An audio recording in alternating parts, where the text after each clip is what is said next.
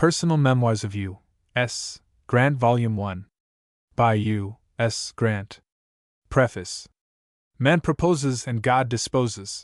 There are but few important events in the affairs of men brought about by their own choice. Although frequently urged by friends to write my memoirs, I had determined never to do so, nor to write anything for publication. At the age of nearly 62, I received an injury from a fall, which confined me closely to the house while it did not apparently affect my general health. This made study a pleasant pastime.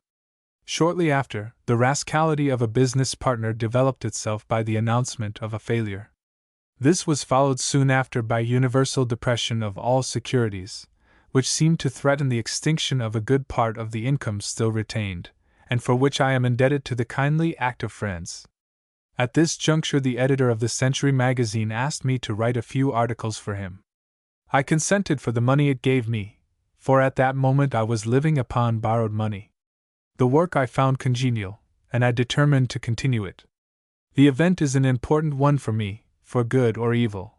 I hope for the former. In preparing these volumes for the public, I have entered upon the task with the sincere desire to avoid doing injustice to any one, whether on the national or Confederate side, other than the unavoidable injustice of not making mention often where special mention is due. There must be many errors of omission in this work, because the subject is too large to be treated of in 2 volumes in such way as to do justice to all the officers and men engaged. There were thousands of instances, during the rebellion, of individual, company, regimental and brigade deeds of heroism which deserve special mention and are not here alluded to. The troops engaged in them will have to look to the detailed reports of their individual commanders for the full history of those deeds. The first volume, as well as a portion of the second, was written before I had reason to suppose I was in a critical condition of health. Later I was reduced almost to the point of death, and it became impossible for me to attend to anything for weeks. I have, however, somewhat regained my strength, and am able, often, to devote as many hours a day as a person should devote to such work.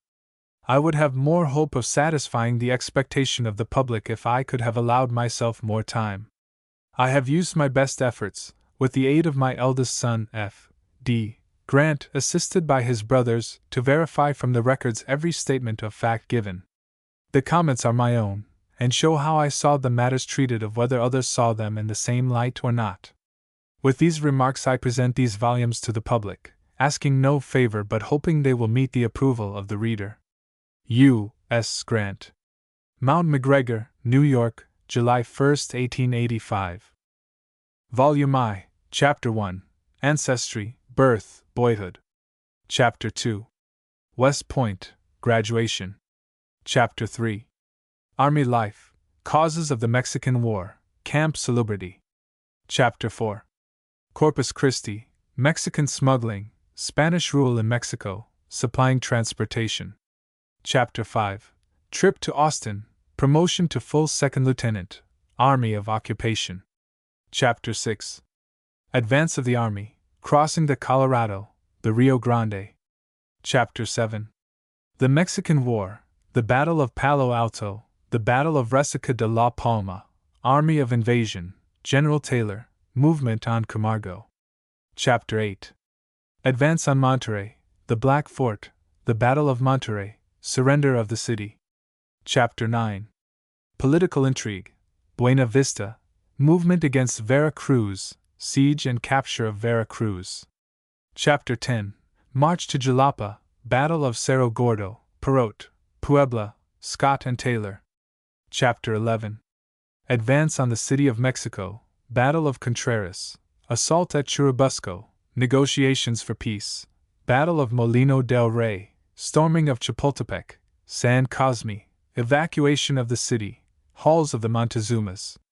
Chapter 12, Promotion to First Lieutenant, Capture of the City of Mexico, the Army, Mexican Soldiers, Peace Negotiations. Chapter 13, Treaty of Peace, Mexican Bullfights, Regimental Quartermaster, Trip to Popocatépetl, Trip to the Caves of Mexico. Chapter 14, Return of the Army, Marriage, Order to the Pacific Coast, Crossing the Isthmus, Arrival at San Francisco. Chapter 15, San Francisco, Early California Experiences, Life on the Pacific Coast, Promoted Captain, Flush Times in California. Chapter 16. Resignation, Private Life, Life at Galena, The Coming Crisis. Chapter 17. Outbreak of the Rebellion, Presiding at a Union Meeting, Mustering Officer of State Troops, Lion at Camp Jackson, Services tendered to the Government. Chapter 18. Appointed Colonel of the 21st Illinois, Personnel of the Regiment, General Logan, March to Missouri, Movement against Harris at Florida, Missouri, General Pope in command, stationed at Mexico, Missouri. Chapter 19. Commissioned Brigadier General, command at Ironton, Missouri, Jefferson City, Cape Girardeau, General Prentice, seizure of Paducah, headquarters at Cairo. Chapter 20. General Fremont in command, movement against Belmont, Battle of Belmont, a narrow escape, after the battle. Chapter 21. General Halleck in command, commanding the district of Cairo, movement on Fort Henry, capture of Fort Henry. Chapter 22. Investment of Fort Donelson, the naval operations, attack of the enemy, assaulting the works, surrender of the fort. Chapter 23. Promoted Major General of Volunteers, unoccupied territory, advance upon Nashville, situation of the troops, Confederate retreat, relieved of the command, restored to the command, General Smith. Chapter 24. The Army at Pittsburgh Landing, injured by a fall, the Confederate attack at Shiloh, the first day's fight at Shiloh, General Sherman, condition of the Army, close of the first day's fight, the second day's fight, retreat and defeat of the Confederates. Chapter 25. Struck by a bullet, precipitate retreat of the Confederates, entrenchments at Shiloh, General Buell, General Johnston, remarks on Shiloh. Chapter 26. Halleck assumes command in the field, the advance upon Corinth, occupation of Corinth, the army separated. Chapter 27. Headquarters moved to Memphis, on the road to Memphis, escaping Jackson, complaints and requests. Halleck appointed commander-in-chief, returned to Corinth, movements of Bragg, surrender of Clarksville, the advance upon Chattanooga, Sheridan colonel of a Michigan regiment. Chapter 28. Advance of Van Dorn and Price. Price enters Iuka, Battle of Iuka. Chapter 29. Van Dorn's movements, Battle of Corinth, command of the Department of the Tennessee. Chapter 30. The campaign against Vicksburg, employing the freedmen, occupation of Holly Springs, Sherman ordered to Memphis, Sherman's movements down the Mississippi, Van Dorn captures Holly Springs, collecting forage and food. Chapter 31. Headquarters moved to Holly Springs, General McClernand in command, assuming command at Young's Point, operations above Vicksburg, fortifications about Vicksburg, the canal, Lake Providence, operations at Yazoo Pass. Chapter 32.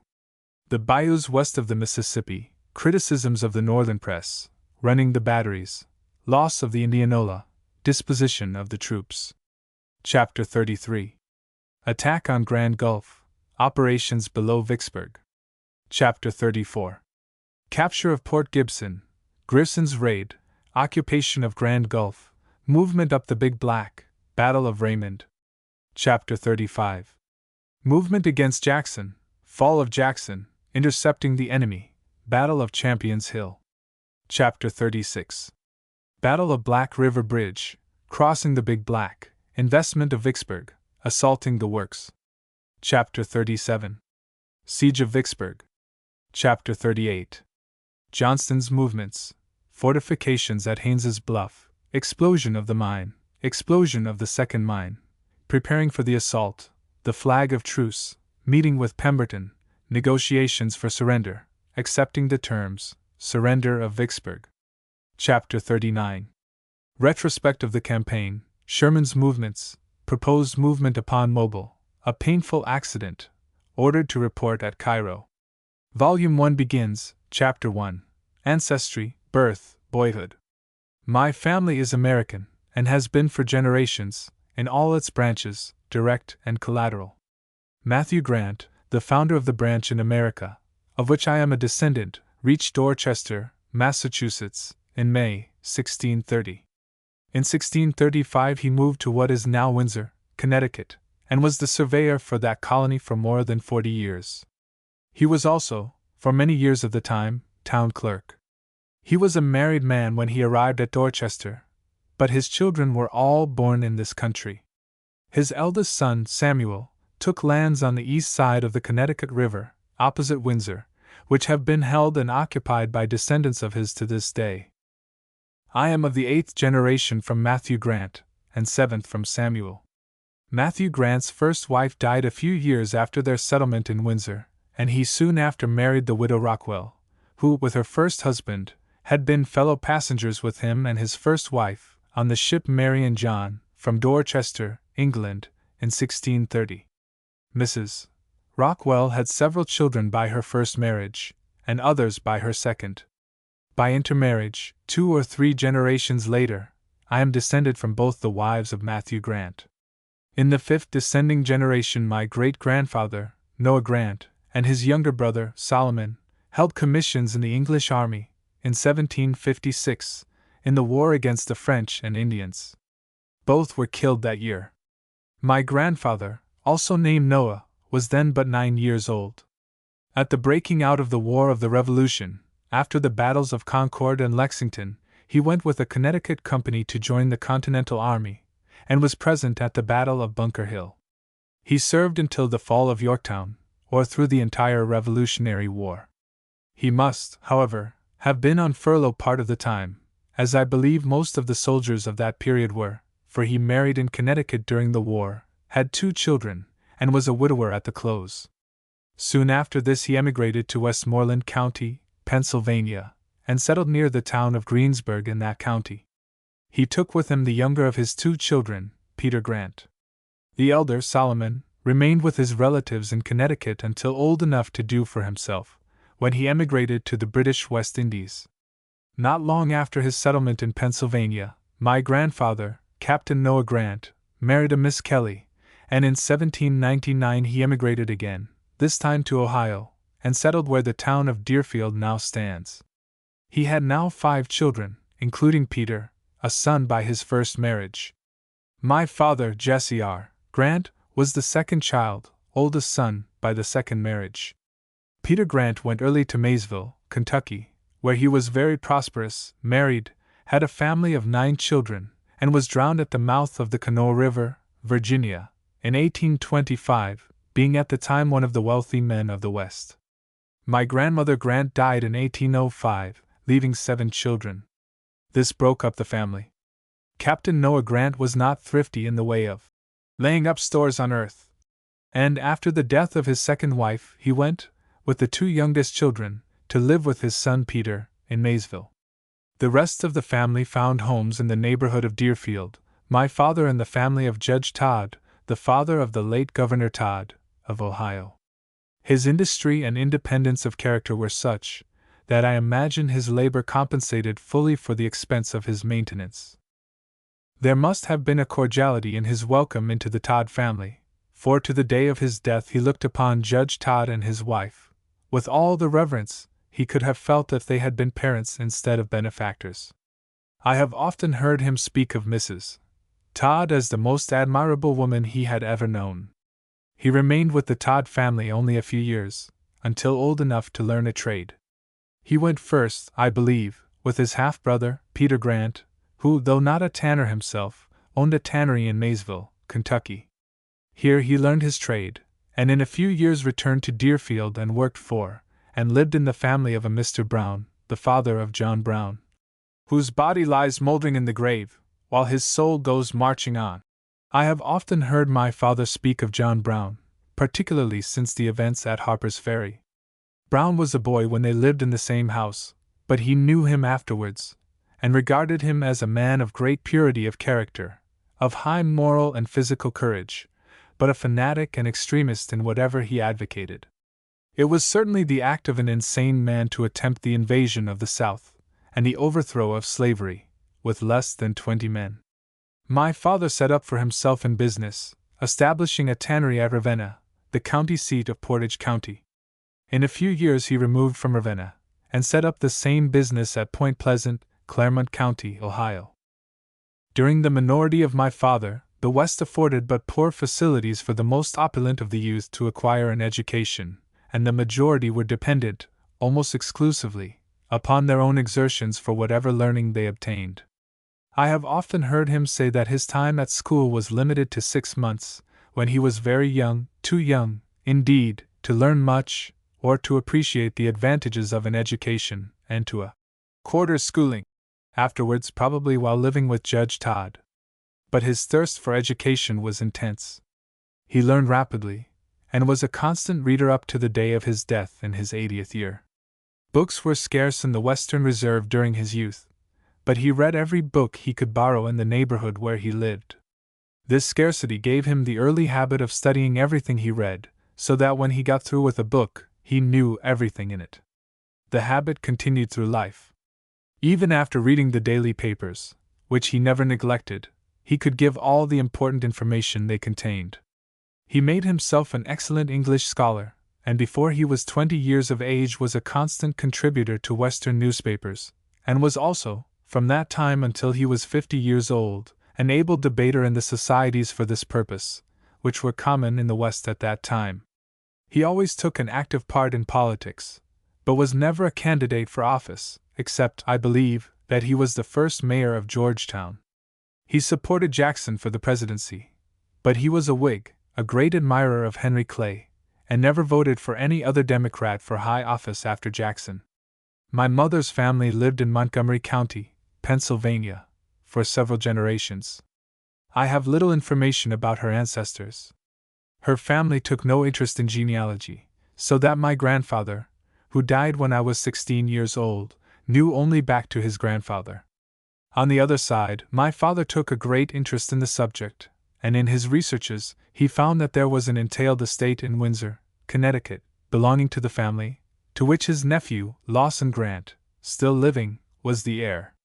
He was so much interested in the subject that he got his nephew to empower him to act in the matter, and in 1832 or 1833, when I was a boy 10 or 11 years old, he went to Windsor, proved the title beyond dispute, and perfected the claim of the owners for a consideration, $3,000, I think.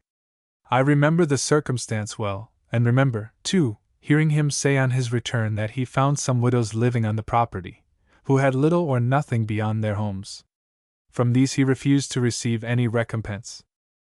My mother's father, John Simpson, moved from Montgomery County, Pennsylvania, to Claremont County, Ohio, about the year 1819, taking with him his 4 children, 3 daughters and 1 son. My mother, Hannah Simpson, was the third of these children, and was then over 20 years of age. Her oldest sister was at that time married, and had several children. She still lives in Claremont County at this writing, October 5, 1884, and is over 90 years of age. Until her memory failed her, a few years ago, she thought the country ruined beyond recovery when the Democratic Party lost control in 1860. Her family, which was large, inherited her views, with the exception of one son who settled in Kentucky before the war. He was the only one of the children who entered the volunteer service to suppress the rebellion. Her brother, next of age and now past 88, is also still living in Claremont County, within a few miles of the old homestead, and is as active in mind as ever. He was a supporter of the government during the war, and remains a firm believer that national success by the Democratic Party means irretrievable ruin. In June 1821, my father, Jesse R. Grant, married Hannah Simpson. I was born on the 27th of April 1822, at Point Pleasant, Claremont County, Ohio. In the fall of 1823 we moved to Georgetown, the county seat of Brown, the adjoining county east. This place remained my home, until at the age of 17, in 1839, I went to West Point. The schools, at the time of which I write, were very indifferent. There were no free schools, and none in which the scholars were classified. They were all supported by subscription, and a single teacher, who was often a man or a woman incapable of teaching much, even if they imparted all they knew, would have 30 or 40 scholars, male and female, from the infant learning the ABCs up to the young lady of 18 and the boy of 20, studying the highest branches taught, the 3 R's. Reading, writing, arithmetic. I never saw an algebra, or other mathematical work higher than the arithmetic, in Georgetown, until after I was appointed to West Point. I then bought a work on algebra in Cincinnati, but having no teacher it was Greek to me. My life in Georgetown was uneventful. From the age of 5 or 6 until 17, I attended the subscription schools of the village, except during the winters of 1836-7 and 1838-9. The former period was spent in Maysville, Kentucky, attending the school of Richardson and Rand, the latter in Ripley, Ohio, at a private school. I was not studious in habit, and probably did not make progress enough to compensate for the outlay for board and tuition. At all events, both winters were spent in going over the same old arithmetic which I knew every word of before, and repeating. A noun is the name of a thing, which I had also heard my Georgetown teachers repeat, until I had come to believe it, but I cast no reflections upon my old teacher, Richardson. He turned out bright scholars from his school, many of whom have filled conspicuous places in the service of their states. 2 of my contemporaries there, who, I believe, never attended any other institution of learning, have held seats in Congress, and 1, if not both, other high offices. These are Wadsworth and Brewster. My father was, from my earliest recollection, in comfortable circumstances, considering the times, his place of residence, and the community in which he lived. Mindful of his own lack of facilities for acquiring an education, his greatest desire in mature years was for the education of his children. Consequently, as stated before, I never missed a quarter from school from the time I was old enough to attend till the time of leaving home. This did not exempt me from labor. In my early days, every one labored more or less, in the region where my youth was spent, and more in proportion to their private means. It was only the very poor who were exempt. While my father carried on the manufacture of leather, and worked at the trade himself, he owned and tilled considerable land. I detested the trade, preferring almost any other labor, but I was fond of agriculture, and of all employment in which horses were used. We had, among other lands, 50 acres of forest within a mile of the village. In the fall of the year, choppers were employed to cut enough wood to last a 12-month. When I was 7 or 8 years of age, I began hauling all the wood used in the house and shops. I could not load it on the wagons, of course, at that time, but I could drive, and the choppers would load, and someone at the house unload. When about 11 years old, I was strong enough to hold a plow. From that age until 17 I did all the work done with horses, such as breaking up the land, furrowing, plowing corn and potatoes, bringing in the crops when harvested, hauling all the wood, besides tending 2 or 3 horses, a cow or 2, and sawing wood for stoves, etc., while still attending school. For this I was compensated by the fact that there was never any scolding or punishing by my parents, no objection to rational enjoyments, such as fishing, going to the creek a mile away to swim in summer, taking a horse and visiting my grandparents in the adjoining county, 15 miles off, skating on the ice in winter, or taking a horse and sleigh when there was snow on the ground. While still quite young I had visited Cincinnati, 45 miles away, several times, alone, also Maysville, Kentucky, often, and once Louisville. The journey to Louisville was a big one for a boy of that day. I had also gone once with a 2-horse carriage to Chillicothe, about 70 miles, with a neighbor's family, who were removing to Toledo, Ohio, and returned alone, and had gone once, in like manner, to Flat Rock, Kentucky, about 70 miles away. On this latter occasion I was 15 years of age. While at Flat Rock, at the house of a Mr. Payne, whom I was visiting with his brother, a neighbor of ours in Georgetown, I saw a very fine saddle horse, which I rather coveted, and proposed to Mr. Payne, the owner, to trade him for one of the 2 I was driving. Payne hesitated to trade with the boy, but asking his brother about it, the latter told him that it would be all right, that I was allowed to do as I pleased with the horses. I was 70 miles from home, with a carriage to take back, and Mr. Payne said he did not know that his horse had ever had a collar on. I asked to have him hitched to a farm wagon, and we would soon see whether he would work. It was soon evident that the horse had never worn harness before, but he showed no viciousness, and I expressed a confidence that I could manage him. A trade was at once struck, I receiving $10 difference. The next day Mr. Payne, of Georgetown, and I started on our return. We got along very well for a few miles, when we encountered a ferocious dog that frightened the horses and made them run. The new animal kicked at every jump he made. I got the horses stopped, however, before any damage was done, and without running into anything. After giving them a little rest, to quiet their fears, we started again. That instant the new horse kicked, and started to run once more. The road we were on struck the turnpike within half a mile of the point where the second runaway commenced, and there was an embankment 20 or more feet deep on the opposite side of the pike. I got the horses stopped on the very brink of the precipice. My new horse was terribly frightened and trembled like an aspen, but he was not half so badly frightened as my companion, Mr. Payne, who deserted me after this last experience, and took passage on a freight wagon for Maysville. Every time I attempted to start, my new horse would commence to kick.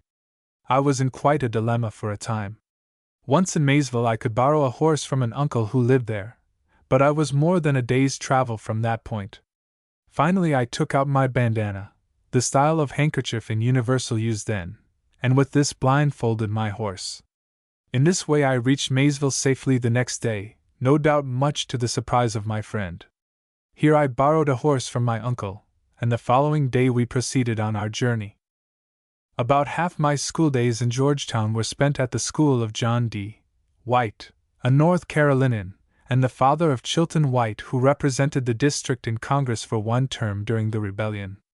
Mr. White was always a Democrat in politics, and Chilton followed his father.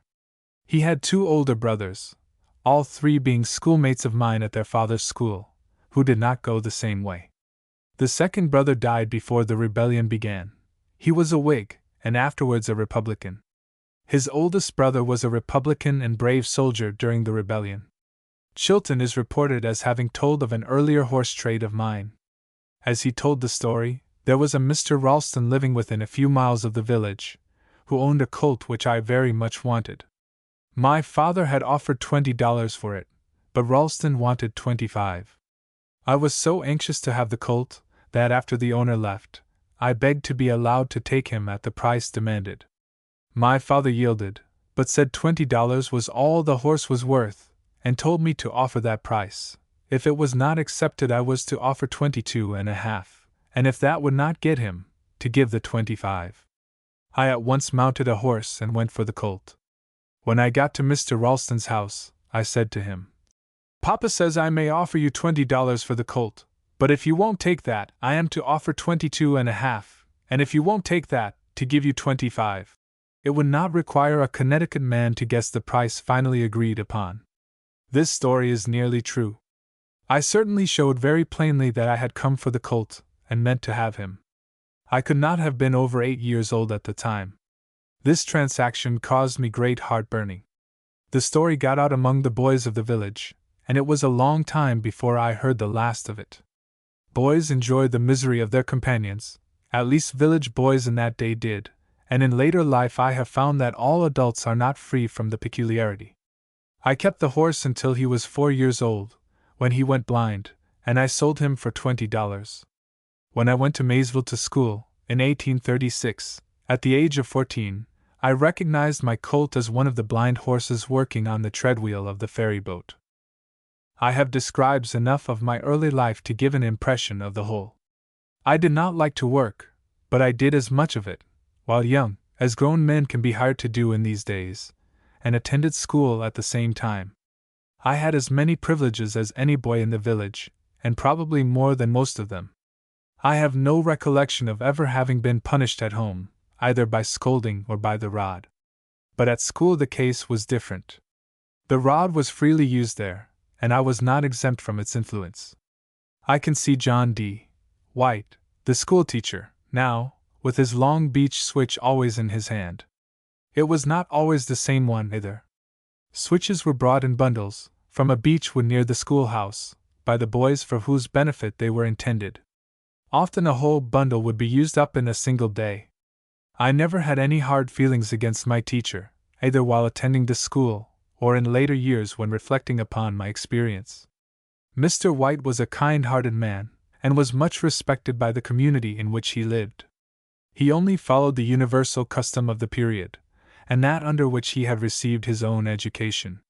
Chapter 2. West Point, Graduation. In the winter of 1838-9 I was attending school at Ripley, only 10 miles distant from Georgetown, but spent the Christmas holidays at home. During this vacation my father received a letter from the Honorable Thomas Morris, then United States Senator from Ohio. When he read it he said to me, "Ulysses, I believe you are going to receive the appointment." "What appointment?" I inquired. "To West Point. I have applied for it." "But I won't go," I said. He said he thought I would, and I thought so too if he did. I really had no objection to going to West Point, except that I had a very exalted idea of the acquirements necessary to get through. I did not believe I possessed them, and could not bear the idea of failing.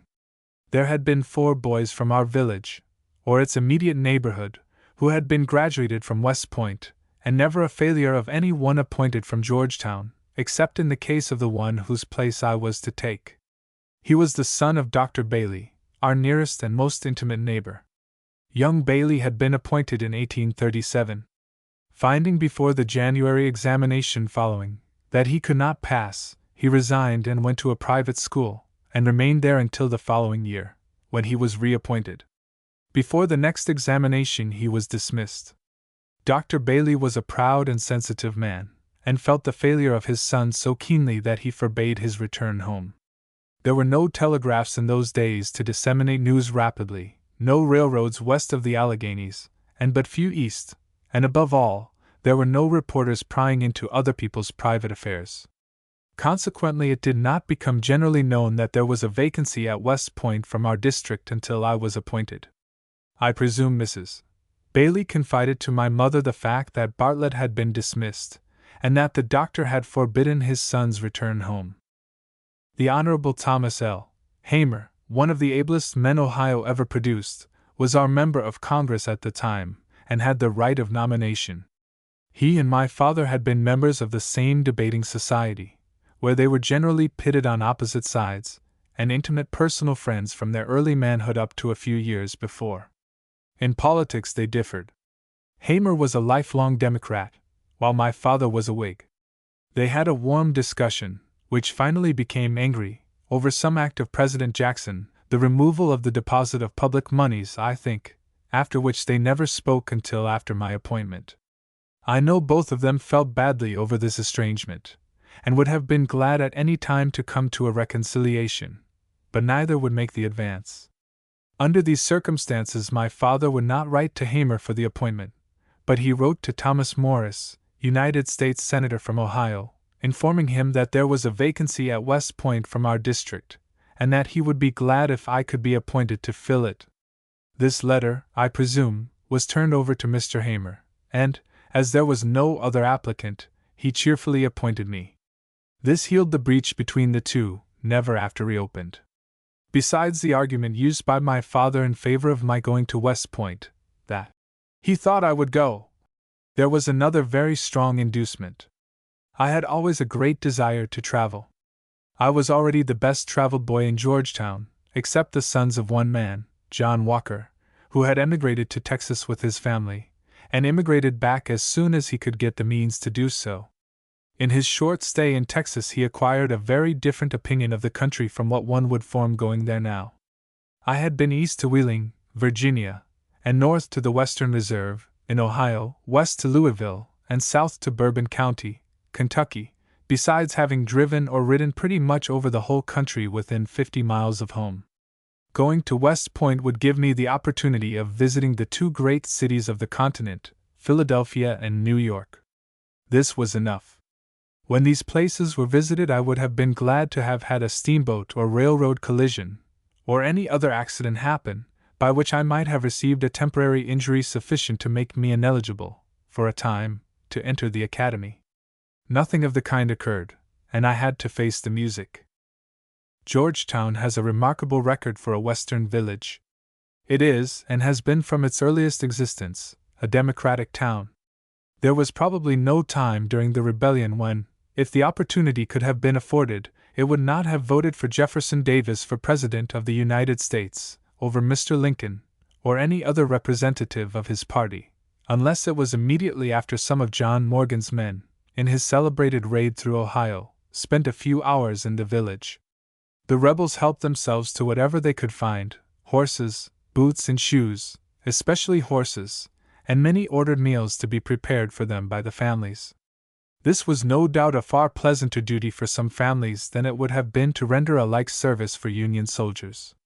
The line between the rebel and Union element in Georgetown was so marked that it led to divisions even in the churches. There were churches in that part of Ohio where treason was preached regularly, and where, to secure membership, hostility to the government, to the war, and to the liberation of the slaves was far more essential than a belief in the authenticity or credibility of the Bible.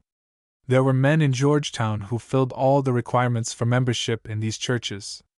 Yet this far-off western village, with a population, including old and young, male and female, of about 1,000, about enough for the organization of a single regiment if all had been men capable of bearing arms, furnished the Union Army 4 general officers and 1 colonel, West Point graduates, and 9 generals and field officers of volunteers, that I can think of. Of the graduates from West Point, all had citizenship elsewhere at the breaking out of the rebellion, except possibly General A.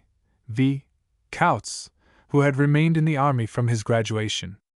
2 of the colonels also entered the service from other localities. The other 7, General McGroarty, Colonels White, Fife, Loudon, and Marshall, Majors King and Bailey, were all residents of Georgetown when the war broke out, and all of them, who were alive at the close, returned there. Major Bailey was the cadet who had preceded me at West Point. He was killed in West Virginia, in his first engagement. As far as I know, every boy who has entered West Point from that village since my time has been graduated. I took passage on a steamer at Ripley, Ohio, for Pittsburgh, about the middle of May, 1839. Western boats at that day did not make regular trips at stated times, but would stop anywhere, and for any length of time, for passengers or freight. I have myself been detained 2 or 3 days at a place after steam was up, the gangplanks, all but one, drawn in, and after the time advertised for starting had expired. On this occasion we had no vexatious delays, and in about 3 days Pittsburgh was reached. From Pittsburgh I chose passage by the canal to Harrisburg, rather than by the more expeditious stage. This gave a better opportunity of enjoying the fine scenery of western Pennsylvania, and I had rather a dread of reaching my destination at all. At that time the canal was much patronized by travelers, and with the comfortable packets of the period, no mode of conveyance could be more pleasant, when time was not an object. From Harrisburg to Philadelphia there was a railroad, the first I had ever seen, except the one on which I had just crossed the summit of the Allegheny Mountains, and over which canal boats were transported. In traveling by the road from Harrisburg, I thought the perfection of rapid transit had been reached. We traveled at least 18 miles an hour, when at full speed, and made the whole distance averaging probably as much as 12 miles an hour. This seemed like annihilating space. I stopped 5 days in Philadelphia, saw about every street in the city, attended the theater, visited Girard College, which was then in course of construction, and got reprimanded from home afterwards, for dallying by the way so long. My sojourn in New York was shorter, but long enough to enable me to see the city very well. I reported at West Point on the 30th or 31st of May, and about 2 weeks later passed my examination for admission, without difficulty, very much to my surprise. A military life had no charms for me, and I had not the faintest idea of staying in the army even if I should be graduated, which I did not expect. The encampment which preceded the commencement of academic studies was very wearisome and uninteresting.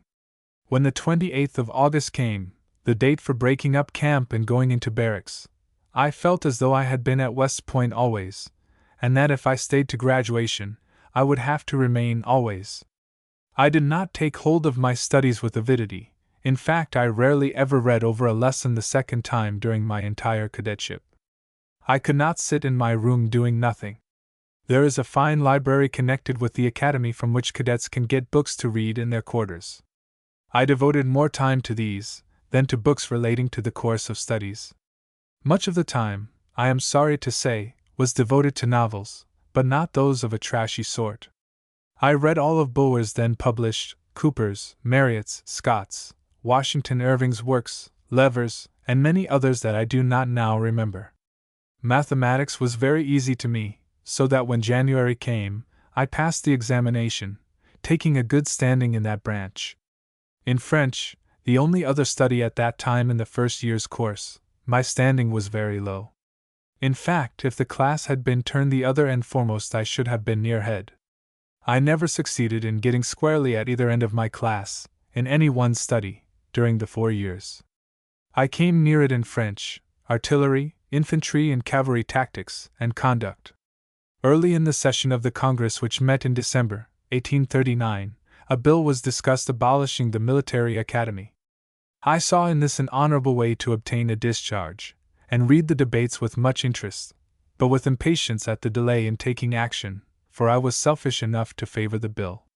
It never passed, and a year later, although the time hung drearily with me, I would have been sorry to have seen it succeed. My idea then was to get through the course, secure a detail for a few years as assistant professor of mathematics at the academy, and afterwards obtain a permanent position as professor in some respectable college. But circumstances always did shape my course different from my plans. At the end of 2 years the class received the usual furlough, extending from the close of the June examination to the 28th of August. This I enjoyed beyond any other period of my life. My father had sold out his business in Georgetown, where my youth had been spent, and to which my daydreams carried me back as my future home, if I should ever be able to retire on a competency. He had moved to Bethel, only 12 miles away, in the adjoining county of Claremont, and had bought a young horse that had never been in harness, for my special use under the saddle during my furlough. Most of my time was spent among my old schoolmates. These 10 weeks were shorter than 1 week at West Point. Persons acquainted with the academy know that the Corps of Cadets is divided into 4 companies for the purpose of military exercises. These companies are officered from the cadets, the superintendent and commandant selecting the officers for their military bearing and qualifications. The adjutant, quartermaster, 4 captains and 12 lieutenants are taken from the first, or senior class, the sergeants from the second, or junior class, and the corporals from the third, or sophomore class. I had not been called out as a corporal, but when I returned from furlough I found myself the last but one, about my standing in all the tactics, of 18 sergeants. The promotion was too much for me. That year my standing in the class, as shown by the number of demerits of the year, was about the same as it was among the sergeants, and I was dropped, and served the 4th year as a private. During my first year's encampment General Scott visited West Point, and reviewed the cadets. With his commanding figure, his quite colossal size and showy uniform, I thought him the finest specimen of manhood my eyes had ever beheld, and the most to be envied. I could never resemble him in appearance, but I believe I did have a presentiment for a moment that some day I should occupy his place on review, although I had no intention then of remaining in the army. My experience in a horse trade 10 years before, and the ridicule it caused me, were too fresh in my mind for me to communicate this presentiment to even my most intimate chum. The next summer Martin Van Buren, then President of the United States, visited West Point and reviewed the cadets. He did not impress me with the awe which Scott had inspired. In fact, I regarded General Scott and Captain C. F. Smith, the Commandant of Cadets, as the 2 men most to be envied in the nation. I retained a high regard for both up to the day of their death. The last 2 years wore away more rapidly than the first 2, but they still seemed about 5 times as long as Ohio years, to me. At last all the examinations were passed, and the members of the class were called upon to record their choice of arms of service and regiments.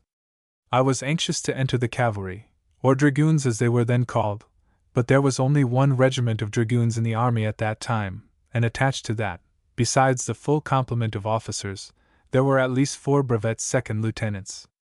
I recorded therefore my first choice, dragoons, 2nd, 4th infantry, and got the latter. Again there was a furlough, or, more properly speaking, leave of absence for the class were now commissioned officers, this time to the end of September. Again I went to Ohio to spend my vacation among my old schoolmates, and again I found a fine saddle horse purchased for my special use, besides a horse and buggy that I could drive. But I was not in a physical condition to enjoy myself quite as well as on the former occasion. For 6 months before graduation I had had a desperate cough. Tyler's grip, it was called, and I was very much reduced, weighing but 117 pounds, just my weight at entrance, though I had grown 6 inches in stature in the meantime. There was consumption in my father's family, 2 of his brothers having died of that disease, which made my symptoms more alarming. The brother and sister next younger than myself died, during the rebellion, of the same disease, and I seemed the most promising subject for it of the 3 in 1843. Having made alternate choice of 2 different arms of service with different uniforms, I could not get a uniform suit until notified of my assignment. I left my measurement with the tailor, with directions not to make the uniform until I notified him whether it was to be for infantry or dragoons. Notice did not reach me for several weeks, and then it took at least a week to get the letter of instructions to the tailor, and 2 more to make the clothes and have them sent to me. This was a time of great suspense. I was impatient to get on my uniform and see how it looked, and probably wanted my old schoolmates, particularly the girls, to see me in it. The conceit was knocked out of me by 2 little circumstances that happened soon after the arrival of the clothes, which gave me a distaste for military uniform that I never recovered from. Soon after the arrival of the suit I donned it, and put off for Cincinnati on horseback. While I was riding along a street of that city, imagining that every one was looking at me, with a feeling akin to mine when I first saw General Scott, a little urchin, bareheaded, footed, with dirty and ragged pants held up by bare a single gallows, that's what suspenders were called then, and a shirt that had not seen a wash-tub for weeks, turned to me and cried, "Soldier! Will you work?" "No, sir, I'll sell my shirt first." The horse trade and its dire consequences were recalled to mind. The other circumstance occurred at home. Opposite our house in Bethel stood the old stage tavern where man and beast found accommodation. The stableman was rather dissipated, but possessed of some humor. On my return I found him parading the streets, and attending in the stable, barefooted, but in a pair of sky-blue nankeen pantaloons, just the color of my uniform trousers, with a strip of white cotton sheeting sewed down the outside seams in imitation of mine. The joke was a huge one in the mind of many of the people, and was much enjoyed by them, but I did not appreciate it so highly. During the remainder of my leave of absence, my time was spent in visiting friends in Georgetown and Cincinnati, and occasionally other towns in that part of the state. Chapter 3. Army Life, Causes of the Mexican War, Camp Salubrity. On the 30th of September I reported for duty at Jefferson Barracks, St. Louis, with the 4th United States Infantry. It was the largest military post in the country at that time, being garrisoned by 16 companies of infantry, 8 of the 3D Regiment, the remainder of the 4th. Colonel Stephen Kearny, one of the ablest officers of the day, commanded the post, and under him discipline was kept at a high standard, but without vexatious rules or regulations. Every drill and roll call had to be attended, but in the intervals officers were permitted to enjoy themselves, leaving the garrison, and going where they pleased, without making written application to state where they were going for how long, etc., so that they were back for their next duty. It did seem to me, in my early army days, that too many of the older officers, when they came to command posts, made it a study to think what orders they could publish to annoy their subordinates, and render them uncomfortable. I noticed, however, a few years later, when the Mexican War broke out, that most of this class of officers discovered they were possessed of disabilities which entirely incapacitated them for active field service. They had the moral courage to proclaim it, too. They were right, but they did not always give their disease the right name. At West Point I had a classmate. In the last year of our studies he was roommate also, F.T. Dent, whose family resided some 5 miles west of Jefferson Barracks. 2 of his unmarried brothers were living at home at that time, and as I had taken with me from Ohio my horse, saddle and bridle, I soon found my way out to Whitehaven, the name of the Dent estate. As I found the family congenial, my visits became frequent. There were at home, besides the young men, 2 daughters, one a schoolmiss of 15, the other a girl of 8 or 9. There was still an older daughter of 17, who had been spending several years at boarding school in St. Louis, but who, though through school, had not yet returned home. She was spending the winter in the city with connections, the family of Colonel John O'Fallon, well known in St. Louis. In February she returned to her country home. After that I do not know, but my visits became more frequent. They certainly did become more enjoyable. We would often take walks, or go on horseback to visit the neighbors, until I became quite well acquainted in that vicinity. Sometimes one of the brothers would accompany us, sometimes one of the younger sisters. If the 4th Infantry had remained at Jefferson Barracks, it is possible, even probable, that this life might have continued for some years without my finding out that there was anything serious the matter with me. But in the following May a circumstance occurred which developed my sentiment so palpably that there was no mistaking it. The annexation of Texas was at this time the subject of violent discussion in Congress, in the press, and by individuals. The administration of President Tyler, then in power, was making the most strenuous efforts to effect the annexation, which was, indeed, the great and absorbing question of the day. During these discussions the greater part of the single rifle regiment in the army, the 2D Dragoons, which had been dismounted a year or 2 before, and designated dismounted rifles, was stationed at Fort Jessup, Louisiana, some 25 miles east of the Texas line, to observe the frontier. About the 1st of May the 3D Infantry was ordered from Jefferson Barracks to Louisiana, to go into camp in the neighborhood of Fort Jessup, and there await further orders. The troops were embarked on steamers and were on their way down the Mississippi within a few days after the receipt of this order. About the time they started I obtained a leave of absence for 20 days to go to Ohio to visit my parents.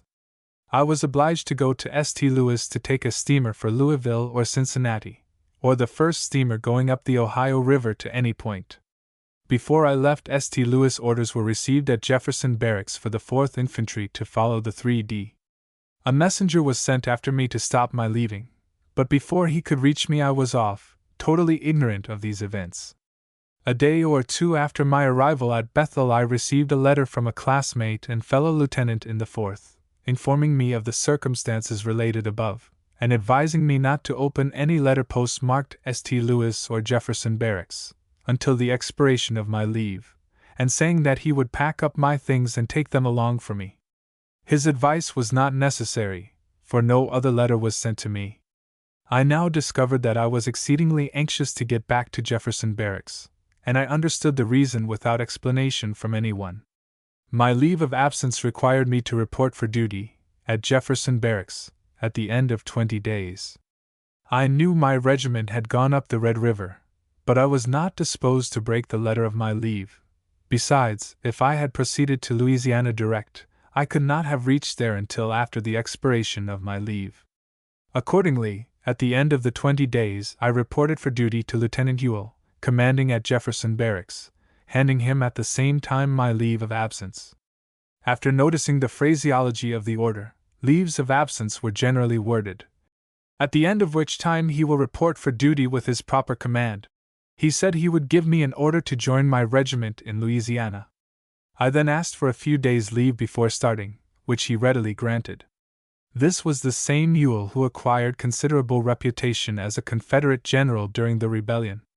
He was a man much esteemed, and deservedly so, in the old army, and proved himself a gallant and efficient officer in 2 wars, both in my estimation unholy. I immediately procured a horse and started for the country, taking no baggage with me, of course. There is an insignificant creek, the Grawa, between Jefferson Barracks and the place to which I was going, and at that day there was not a bridge over it from its source to its mouth. There is not water enough in the creek at ordinary stages to run a coffee mill, and at low water there is none running whatever. On this occasion it had been raining heavily, and when the creek was reached, I found the banks full to overflowing, and the current rapid. I looked at it a moment to consider what to do. One of my superstitions had always been when I started to go anywhere, or to do anything, not to turn back, or stop until the thing intended was accomplished. I have frequently started to go to places where I had never been and to which I did not know the way, depending upon making inquiries on the road, and if I got past the place without knowing it, instead of turning back, I would go on until a road was found turning in the right direction, take that, and come in by the other side. So I struck into the stream, and in an instant the horse was swimming and I being carried down by the current. I headed the horse towards the other bank and soon reached it, wet through and without other clothes on that side of the stream. I went on, however, to my destination and borrowed a dry suit from my future brother-in-law. We were not of the same size, but the clothes answered every purpose until I got more of my own. Before I returned I mustered up courage to make known, in the most awkward manner imaginable, the discovery I had made on learning that the 4th Infantry had been ordered away from Jefferson Barracks. The young lady afterwards admitted that she too, although until then she had never looked upon me other than as a visitor whose company was agreeable to her, had experienced a depression of spirits she could not account for when the regiment left. Before separating, it was definitely understood that at a convenient time we would join our fortunes, and not let the removal of a regiment trouble us. This was in May, 1844. It was the 22d of August, 1848, before the fulfillment of this agreement. My duties kept me on the frontier of Louisiana with the Army of Observation during the pendency of annexation, and afterwards I was absent through the war with Mexico, provoked by the action of the army, if not by the annexation itself. During that time there was a constant correspondence between Miss Dent and myself, but we only met once in the period of 4 years and 3 months. In May, 1845, I procured a leave for 20 days, visited St. Louis, and obtained the consent of the parents for the union, which had not been asked for before. As already stated, it was never my intention to remain in the army long, but to prepare myself for a professorship in some college. Accordingly, soon after I was settled at Jefferson Barracks, I wrote a letter to Professor Church, professor of mathematics at West Point, requesting him to ask my designation as his assistant, when next a detail had to be made.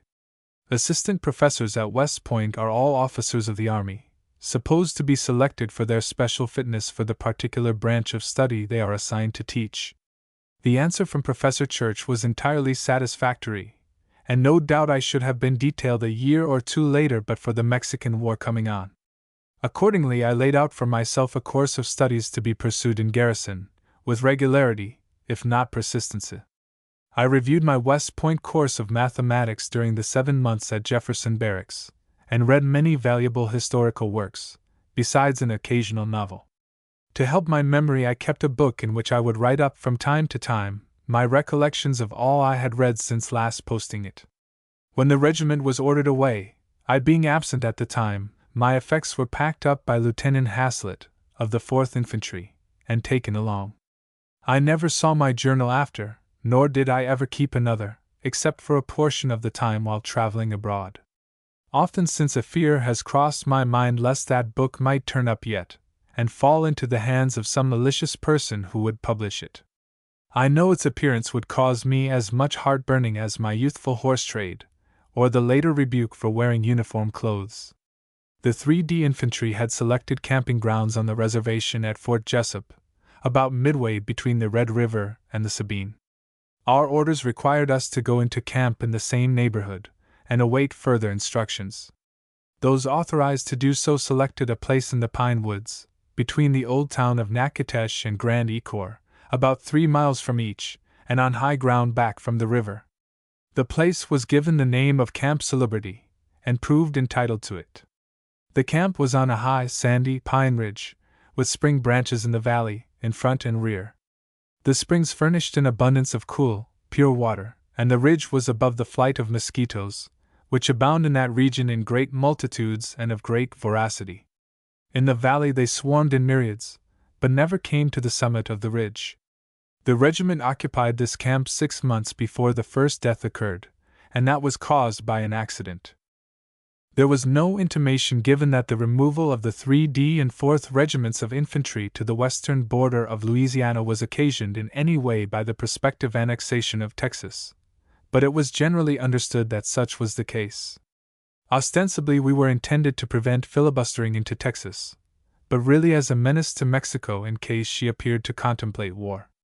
Generally, the officers of the army were indifferent whether the annexation was consummated or not, but not so all of them. For myself, I was bitterly opposed to the measure, and to this day regard the war, which resulted, as one of the most unjust ever waged by a stronger against a weaker nation.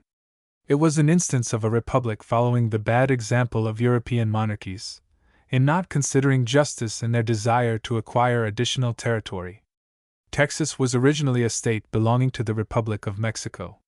It extended from the Sabine River on the east to the Rio Grande on the west, and from the Gulf of Mexico on the south and east to the territory of the United States and New Mexico, another Mexican state at that time, on the north and west. An empire in territory, it had but a very sparse population, until settled by Americans who had received authority from Mexico to colonize. These colonists paid very little attention to the supreme government, and introduced slavery into the state almost from the start, though the Constitution of Mexico did not, nor does it now, sanction that institution. Soon they set up an independent government of their own, and war existed, between Texas and Mexico, in name from that time until 1836, when active hostilities very nearly ceased upon the capture of Santa Anna, the Mexican president. Before long, however, the same people, who with permission of Mexico had colonized Texas, and afterwards set up slavery there, and then seceded as soon as they felt strong enough to do so, offered themselves and the state to the United States, and in 1845 their offer was accepted. The occupation, separation, and annexation were, from the inception of the movement to its final consummation, a conspiracy to acquire territory out of which slave states might be formed for the American Union. Even if the annexation itself could be justified, the manner in which the subsequent war was forced upon Mexico cannot. The fact is, annexationists wanted more territory than they could possibly lay any claim to, as part of the new acquisition. Texas, as an independent state, never had exercised jurisdiction over the territory between the Nueces River and the Rio Grande. Mexico had never recognized the independence of Texas, and maintained that, even if independent, the state had no claims south of the Nueces. I am aware that a treaty, made by the Texans with Santa Anna while he was under duress, ceded all the territory between the Nueces and the Rio Grande, but he was a prisoner of war when the treaty was made, and his life was in jeopardy.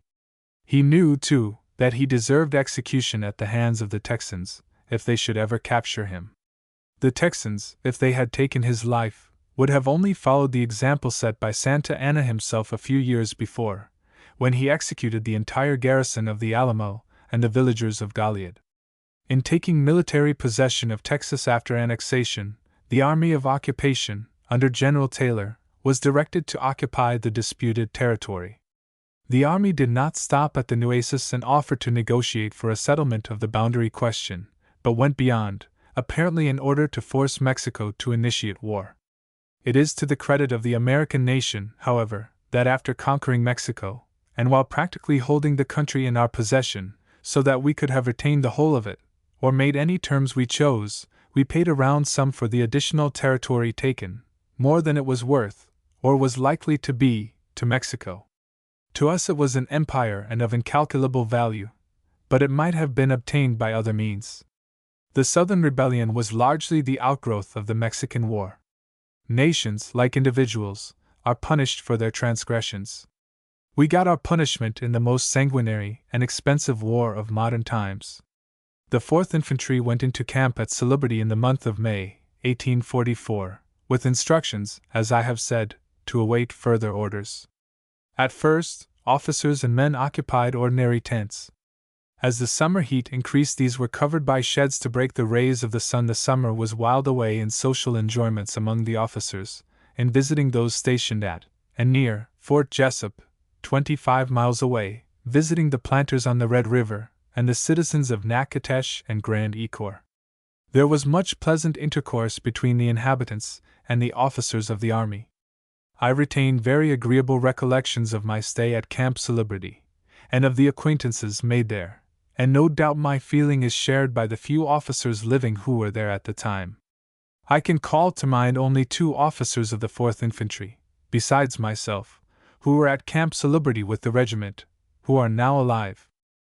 With a war in prospect, and belonging to a regiment that had an unusual number of officers detailed on special duty away from the regiment, my hopes of being ordered to West Point as instructor vanished. At the time of which I now write, officers in the quartermasters, commissaries, and adjutant generals' departments were appointed from the line of the army, and did not vacate their regimental commissions until their regimental and staff commissions were for the same grades. Generally, lieutenants were appointed to captaincies to fill vacancies in the staff corps. If they should reach a captaincy in the line before they arrived at a majority in the staff, they would elect which commission they would retain. In the 4th Infantry, in 1844, at least 6 line officers were on duty in the staff, and therefore permanently detached from the regiment. Under these circumstances I gave up everything like a special course of reading, and only read thereafter for my own amusement, and not very much for that, until the war was over. I kept a horse and rode, and stayed out of doors most of the time by day, and entirely recovered from the cough which I had carried from West Point, and from all indications of consumption. I have often thought that my life was saved, and my health restored, by exercise and exposure, enforced by an administrative act, and a war, both of which I disapproved. As summer wore away, and cool days and colder nights came upon us, the tents we were occupying ceased to afford comfortable quarters, and further orders, not reaching us, we began to look about to remedy the hardship. Men were put to work getting out timber to build huts, and in a very short time all were comfortably housed, privates as well as officers. The outlay by the government in accomplishing this was nothing, or nearly nothing. The winter was spent more agreeably than the summer had been. There were occasional parties given by the planters along the coast, as the bottom lands on the Red River were called. The climate was delightful. Near the close of the short session of Congress of 1844-5, the bill for the annexation of Texas to the United States was passed. It reached President Tyler on the 1st of March, 1845, and promptly received his approval. When the news reached us, we began to look again for further orders. They did not arrive promptly, and on the 1st of May following I asked and obtained a leave of absence for 20 days, for the purpose of visiting St. Louis. The object of this visit has been before stated. Early in July the long-expected orders were received, but they only took the regiment to New Orleans barracks. We reached there before the middle of the month, and again waited weeks for still further orders. The yellow fever was raging in New Orleans during the time we remained there, and the streets of the city had the appearance of a continuous well-observed Sunday. I recollect but one occasion when this observance seemed to be broken by the inhabitants. One morning about daylight I happened to be awake, and, hearing the discharge of a rifle not far off, I looked out to ascertain where the sound came from. I observed a couple of clusters of men nearby, and learned afterwards that it was nothing, only a couple of gentlemen deciding a difference of opinion with rifles, at 20 paces. I do not remember if either was killed, or even hurt, but no doubt the question of difference was settled satisfactorily, and honorably, in the estimation of the parties engaged. I do not believe I ever would have the courage to fight a duel. If any man should wrong me to the extent of my being willing to kill him, I would not be willing to give him the choice of weapons with which it should be done, and of the time, place, and distance separating us, when I executed him. If I should do another such a wrong as to justify him in killing me, I would make any reasonable atonement within my power, if convinced of the wrong done. I place my opposition to dueling on higher grounds than here stated. No doubt a majority of the duels fought have been for want of moral courage on the part of those engaged to decline. At Camp Salubrity, and when we went to New Orleans barracks, the 4th Infantry was commanded by Colonel Vose, then an old gentleman who had not commanded on drill for a number of years. He was not a man to discover infirmity in the presence of danger.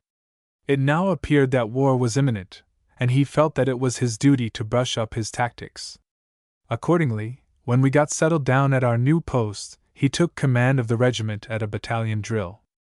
Only 2 or 3 evolutions had been gone through when he dismissed the battalion, and turning to go to his own quarters, dropped dead. He had not been complaining of ill health, but no doubt died of heart disease. He was a most estimable man, of exemplary habits, and by no means the author of his own disease. Chapter 4. Corpus Christi, Mexican smuggling, Spanish rule in Mexico, supplying transportation. Early in September the regiment left New Orleans for Corpus Christi, now in Texas. Ocean steamers were not then common, and the passage was made in sailing vessels. At that time there was not more than 3 feet of water in the channel at the outlet of Corpus Christi Bay. The debarkation, therefore, had to take place by small steamers, and at an island in the channel called Shell Island, the ships anchoring some miles out from shore. This made the work slow, and as the army was only supplied with 1 or 2 steamers, it took a number of days to effect the landing of a single regiment with its stores, camp and garrison equipage, etc. There happened to be pleasant weather while this was going on, but the land swell was so great that when the ship and steamer were on opposite sides of the same wave they would be at considerable distance apart. The men and baggage were let down to a point higher than the lower deck of the steamer, and when ship and steamer got into the trough between the waves, and were close together, the load would be drawn over the steamer and rapidly run down until it rested on the deck. After I had gone ashore, and had been on guard several days at Shell Island, quite 6 miles from the ship, I had occasion for some reason or other to return on board. While on the Sylvia, I think that was the name of our vessel, I heard a tremendous racket at the other end of the ship, and much in excited sailor language such as, "Damn your eyes," etc. In a moment or two the captain, who was an excitable little man, dying with consumption, and not weighing much over 100 pounds, came running out, carrying a saber nearly as large and as heavy as he was, and crying that his men had mutinied. It was necessary to sustain the captain without question, and in a few minutes all the sailors charged with mutiny were in irons. I rather felt for a time a wish that I had not gone aboard just then. As the men charged with mutiny submitted to being placed in irons without resistance, I always doubted if they knew that they had mutinied until they were told.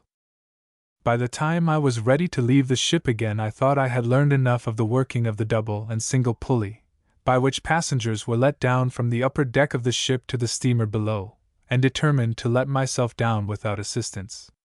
Without saying anything of my intentions to anyone, I mounted the railing, and taking hold of the center rope, just below the upper block, I put 1 foot on the hook below the lower block, and stepped off. Just as I did so someone called out, "Hold on!" It was too late. I tried to hold on with all my might, but my heels went up, and my head went down so rapidly that my hold broke, and I plunged head foremost into the water, some 25 feet below, with such velocity that it seemed to me I never would stop. When I came to the surface again, being a fair swimmer, and not having lost my presence of mind, I swam around until a bucket was let down for me, and I was drawn up without a scratch or injury. I do not believe there was a man on board who sympathized with me in the least when they found me uninjured. I rather enjoyed the joke myself. The captain of the Sylvia died of his disease a few months later, and I believe before the mutineers were tried. I hope they got clear, because, as before stated, I always thought the mutiny was all in the brain of a very weak and sick man. After reaching shore, or Shell Island, the labor of getting to Corpus Christi was slow and tedious. There was, if my memory serves me, but 1 small steamer to transport troops and baggage when the 4th Infantry arrived. Others were procured later. The distance from Shell Island to Corpus Christi was some 16 or 18 miles. The channel to the bay was so shallow that the steamer, small as it was, had to be dragged over the bottom when loaded. Not more than 1 trip a day could be effected. Later this was remedied, by deepening the channel and increasing the number of vessels suitable to its navigation. Corpus Christi is near the head of the bay of the same name, formed by the entrance of the Nueces River into tidewater, and is on the west bank of that bay. At the time of its first occupancy by United States troops there was a small Mexican hamlet there, containing probably less than 100 souls. There was, in addition, a small American trading post, at which goods were sold to Mexican smugglers. All goods were put up in compact packages of about 100 pounds each, suitable for loading on pack mules. 2 of these packages made a load for an ordinary Mexican mule, and 3 for the larger ones. The bulk of the trade was in leaf tobacco, and domestic cotton cloths and calicos.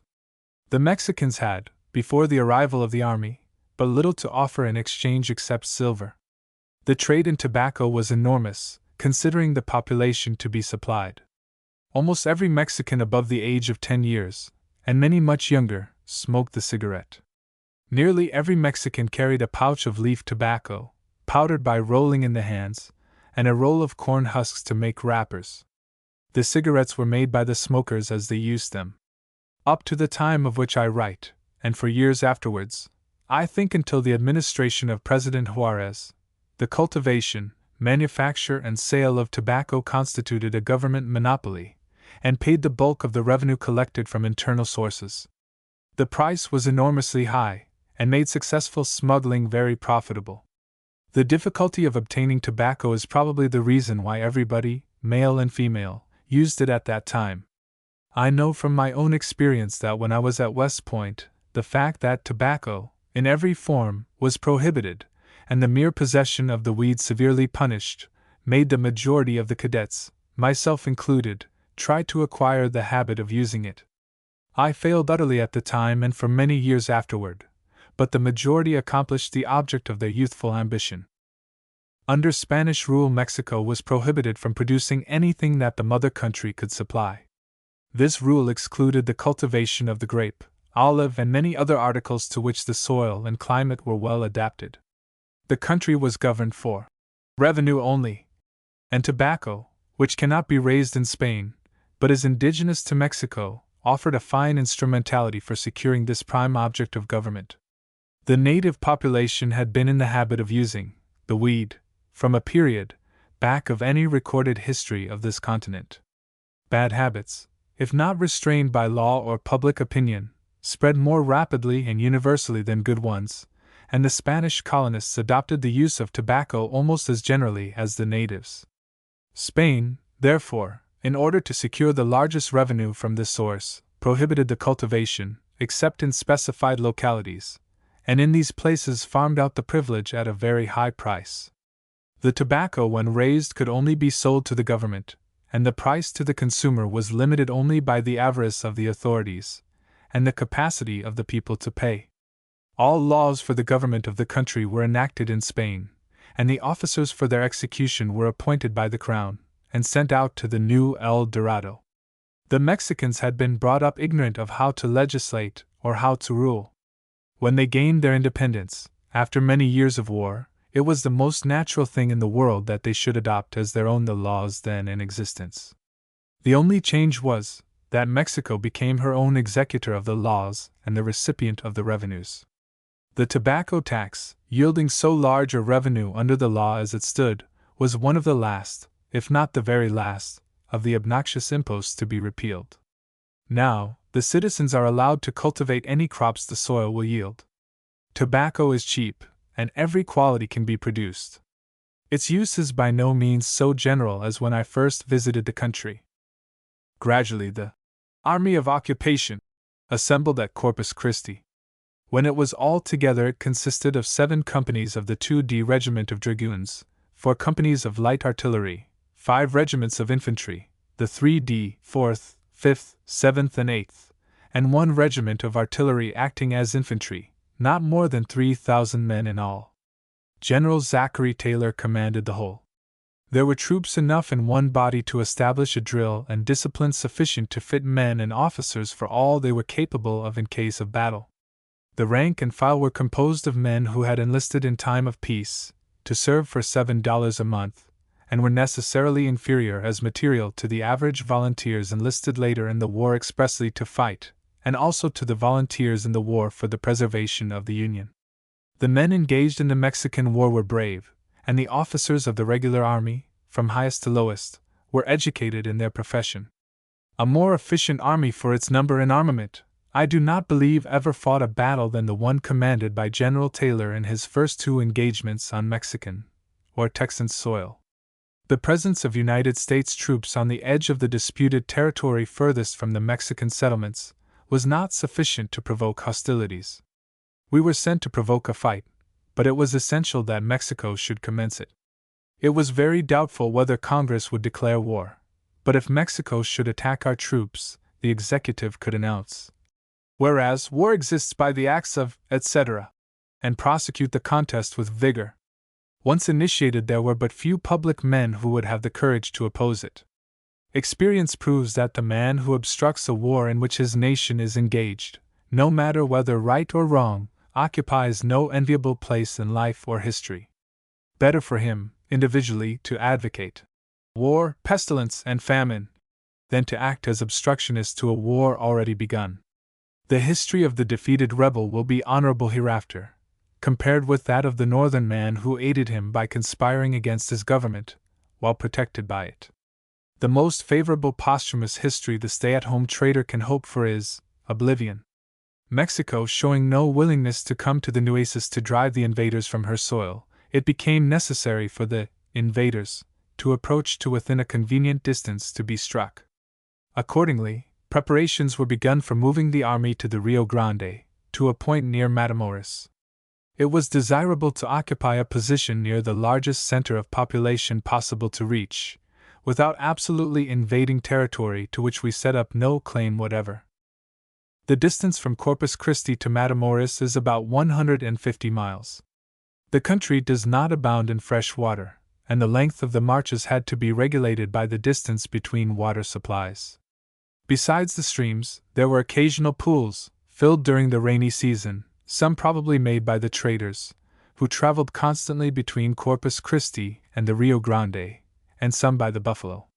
There was not at that time a single habitation, cultivated field, or herd of domestic animals, between Corpus Christi and Matamoros.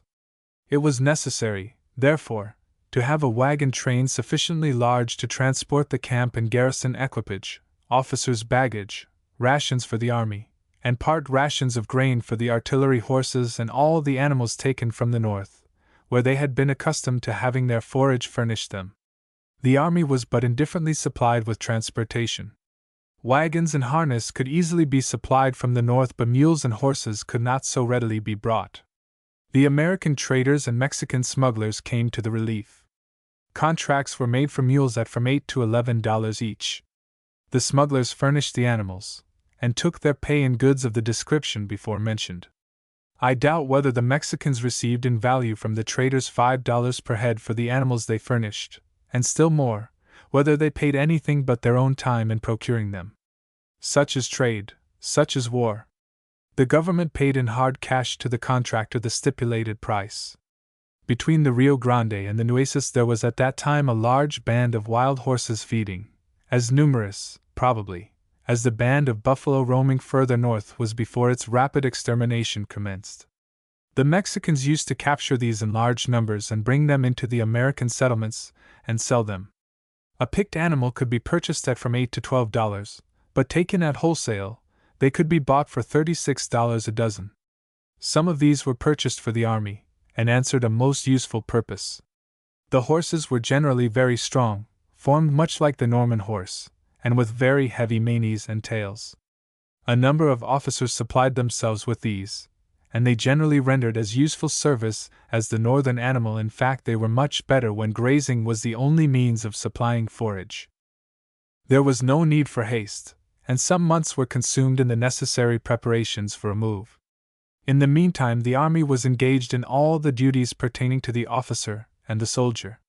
Twice, that I remember, small trains were sent from Corpus Christi, with cavalry escorts, to San Antonio and Austin, with paymasters and funds to pay off small detachments of troops stationed at those places. General Taylor encouraged officers to accompany these expeditions. I accompanied one of them in December, 1845. The distance from Corpus Christi to San Antonio was then computed at 150 miles. Now that roads existed, is probably less. From San Antonio to Austin we computed the distance at 110 miles, and from the latter place back to Corpus Christi at over 200 miles. I know the distance now from San Antonio to Austin is but little over 80 miles, so that our computation was probably too high.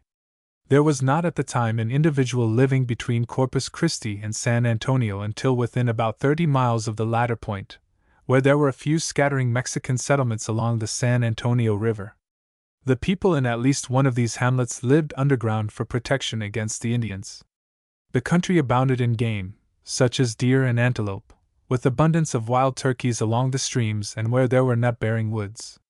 On the Nueces, about 25 miles up from Corpus Christi, were a few log cabins, the remains of a town called San Patricio, but the inhabitants had all been massacred by the Indians, or driven away.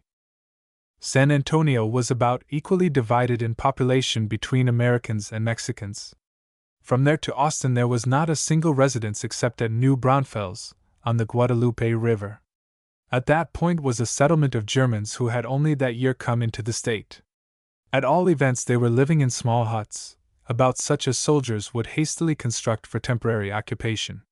From Austin to Corpus Christi there was only a small settlement at Bastrop, with a few farms along the Colorado River, but after leaving that, there were no settlements except the home of one man, with one female slave, at the old town of Goliad.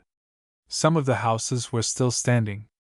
Goliad had been quite a village for the period and region, but some years before there had been a Mexican massacre, in which every inhabitant had been killed or driven away. This, with the massacre of the prisoners in the Alamo, San Antonio, about the same time, more than 300 men in all, furnished the strongest justification the Texans had for carrying on the war with so much cruelty. In fact, from that time until the Mexican War, the hostilities between Texans and Mexicans was so great that neither was safe in the neighborhood of the other who might be in superior numbers or possessed of superior arms. The man we found living there seemed like an old friend. He had come from near Fort Jessup, Louisiana, where the officers of the 3D and 4th Infantry and the 2D Dragoons had known him and his family. He had emigrated in advance of his family to build up a home for them. Chapter 5. Trip to Austin, Promotion to Full Second Lieutenant, Army of Occupation.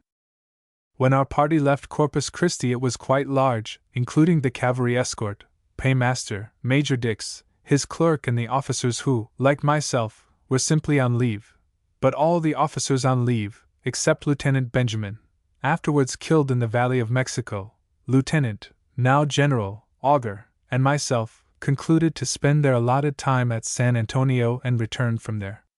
We were all to be back at Corpus Christi by the end of the month. The paymaster was detained in Austin so long that, if we had waited for him, we would have exceeded our leave. We concluded, therefore, to start back at once with the animals we had, and having to rely principally on grass for their food, it was a good 6 days' journey. We had to sleep on the prairie every night, except at Goliad, and possibly one night on the Colorado, without shelter and with only such food as we carried with us, and prepared ourselves. The journey was hazardous on account of Indians, and there were white men in Texas whom I would not have cared to meet in a secluded place. Lieutenant Augur was taken seriously sick before we reached Goliad and at a distance from any habitation. To add to the complication, his horse, a mustang that had probably been captured from the band of wild horses before alluded to, and of undoubted longevity at his capture, gave out. It was absolutely necessary to get forward to Goliad to find a shelter for our sick companion. By dint of patience and exceedingly slow movements, Goliad was at last reached, and a shelter and bed secured for our patient. We remained over a day, hoping that Augur might recover sufficiently to resume his travels. He did not, however, and knowing that Major Dix would be along in a few days, with his wagon train, now empty, and escort, we arranged with our Louisiana friend to take the best of care of the sick lieutenant until thus relieved, and went on. I had never been a sportsman in my life, had scarcely ever gone in search of game, and rarely seen anyone looking for it. On this trip there was no minute of time while traveling between San Patricio and the settlements on the San Antonio River, from San Antonio to Austin, and again from the Colorado River back to San Patricio, when deer or antelope could not be seen in great numbers. Each officer carried a shotgun, and every evening, after going into camp, some would go out and soon return with venison and wild turkeys enough for the entire camp. I, however, never went out, and had no occasion to fire my gun, except, being detained over a day at Goliad, Benjamin and I concluded to go down to the creek, which was fringed with timber, much of it the pecan, and bring back a few turkeys. We had scarcely reached the edge of the timber when I heard the flutter of wings overhead, and in an instant I saw 2 or 3 turkeys flying away. These were soon followed by more, then more, and more, until a flock of 20 or 30 had left from just over my head. All this time I stood watching the turkeys to see where they flew, with my gun on my shoulder, and never once thought of leveling it at the birds. When I had time to reflect upon the matter, I came to the conclusion that as a sportsman I was a failure, and went back to the house. Benjamin remained out, and got as many turkeys as he wanted to carry back. After the second night at Gilead, Benjamin and I started to make the remainder of the journey alone.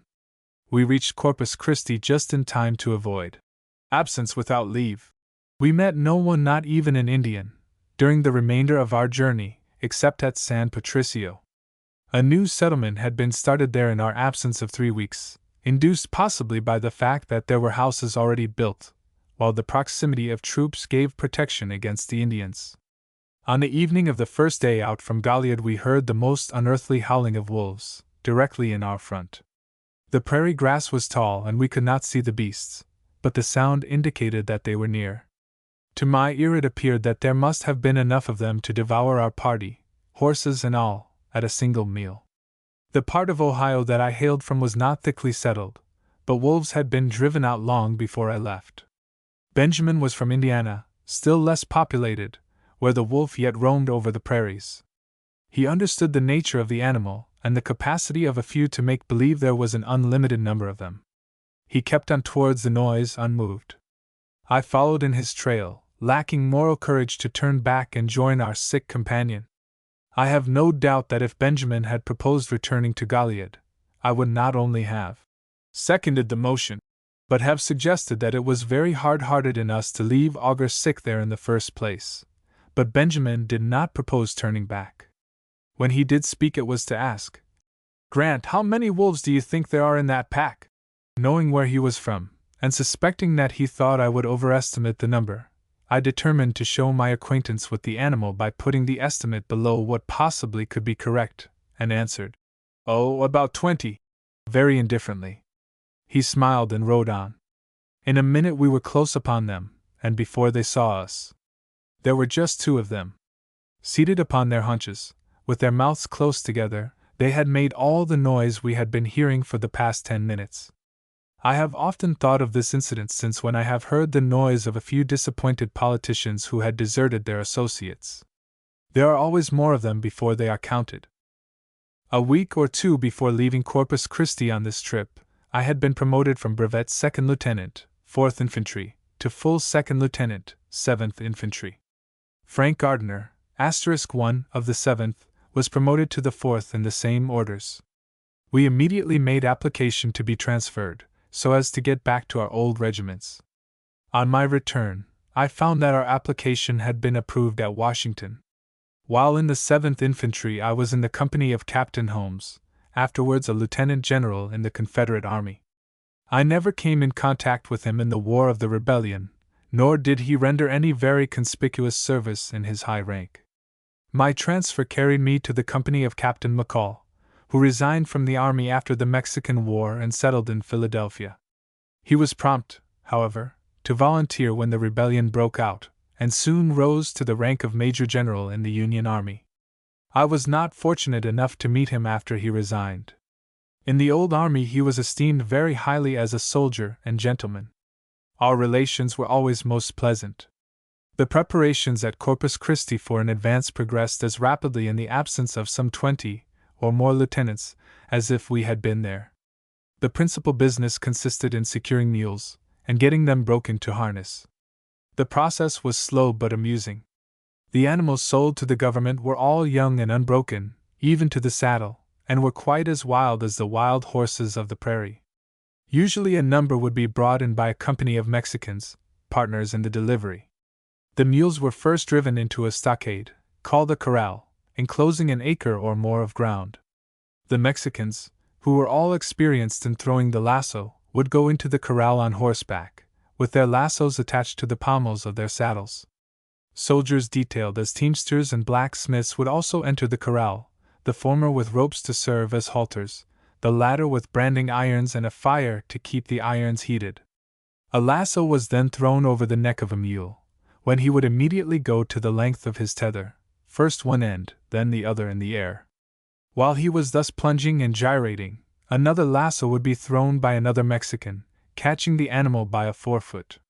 This would bring the mule to the ground, when he was seized and held by the teamsters while the blacksmith put upon him, with hot irons, the initials U.S.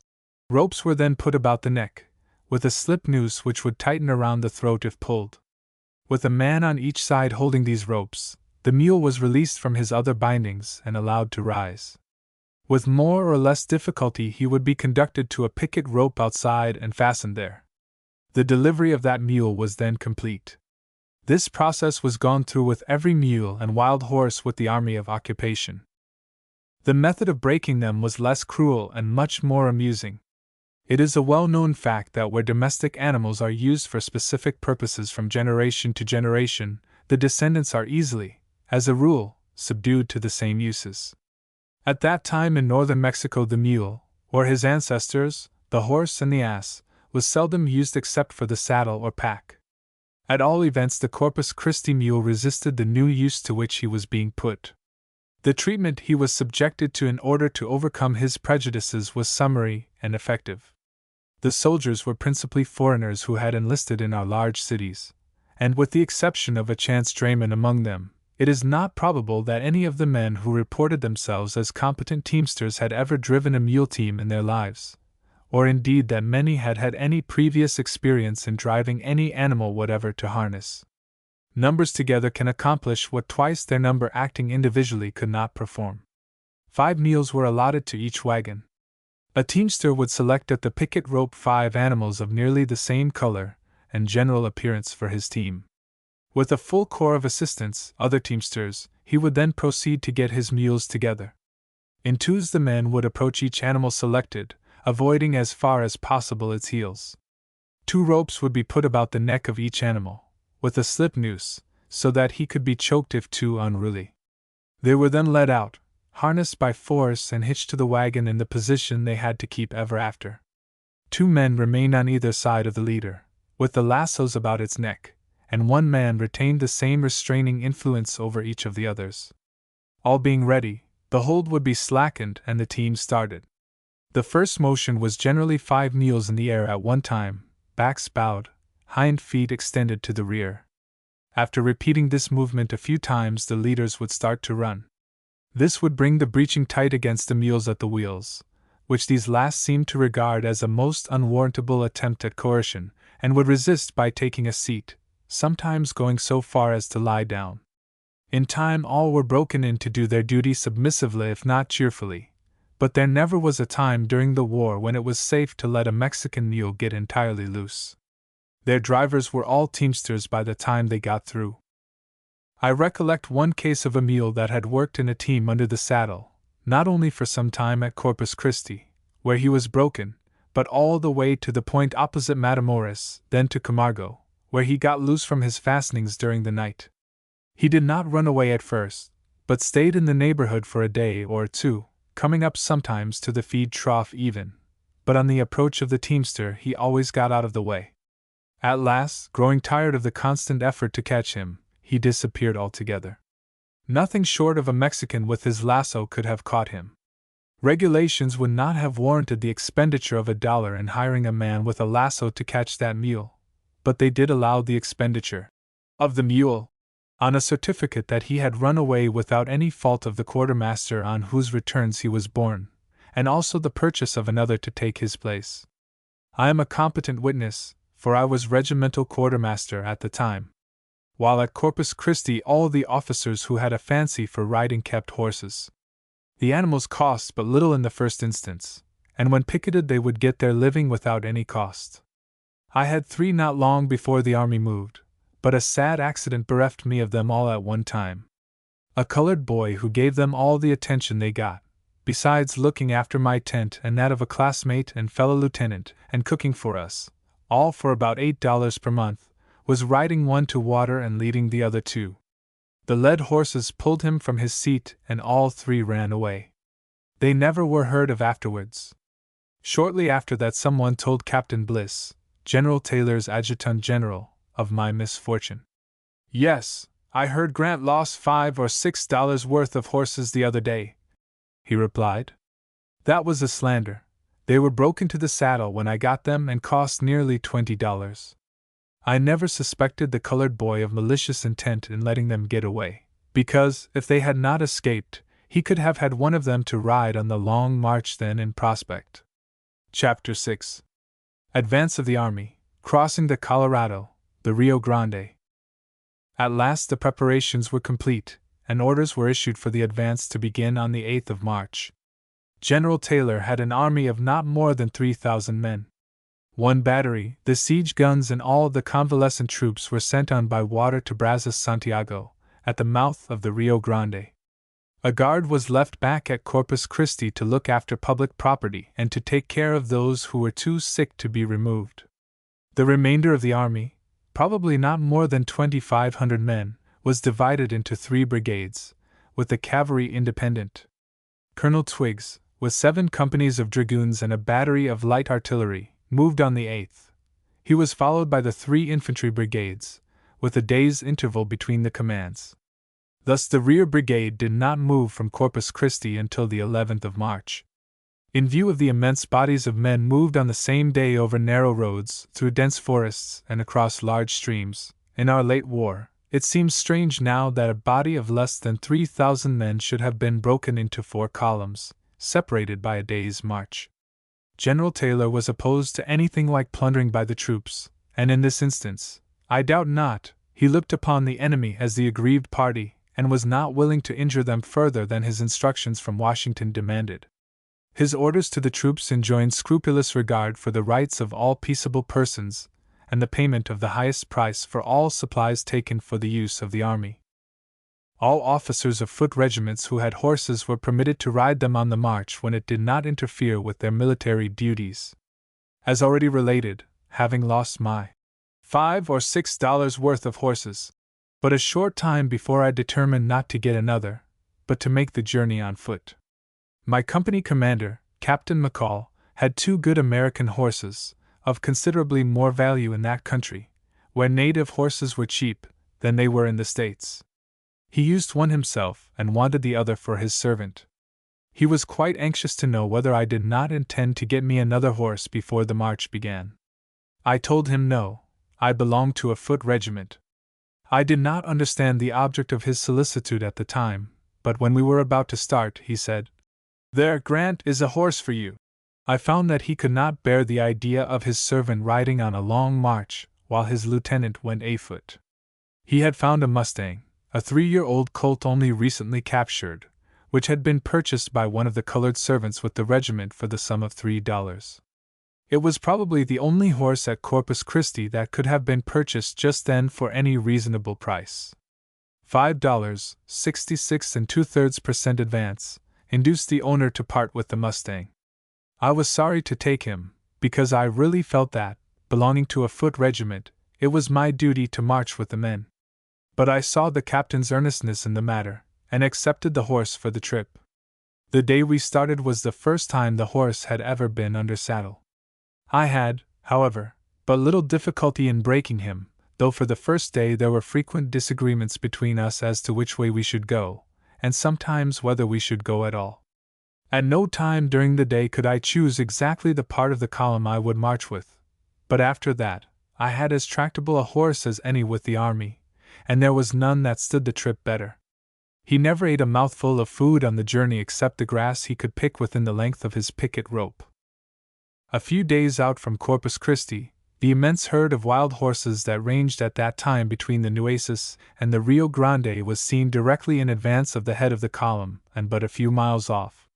It was the very band from which the horse I was riding had been captured but a few weeks before.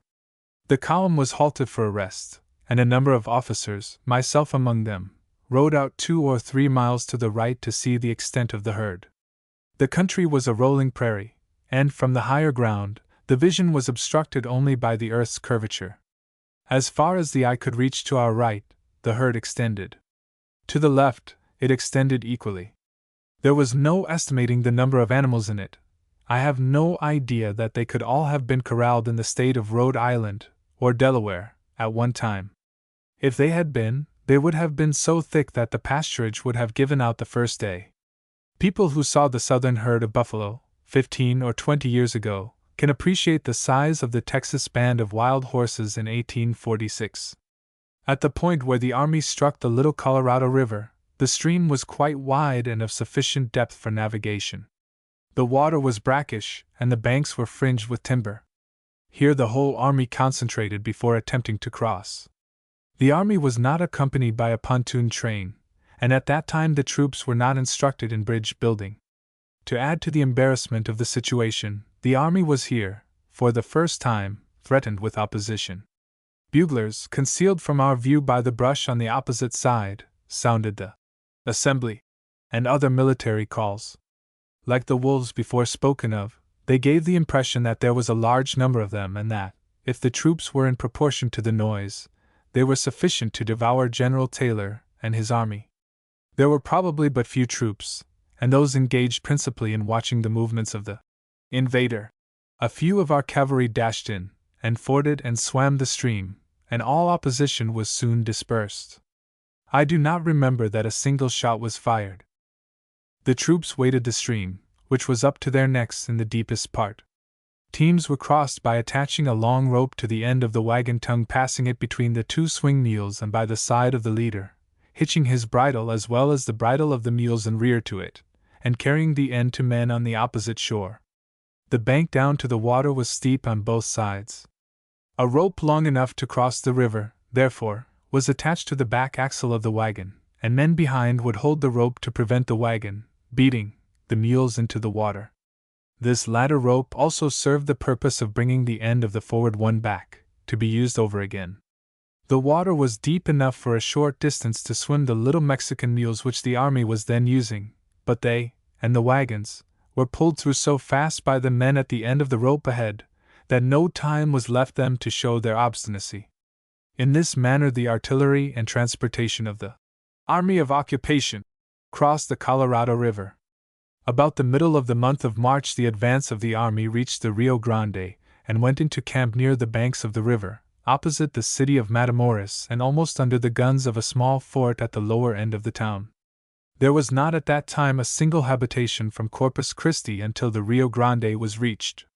The work of fortifying was commenced at once. The fort was laid out by the engineers, but the work was done by the soldiers under the supervision of their officers, the chief engineer retaining general directions. The Mexicans now became so incensed at our near approach that some of their troops crossed the river above us, and made it unsafe for small bodies of men to go far beyond the limits of camp. They captured 2 companies of dragoons, commanded by Captains Thornton and Hardy. The latter figured as a general in the late war, on the Confederate side, and was author of the tactics first used by both armies. Lieutenant Theodoric Porter, of the 4th Infantry, was killed while out with a small detachment, and Major Cross, the Assistant Quartermaster General, had also been killed not far from camp. There was no base of supplies nearer than Point Isabel, on the coast, north of the mouth of the Rio Grande, and 25 miles away. The enemy, if the Mexicans could be called such at this time when no war had been declared, hovered about in such numbers that it was not safe to send a wagon train after supplies with any escort that could be spared. I have already said that General Taylor's whole command on the Rio Grande numbered less than 3,000 men. He had, however, a few more troops at Point Isabel or Brazos Santiago. The supplies brought from Corpus Christi in wagons were running short. Work was therefore pushed with great vigor on the defenses, to enable the minimum number of troops to hold the fort. All the men who could be employed were kept at work from early dawn until darkness closed the labors of the day. With all this the fort was not completed until the supplies grew so short that further delay in obtaining more could not be thought of. By the latter part of April the work was in a partially defensible condition, and the 7th Infantry, Major Jacob Brown commanding, was marched into garrison it, with some few pieces of artillery. All the supplies on hand, with the exception of enough to carry the rest of the army to Point Isabel, were left with the garrison, and the march was commenced with the remainder of the command, every wagon being taken with the army. Early on the second day after starting, the force reached its destination, without opposition from the Mexicans. There was some delay in getting supplies ashore from vessels at anchor in the open roadstead. Chapter 7. The Mexican War, the Battle of Palo Alto, the Battle of Resaca de la Palma, Army of Invasion, General Taylor, movement on Camargo. While General Taylor was away with the bulk of his army, the little garrison up the river was besieged. As we lay in our tents upon the seashore, the artillery at the fort on the Rio Grande could be distinctly heard. The war had begun. There were no possible means of obtaining news from the garrison, and information from outside could not be otherwise than unfavorable. What General Taylor's feelings were during this suspense I do not know, but for myself, a young second lieutenant who had never heard a hostile gun before, I felt sorry that I had enlisted. A great many men, when they smell battle afar off, chafe to get into the fray. When they say so themselves, they generally fail to convince their hearers that they are as anxious as they would like to make believe, and as they approach danger they become more subdued. This rule is not universal, for I have known a few men who were always aching for a fight when there was no enemy near, who were as good as their word when the battle did come. But the number of such men is small. On the 7th of May the wagons were all loaded and General Taylor started on his return, with his army reinforced at Point Isabel, but still less than 3,000 strong, to relieve the garrison on the Rio Grande. The road from Point Isabel to Matamoros is over an open, rolling, treeless prairie, until the timber that borders the bank of the Rio Grande is reached. This river, like the Mississippi, flows through a rich alluvial valley in the most meandering manner, running towards all points of the compass at times within a few miles. Formerly the river ran by Resaca de la Palma, some 4 or 5 miles east of the present channel. The old bed of the river at Resaca had become filled at places, leaving a succession of little lakes. The timber that had formerly grown upon both banks, and for a considerable distance out, was still standing. This timber was struck 6 or 8 miles out from the besieged garrison, at a point known as Palo Alto, tall trees, or woods. Early in the forenoon of the 8th of May, as Palo Alto was approached, an army, certainly outnumbering our little force, was seen, drawn up in line of battle just in front of the timber. Their bayonets and spearheads glistened in the sunlight formidably. The force was composed largely of cavalry armed with lances. Where we were the grass was tall, reaching nearly to the shoulders of the men, very stiff, and each stock was pointed at the top, and hard and almost as sharp as a darning needle. General Taylor halted his army before the head of column came in range of the artillery of the Mexicans. He then formed a line of battle, facing the enemy. His artillery, 2 batteries and 2 18-pounder iron guns, drawn by oxen, were placed in position at intervals along the line. A battalion was thrown to the rear, commanded by Lieutenant Colonel Childs, of the artillery, as reserves. These preparations completed, orders were given for a platoon of each company to stack arms and go to a stream off to the right of the command, to fill their canteens and also those of the rest of their respective companies. When the men were all back in their places in line, the command to advance was given. As I looked down that long line of about 3,000 armed men, advancing towards a larger force also armed, I thought what a fearful responsibility General Taylor must feel, commanding such a host and so far away from friends. The Mexicans immediately opened fire upon us, first with artillery and then with infantry. At first their shots did not reach us, and the advance was continued. As we got nearer, the cannon balls commenced going through the ranks. They hurt no one, however, during this advance, because they would strike the ground long before they reached our line, and ricochet through the tall grass so slowly that the men would see them and open ranks and let them pass. When we got to a point where the artillery could be used with effect, a halt was called, and the battle opened on both sides. The infantry under General Taylor was armed with flintlock muskets, and paper cartridges charged with powder, buckshot, and ball. At the distance of a few hundred yards a man might fire at you all day without your finding it out. The artillery was generally 6-pounder brass guns throwing only solid shot, but General Taylor had with him 3 or 4 12-pounder howitzers throwing shell, besides his 18-pounders before spoken of, that had a long range. This made a powerful armament. The Mexicans were armed about as we were so far as their infantry was concerned, but their artillery only fired solid shot. We had greatly the advantage in this arm. The artillery was advanced a rod or two in front of the line, and opened fire. The infantry stood at order arms as spectators, watching the effect of our shots upon the enemy, and watching his shots so as to step out of their way. It could be seen that the 18-pounders and the howitzers did a great deal of execution. On our side there was little or no loss while we occupied this position. During the battle Major Ringgold, an accomplished and brave artillery officer, was mortally wounded, and Lieutenant Luther, also of the artillery, was struck. During the day several advances were made, and just at dusk it became evident that the Mexicans were falling back. We again advanced, and occupied at the close of the battle substantially the ground held by the enemy at the beginning. In this last move there was a brisk fire upon our troops, and some execution was done. One cannonball passed through our ranks, not far from me. It took off the head of an enlisted man, and the under jaw of Captain Page of my regiment, while the splinters from the musket of the killed soldier, and his brains and bones, knocked down 2 or 3 others, including one officer, Lieutenant Wallen, hurting them more or less. Our casualties for the day were 9 killed and 47 wounded. At the break of day on the 9th, the army under Taylor was ready to renew the battle, but an advance showed that the enemy had entirely left our front during the night. The chaparral before us was impenetrable except where there were roads or trails, with occasionally clear or bare spots of small dimensions. A body of men penetrating it might easily be ambushed. It was better to have a few men caught in this way than the whole army, yet it was necessary that the garrison at the river should be relieved. To get to them the chaparral had to be passed. Thus I assume General Taylor reasoned. He halted the army not far in advance of the ground occupied by the Mexicans the day before, and selected Captain C. F. Smith, of the artillery, and Captain McCall, of my company, to take 150 picked men each and find where the enemy had gone. This left me in command of the company, an honor and responsibility I thought very great. Smith and McCall found no obstruction in the way of their advance until they came up to the succession of ponds, before describes, at Resaca. The Mexicans had passed them and formed their lines on the opposite bank.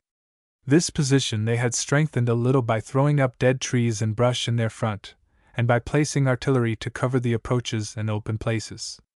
Smith and McCall deployed on each side of the road as well as they could, and engaged the enemy at long range. Word was sent back, and the advance of the whole army was at once commenced. As we came up we were deployed in like manner. I was with the right wing, and led my company through the thicket wherever a penetrable place could be found, taking advantage of any clear spot that would carry me towards the enemy. At last I got pretty close up without knowing it. The balls commenced to whistle very thick overhead, cutting the limbs of the chaparral right and left. We could not see the enemy, so I ordered my men to lie down, an order that did not have to be enforced. We kept our position until it became evident that the enemy were not firing at us, and then withdrew to find better ground to advance upon. By this time some progress had been made on our left. A section of artillery had been captured by the cavalry, and some prisoners had been taken. The Mexicans were giving way all along the line, and many of them had, no doubt, left early. I at last found a clear space separating 2 ponds. There seemed to be a few men in front, and I charged upon them with my company.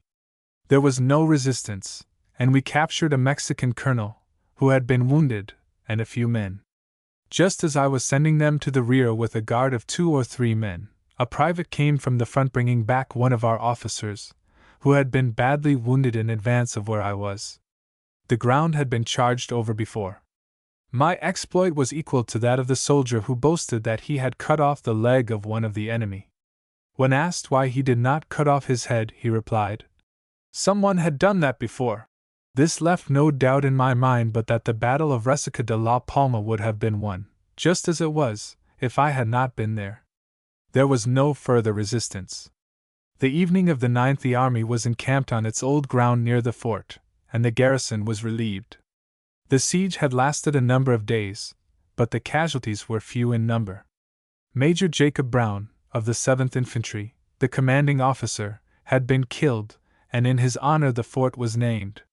Since then, a town of considerable importance has sprung up on the ground occupied by the fort and troops, which has also taken his name. The battles of Palo Alto and Resaca de la Palma seemed to us engaged as pretty important affairs, but we had only a faint conception of their magnitude until they were fought over in the north by the press and the reports came back to us.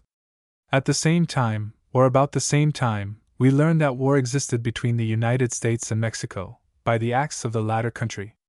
On learning this fact, General Taylor transferred our camps to the south or west bank of the river, and Matamoros was occupied. We then became the Army of Invasion. Up to this time Taylor had none but regular troops in his command, but now that invasion had already taken place, volunteers for 1 year commenced arriving. The army remained at Matamoros until sufficiently reinforced to warrant a movement into the interior. General Taylor was not an officer to trouble the administration much with his demands, but was inclined to do the best he could with the means given him.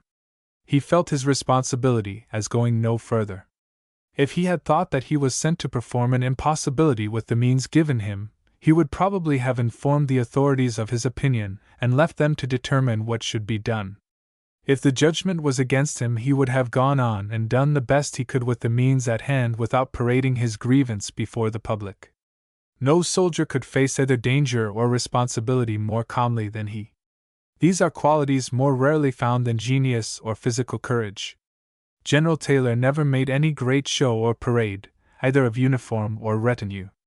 In dress he was possibly too plain, rarely wearing anything in the field to indicate his rank, or even that he was an officer, but he was known to every soldier in his army, and was respected by all. I can call to mind only one instance when I saw him in uniform, and one other when I heard of his wearing it. On both occasions he was unfortunate. The first was at Corpus Christi. He had concluded to review his army before starting on the march and gave orders accordingly. Colonel Twiggs was then second in rank with the army, and to him was given the command of the review. Colonel and Brevet Brigadier General Worth, a far different soldier from Taylor in the use of the uniform, was next to Twiggs in rank, and claimed superiority by virtue of his brevet rank when the accidents of service threw them where one or the other had to command. Worth declined to attend the review as subordinate to Twiggs until the question was settled by the highest authority. This broke up the review, and the question was referred to Washington for final decision. General Taylor was himself only a colonel, in real rank, at that time, and a brigadier general by brevet. He was assigned to duty, however, by the President, with the rank which his brevet gave him. Worth was not so assigned, but by virtue of commanding a division he must, under the army regulations of that day, have drawn the pay of his brevet rank. The question was submitted to Washington, and no response was received until after the army had reached the Rio Grande. It was decided against General Worth, who at once tendered his resignation and left the army, going north, no doubt, by the same vessel that carried it. This kept him out of the battles of Palo Alto and Resaca de la Palma. Either the resignation was not accepted, or General Worth withdrew it before action had been taken. At all events, he returned to the army in time to command his division in the Battle of Monterey, and served with it to the end of the war. The second occasion on which General Taylor was said to have donned his uniform was in order to receive a visit from the flag officer of the naval squadron off the mouth of the Rio Grande. While the army was on that river, the flag officer sent word that he would call on the general to pay his respects on a certain day. General Taylor, knowing that naval officers habitually wore all the uniform the law allowed, on all occasions of ceremony, thought it would be only civil to receive his guest in the same style. His uniform was therefore got out, brushed up, and put on, in advance of the visit. The flag officer, knowing General Taylor's aversion to the wearing of the uniform, and feeling that it would be regarded as a compliment should he meet him in civilian's dress, left off his uniform for this occasion. The meeting was said to have been embarrassing to both, and the conversation was principally apologetic. The time was whiled away pleasantly enough at Matamoros, while we were waiting for volunteers. It is probable that all the most important people of the territory occupied by our army left their homes before we got there, but with those remaining the best of relations apparently existed. It was the policy of the commanding general to allow no pillaging, no taking of private property for public or individual use without satisfactory compensation, so that a better market was afforded than the people had ever known before. Among the troops that joined us at Matamoros was an Ohio regiment, of which Thomas L. Hamer, the member of Congress who had given me my appointment to West Point, was major. He told me then that he could have had the colonelcy, but that as he knew he was to be appointed a brigadier general, he preferred at first to take the lower grade. I have said before that Hamer was one of the ablest men Ohio ever produced. At that time he was in the prime of life, being less than 50 years of age, and possessed an admirable physique, promising long life. But he was taken sick before Monterey, and died within a few days. I have always believed that had his life been spared, he would have been President of the United States during the term filled by President Pierce. Had Hamer filled that office, his partiality for me was such, there is but little doubt I should have been appointed to one of the staff corps of the army, the paid department probably, and would therefore now be preparing to retire. Neither of these speculations is unreasonable, and they are mentioned to show how little men control their own destiny. Reinforcements having arrived, in the month of August the movement commenced from Matamoros to Camargo, the head of navigation on the Rio Grande. The line of the Rio Grande was all that was necessary to hold, unless it was intended to invade Mexico from the north. In that case the most natural route to take was the one which General Taylor selected. It entered a pass in the Sierra Madre Mountains, at Monterey, through which the main road runs to the city of Mexico. Monterey itself was a good point to hold, even if the line of the Rio Grande covered all the territory we desired to occupy at that time. It is built on a plain 2,000 feet above tide water, where the air is bracing and the situation healthy. On the 19th of August the army started for Monterey, leaving a small garrison at Matamoros. The troops, with the exception of the artillery, cavalry, and the brigade to which I belonged, were moved up the river to Camargo on steamers. As there were but 2 or 3 of these, the boats had to make a number of trips before the last of the troops were up. Those who marched did so by the south side of the river. Lieutenant Colonel Garland, of the 4th Infantry, was the brigade commander, and on this occasion commanded the entire marching force. One day out convinced him that marching by day in that latitude, in the month of August, was not a beneficial sanitary measure, particularly for northern men. The order of marching was changed and night marches were substituted with the best results. When Camargo was reached, we found a city of tents outside the Mexican hamlet. I was detailed to act as quartermaster and commissary to the regiment. The teams that had proven abundantly sufficient to transport all supplies from Corpus Christi to the Rio Grande over the level prairies of Texas were entirely inadequate to the needs of the reinforced army in a mountainous country. To obviate the deficiency, pack mules were hired, with Mexicans to pack and drive them. I had charge of the few wagons allotted to the 4th Infantry and of the pack train to supplement them. There were not men enough in the army to manage that train without the help of Mexicans who had learned how. As it was, the difficulty was great enough. The troops would take up their march at an early hour each day. After they had started, the tents and cooking utensils had to be made into packages, so that they could be lashed to the backs of the mules. Sheet iron kettles, tent poles, and mess chests were inconvenient articles to transport in that way. It took several hours to get ready to start each morning, and by the time we were ready some of the mules first loaded would be tired of standing so long with their loads on their backs. Sometimes one would start to run, bowing his back and kicking up until he scattered his load. Others would lie down and try to disarrange their loads by attempting to get on the top of them by rolling on them. Others with tent poles for part of their loads would manage to run a tent pole on one side of a sapling while they would take the other. I am not aware of ever having used a profane expletive in my life, but I would have the charity to excuse those who may have done so, if they were in charge of a train of Mexican pack mules at the time. Chapter 8. Advance on Monterey, the Black Fort, the Battle of Monterey, surrender of the city. The advance from Camargo was commenced on the 5th of September. The army was divided into 4 columns, separated from each other by 1 day's march. The advance reached Cerralvo in 4 days and halted for the remainder of the troops to come up. By the 13th the rearguard had arrived, and the same day the advance resumed its march, followed as before, a day separating the divisions. The forward division halted again at Marin, 24 miles from Monterrey. Both this place and Cerralvo were nearly deserted, and men, women and children were seen running and scattered over the hills as we approached. But when the people returned they found all their abandoned property safe, which must have given them a favorable opinion of Los Grengos. The Yankees. From Marin the movement was en masse. On the 19th General Taylor, with his army, was encamped at Walnut Springs, within 3 miles of Monterrey. The town is on a small stream coming out of the mountain pass, and is backed by a range of hills of moderate elevation.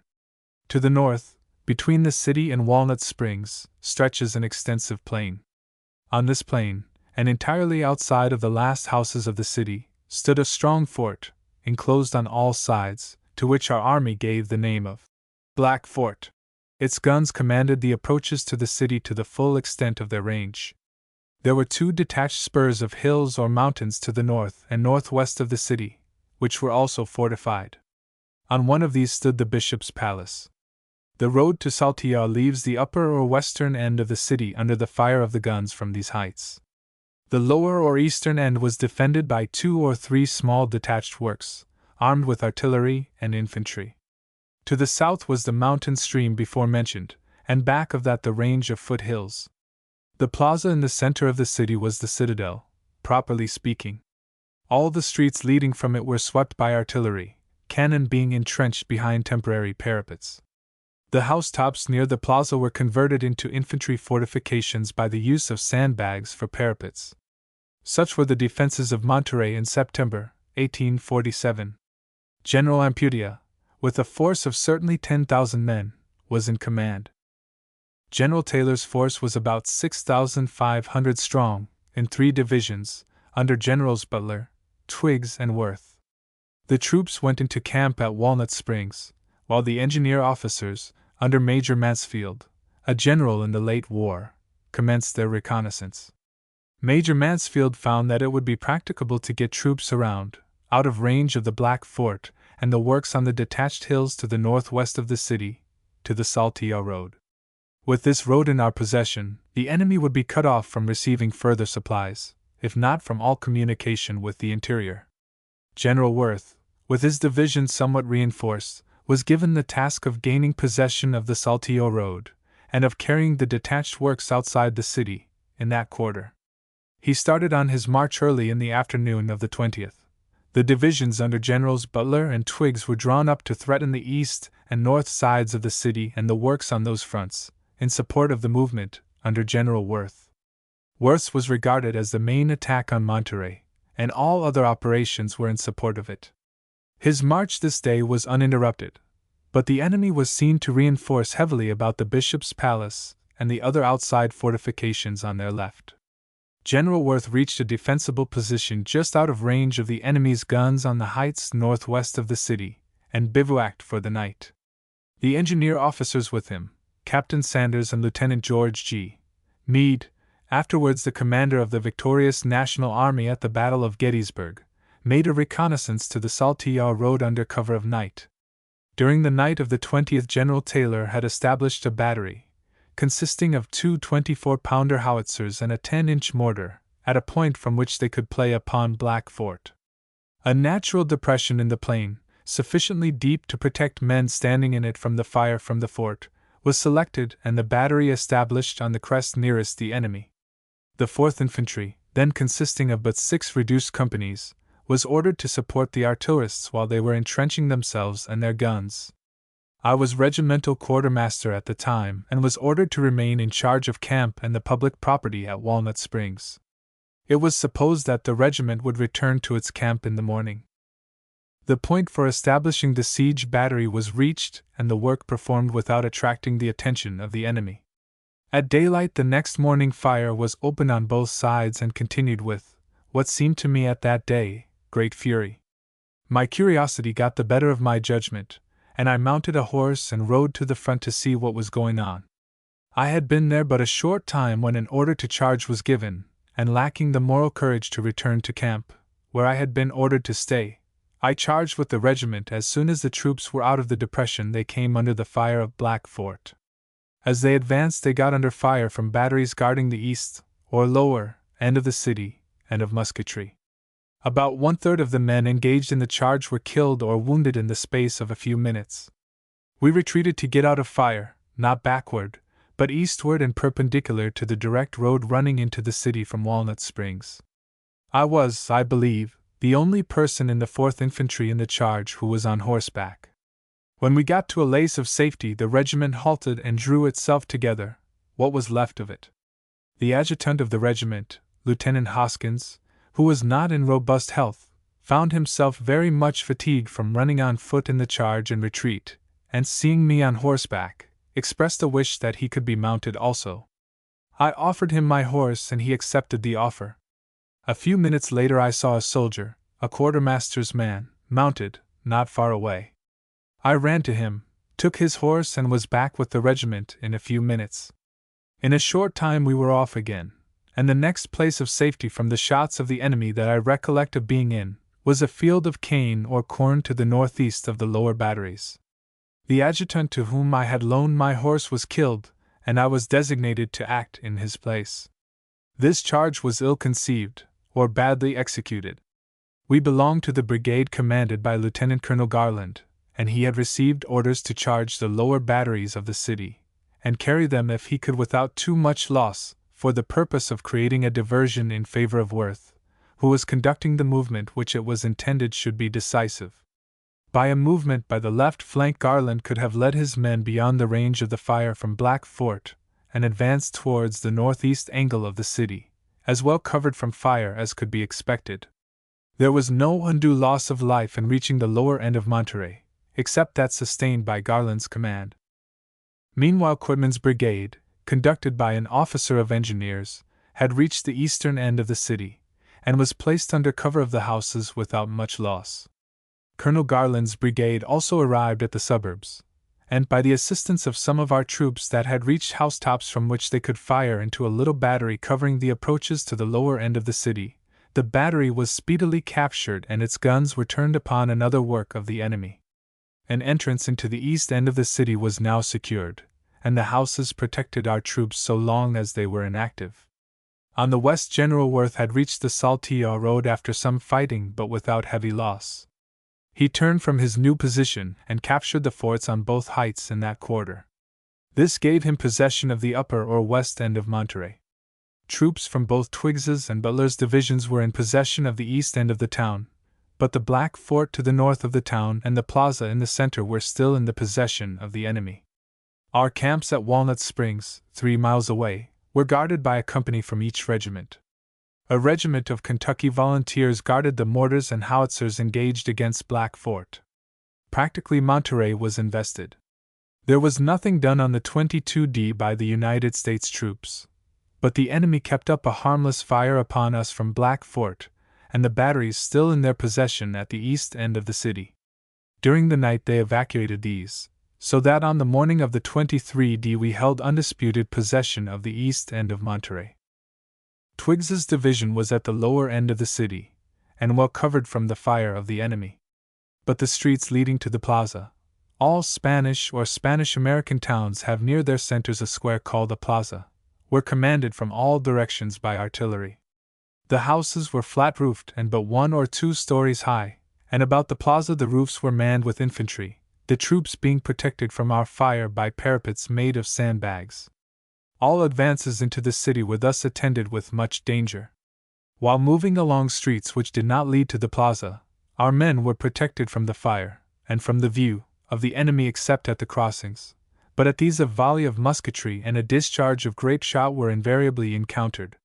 The 3d and 4th regiments of infantry made an advance nearly to the plaza in this way and with heavy loss. The loss of the 3d infantry and commissioned officers was especially severe. There were only 5 companies of the regiment, and not over 12 officers present, and 5 of these officers were killed. When within a square of the plaza this small command, 10 companies in all, was brought to a halt. Placing themselves under cover from the shots of the enemy, the men would watch to detect a head above the sandbags on the neighboring houses. The exposure of a single head would bring a volley from our soldiers.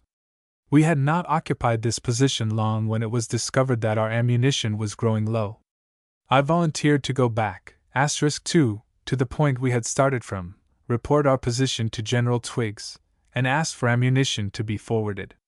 We were at this time occupying ground off from the street, in rear of the houses. My ride back was an exposed one.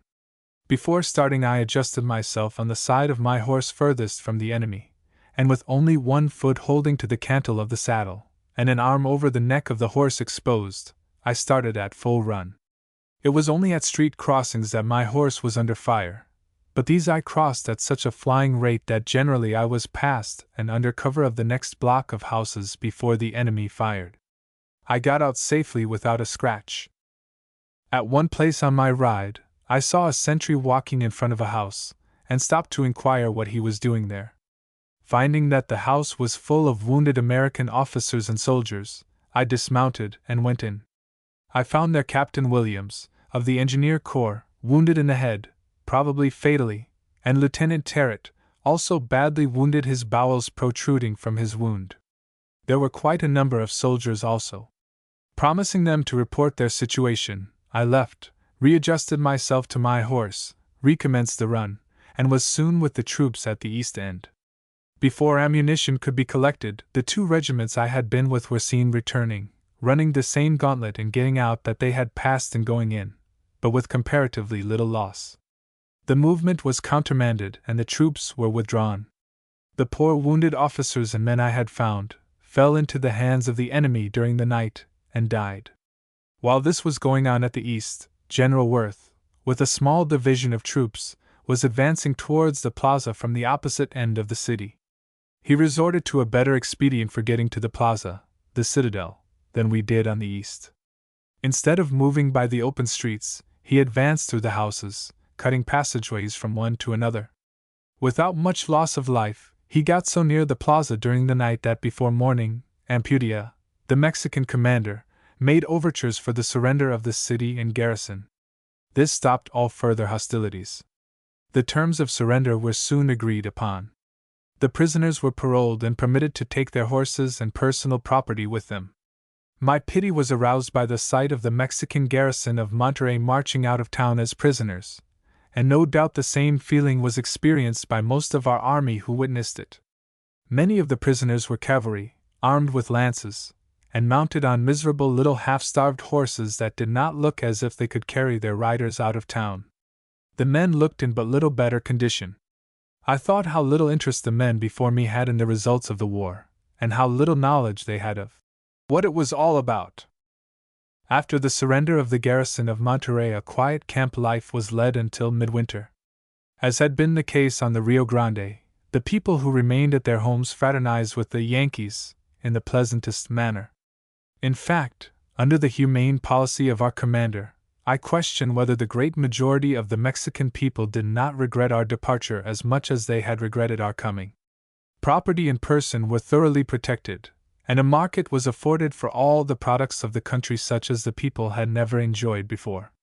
The educated and wealthy portion of the population here, as elsewhere, abandoned their homes and remained away from them as long as they were in the possession of the invaders. But this class formed a very small percentage of the whole population. Chapter 9.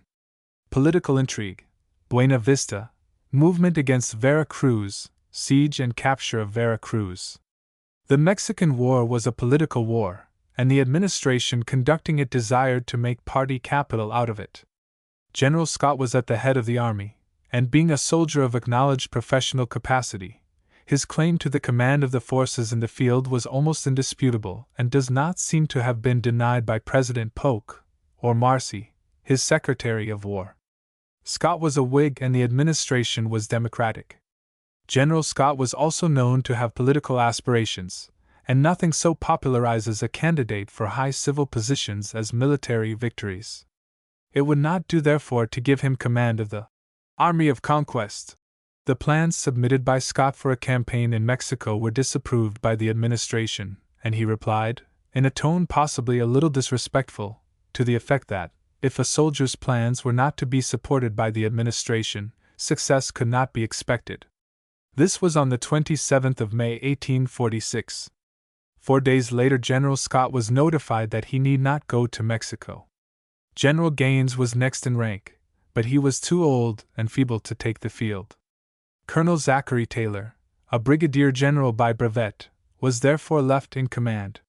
He, too, was a Whig, but was not supposed to entertain any political ambitions, nor did he. But after the fall of Monterey, his third battle and third complete victory, the Whig papers at home began to speak of him as the candidate of their party for the presidency. Something had to be done to neutralize his growing popularity. He could not be relieved from duty in the field where all his battles had been victories. The design would have been too transparent.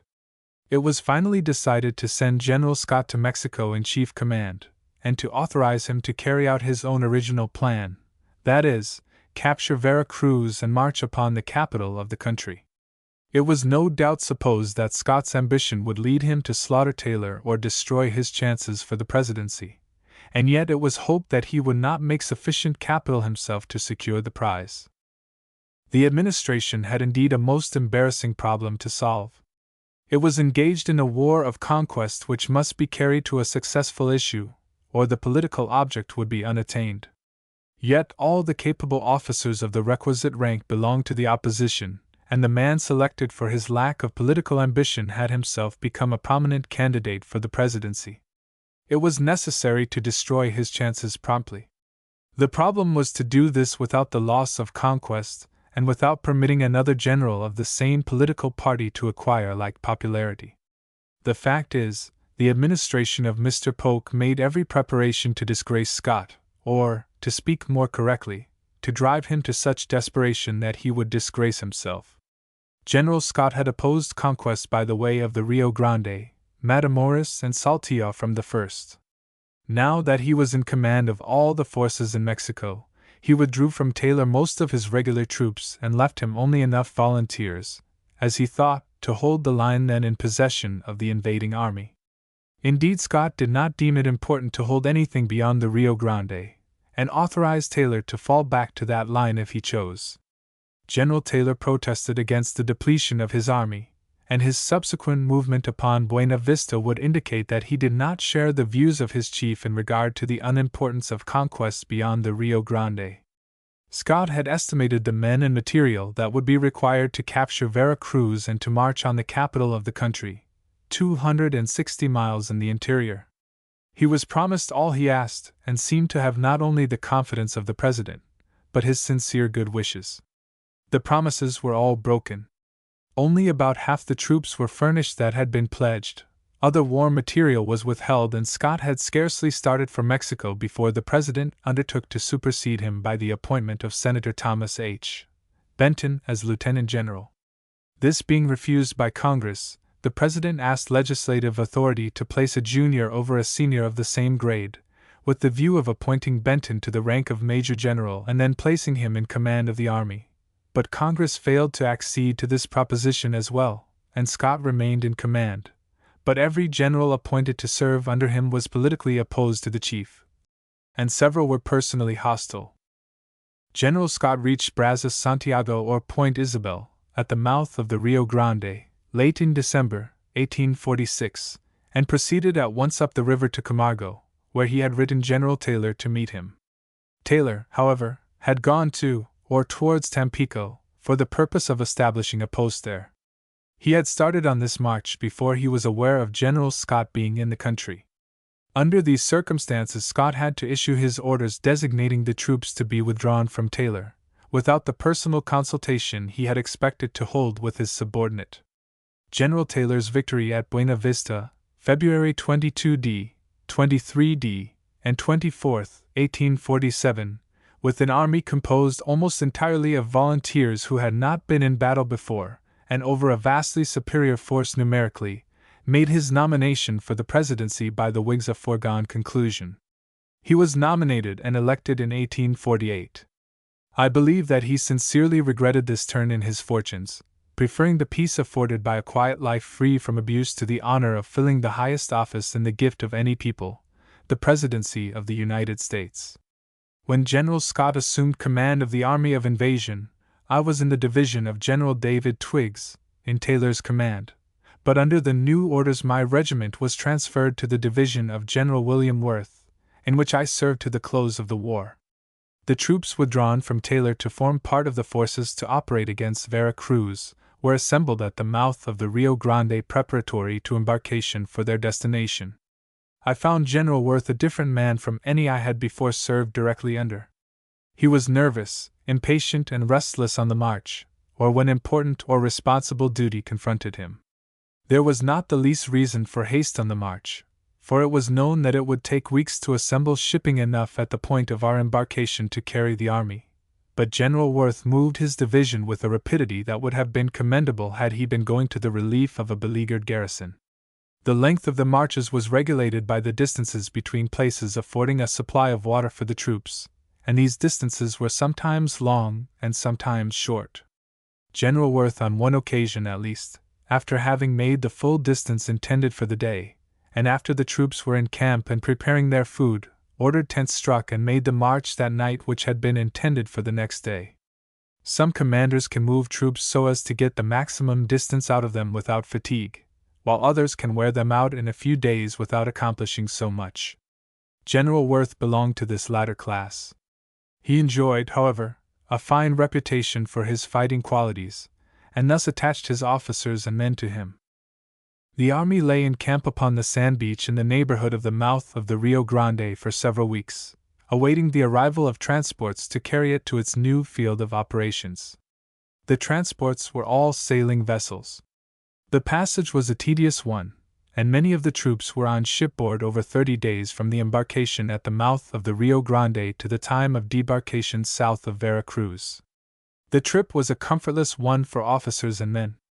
The transports used were built for carrying freight and possessed but limited accommodations for passengers, and the climate added to the discomfort of all.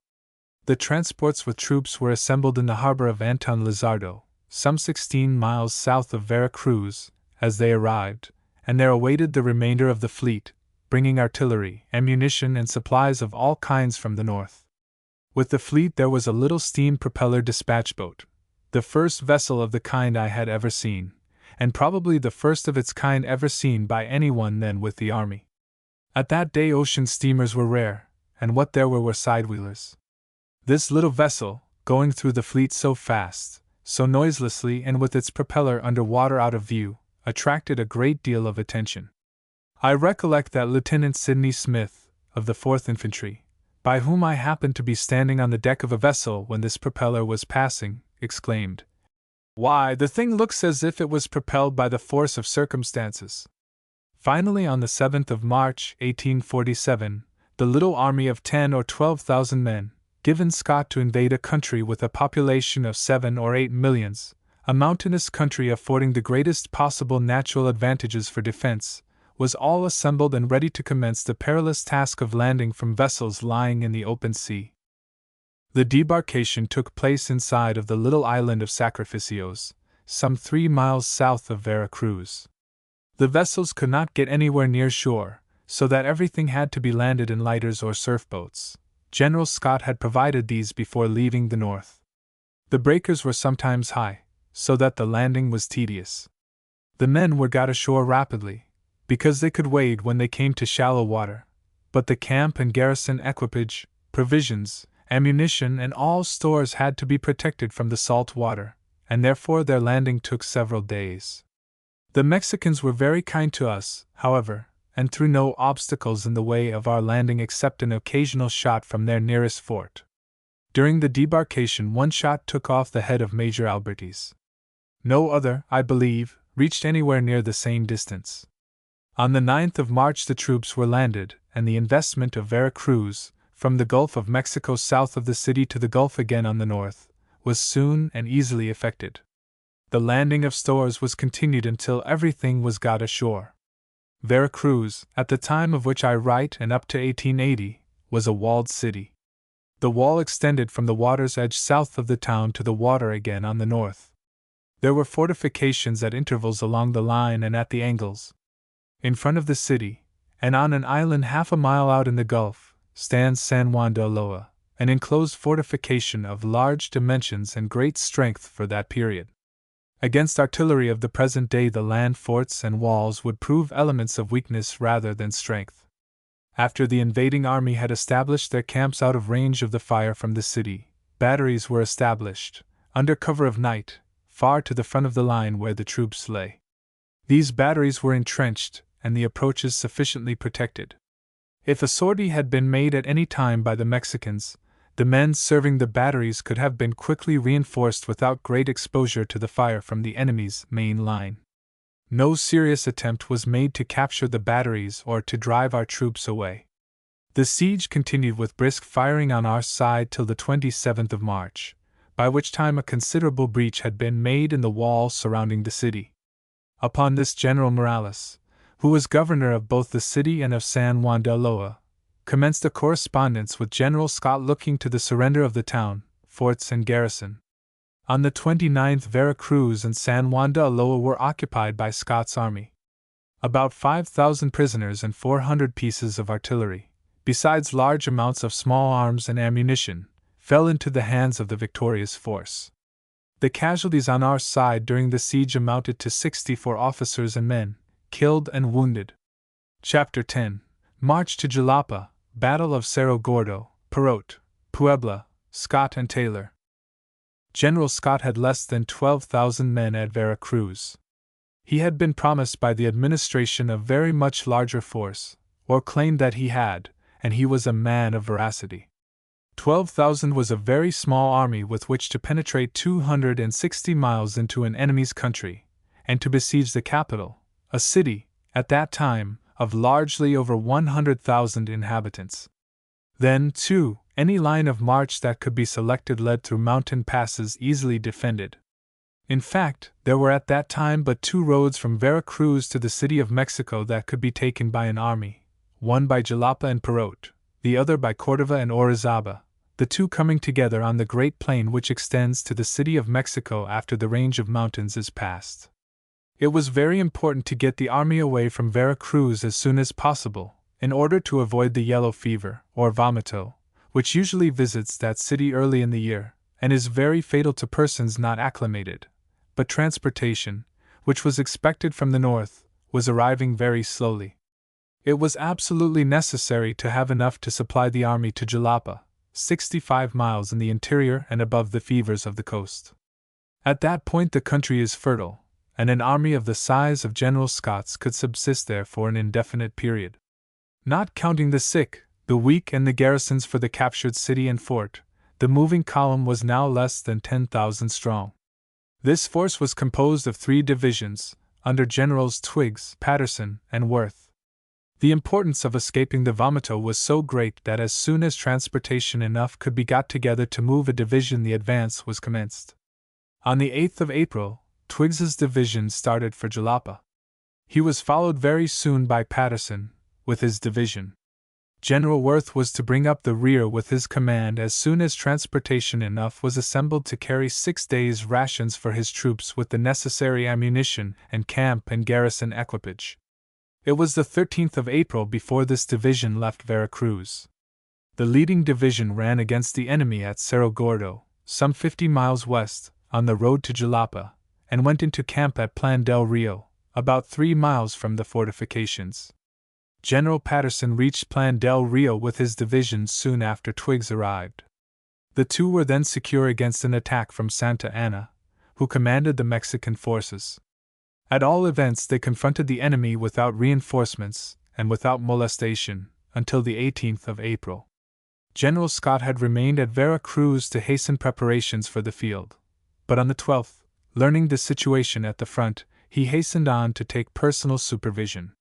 He at once commenced his preparations for the capture of the position held by Santa Anna and of the troops holding it. Cerro Gordo is one of the higher spurs of the mountains some 12 to 15 miles east of Jalapa, and Santa Anna had selected this point as the easiest to defend against an invading army. The road, said to have been built by Cortez, zigzags around the mountainside and was defended at every turn by artillery. On either side were deep chasms or mountain walls. A direct attack along the road was an impossibility. A flank movement seemed equally impossible. After the arrival of the commanding general upon the scene, reconnaissances were sent out to find, or to make, a road by which the rear of the enemy's works might be reached without a front attack. These reconnaissances were made under the supervision of Captain Robert E. Lee, assisted by Lieutenants P. G. T. Beauregard, Isaac I. Stevens Z. B. Tower G. W. Smith, George B. McClellan, and J. G. Foster, of the Corps of Engineers, all officers who attained rank and fame, on one side or the other, in the great conflict for the preservation of the unity of the nation.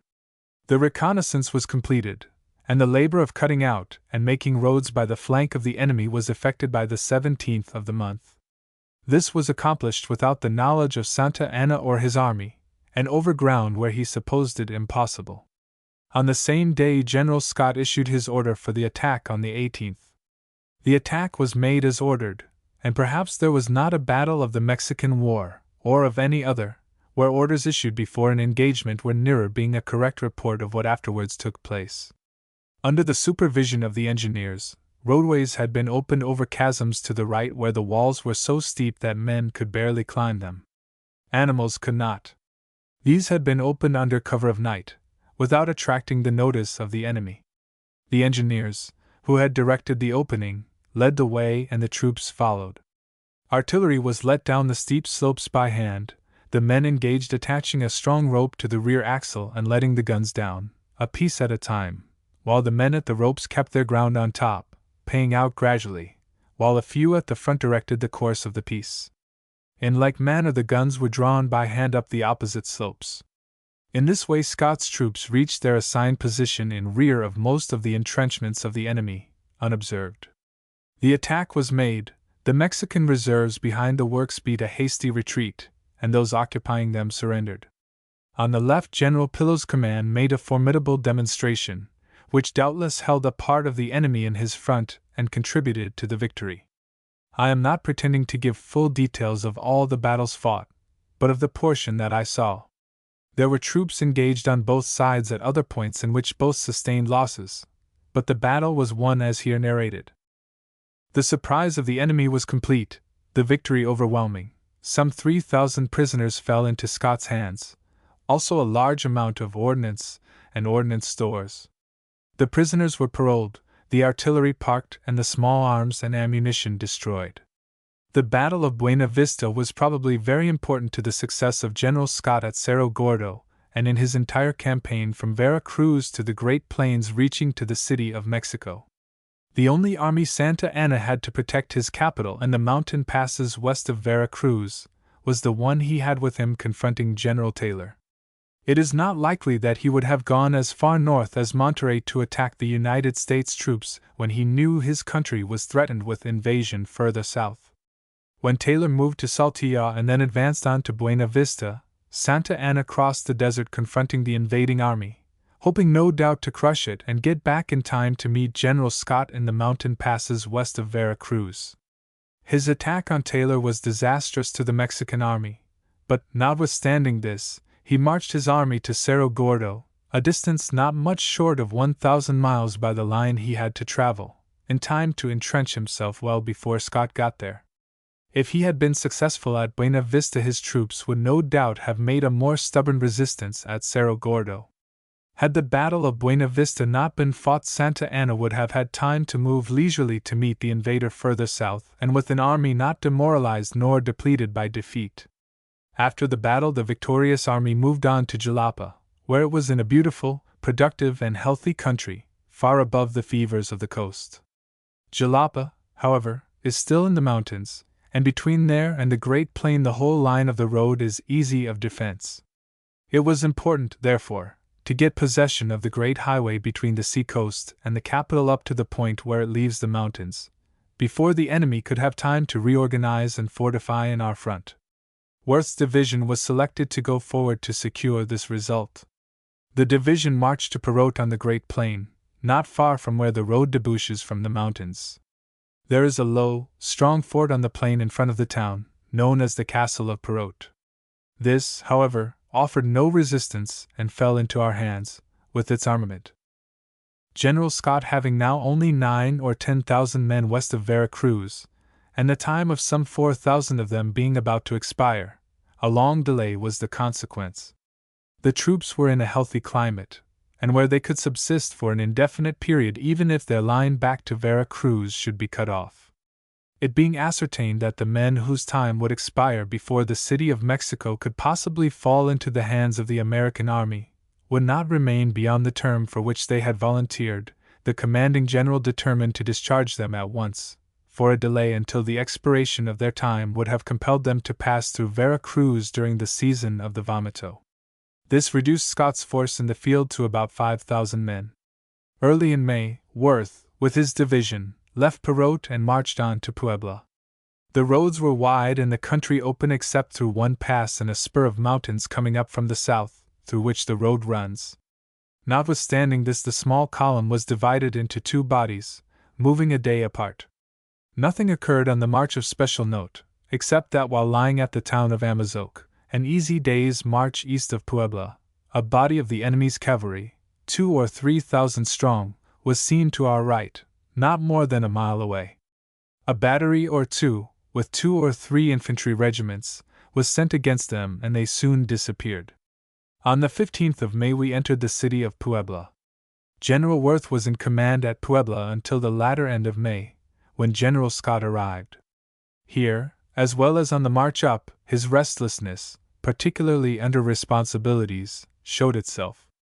During his brief command he had the enemy hovering around near the city, in vastly superior numbers to his own.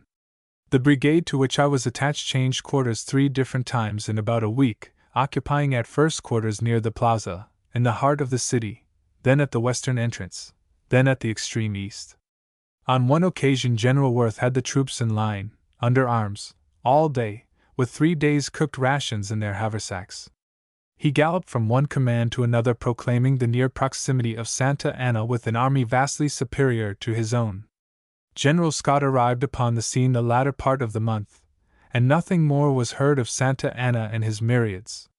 There were, of course, bodies of mounted Mexicans hovering around to watch our movements and to pick up stragglers, or small bodies of troops, if they ventured too far out.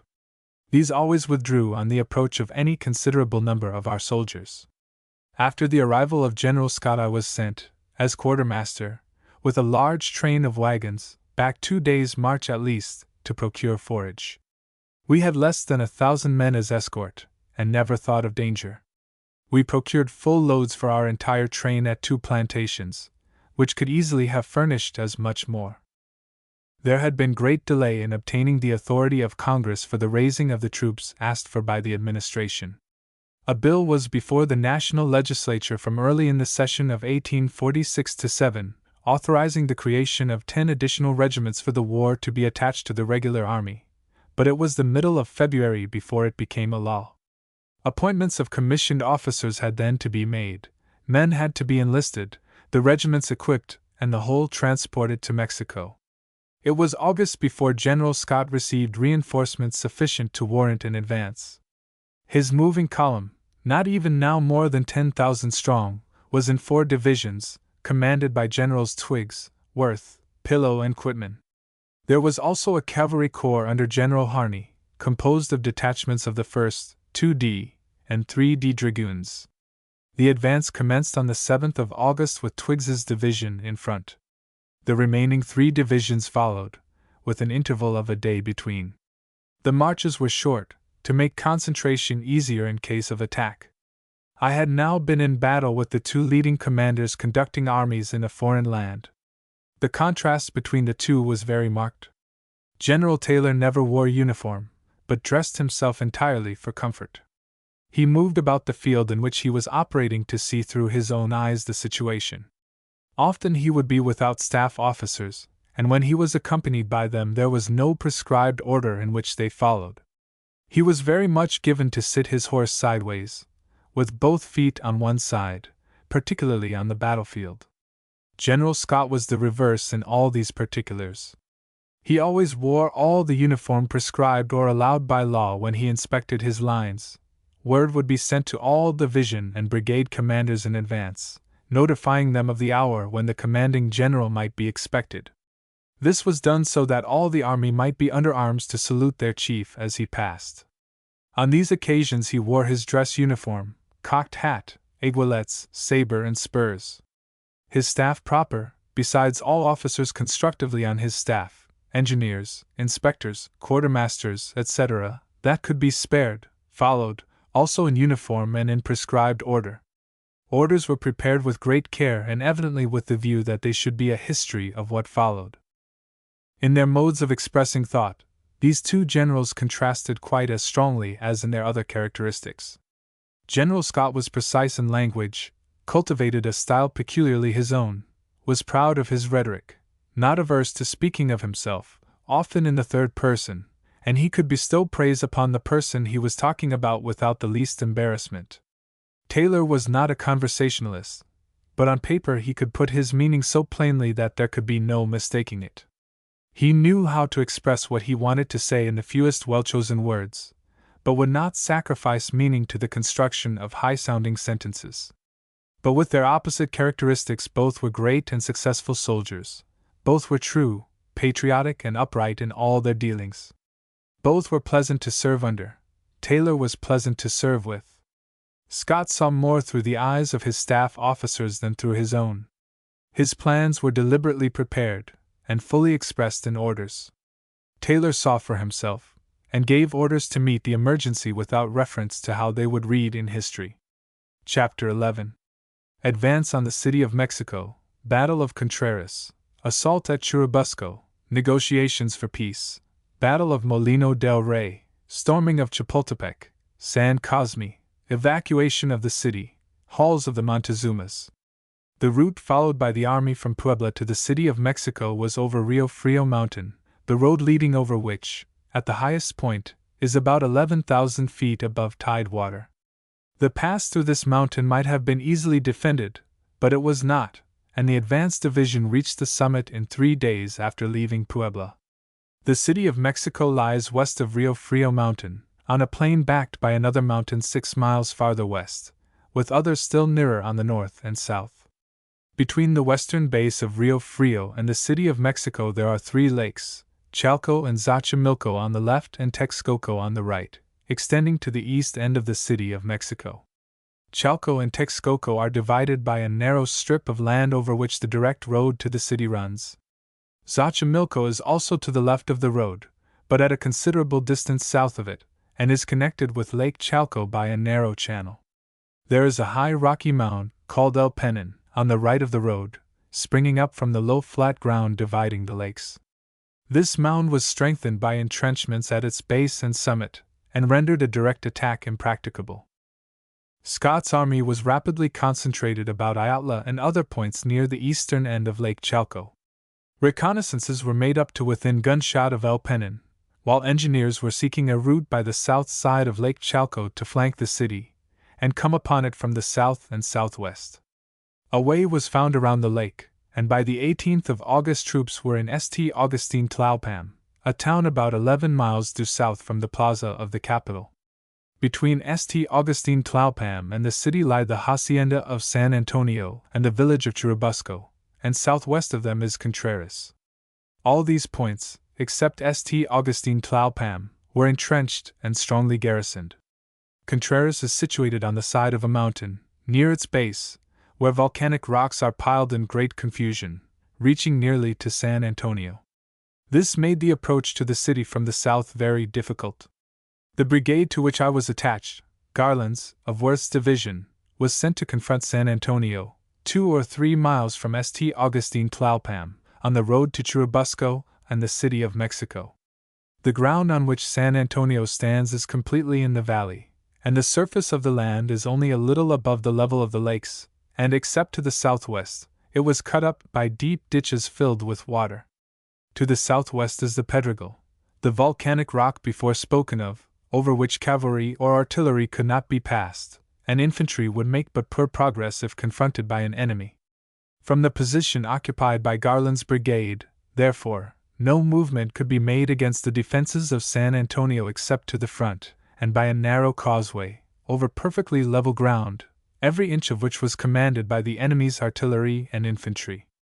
If Contreras, some 3 miles west and south, should fall into our hands, troops from there could move to the right flank of all the positions held by the enemy between us and the city. Under these circumstances, General Scott directed the holding of the front of the enemy without making an attack until further orders. On the 18th of August, the day of reaching San Agustin Tlalpam, Garland's brigade secured a position within easy range of the advanced entrenchments of San Antonio, but where his troops were protected by an artificial embankment that had been thrown up for some other purpose than defense. General Scott at once set his engineers reconnoitering the works about Contreras, and on the 19th movements were commenced to get troops into positions from which an assault could be made upon the force occupying that place. The Pedregal on the north and northeast, and the mountain on the south, made the passage by either flank of the enemy's defenses difficult, for their works stood exactly between those natural bulwarks. But a road was completed during the day and night of the 19th, and troops were got to the north and west of the enemy. This affair, like that of Cerro Gordo, was an engagement in which the officers of the Engineer Corps won special distinction. In fact, in both cases, tasks which seemed difficult at first sight were made easier for the troops that had to execute them than they would have been on an ordinary field. The very strength of each of these positions was, by the skill of the engineers, converted into a defense for the assaulting parties while securing their positions for final attack.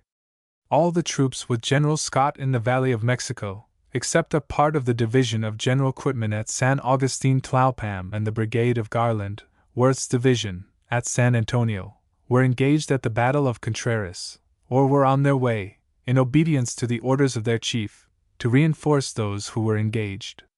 The assault was made on the morning of the 20th, and in less than half an hour from the sound of the advance the position was in our hands, with many prisoners and large quantities of ordnance and other stores. The brigade commanded by General Riley was from its position the most conspicuous in the final assault, but all did well, volunteers and regulars. From the point occupied by Garland's brigade we could see the progress made at Contreras and the movement of troops toward the flank and rear of the enemy opposing us. The Mexicans all the way back to the city could see the same thing, and their conduct showed plainly that they did not enjoy the sight. We moved out at once, and found them gone from our immediate front. Clark's brigade of Worth's division now moved west over the point of the Pedregal, and after having passed to the north sufficiently to clear San Antonio, turned east and got on the causeway leading to Churubusco and the city of Mexico. When he approached Churubusco, his left, under Colonel Hoffman, attacked a tete-de-pont at that place and brought on an engagement. About an hour after, Garland was ordered to advance directly along the causeway, and got up in time to take part in the engagement. San Antonio was found evacuated, the evacuation having probably taken place immediately upon the enemy seeing the stars and stripes waving over Contreras. The troops that had been engaged at Contreras, and even then on their way to that battlefield, were moved by a causeway west of, and parallel to the one by way of San Antonio and Churubusco. It was expected by the commanding general that these troops would move north sufficiently far to flank the enemy out of his position at Churubusco, before turning east to reach the San Antonio road, but they did not succeed in this, and Churubusco proved to be about the severest battle fought in the Valley of Mexico. General Scott, coming upon the battlefield about this juncture, ordered 2 brigades, under Shields, to move north and turn the right of the enemy. This Shields did, but not without hard fighting and heavy loss. The enemy finally gave way, leaving in our hands prisoners, artillery and small arms. The balance of the causeway held by the enemy, up to the very gates of the city, fell in like manner. I recollect at this place that some of the gunners who had stood their ground were deserters from General Taylor's army on the Rio Grande. Both the strategy and tactics displayed by General Scott in these various engagements of the 20th of August 1847 were faultless as I look upon them now, after the lapse of so many years. As before stated, the work of the engineer officers who made the reconnaissances and led the different commands to their destinations was so perfect that the chief was able to give his orders to his various subordinates with all the precision he could use on an ordinary march. I mean, up to the points from which the attack was to commence. After that point is reached, the enemy often induces a change of orders not before contemplated. The enemy outside the city outnumbered our soldiery quite 3-1, but they had become so demoralized by the succession of defeats this day, that the city of Mexico could have been entered without much further bloodshed. In fact, Captain Philip Kearny, afterwards a general in the War of the Rebellion, rode with a squadron of cavalry to the very gates of the city, and would no doubt have entered with his little force, only at that point he was badly wounded, as were several of his officers. He had not heard the call for a halt. General Franklin Pierce had joined the army in Mexico, at Puebla, a short time before the advance upon the capital commenced. He had consequently not been in any of the engagements of the war up to the Battle of Contreras. By an unfortunate fall of his horse on the afternoon of the 19th he was painfully injured. The next day, when his brigade, with the other troops engaged on the same field, was ordered against the flank and rear of the enemy guarding the different points of the road from San Agustin Tlalpan to the city, General Pierce attempted to accompany them. He was not sufficiently recovered to do so, and fainted. This circumstance gave rise to exceedingly unfair and unjust criticisms of him when he became a candidate for the presidency. Whatever General Pierce's qualifications may have been for the presidency, he was a gentleman and a man of courage. I was not a supporter of him politically, but I knew him more intimately than I did any other of the volunteer generals. General Scott abstained from entering the city at this time, because Mr. Nicholas P. Trist, the commissioner on the part of the United States to negotiate a treaty of peace with Mexico, was with the army, and either he or General Scott thought, probably both of them, that a treaty would be more possible while the Mexican government was in possession of the capital than if it was scattered and the capital in the hands of an invader. Be this as it may, we did not enter at that time. The army took up positions along the slopes of the mountains south of the city, as far west as Tacubaya. Negotiations were at once entered into with Santa Anna, who was then practically the government, and the immediate commander of all the troops engaged in defense of the country. A truce was signed which denied to either party the right to strengthen its position, or to receive reinforcements during the continuance of the armistices, but authorized General Scott to draw supplies for his army from the city in the meantime. Negotiations were commenced at once and were kept up vigorously between Mr. Trist and the commissioners appointed on the part of Mexico, until the 2d of September. At that time Mr. Trist handed in his ultimatum.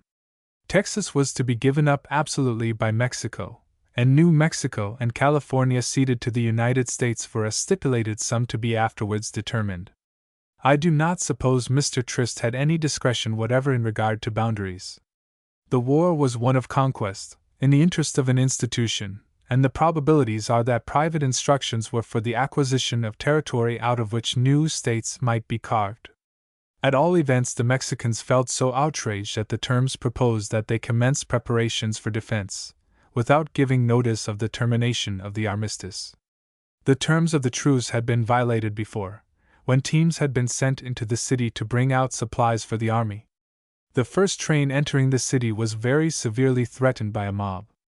This, however, was apologized for by the authorities and all responsibility for it denied, and thereafter, to avoid exciting the Mexican people and soldiery, our teams with their escorts were sent in at night, when the troops were in barracks and the citizens in bed. The circumstance was overlooked and negotiations continued. As soon as the news reached General Scott of the second violation of the armistice, about the 4th of September, he wrote a vigorous note to President Santa Anna, calling his attention to it, and receiving an unsatisfactory reply, declared the armistice at an end. General Scott, with Worth's division, was now occupying Tacubaya, a village some 4 miles southwest of the city of Mexico, and extending from the base up the mountainside for the distance of half a mile. More than a mile west, and also a little above the plain, stands Molino del Rey. The mill is a long stone structure, 1 story high and several hundred feet in length. At the period of which I speak, General Scott supposed a portion of the mill to be used as a foundry for the casting of guns. This, however, proved to be a mistake. It was valuable to the Mexicans because of the quantity of grain it contained. The building is flat-roofed, and a line of sandbags over the outer walls rendered the top quite a formidable defense for infantry. Chapultepec is a mound springing up from the plain to the height of probably 300 feet, and almost in a direct line between Molino del Rey and the western part of the city. It was fortified both on the top and on the rocky and precipitous sides. The city of Mexico is supplied with water by 2 aqueducts, resting on strong stone arches.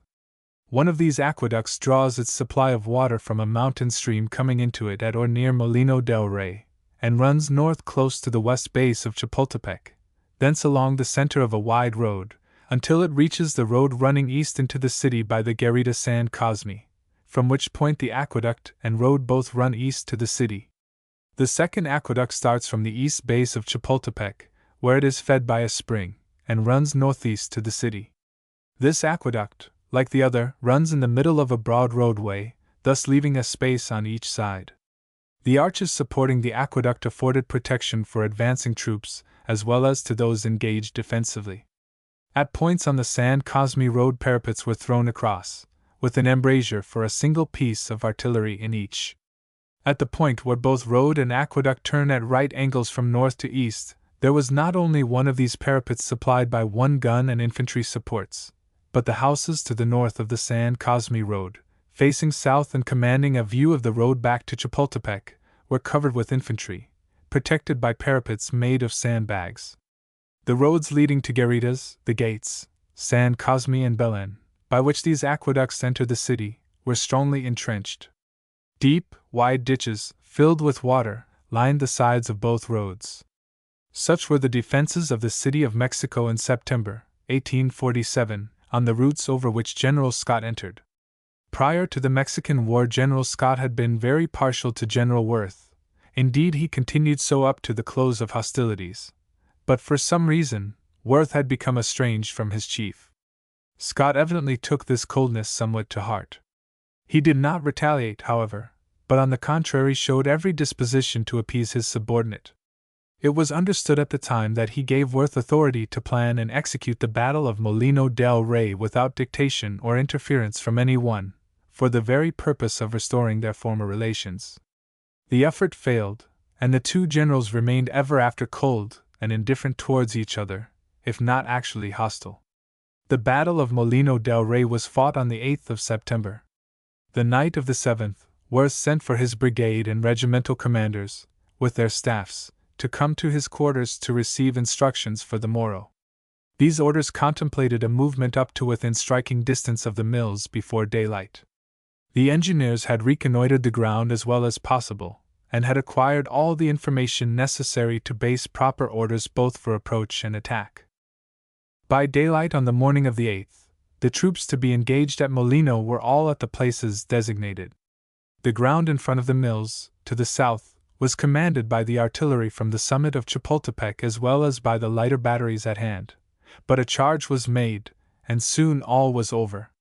Worth's troops entered the mills by every door, and the enemy beat a hasty retreat back to Chapultepec. Had this victory been followed up promptly, no doubt Americans and Mexicans would have gone over the defenses of Chapultepec so near together that the place would have fallen into our hands without further loss. The defenders of the works could not have fired upon us without endangering their own men. This was not done, and 5 days later more valuable lives were sacrificed to carry works which had been so nearly in our possession on the 8th. I do not criticize the failure to capture Chapultepec at this time. The result that followed the first assault could not possibly have been foreseen, and to profit by the unexpected advantage, the commanding general must have been on the spot and given the necessary instructions at the moment, or the troops must have kept on without orders. It is always, however, in order to follow a retreating foe, unless stopped or otherwise directed. The loss on our side at Molino del Rey was severe for the numbers engaged. It was especially so among commissioned officers. I was with the earliest of the troops to enter the mills. In passing through to the north side, looking towards Chapultepec, I happened to notice that there were armed Mexicans still on top of the building, only a few feet from many of our men. Not seeing any stairway or ladder reaching to the top of the building, I took a few soldiers, and had a cart that happened to be standing near brought up, and placing the shafts against the wall and chocking the wheels so that the cart could not back, used the shafts as a sort of ladder extending to within 3 or 4 feet of the top. By this I climbed to the roof of the building, followed by a few men, but found a private soldier had preceded me by some other way. There were still quite a number of Mexicans on the roof, among them a major and 5 or 6 officers of lower grades, who had not succeeded in getting away before our troops occupied the building. They still had their arms, while the soldier before mentioned was walking as sentry, guarding the prisoners he had surrounded, all by himself. I halted the sentinel, received the swords from the commissioned officers, and proceeded, with the assistance of the soldiers now with me, to disable the muskets by striking them against the edge of the wall, and throw them to the ground below.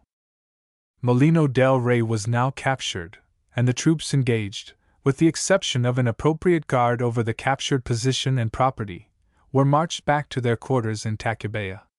The engagement did not last many minutes, but the killed and wounded were numerous for the number of troops engaged. During the night of the 11th batteries were established which could play upon the fortifications of Chapultepec.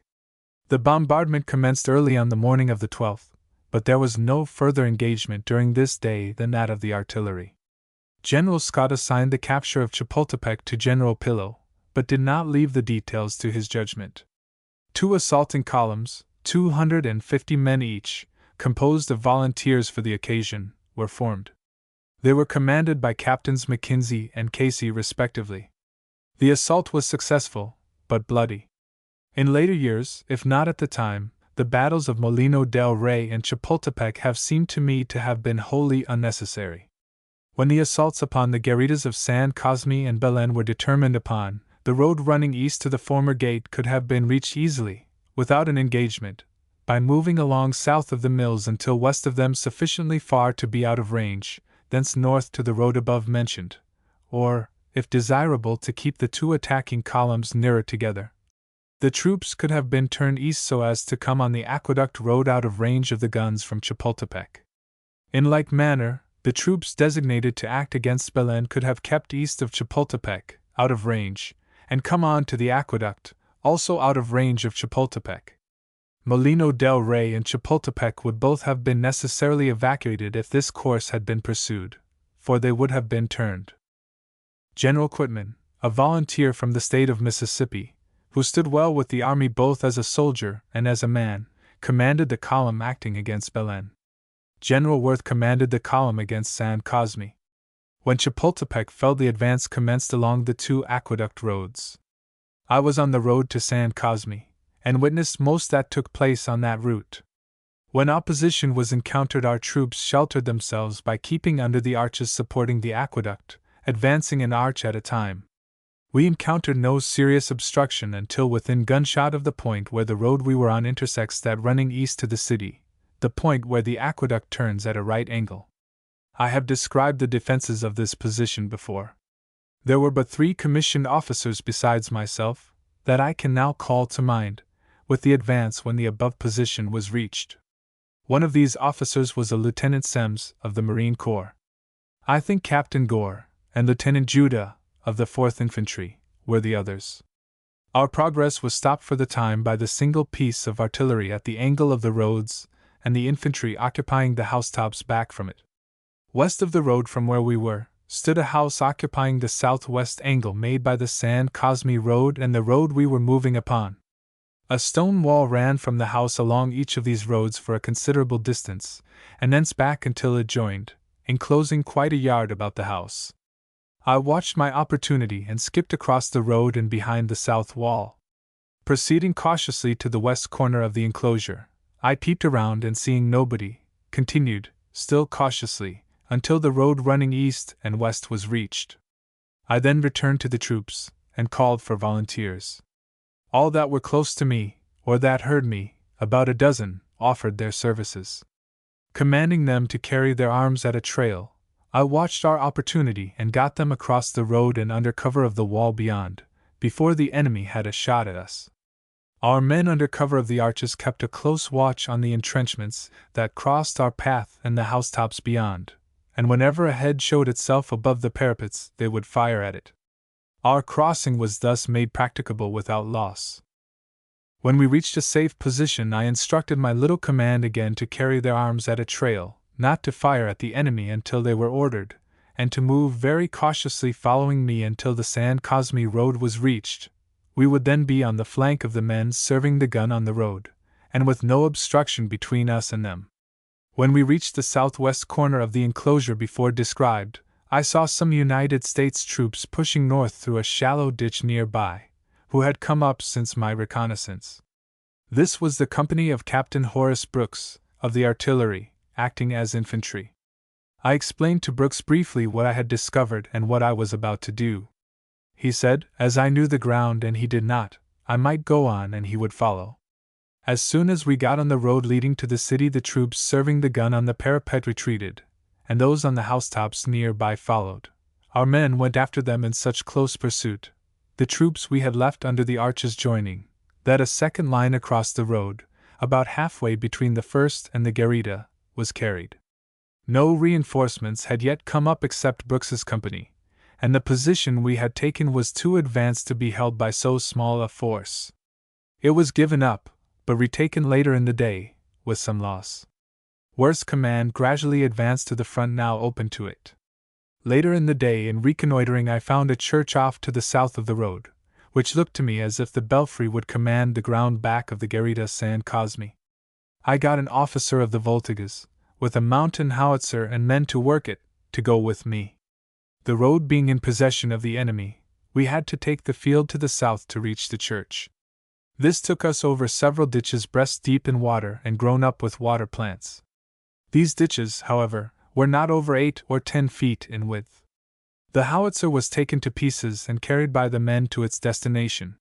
When I knocked for admission, a priest came to the door who, while extremely polite, declined to admit us. With the little Spanish then at my command, I explained to him that he might save property by opening the door, and he certainly would save himself from becoming a prisoner, for a time at least, and besides I intended to go in whether he consented or not. He began to see his duty in the same light that I did, and opened the door, though he did not look as if it gave him special pleasure to do so. The gun was carried to the belfry and put together.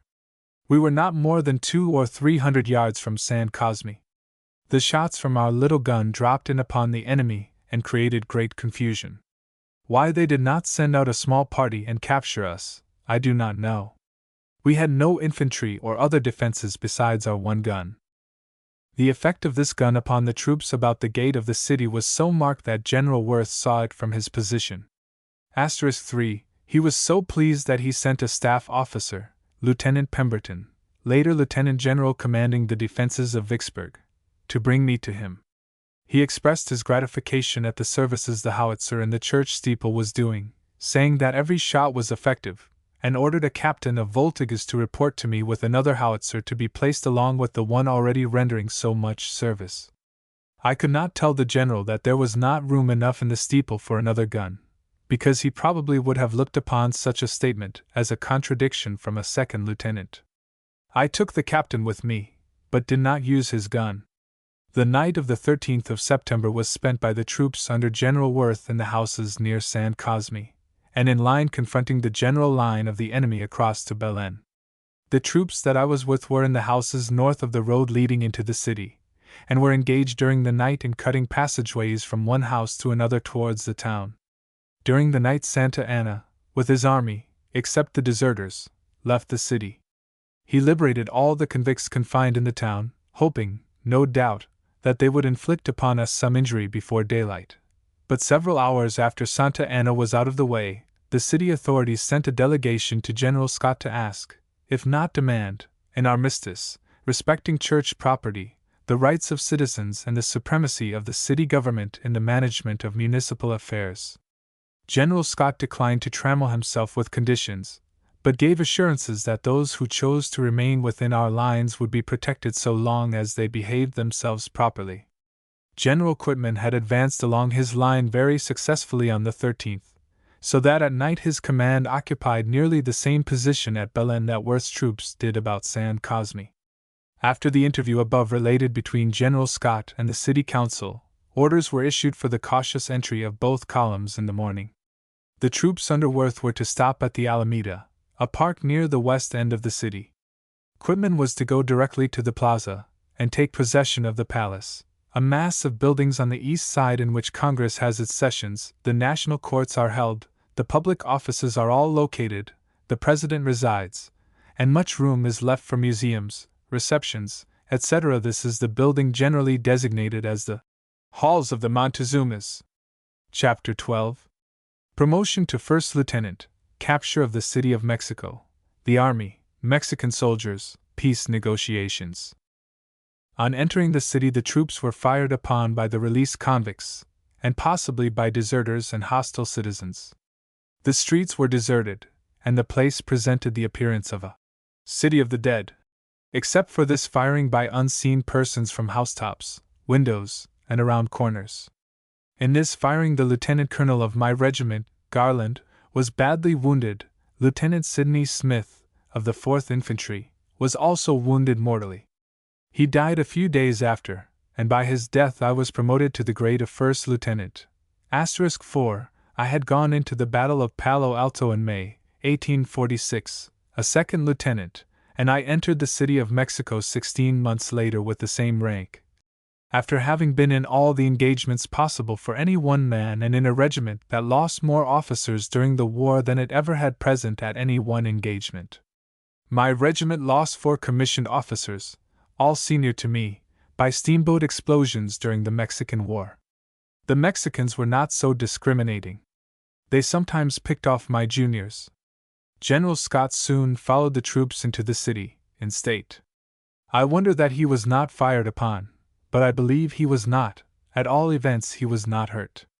He took quarters at first in the halls of the Montezumas, and from there issued his wise and discreet orders for the government of a conquered city, and for suppressing the hostile acts of liberated convicts already spoken of, orders which challenged the respect of all who study them. Lawlessness was soon suppressed, and the City of Mexico settled down into a quiet, law-abiding place. The people began to make their appearance upon the streets without fear of the invaders. Shortly afterwards, the bulk of the troops were sent from the city to the villages at the foot of the mountains, 4 or 5 miles to the south and southwest. Whether General Scott approved of the Mexican War and the manner in which it was brought about, I have no means of knowing. His orders to troops indicate only a soldierly spirit, with probably a little regard for the perpetuation of his own fame. On the other hand, General Taylor's, I think, indicate that he considered the administration accountable for the war, and felt no responsibility resting on himself further than for the faithful performance of his duties. Both generals deserve the commendations of their countrymen, and to live in the grateful memory of this people to the latest generation. Earlier in this narrative I have stated that the plain, reached after passing the mountains east of Perote, extends to the cities of Puebla and Mexico. The route traveled by the army before reaching Puebla goes over a pass in a spur of mountain coming up from the south. This pass is very susceptible of defense by a smaller against a larger force. Again, the highest point of the roadbed between Veracruz and the City of Mexico is over Rio Frio Mountain, which also might have been successfully defended by an inferior against a superior force. But by moving north of the mountains, and about 30 miles north of Puebla, both of these passes would have been avoided. The road from Perote to the City of Mexico, by this latter route, is as level as the prairies in our west. Arriving due north from Puebla, troops could have been detached to take possession of that place, and then proceeding west with the rest of the army, no mountain would have been encountered before reaching the City of Mexico. It is true this road would have brought troops in by Guadalupe, a town, church, and detached spur of mountain about 2 miles north of the capital, all bearing the same general name, and at this point Lake Texcoco comes near to the mountain, which was fortified both at the base and on the sides, but troops could have passed north of the mountain and come in only a few miles to the northwest, and so flank the position, as they actually did on the south. It has always seemed to me that this northern route to the City of Mexico would have been the better one to have taken. But my later experience has taught me 2 lessons. First, that things are seen plainer after the events have occurred. Second, that the most confident critics are generally those who know the least about the matter criticized. I know just enough about the Mexican War to approve heartily of most of the generalship, but to differ with a little of it. It is natural that an important city like Puebla should not have been passed with contempt. It may be natural that the direct road to it should have been taken, but it could have been passed, its evacuation ensured and possession acquired without danger of encountering the enemy in intricate mountain defile. In this same way, the city of Mexico could have been approached without any danger of opposition, except in the open field. But General Scott's successes are an answer to all criticism. He invaded a populous country, penetrating 260 miles into the interior, with a force at no time equal to one-half of that opposed to him. He was without a base. The enemy was always entrenched, always on the defensive. Yet he won every battle, he captured the capital, and conquered the government. Credit is due to the troops engaged, it is true, but the plans and the strategy were the general's. I had now made marches and been in battle under both General Scott and General Taylor. The former divided his force of 10,500 men into 4 columns, starting a day apart, and moving from Puebla to the capital of the nation, when it was known that an army more than twice as large as his own stood ready to resist his coming. The road was broad and the country open except in crossing the Rio Frio mountain. General Taylor pursued the same course in marching toward an enemy. He moved even in smaller bodies. I never thought at the time to doubt the infallibility of these 2 generals in all matters pertaining to their profession. I supposed they moved in small bodies because more men could not be passed over a single road on the same day with their artillery and necessary trains. Later I found the fallacy of this belief. The rebellion, which followed as a sequence to the Mexican War, never could have been suppressed if larger bodies of men could not have been moved at the same time than was the custom under Scott and Taylor. The victories in Mexico were, in every instance, over vastly superior numbers. There were 2 reasons for this. Both General Scott and General Taylor had such armies as are not often got together. At the battles of Palo Alto and Resaca de la Palma, General Taylor had a small army, but it was composed exclusively of regular troops, under the best of drill and discipline. Every officer, from the highest to the lowest, was educated in his profession, not at West Point necessarily, but in the camp, in garrison, and many of them in Indian wars. The rank and file were probably inferior, as material out of which to make an army, to the volunteers that participated in all the later battles of the war, but they were brave men, and then drill and discipline brought out all there was in them. A better army, man for man, probably never faced an enemy than the one commanded by General Taylor in the earliest 2 engagements of the Mexican War. The volunteers who followed were of better material, but without drill or discipline at the start. They were associated with so many disciplined men and professionally educated officers, that when they went into engagements it was with a confidence they would not have felt otherwise. They became soldiers themselves almost at once. All these conditions we would enjoy again in case of war. The Mexican army of that day was hardly an organization. The private soldier was picked up from the lower class of the inhabitants when wanted. His consent was not asked. He was poorly clothed, worse fed, and seldom paid. He was turned adrift when no longer wanted. The officers of the lower grades were but little superior to the men. With all this, I have seen as brave stands made by some of these men as I have ever seen made by soldiers. Now Mexico has a standing army larger than that of the United States. They have a military school modeled after West Point. Their officers are educated and, no doubt, generally brave. The Mexican War of 1846-8 would be an impossibility in this generation. The Mexicans have shown a patriotism which it would be well if we would imitate in part, but with more regard to truth. They celebrate the anniversaries of Chapultepec and Molino del Rey as of very great victories. The anniversaries are recognized as national holidays. At these 2 battles, while the United States troops were victorious, it was at very great sacrifice of life compared with what the Mexicans suffered. The Mexicans, as on many other occasions, stood up as well as any troops ever did. The trouble seemed to be the lack of experience among the officers, which led them after a certain time to simply quit, without being particularly whipped, but because they had fought enough. Their authorities of the present day grow enthusiastic over their theme when telling of these victories, and speak with pride of the large sum of money they forced us to pay in the end. With us, now 20 years after the close of the most stupendous war ever known, we have writers, who profess devotion to the nation, engaged in trying to prove that the Union forces were not victorious. Practically, they say, we were slashed around from Donelson to Vicksburg and to Chattanooga, and in the east from Gettysburg to Appomattox, when the physical rebellion gave out from sheer exhaustion. There is no difference in the amount of romance in the two stories. I would not have the anniversaries of our victories celebrated, nor those of our defeats made fast days and spent in humiliation and prayer, but I would like to see truthful history written. Such history will do full credit to the courage, endurance, and soldierly ability of the American citizen, no matter what section of the country he hailed from, or in what ranks he fought.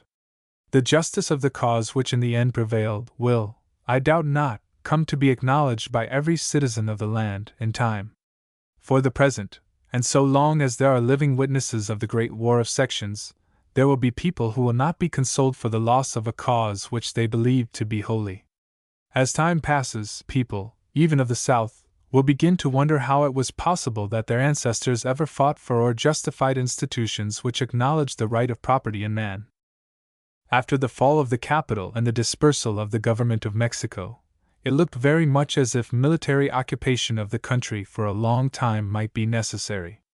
General Scott at once began the preparation of orders, regulations, and laws in view of this contingency.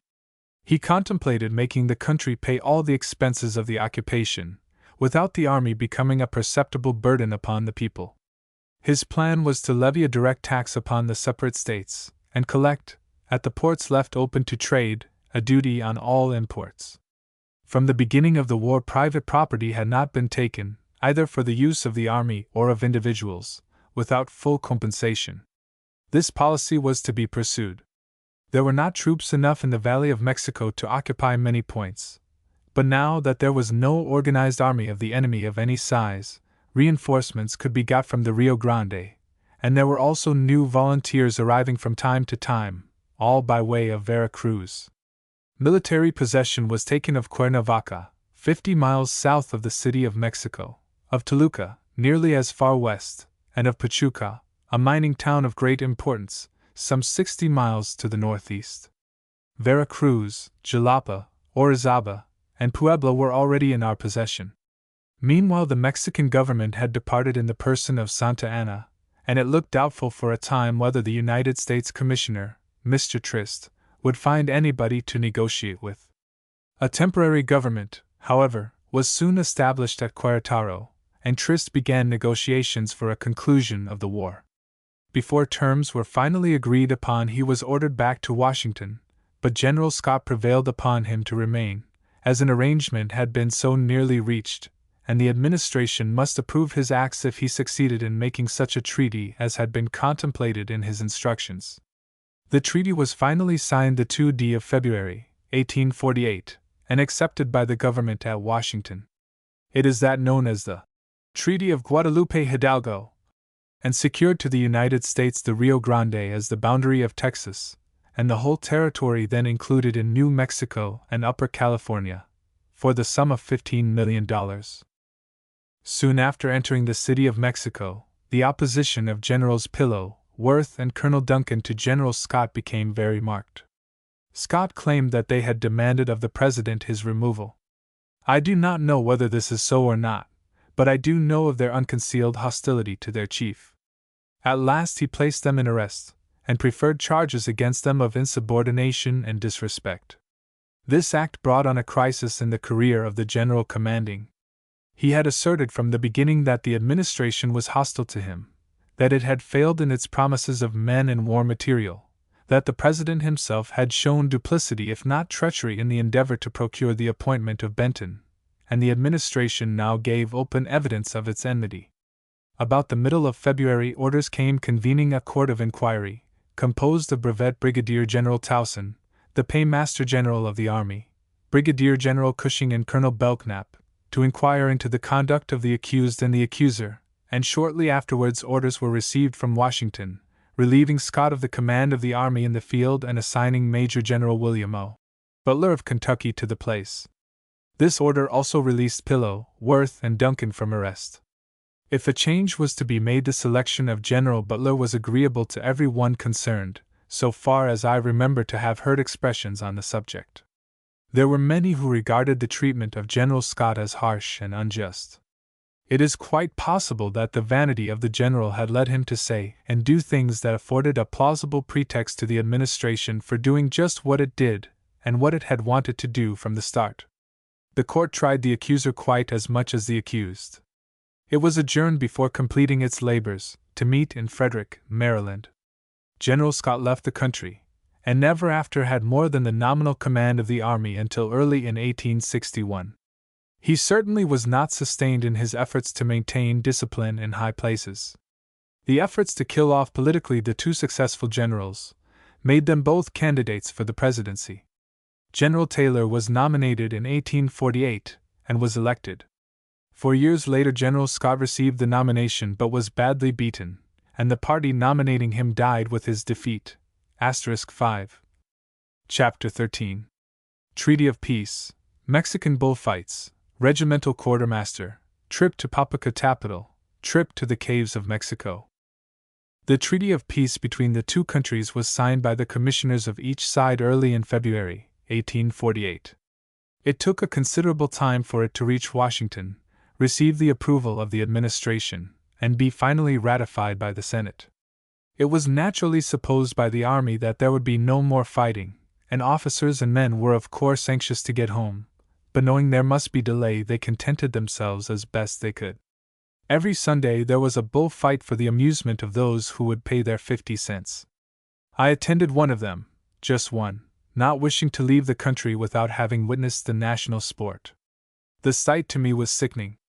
I could not see how human beings could enjoy the sufferings of beasts, and often of men, as they seemed to do on these occasions. At these sports there are usually from 4 to 6 bulls sacrificed. The audience occupies seats around the ring in which the exhibition is given, each seat but the foremost rising higher than the one in front, so that every one can get a full view of the sport. When all is ready, a bull is turned into the ring. 3 or 4 men come in, mounted on the merest skeletons of horses, blind or blindfolded, and so weak that they could not make a sudden turn with their riders without danger of falling down. The men are armed with spears having a point as sharp as a needle. Other men enter the arena on foot, armed with red flags and explosives about the size of a musket cartridge. To each of these explosives is fastened a barbed needle which serves the purpose of attaching them to the bull by running the needle into the skin. Before the animal is turned loose, a lot of these explosives are attached to him.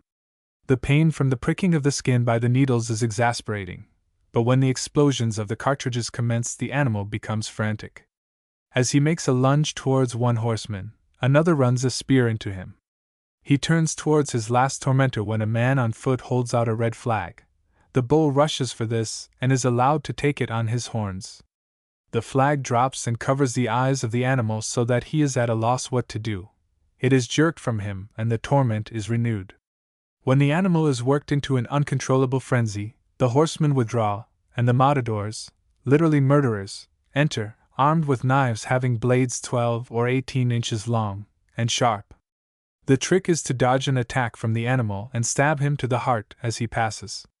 If these efforts fail, the bull is finally lassoed, held fast, and killed by driving a knife blade into the spinal column just back of the horns. He is then dragged out by horses or mules, another is let into the ring, and the same performance is renewed. On the occasion when I was present, one of the bulls was not turned aside by the attacks in the rear, the presentations of the red flag, etc., etc., but kept right on, and placing his horns under the flanks of a horse threw him and his rider to the ground with great force. The horse was killed and the rider lay prostrate as if dead. The bull was then lassoed and killed in the manner above described. Men came in and carried the dead man off in a litter. When the slaughtered bull and horse were dragged out, a fresh bull was turned into the ring. Conspicuous among the spectators was the man who had been carried out on a litter but a few minutes before. He was only dead so far as that performance went, but the corpse was so lively that it could not forego the chance of witnessing the discomfiture of some of his brethren who might not be so fortunate. There was a feeling of disgust manifested by the audience to find that he had come to life again. I confess that I felt sorry to see the cruelty to the bull and the horse. I did not stay for the conclusion of the performance, but while I did stay, there was not a bull killed in the prescribed way. Bullfights are now prohibited in the Federal District, embracing a territory around the city of Mexico, somewhat larger than the District of Columbia, and they are not an institution in any part of the country. During one of my recent visits to Mexico, bullfights were got up in my honor at Puebla and at Pachuca. I was not notified in advance so as to be able to decline and thus prevent the performance, but in both cases I civilly declined to attend. Another amusement of the people of Mexico of that day, and one which nearly all indulged in, male and female, old and young, priest and layman, was Monte playing. Regular feast weeks were held every year at what was then known as St. Augustine Tlalpan, 11 miles out of town. There were dealers to suit every class and condition of people. In many of the booths tlacos, the copper coin of the country, 4 of them making 6 1/4 cents of our money, were piled up in great quantities, with some silver, to accommodate the people who could not bet more than a few pennies at a time. In other booths silver formed the bulk of the capital of the bank, with a few doubloons to be changed if there should be a run of luck against the bank. In some there was no coin except gold. Here the rich were said to bet away their entire estates in a single day. All this is stopped now. For myself, I was kept somewhat busy during the winter of 1847-8. My regiment was stationed in Tacubaya. I was regimental quartermaster and commissary. General Scott had been unable to get clothing for the troops from the north. The men were becoming, well, they needed clothing. Material had to be purchased, such as could be obtained, and people employed to make it up into Yankee uniforms. A quartermaster in the city was designated to attend to this special duty, but clothing was so much needed that it was seized as fast as made up. A regiment was glad to get a dozen suits at a time. I had to look after this matter for the 4th Infantry. Then our regimental fund had run down, and some of the musicians in the band had been without their extra pay for a number of months. The regimental bands at that day were kept up partly by pay from the government, and partly by pay from the regimental fund. There was authority of law for enlisting a certain number of men as musicians. So many could receive the pay of non-commissioned officers of the various grades, and the remainder the pay of privates. This would not secure a band leader, nor good players on certain instruments. In garrison there are various ways of keeping up a regimental fund sufficient to give extra pay to musicians, establish libraries and 10-pin alleys, subscribe to magazines and furnish many extra comforts to the men. The best device for supplying the fund is to issue bread to the soldiers instead of flour. The ration used to be 18 ounces per day of either flour or bread, and 100 pounds of flour will make 140 pounds of bread. This saving was purchased by the commissary for the benefit of the fund.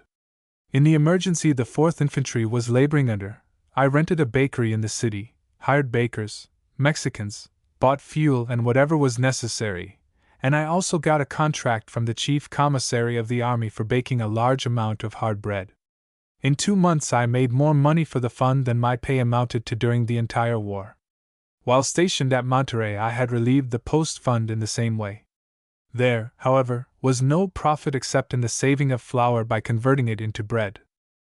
In the spring of 1848 a party of officers obtained leave to visit Popocatépetl, the highest volcano in America, and to take an escort. I went with the party, many of whom afterwards occupied conspicuous positions before the country. Of those who went south and attained high rank, there was Lieutenant Richard Anderson, who commanded a corps at Spotsylvania, Captain Sibley, a major general, and, after the war, for a number of years in the employ of the Khedive of Egypt, Captain George Crittenden, a rebel general, S. B. Buckner, who surrendered Fort Donelson, and Mansfield Lovell, who commanded at New Orleans before that city fell into the hands of the national troops. Of those who remained on our side there were Captain Andrew Porter, Lieutenant C. P. Stone and Lieutenant Z. B. Tower. There were quite a number of other officers, whose names I cannot recollect. At a little village, Ozumba, near the base of Popocatépetl, where we purposed to commence the ascent, we procured guides and 2 pack mules with forage for our horses. High up on the mountain there was a deserted house of 1 room, called the Vaqueria, which had been occupied years before by men in charge of cattle ranging on the mountain. The pasturage up there was very fine when we saw it, and there were still some cattle, descendants of the former domestic herd, which had now become wild. It was possible to go on horseback as far as the Vaquiria, though the road was somewhat hazardous in places. Sometimes it was very narrow with a yawning precipice on one side, hundreds of feet down to a roaring mountain torrent below, and almost perpendicular walls on the other side. At one of these places one of our mules loaded with 2 sacks of barley, one on each side, the two about as big as he was, struck his load against the mountainside and was precipitated to the bottom. The descent was steep but not perpendicular. The mule rolled over and over until the bottom was reached, and we supposed of course the poor animal was dashed to pieces. What was our surprise, not long after we had gone into bivouac, to see the lost mule, cargo and owner coming up the ascent. The load had protected the animal from serious injury, and his owner had gone after him and found a way back to the path leading up to the hut where we were to stay. The night at the Vaquiria was one of the most unpleasant I ever knew. It was very cold and the rain fell in torrents. A little higher up the rain ceased and snow began. The wind blew with great velocity. The log cabin we were in had lost the roof entirely on one side, and on the other it was hardly better than a sieve. There was little or no sleep that night. As soon as it was light the next morning, we started to make the ascent to the summit. The wind continued to blow with violence, and the weather was still cloudy, but there was neither rain nor snow. The clouds, however, concealed from our view the country below us, except at times a momentary glimpse could be got through a clear space between them. The wind carried the loose snow around the mountainsides in such volumes as to make it almost impossible to stand up against it. We labored on, until it became evident that the top could not be reached before night, if at all in such a storm, and we concluded to return. The descent was easy and rapid, though dangerous, until we got below the snow line. At the cabin we mounted our horses, and by night were at Ozumba. The fatigues of the day and the loss of sleep the night before drove us to bed early. Our beds consisted of a place on the dirt floor with a blanket under us. Soon all were asleep, but long before morning first one and then another of our party began to cry out with excruciating pain in the eyes. Not one escaped it. By morning the eyes of half the party were so swollen that they were entirely closed. The others suffered pain equally. The feeling was about what might be expected from the prick of a sharp needle at a white heat. We remained in quarters until the afternoon, bathing our eyes in cold water. This relieved us very much, and before night the pain had entirely left. The swelling, however, continued, and about half the party still had their eyes entirely closed, but we concluded to make a start back, those who could see a little leading the horses of those who could not see at all. We moved back to the village of Emeka, some 6 miles, and stopped again for the night. The next morning all were entirely well and free from pain. The weather was clear and Popocatépetl stood out in all its beauty, the top looking as if not a mile away, and inviting us to return. About half the party were anxious to try the ascent again, and concluded to do so. The remainder, I was with the remainder, concluded that we had got all the pleasure there was to be had out of mountain climbing, and that we would visit the great caves of Mexico, some 90 miles from where we then were, on the road to Acapulco. The party that ascended the mountain the second time succeeded in reaching the crater at the top, with but little of the labor they encountered in their first attempt. 3 of them, Anderson, Stone and Buckner, wrote accounts of their journey, which were published at the time. I made no notes of this excursion, and have read nothing about it since, but it seems to me that I can see the whole of it as vividly as if it were but yesterday. I have been back at Emeka, and the village beyond, twice in the last 5 years. The scene had not changed materially from my recollection of it. The party which I was with moved south down the valley to the town of Cuantla, some 40 miles from Emeka. The latter stands on the plain at the foot of Popocatépetl, at an elevation of about 8,000 feet above tide water. The slope down is gradual as the traveler moves south, but one would not judge that, in going to Cuantla, descent enough had been made to occasion a material change in the climate and productions of the soil, but such is the case. In the morning we left a temperate climate where the cereals and fruits are those common to the United States. We halted in the evening in a tropical climate where the orange and banana, the coffee and the sugar cane were flourishing. We had been traveling, apparently, on a plain all day, but in the direction of the flow of water. Soon after the capture of the city of Mexico, an armistice had been agreed to, designating the limits beyond which troops of the respective armies were not to go during its continuance. Our party knew nothing about these limits. As we approached Cuantla, bugles sounded the assembly, and soldiers rushed from the guardhouse in the edge of the town towards us. Our party halted, and I tied a white pocket handkerchief to a stick and, using it as a flag of truce, proceeded on to the town. Captain Sibley and Porter followed a few hundred yards behind. I was detained at the guardhouse until a messenger could be dispatched to the quarters of the commanding general, who authorized that I should be conducted to him.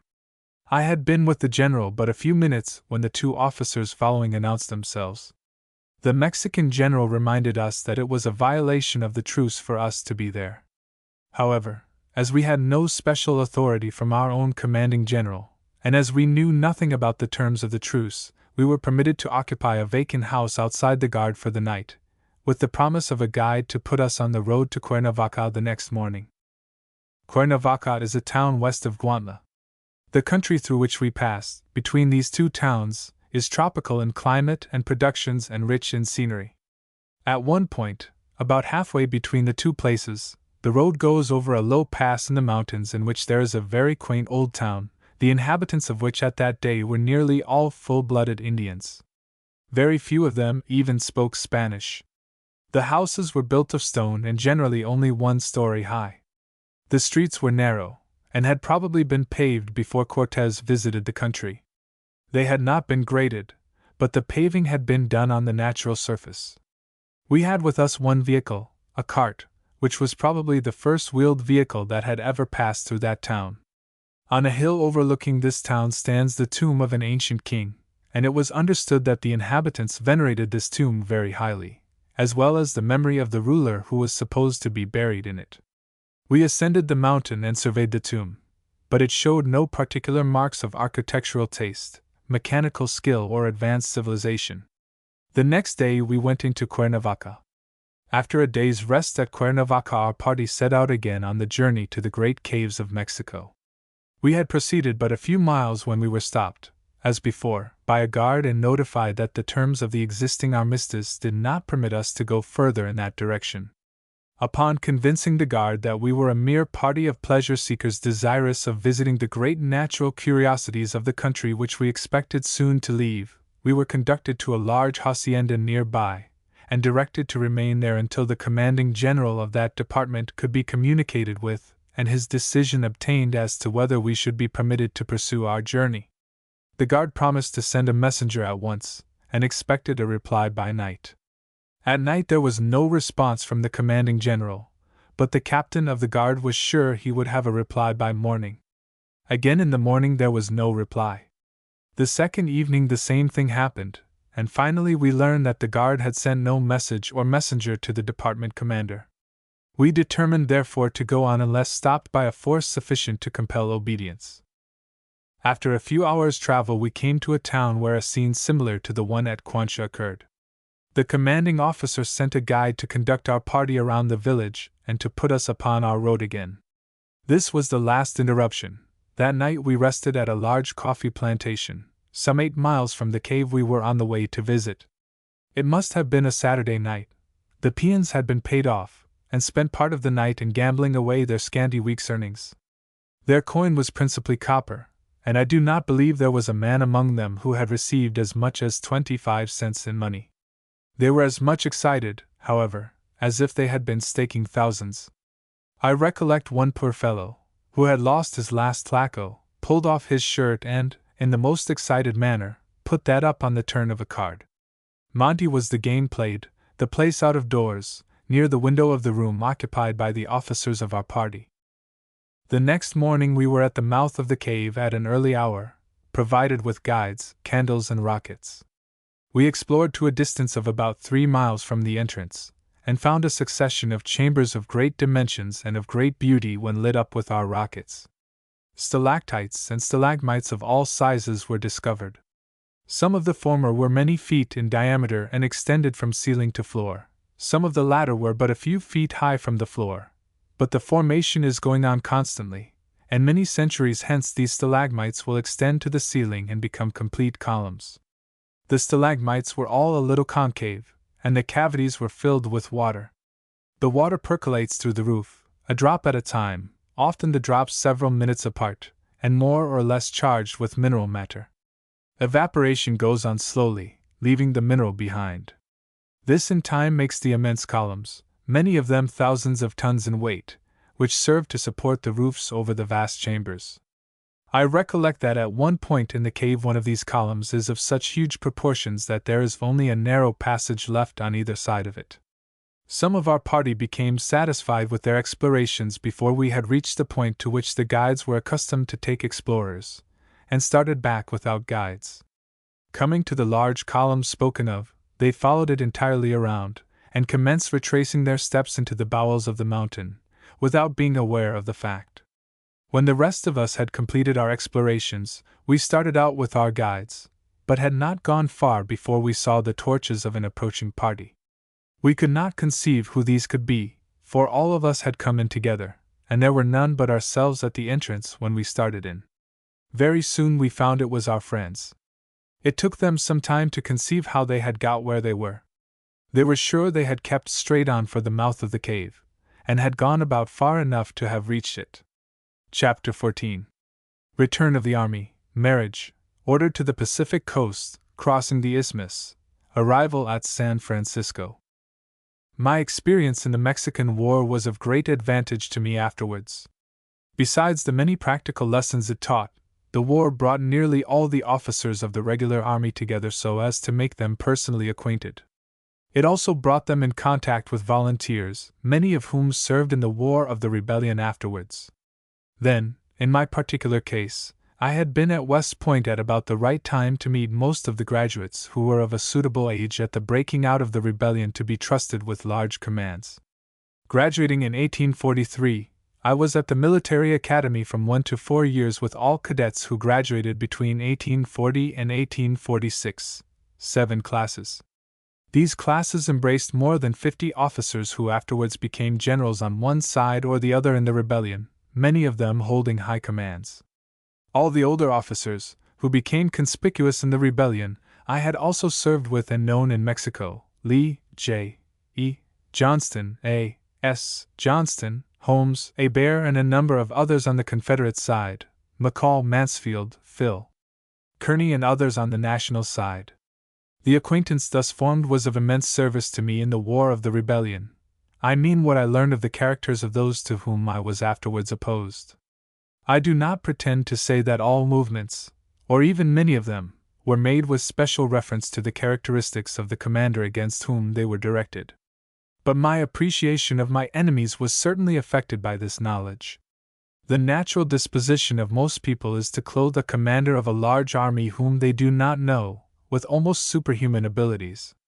A large part of the national army, for instance, and most of the press of the country, clothed generally with just such qualities, but I had known him personally, and knew that he was mortal, and it was just as well that I felt this. The Treaty of Peace was at last ratified, and the evacuation of Mexico by United States troops was ordered. Early in June the troops in the city of Mexico began to move out. Many of them, including the brigade to which I belonged, were assembled at Jalapa, above the Vomito, to await the arrival of transports at Vera Cruz. But with all this precaution my regiment and others were in camp on the sand beach in a July sun, for about a week before embarking, while the fever raged with great virulence in Vera Cruz, not 2 miles away. I can call to mind only one person, an officer, who died of the disease. My regiment was sent to Pascagoula, Mississippi, to spend the summer. As soon as it was settled in camp I obtained a leave of absence for 4 months and proceeded to St. Louis. On the 22d of August, 1848, I was married to Miss Julia Dent, the lady of whom I have before spoken. We visited my parents and relations in Ohio, and, at the end of my leave, proceeded to my post at Sackett's Harbor, New York. In April following I was ordered to Detroit, Michigan, where 2 years were spent with but few important incidents. The present Constitution of the state of Michigan was ratified during this time. By the terms of one of its provisions, all citizens of the United States residing within the state at the time of the ratification became citizens of Michigan also. During my stay in Detroit, there was an election for city officers. Mr. Zachariah Chandler was the candidate of the Whigs for the office of mayor, and was elected, although the city was then reckoned Democratic. All the officers stationed there at the time who offered their votes were permitted to cast them. I did not offer mine, however, as I did not wish to consider myself a citizen of Michigan. This was Mr. Chandler's first entry into politics, a career he followed ever after with great success, and in which he died enjoying the friendship, esteem, and love of his countrymen. In the spring of 1851 the garrison at Detroit was transferred to Sackett's Harbor, and in the following spring the entire 4th Infantry was ordered to the Pacific coast. It was decided that Mrs. Grant should visit my parents at first for a few months, and then remain with her own family at their St. Louis home until an opportunity offered of sending for her. In the month of April the regiment was assembled at Governor's Island, New York Harbor, and on the 5th of July 8 companies sailed for Aspinwall. We numbered a little over 700 persons, including the families of officers and soldiers. Passage was secured for us on the old steamer Ohio, commanded at the time by Captain Schenck, of the Navy. It had not been determined, until a day or two before starting, that the 4th Infantry should go by the Ohio. Consequently, a complement of passengers had already been secured. The addition of over 700 to this list crowded the steamer most uncomfortably, especially for the tropics in July. In 8 days Aspinwall was reached. At that time the streets of the town were 8 or 10 inches under water, and foot passengers passed from place to place on raised footwalks. July is at the height of the wet season on the isthmus. At intervals the rain would pour down in streams, followed in not many minutes by a blazing, tropical summer's Sunday. These alternate changes, from rain to sunshine, were continuous in the afternoons. I wondered how any person could live many months in Aspinwall, and wondered still more why anyone tried. In the summer of 1852 the Panama Railroad was completed only to the point where it now crosses the Chagres River. From there passengers were carried by boats to Gorgona, at which place they took mules for Panama, some 25 miles further. Those who traveled over the isthmus in those days will remember that boats on the Chagres River were propelled by natives not inconveniently burdened with clothing. These boats carried 30 to 40 passengers each. The crews consisted of 6 men to a boat, armed with long poles. There were planks wide enough for a man to walk on conveniently, running along the sides of each boat from end to end. The men would start from the bow, place one end of their poles against the river bottom, brace their shoulders against the other end, and then walk to the stern as rapidly as they could. In this way from a mile to a mile and a half an hour could be made, against the current of the river. I, as regimental quartermaster, had charge of the public property, and had also to look after the transportation. A contract had been entered into with the steamship company in New York for the transportation of the regiment to California, including the Isthmus Transit. A certain amount of baggage was allowed per man, and saddle animals were to be furnished to commissioned officers and to all disabled persons. The regiment, with the exception of one company left as guards to the public property, camp and garrison equipage principally, and the soldiers with families, took boats, propelled as above described, for Gorgona. From this place they marched to Panama, and were soon comfortably on the steamer anchored in the bay, some 3 or 4 miles from the town. I, with one company of troops and all the soldiers with families, all the tents, mess chests and camp kettles, was sent to Cruces, a town a few miles higher up the Chagres River than Gorgona. There I found an impecunious American who had taken the contract to furnish transportation for the regiment at a stipulated price per £100 for the freight, and so much for each saddle animal. But when we reached Cruces there was not a mule, either for pack or saddle, in the place. The contractor promised that the animals should be on hand in the morning. In the morning he said that they were on the way from some imaginary place, and would arrive in the course of the day. This went on until I saw that he could not procure the animals at all at the price he had promised to furnish them for. The unusual number of passengers that had come over on the steamer, and the large amount of freight to pack, had created an unprecedented demand for mules. Some of the passengers paid as high as $40 for the use of a mule to ride 25 miles, when the mule would not have sold for $10 in that market at other times. Meanwhile, the cholera had broken out, and men were dying every hour. To diminish the food for the disease, I permitted the company detailed with me to proceed to Panama. The captain and the doctors accompanied the men, and I was left alone with the sick and the soldiers who had families. The regiment at Panama was also affected with the disease, but there were better accommodations for the well on the steamer, and a hospital, for those taken with the disease, on an old hulk anchored a mile off. There were also hospital tents on shore on the island of Flamingo, which stands in the bay. I was about a week at Cruces before transportation began to come in. About 1/3 of the people with me died, either at Cruces or on the way to Panama. There was no agent of the transportation company at Cruces to consult, or to take the responsibility of procuring transportation at a price which would secure it. I therefore myself dismissed the contractor and made a new contract with a native, at more than double the original price.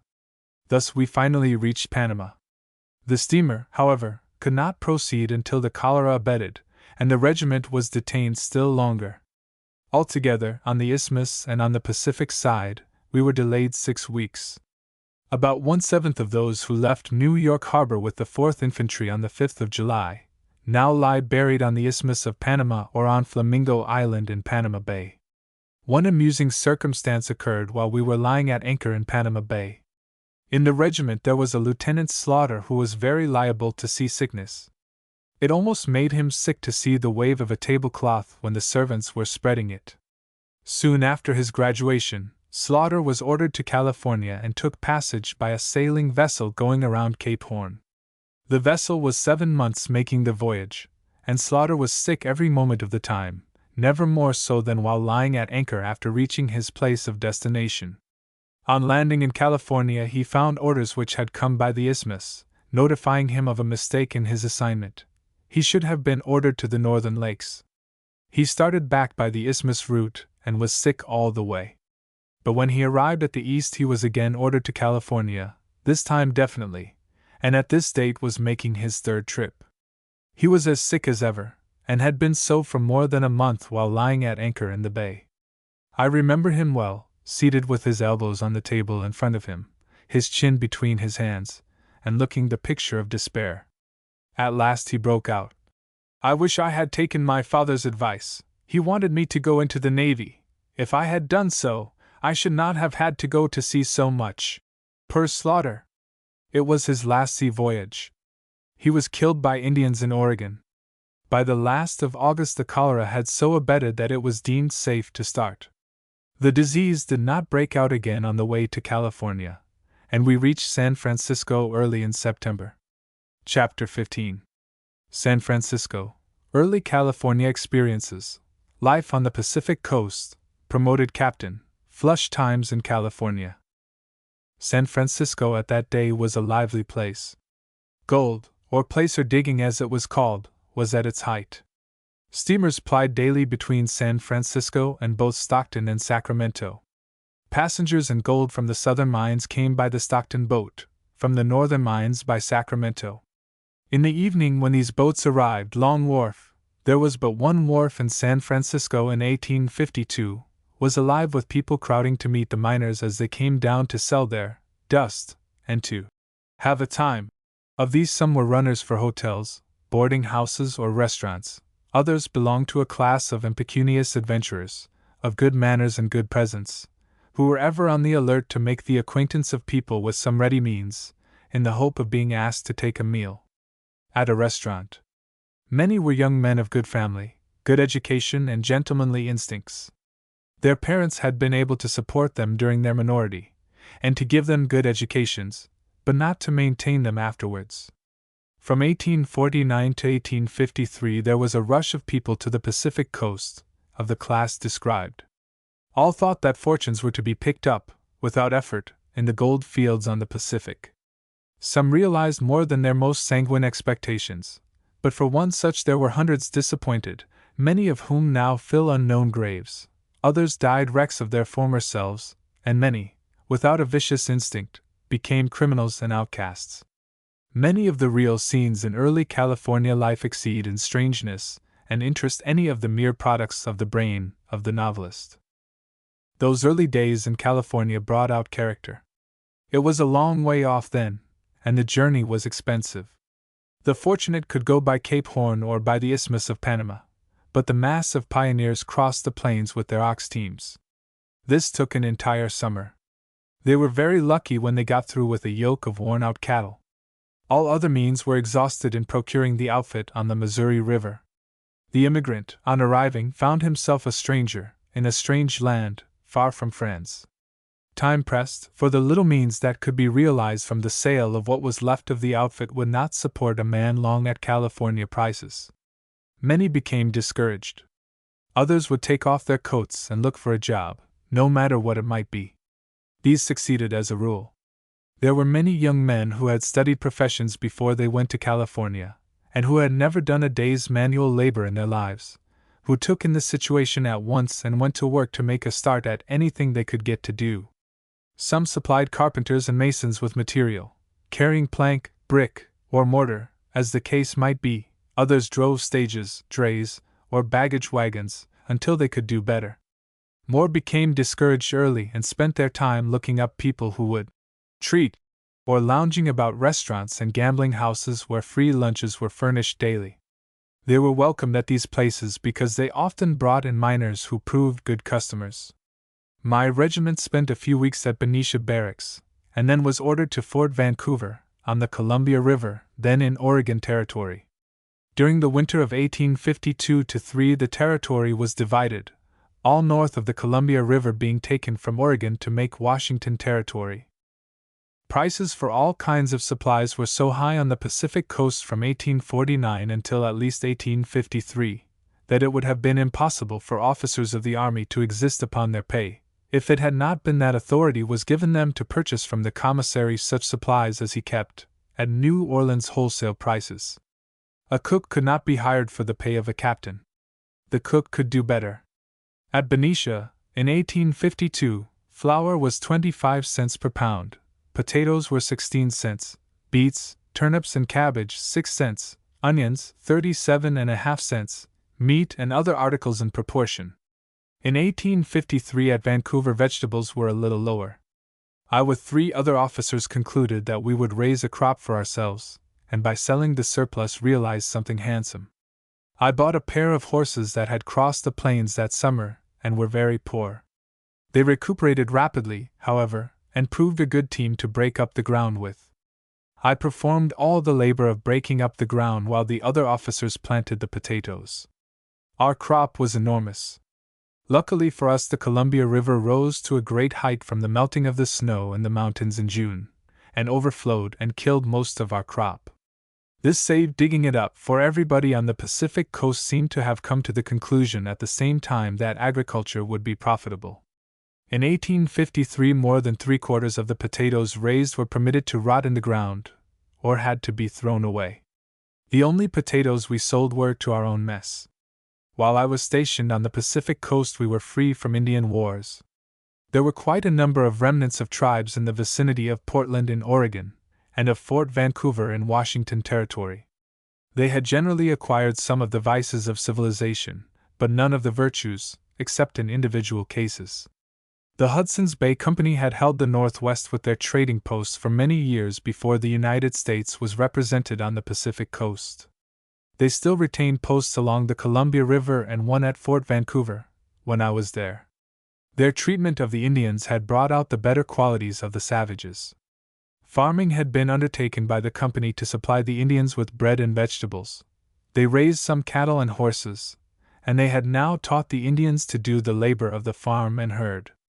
They always compensated them for their labor, and always gave them goods of uniform quality and at uniform price. Before the advent of the American, the medium of exchange between the Indian and the white man was pelts. Afterward it was silver coin. If an Indian received in the sale of a horse a $50 gold piece, not an infrequent occurrence, the first thing he did was to exchange it for American half-dollars. These he could count. He would then commence his purchases, paying for each article separately, as he got it. He would not trust anyone to add up the bill and pay it all at once. At that day, $50 gold pieces, not the issue of the government, were common on the Pacific coast. They were called slugs. The Indians, along the lower Columbia as far as the Cascades and on the lower Willamette, died off very fast during the year I spent in that section, for besides acquiring the vices of the white people, they had acquired also their diseases. The measles and the smallpox were both amazingly fatal. In their wild state, before the appearance of the white man among them, the principal complaints they were subject to were those produced by long involuntary fasting, violent exercise in pursuit of game, and overeating. Instinct more than reason had taught them a remedy for these ills. It was the steam bath. Something like a bake oven was built, large enough to admit a man lying down. Bushes were stuck in the ground in 2 rows, about 6 feet long and some 2 or 3 feet apart. Other bushes connected the rows at one end. The tops of the bushes were drawn together to interlace, and confined in that position. The whole was then plastered over with wet clay until every opening was filled.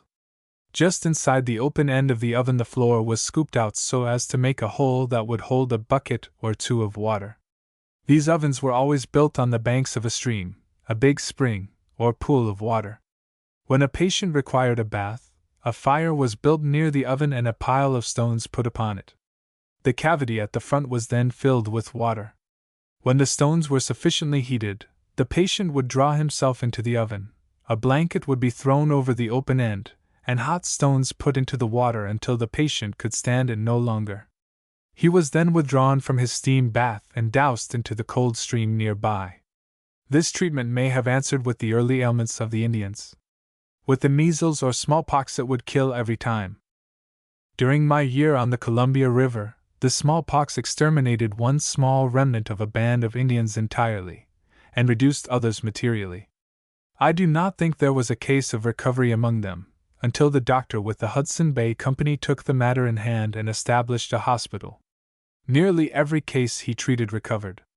I never, myself, saw the treatment described in the preceding paragraph, but have heard it described by persons who have witnessed it. The decimation among the Indians I knew of personally, and the hospital, established for their benefit, was a Hudson's Bay building not a stone's throw from my own quarters. The death of Colonel Bliss, of the Adjutant General's Department, which occurred July 5, 1853, promoted me to the captaincy of a company then stationed at Humboldt Bay, California. The notice reached me in September of the same year, and I very soon started to join my new command. There was no way of reaching Humboldt at that time except to take passage on a San Francisco sailing vessel going after lumber. Redwood, a species of cedar, which on the Pacific coast takes the place filled by white pine in the east, then abounded on the banks of Humboldt Bay. There were extensive sawmills engaged in preparing this lumber for the San Francisco market, and sailing vessels, used in getting it to market, furnished the only means of communication between Humboldt and the balance of the world. I was obliged to remain in San Francisco for several days before I found a vessel. This gave me a good opportunity of comparing the San Francisco of 1852 with that of 1853. As before stated, there had been but one wharf in front of this city in 1852, Long Wharf. In 1853 the town had grown out into the bay beyond what was the end of this wharf when I first saw it. Streets and houses had been built out on piles where the year before the largest vessels visiting the port lay at anchor or tied to the wharf. There was no filling under the streets or houses. San Francisco presented the same general appearance as the year before, that is, eating, drinking, and gambling houses were conspicuous for their number and publicity. They were on the first floor, with doors wide open. At all hours of the day and night in walking the streets, the eye was regaled, on every block near the waterfront, by the sight of players at faro.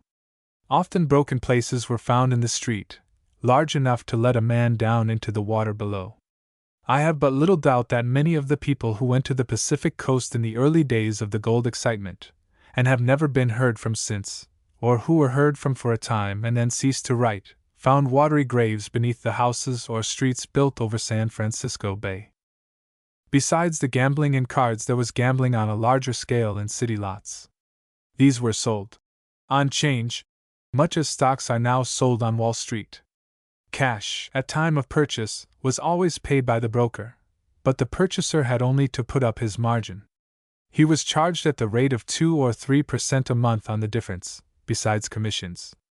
The sand hills, some of them almost inaccessible to foot passengers, were surveyed off and mapped into 50 vara lots, a vara being a Spanish yard.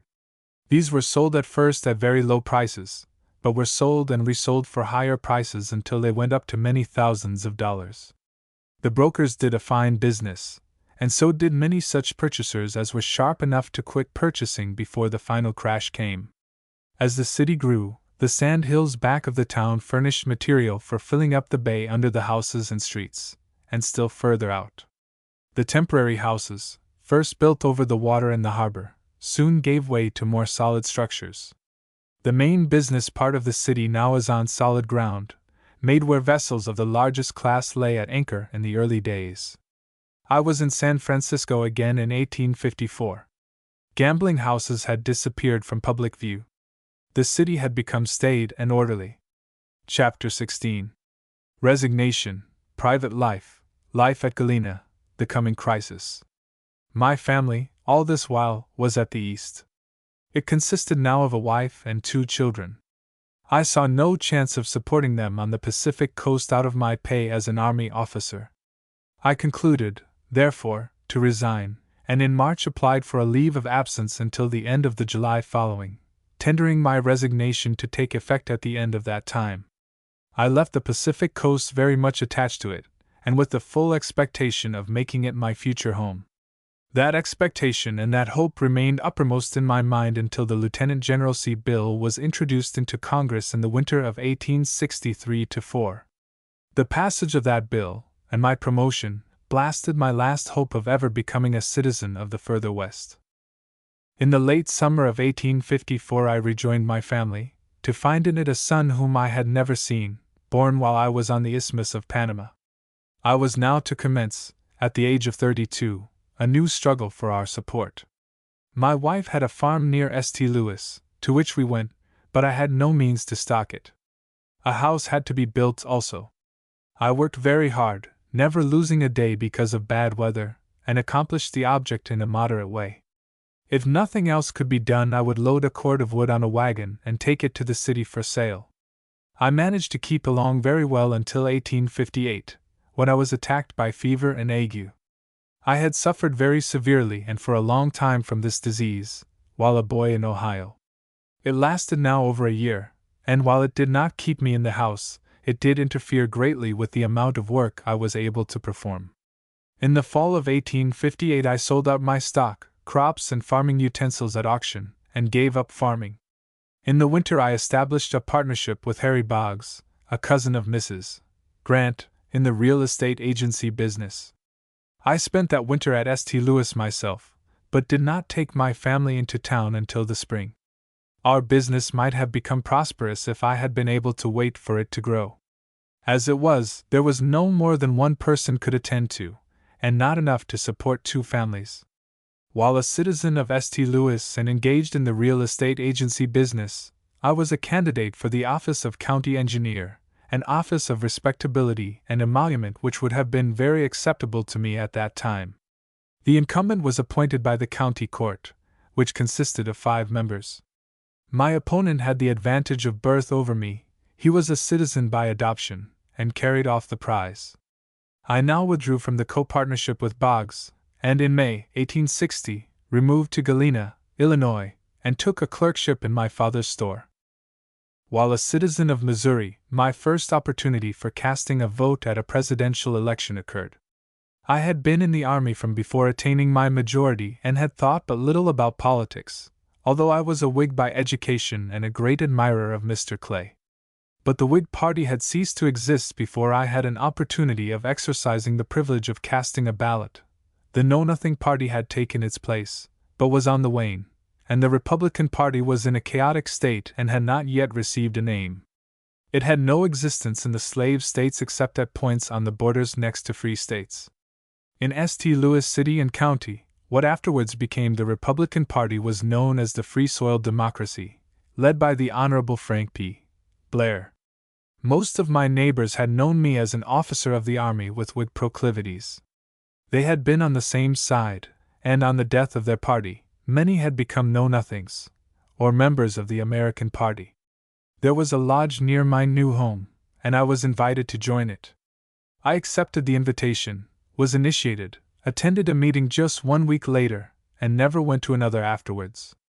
I have no apologies to make for having been 1 week a member of the American Party, for I still think native-born citizens of the United States should have as much protection, as many privileges in their native country, as those who voluntarily select it for a home. But all secret, oath-bound political parties are dangerous to any nation, no matter how pure or how patriotic the motives and principles which first bring them together. No political party can or ought to exist when one of its cornerstones is opposition to freedom of thought and to the right to worship God, according to the dictate of one's own conscience, or according to the creed of any religious denomination whatever. Nevertheless, if a sect sets up its laws as binding above the state laws, wherever the two come in conflict, this claim must be resisted and suppressed at whatever cost. Up to the Mexican War, there were a few out-and-out abolitionists, men who carried their hostility to slavery into all elections, from those for a justice of the peace up to the presidency of the United States. They were noisy but not numerous. But the great majority of people at the North, where slavery did not exist, were opposed to the institution, and looked upon its existence in any part of the country as unfortunate. They did not hold the states where slavery existed responsible for it, and believed that protection should be given to the right of property in slaves until some satisfactory way could be reached to be rid of the institution. Opposition to slavery was not a creed of either political party. In some sections, more anti-slavery men belonged to the Democratic Party, and in others to the Whigs. But with the inauguration of the Mexican War, in fact with the annexation of Texas, the inevitable conflict commenced. As the time for the presidential election of 1856, the first at which I had the opportunity of voting, approached, party feeling began to run high. The Republican Party was regarded in the South and the border states not only as opposed to the extension of slavery, but as favoring the compulsory abolition of the institution without compensation to the owners. The most horrible visions seemed to present themselves to the minds of people who, one would suppose, ought to have known better. Many educated and otherwise sensible persons appeared to believe that emancipation meant social equality. Treason to the government was openly advocated and was not rebuked. It was evident to my mind that the election of a Republican president in 1856 meant the secession of all the slave states, and rebellion. Under these circumstances, I preferred the success of a candidate whose election would prevent or postpone secession, to seeing the country plunged into a war the end of which no man could foretell. With a Democrat elected by the unanimous vote of the slave states, there could be no pretext for secession for 4 years. I very much hoped that the passions of the people would subside in that time, and the catastrophe be averted altogether. If it was not, I believe the country would be better prepared to receive the shock and to resist it. I therefore voted for James Buchanan for president. 4 years later, the Republican Party was successful in electing its candidate to the presidency. The civilized world has learned the consequence.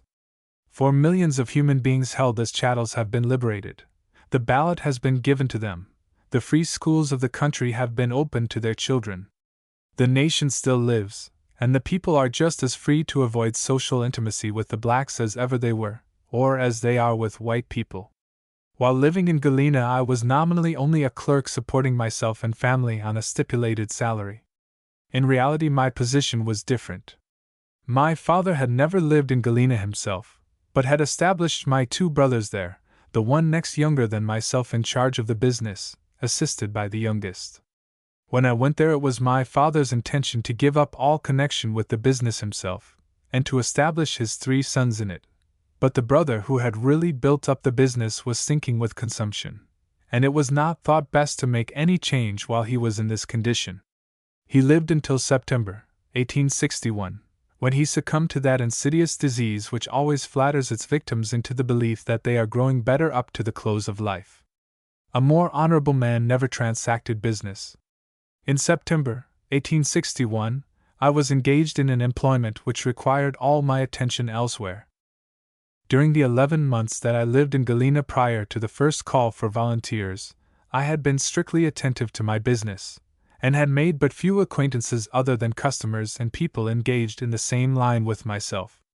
When the election took place in November 1860, I had not been a resident of Illinois long enough to gain citizenship and could not, therefore, vote. I was really glad of this at the time, for my pledges would have compelled me to vote for Stephen A. Douglas, who had no possible chance of election. The contest was really between Mr. Breckinridge and Mr. Lincoln, between minority rule and rule by the majority. I wanted, as between these candidates, to see Mr. Lincoln elected. Excitement ran high during the canvass, and torchlight processions enlivened the scene in the generally quiet streets of Galena many nights during the campaign. I did not parade with either party, but occasionally met with the wide-awakes, Republicans, in their rooms, and superintended their drill. It was evident, from the time of the Chicago nomination to the close of the canvass, that the election of the Republican candidate would be the signal for some of the Southern states to secede. I still had hopes that the 4 years which had elapsed since the first nomination of a presidential candidate by a party distinctly opposed to slavery extension had given time for the extreme pro-slavery sentiment to cool down, for the Southerners to think well before they took the awful leap which they had so vehemently threatened. But I was mistaken. The Republican candidate was elected, and solid substantial people of the Northwest, and I presume the same order of people throughout the entire North, felt very serious, but determined, after this event. It was very much discussed whether the South would carry out its threat to secede and set up a separate government, the cornerstone of which should be protection to the divine institution of slavery. For there were people who believed in the divinity of human slavery, as there are now people who believe Mormonism and polygamy to be ordained by the Most High. We forgive them for entertaining such notions, but forbid their practice. It was generally believed that there would be a flurry, that some of the extreme Southern states would go so far as to pass ordinances of secession. But the common impression was that this step was so plainly suicidal for the South, that the movement would not spread over much of the territory, and would not last long. Doubtless the founders of our government, the majority of them at least, regarded the Confederation of the Colonies as an experiment. Each colony considered itself a separate government, that the Confederation was for mutual protection against a foreign foe, and the prevention of strife and war among themselves. If there had been a desire on the part of any single state to withdraw from the compact at any time while the number of states was limited to the original 13, I do not suppose there would have been any to contest the right, no matter how much the determination might have been regretted. The problem changed on the ratification of the Constitution by all the colonies. It changed still more when amendments were added, and if the right of any one state to withdraw continued to exist at all after the ratification of the Constitution, it certainly ceased on the formation of new states, at least so far as the new states themselves were concerned. It was never possessed at all by Florida or the states west of the Mississippi, all of which were purchased by the treasury of the entire nation. Texas and the territory brought into the Union in consequence of annexation were purchased with both blood and treasure, and Texas, with a domain greater than that of any European state except Russia, was permitted to retain as state property all the public lands within its borders. It would have been ingratitude and injustice of the most flagrant sort for this state to withdraw from the Union after all that had been spent and done to introduce her. Yet, if separation had actually occurred, Texas must necessarily have gone with the South, both on account of her institutions and her geographical position. Secession was illogical as well as impracticable. It was revolution. Now, the right of revolution is an inherent one. When people are oppressed by their government, it is a natural right they enjoy to relieve themselves of the oppression, if they are strong enough, either by withdrawal from it, or by overthrowing it and substituting a government more acceptable. But any people or part of a people who resort to this remedy, stake their lives, their property, and every claim for protection given by citizenship, on the issue. Victory, or the conditions imposed by the conqueror, must be the result. In the case of the war between the states, it would have been the exact truth if the South had said, "We do not want to live with you Northern people any longer. We know our institution of slavery is obnoxious to you, and, as you are growing numerically stronger than we, it may at some time in the future be endangered. So long as you permitted us to control the government, and with the aid of a few friends at the North to enact laws constituting your section a guard against the escape of our property, we were willing to live with you. You have been submissive to our rule heretofore, but it looks now as if you did not intend to continue so, and we will remain in the Union no longer." Instead of this, the seceding states cried lustily, "Let us alone, you have no constitutional power to interfere with us." Newspapers and people at the North reiterated the cry. Individuals might ignore the Constitution, but the nation itself must not only obey it, but must enforce the strictest construction of that instrument, the construction put upon it by the Southerners themselves. The fact is, the Constitution did not apply to any such contingency as the one existing from 1861 to 1865. Its framers never dreamed of such a contingency occurring. If they had foreseen it, the probabilities are they would have sanctioned the right of a state, or states, to withdraw rather than that there should be war between brothers. The framers were wise in their generation and wanted to do the very best possible to secure their own liberty and independence, and that also of their descendants to the latest days. It is preposterous to suppose that the people of one generation can lay down the best and only rules of government for all who are to come after them, and under unforeseen contingencies. At the time of the framing of our Constitution, the only physical forces that had been subdued and made to serve man and do his labor were the currents in the streams and in the air we breathe. Rude machinery, propelled by water power, had been invented. Sails to propel ships upon the waters had been set to catch the passing breeze, but the application of steam to propel vessels against both wind and current, and machinery to do all manner of work had not been thought of. The instantaneous transmission of messages around the world by means of electricity would probably at that day have been attributed to witchcraft or a league with the devil. Immaterial circumstances had changed as greatly as material ones. We could not and ought not to be rigidly bound by the rules laid down under circumstances so different for emergencies so utterly unanticipated. The fathers themselves would have been the first to declare that their prerogatives were not irrevocable. They would surely have resisted secession could they have lived to see the shape it assumed.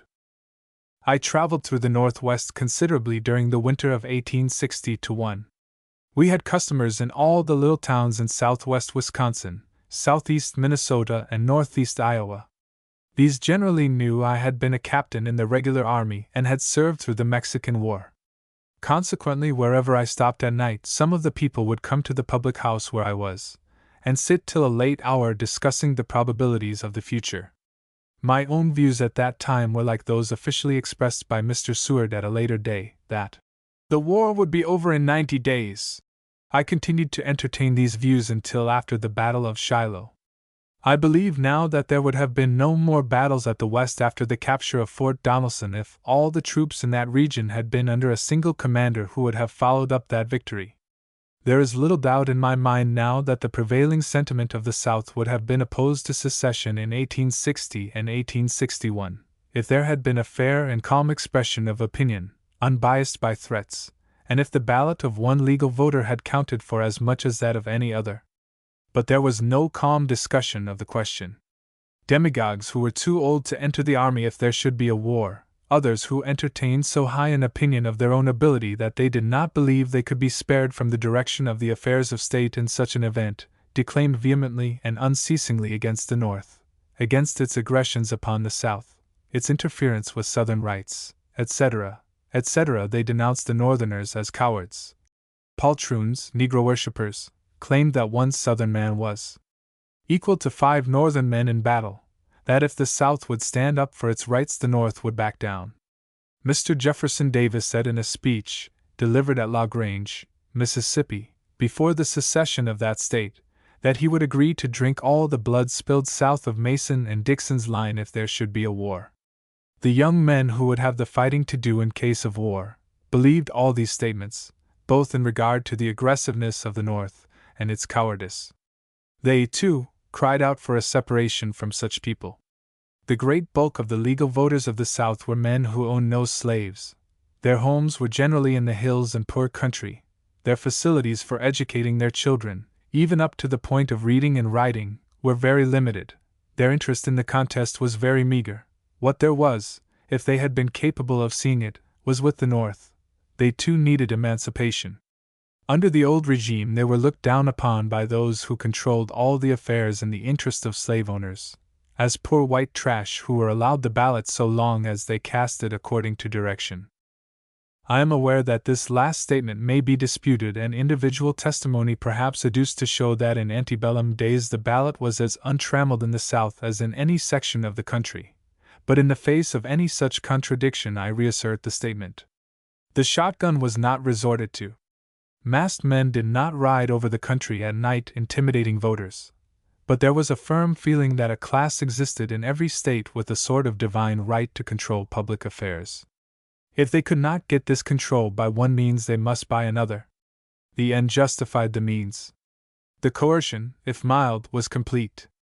There were two political parties, it is true, in all the states, both strong in numbers and respectability, but both equally loyal to the institution which stood paramount in Southern eyes to all other institutions in state or nation. The slave owners were the minority, but governed both parties. Had politics ever divided the slaveholders and the non-slaveholders, the majority would have been obliged to yield, or internecine war would have been the consequence. I do not know that the Southern people were to blame for this condition of affairs. There was a time when slavery was not profitable, and the discussion of the merits of the institution was confined almost exclusively to the territory where it existed. The states of Virginia and Kentucky came near abolishing slavery by their own acts, one state defeating the measure by a tie vote and the other only lacking one. But when the institution became profitable, all talk of its abolition ceased where it existed, and naturally, as human nature is constituted, arguments were adduced in its support. The cotton gin probably had much to do with the justification of slavery. The winter of 1860-1 will be remembered by middle-aged people of today as one of great excitement. South Carolina promptly seceded after the result of the presidential election was known. Other Southern states proposed to follow.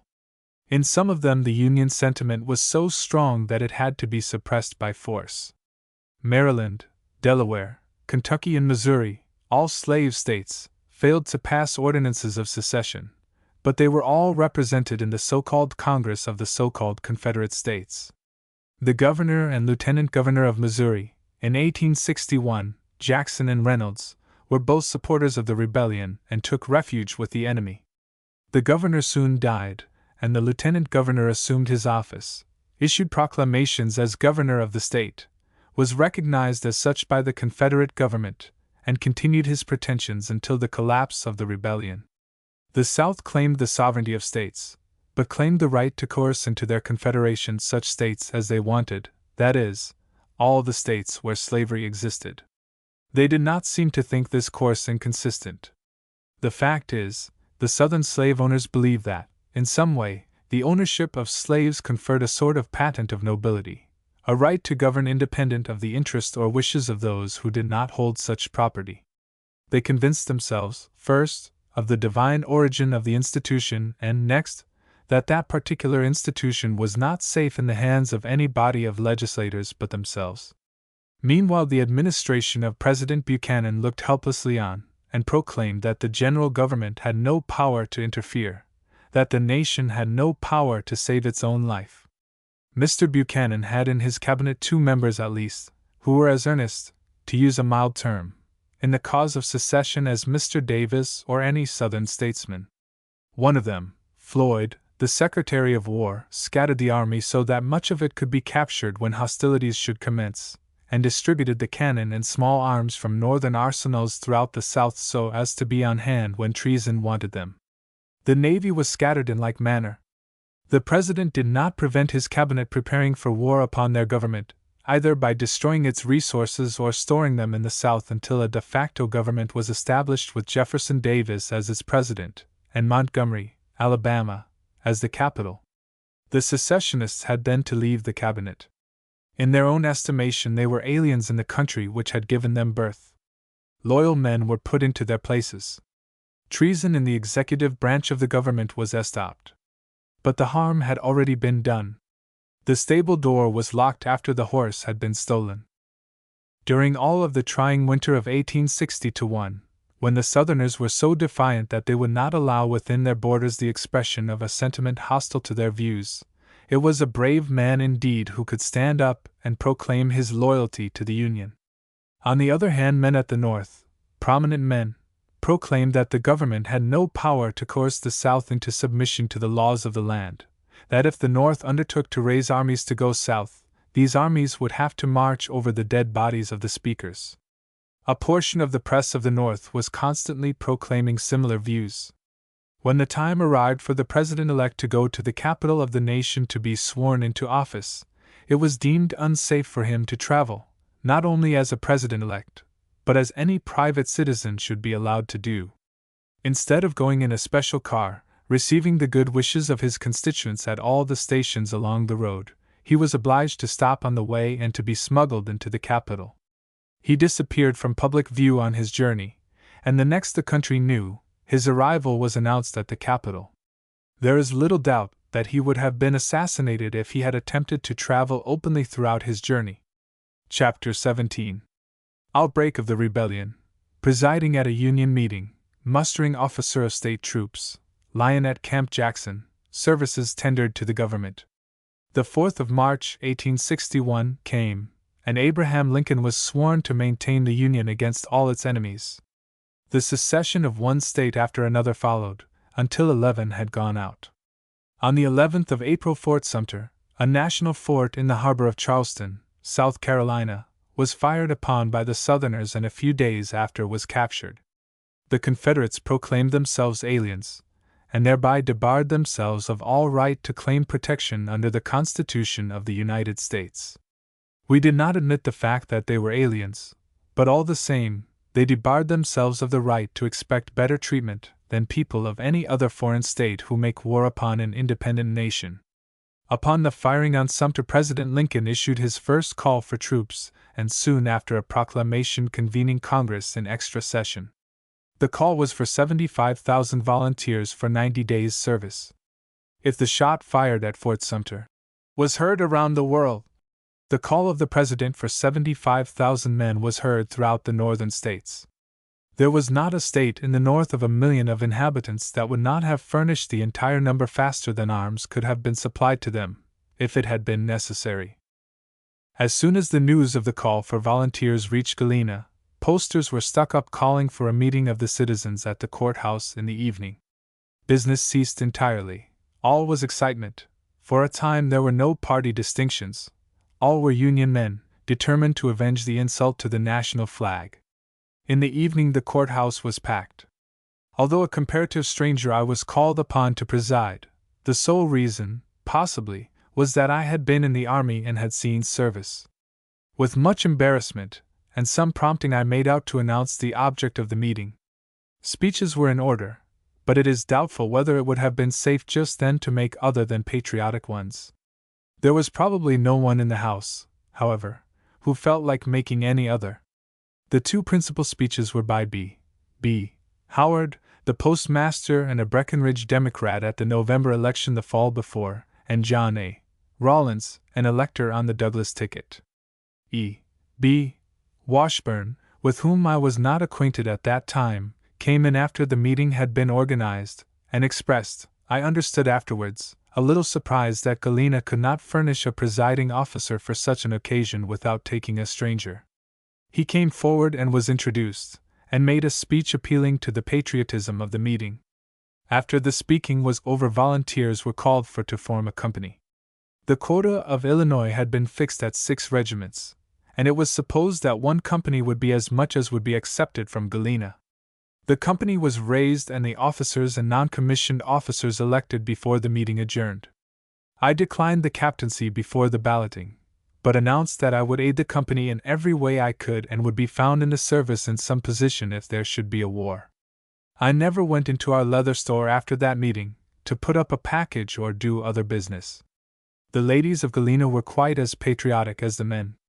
They could not enlist, but they conceived the idea of sending their first company to the field uniformed.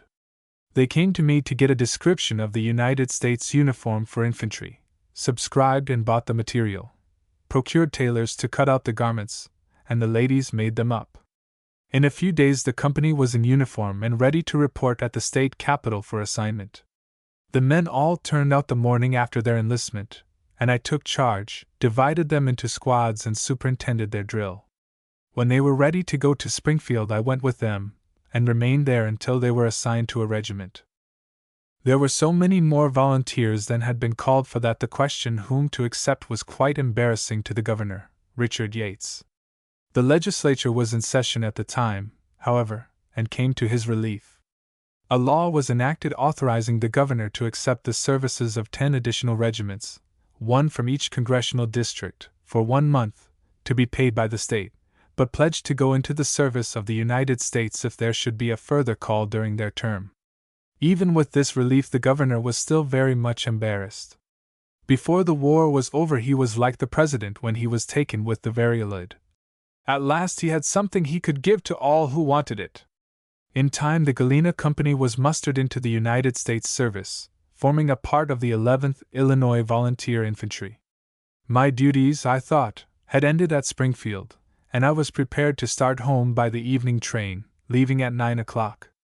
Up to that time I do not think I had been introduced to Governor Yates, or had ever spoken to him. I knew him by sight, however, because he was living at the same hotel and I often saw him at table. The evening I was to quit the Capitol, I left the supper room before the governor, and was standing at the front door when he came out. He spoke to me, calling me by my old army title, Captain, and said he understood that I was about leaving the city. I answered that I was. He said he would be glad if I would remain overnight, and call at the executive office the next morning. I complied with his request, and was asked to go into the Adjutant General's office and render such assistance as I could, the governor saying that my army experience would be of great service there. I accepted the proposition. My old army experience I found indeed of very great service. I was no clerk, nor had I any capacity to become one. The only place I ever found in my life to put a paper so as to find it again was either a side coat pocket, or the hands of a clerk or secretary more careful than myself. But I had been quartermaster, commissary, and adjutant in the field. The army forms were familiar to me, and I could direct how they should be made out. There was a clerk in the office of the Adjutant General who supplied my deficiencies. The ease with which the state of Illinois settled its accounts with the government at the close of the war is evidence of the efficiency of Mr. Loomis as an accountant on a large scale. He remained in the office until that time. As I have stated, the legislature authorized the governor to accept the services of 10 additional regiments. I had charge of mustering these regiments into the state's service. They were assembled at the most convenient railroad centers in their respective congressional districts. I detailed officers to muster in a portion of them, but mustered 3 in the southern part of the state myself. One of these was to assemble at Belleville, some 18 miles southeast of St. Louis. When I got there, I found that only 1 or 2 companies had arrived. There was no probability of the regiment coming together under 5 days. This gave me a few idle days which I concluded to spend in St. Louis. There was a considerable force of state militia at Camp Jackson, on the outskirts of St. Louis, at the time. There is but little doubt that it was the design of Governor Claiborne Jackson to have these troops ready to seize the United States arsenal and the city of St. Louis. Why they did not do so I do not know. There was but a small garrison, 2 companies I think, under Captain N. Lyon at the arsenal, and but for the timely services of the Hon. F. P. Blair, I have little doubt that St. Louis would have gone into rebel hands, and with it the arsenal with all its arms and ammunition. Blair was a leader among the Union men of St. Louis in 1861. There was no state government in Missouri at the time that would sanction the raising of troops or commissioned officers to protect United States property, but Blair had probably procured some form of authority from the President to raise troops in Missouri and to muster them into the service of the United States. At all events, he did raise a regiment, and took command himself as colonel. With this force he reported to Captain Lyon and placed himself and regiment under his orders.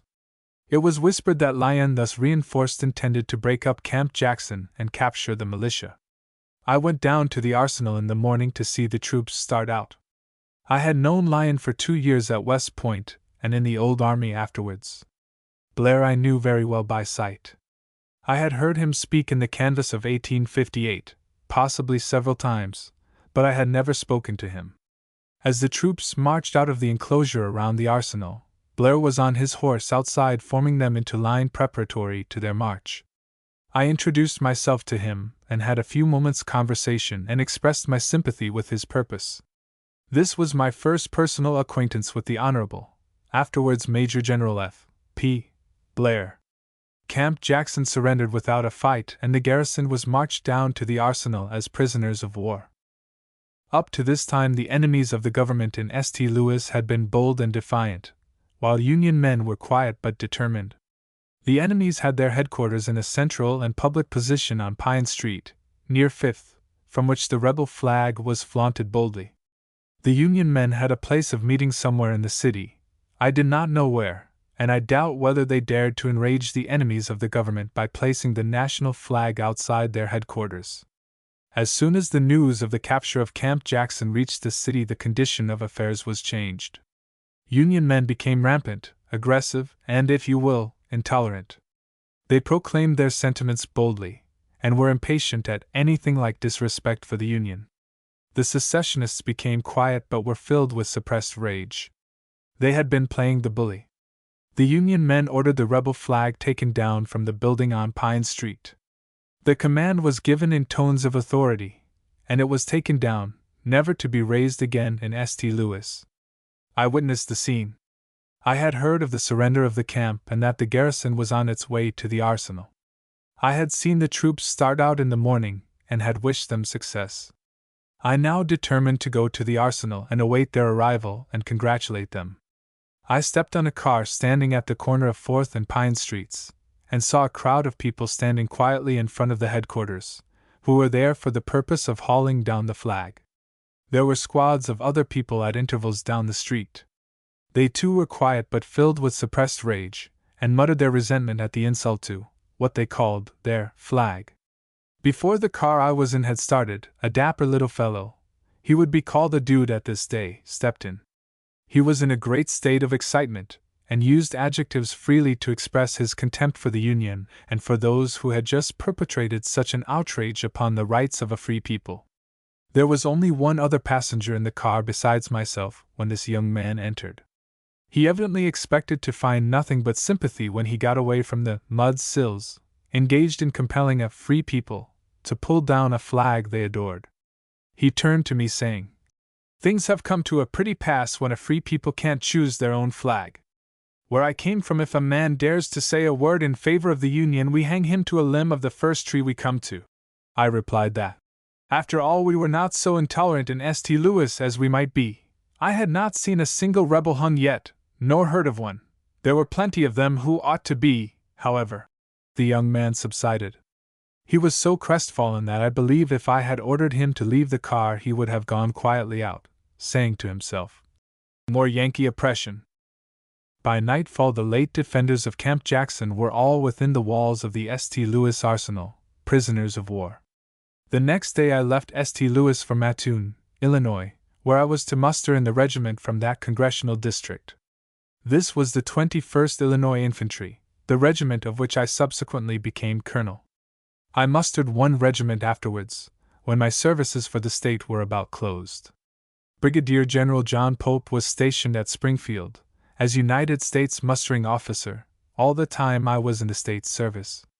He was a native of Illinois and well acquainted with most of the prominent men in the state.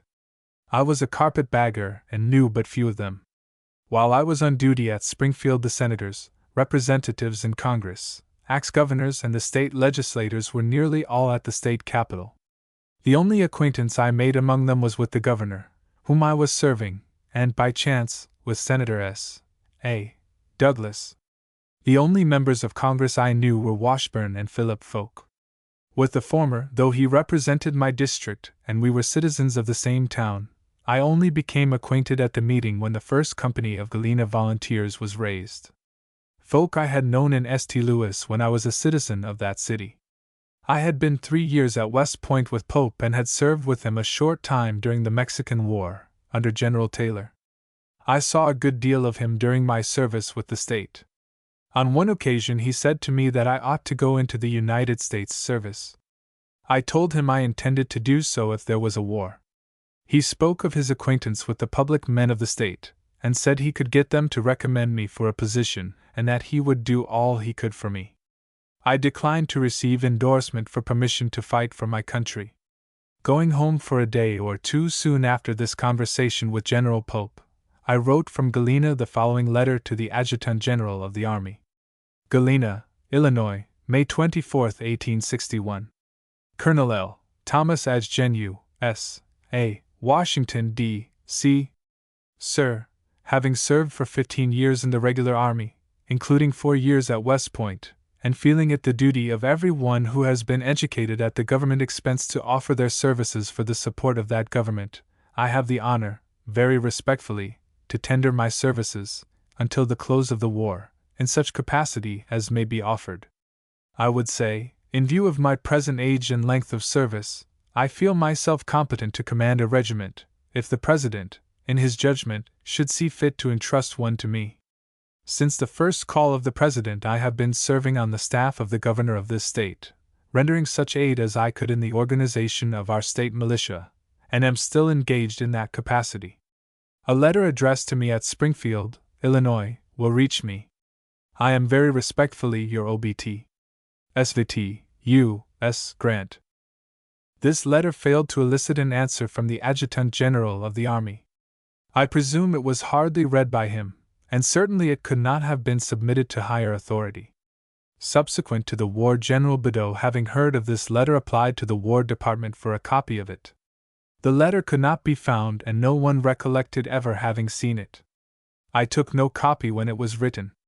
Long after the application of General Badeau, General Townsend, who had become Adjutant General of the Army, while packing up papers preparatory to the removal of his office, found this letter in some out-of-the-way place. It had not been destroyed, but it had not been regularly filed away. I felt some hesitation in suggesting rank as high as the colonelcy of a regiment, feeling somewhat doubtful whether I would be equal to the position. But I had seen nearly every colonel who had been mustered in from the state of Illinois, and some from Indiana, and felt that if they could command a regiment properly, and with credit, I could also. Having but little to do after the muster of the last of the regiments authorized by the state legislature, I asked and obtained of the governor leave of absence for a week to visit my parents in Covington, Kentucky, immediately opposite Cincinnati. General McClellan had been made a major general and had his headquarters at Cincinnati. In reality, I wanted to see him. I had known him slightly at West Point, where we served 1 year together, and in the Mexican War. I was in hopes that when he saw me he would offer me a position on his staff. I called on 2 successive days at his office but failed to see him on either occasion, and returned to Springfield. Chapter 18.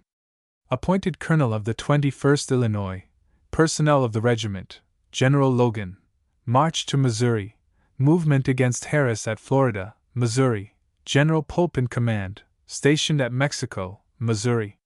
While I was absent from the state capital on this occasion, the President's second call for troops was issued. This time it was for 300,000 men, for 3 years or the war.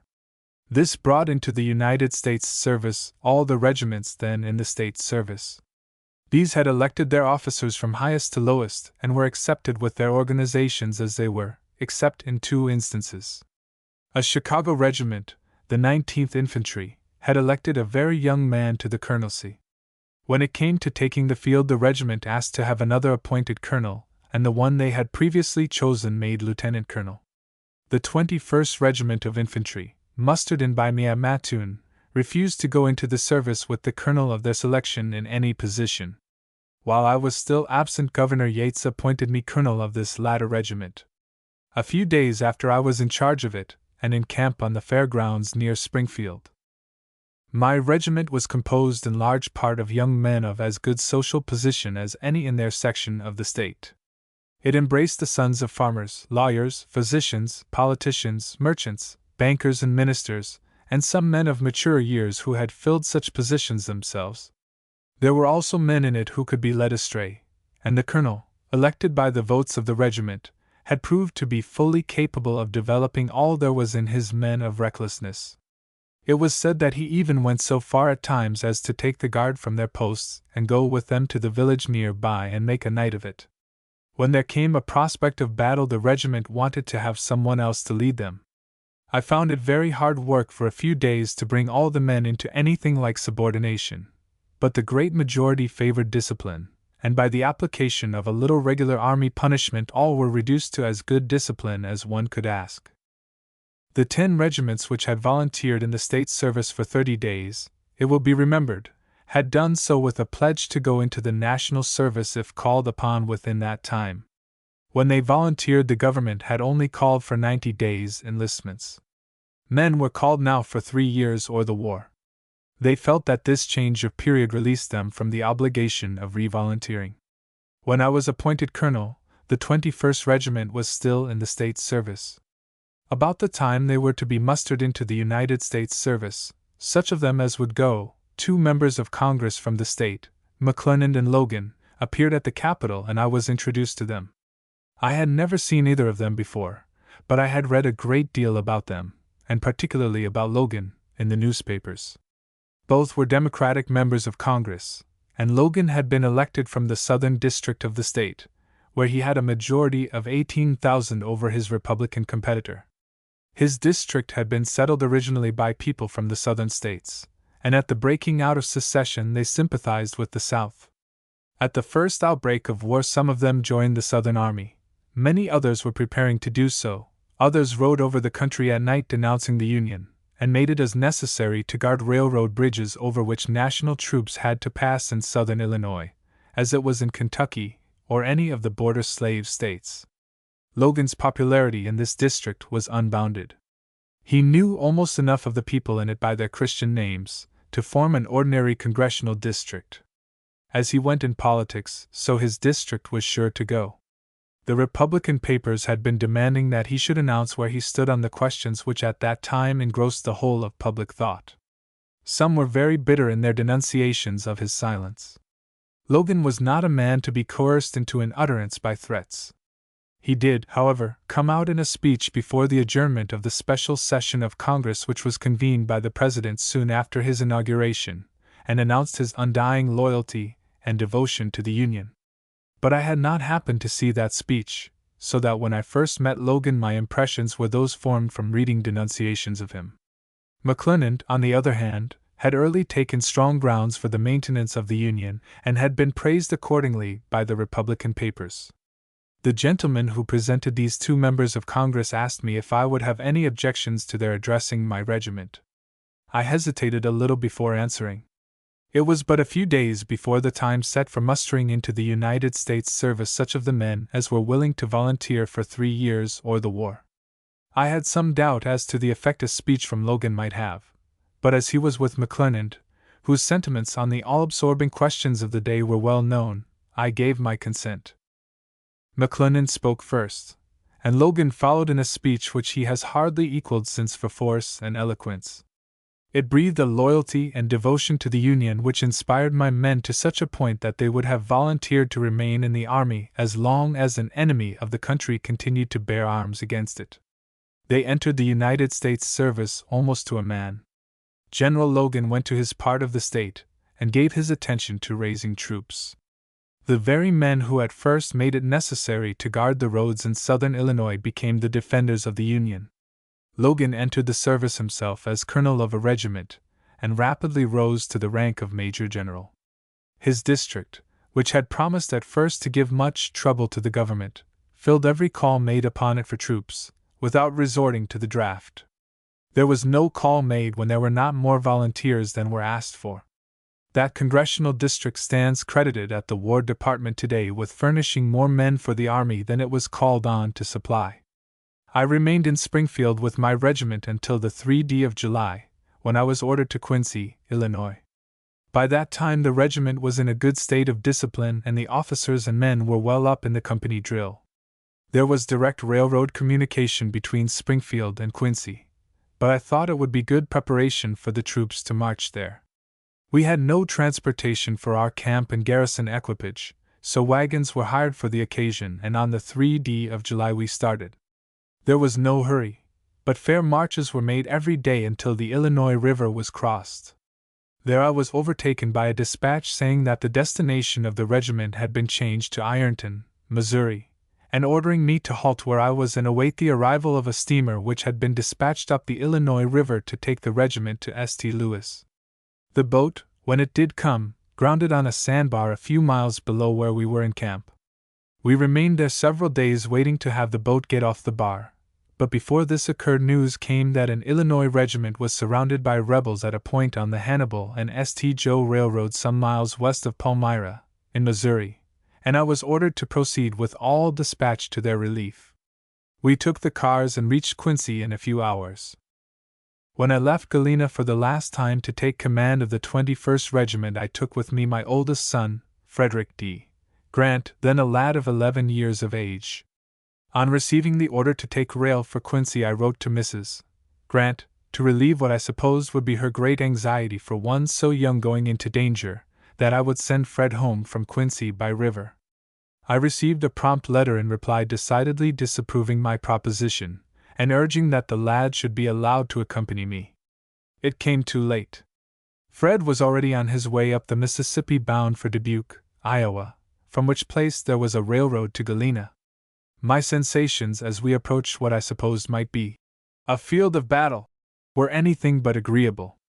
I had been in all the engagements in Mexico that it was possible for one person to be in, but not in command.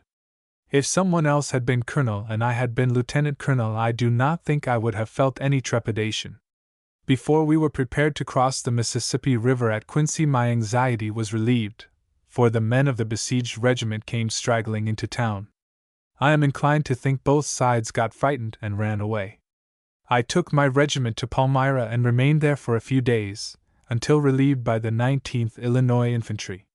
From Palmyra I proceeded to Salt River, the railroad bridge over which had been destroyed by the enemy. Colonel John M. Palmer at that time commanded the 13th Illinois, which was acting as a guard to workmen who were engaged in rebuilding this bridge. Palmer was my senior and commanded the two regiments as long as we remained together. The bridge was finished in about 2 weeks, and I received orders to move against Colonel Thomas Harris, who was said to be encamped at the little town of Florida, some 25 miles south of where we then were. At the time of which I now write, we had no transportation, and the country about Salt River was sparsely settled, so that it took some days to collect teams and drivers enough to move the camp and garrison equipage of a regiment nearly 1,000 strong, together with a week's supply of provision and some ammunition. While preparations for the move were going on, I felt quite comfortable, but when we got on the road and found every house deserted, I was anything but easy. In the 25 miles we had to march, we did not see a person, old or young, male or female, except 2 horsemen who were on a road that crossed ours. As soon as they saw us, they decamped as fast as their horses could carry them. I kept my men in the ranks and forbade their entering any of the deserted houses or taking anything from them. We halted at night on the road and proceeded the next morning at an early hour. Harris had been encamped in a creek bottom for the sake of being near water. The hills on either side of the creek extend to a considerable height, possibly more than 100 feet. As we approached the brow of the hill from which it was expected we could see Harris's camp, and possibly find his men ready formed to meet us, my heart kept getting higher and higher until it felt to me as though it was in my throat. I would have given anything then to have been back in Illinois, but I had not the moral courage to halt and consider what to do. I kept right on. When we reached a point from which the valley below was in full view, I halted. The place where Harris had been encamped a few days before was still there, and the marks of a recent encampment were plainly visible, but the troops were gone. My heart resumed its place. It occurred to me at once that Harris had been as much afraid of me as I had been of him. This was a view of the question I had never taken before, but it was one I never forgot afterwards. From that event to the close of the war, I never experienced trepidation upon confronting an enemy, though I always felt more or less anxiety. I never forgot that he had as much reason to fear my forces as I had his. The lesson was valuable. Inquiries at the village of Florida divulged the fact that Colonel Harris, learning of my intended movement, while my transportation was being collected, took time by the forelock and left Florida before I had started from Salt River. He had increased the distance between us by 40 miles. The next day I started back to my old camp at Salt River Bridge. The citizens living on the line of our march had returned to their houses after we passed, and finding everything in good order, nothing carried away, they were at their front doors ready to greet us now. They had evidently been led to believe that the national troops carried death and devastation with them wherever they went. In a short time after our return to Salt River Bridge, I was ordered with my regiment to the town of Mexico. General Pope was then commanding the district embracing all of the state of Missouri between the Mississippi and Missouri rivers, with his headquarters in the village of Mexico. I was assigned to the command of a sub-district embracing the troops in the immediate neighborhood, some 3 regiments of infantry and a section of artillery. There was 1 regiment encamped by the side of mine. I assumed command of the whole, and the first night sent the commander of the other regiment the parole and countersign. Not wishing to be outdone in courtesy, he immediately sent me the countersign for his regiment for the night. When he was informed that the countersign sent to him was for use with his regiment as well as mine, it was difficult to make him understand that this was not an unwarranted interference of one colonel over another. No doubt he attributed it for the time to the presumption of a graduate of West Point over a volunteer pure and simple. But the question was soon settled, and we had no further trouble. My arrival in Mexico had been preceded by that of 2 or 3 regiments in which proper discipline had not been maintained, and the men had been in the habit of visiting houses without invitation and helping themselves to food and drink, or demanding them from the occupants. They carried their muskets while out of camp and made every man they found take the oath of allegiance to the government. I at once published orders prohibiting the soldiers from going into private houses unless invited by the inhabitants, and from appropriating private property to their own or to government uses. The people were no longer molested or made afraid. I received the most marked courtesy from the citizens of Mexico as long as I remained there. Up to this time my regiment had not been carried in the school of the soldier beyond the company drill, except that it had received some training on the march from Springfield to the Illinois River. There was now a good opportunity of exercising it in the battalion drill. While I was at West Point, the tactics used in the army had been Scots, and the musket the flintlock.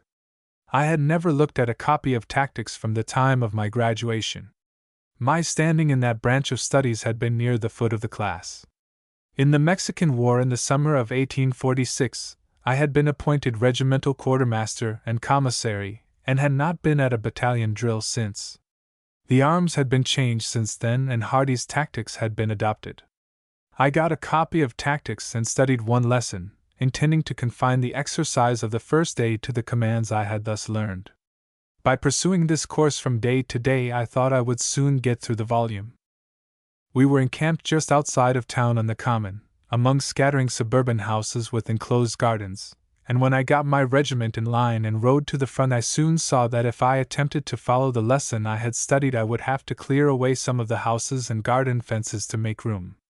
I perceived at once, however, that Hardy's tactics, a mere translation from the French with Hardy's name attached, was nothing more than common sense and the progress of the age applied to Scott's system. The commands were abbreviated and the movement expedited. Under the old tactics, almost every change in the order of march was preceded by a halt. Then came the change, and then the forward march. With the new tactics, all these changes could be made while in motion. I found no trouble in giving commands that would take my regiment where I wanted it to go and carry it around all obstacles. I do not believe that the officers of the regiment ever discovered that I had never studied the tactics that I used. Chapter 19.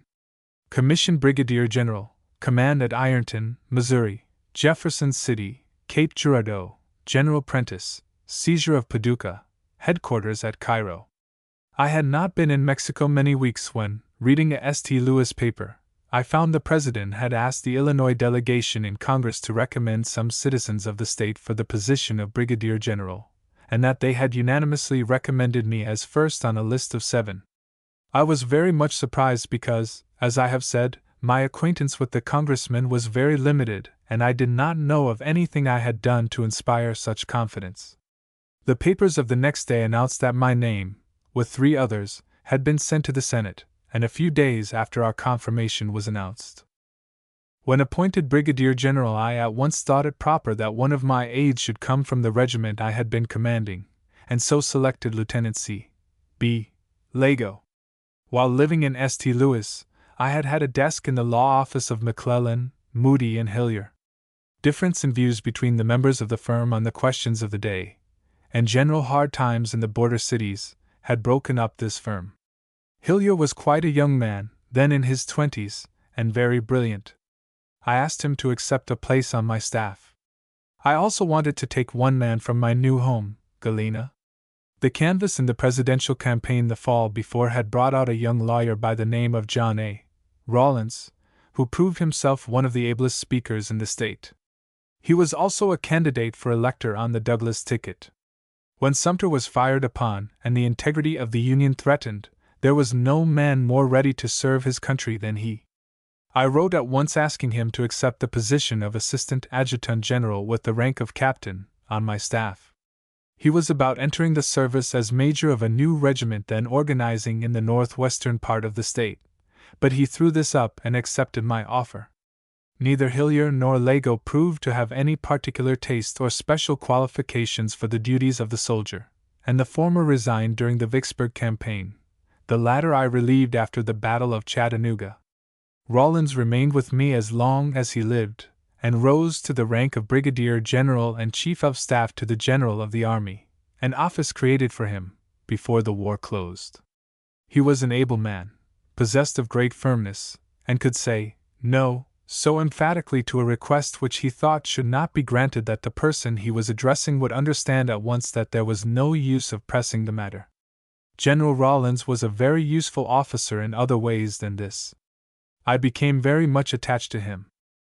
Shortly after my promotion, I was ordered to Ironton, Missouri, to command a district in that part of the state, and took the 21st Illinois, my old regiment, with me.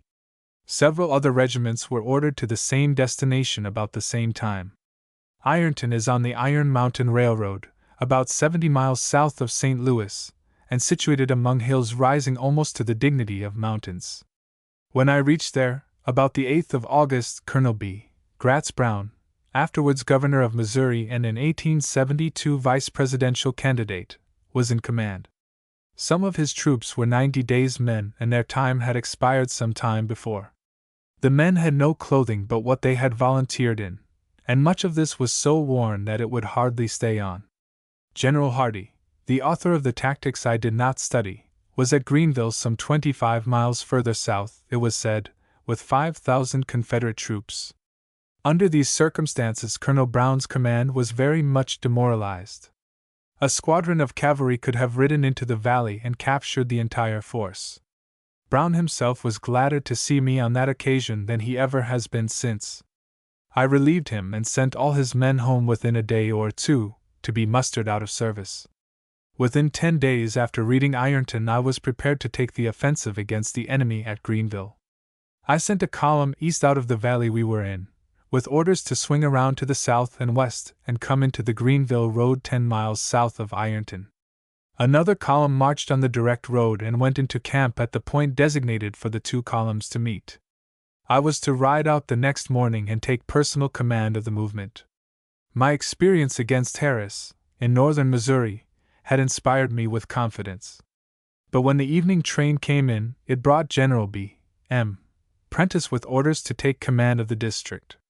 His orders did not relieve me, but I knew that by law I was senior, and at that time even the president did not have the authority to assign a junior to command a senior of the same grade.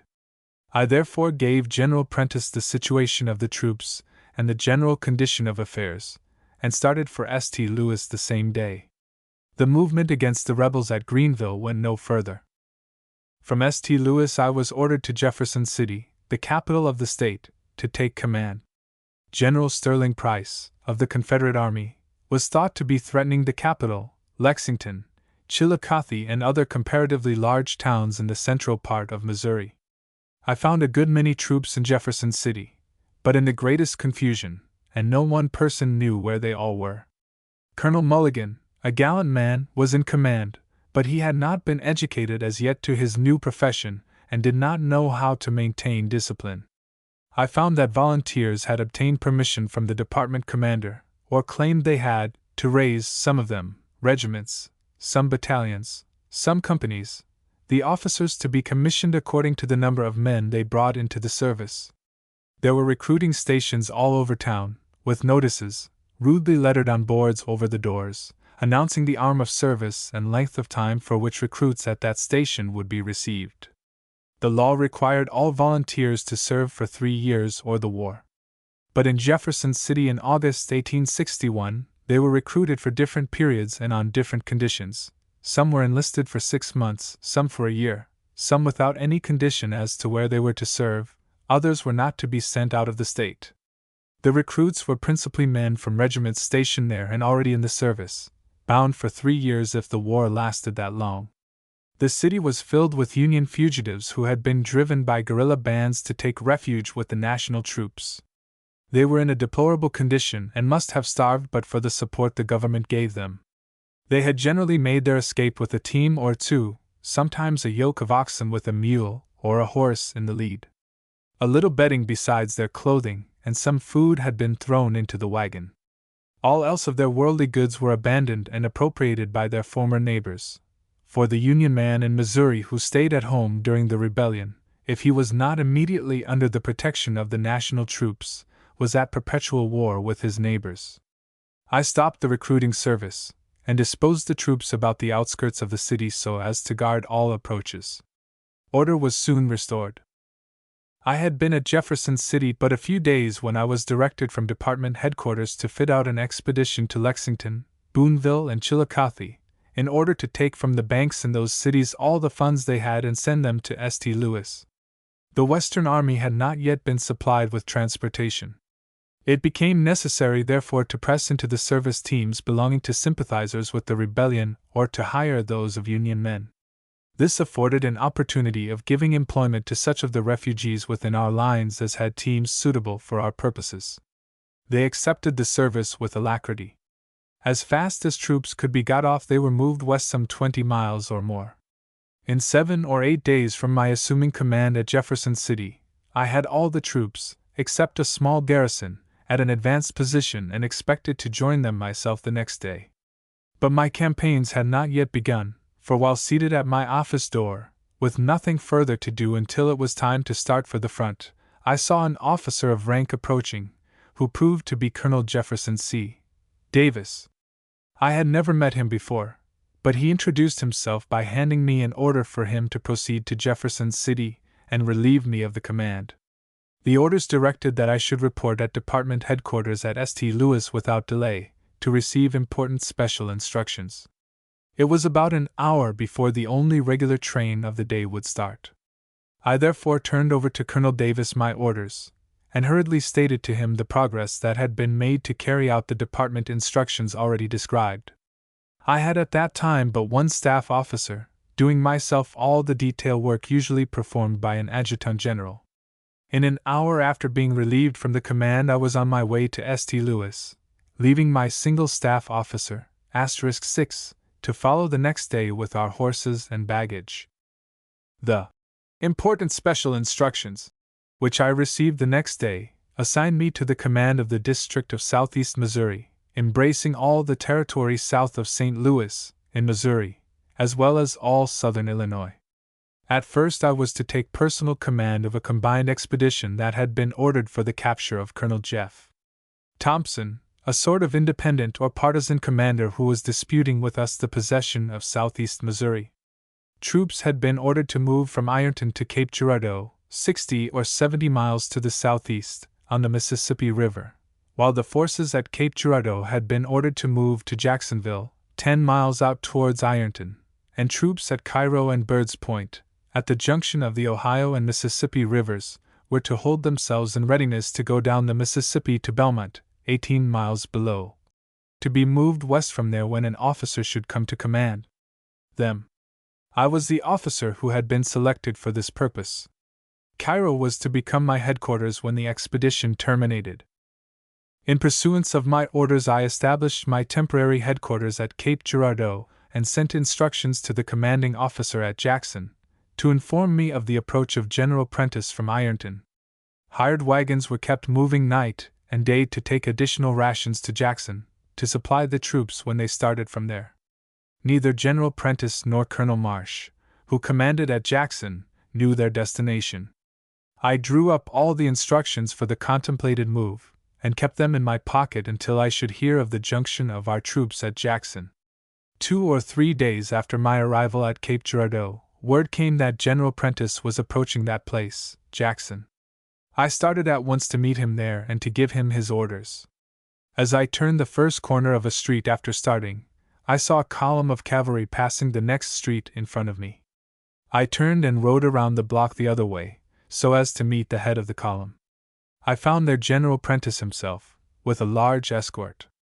He had halted his troops at Jackson for the night, and had come on himself to Cape Girardeau, leaving orders for his command to follow him in the morning. I gave the general his orders, which stopped him at Jackson, but he was very much aggrieved at being placed under another brigadier general, particularly as he believed himself to be the senior. He had been a brigadier, in command at Cairo, while I was mustering officer at Springfield without any rank. But we were nominated at the same time for the United States service, and both our commissions bore date May 17, 1861. By virtue of my former army rank I was, by law, the senior. General Prentice failed to get orders to his troops to remain at Jackson, and the next morning early they were reported as approaching Cape Girardeau. I then ordered the general very peremptorily to countermarch his command and take it back to Jackson. He obeyed the order, but bade his command adieu when he got them to Jackson, and went to St. Louis and reported himself. This broke up the expedition. But little harm was done, as Jeff. Thompson moved light and had no fixed place for even nominal headquarters. He was as much at home in Arkansas as he was in Missouri and would keep out of the way of a superior force. Prentice was sent to another part of the state. General Prentice made a great mistake on the above occasion, one that he would not have committed later in the war. When I came to know him better, I regretted it much. In consequence of this occurrence, he was off duty in the field when the principal campaign at the West was going on, and his juniors received promotion, while he was where none could be obtained. He would have been next to myself in rank in the district of southeast Missouri, by virtue of his services in the Mexican War. He was a brave and very earnest soldier.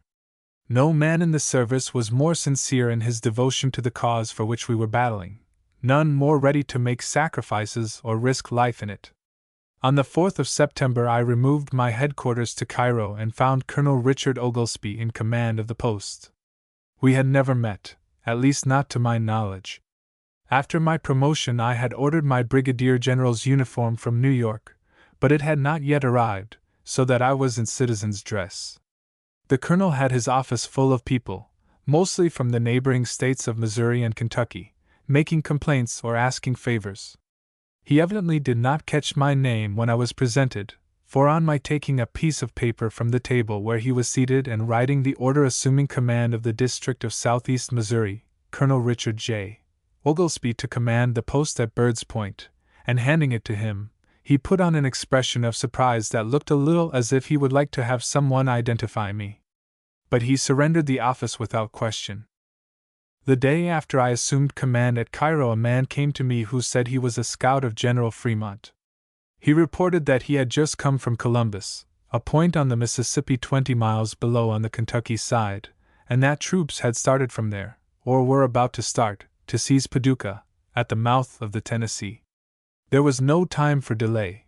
I reported by telegraph to the department commander the information I had received, and added that I was taking steps to get off that night to be in advance of the enemy in securing that important point. There was a large number of steamers lying at Cairo and a good many boatmen were staying in the town. It was the work of only a few hours to get the boats manned, with coal aboard and steam up. Troops were also designated to go aboard. The distance from Cairo to Paducah is about 45 miles. I did not wish to get there before daylight of the 6th, and directed therefore that the boats should lie at anchor out in the stream until the time to start. Not having received an answer to my first dispatch, I again telegraphed to department headquarters that I should start for Paducah that night unless I received further orders. Hearing nothing, We started before midnight and arrived early the following morning, anticipating the enemy by probably not over 6 or 8 hours. It proved very fortunate that the expedition against Jeff Thompson had been broken up. Had it not been, the enemy would have seized Paducah and fortified it, to our very great annoyance. When the national troops entered the town, the citizens were taken by surprise. I never after saw such consternation depicted on the faces of the people. Men, women, and children came out of their doors looking pale and frightened at the presence of the invader. They were expecting rebel troops that day. In fact, nearly 4,000 men from Columbus were at that time within 10 or 15 miles of Paducah on their way to occupy the place. I had but 2 regiments and 1 battery with me, but the enemy did not know this and returned to Columbus. I stationed my troops at the best points to guard the roads leading into the city, left gunboats to guard the riverfronts, and by noon was ready to start on my return to Cairo. Before leaving, however, I addressed a short printed proclamation to the citizens of Paducah assuring them of our peaceful intentions, that we had come among them to protect them against the enemies of our country, and that all who chose could continue their usual avocations with assurance of the protection of the government. This was evidently a relief to them, but the majority would have much preferred the presence of the other army. I reinforced Paducah rapidly from the troops at Cape Girardeau, and a day or 2 later General C. F. Smith, a most accomplished soldier, reported at Cairo and was assigned to the command of the post at the mouth of the Tennessee. In a short time it was well fortified and a detachment was sent to occupy Smithland, at the mouth of the Cumberland.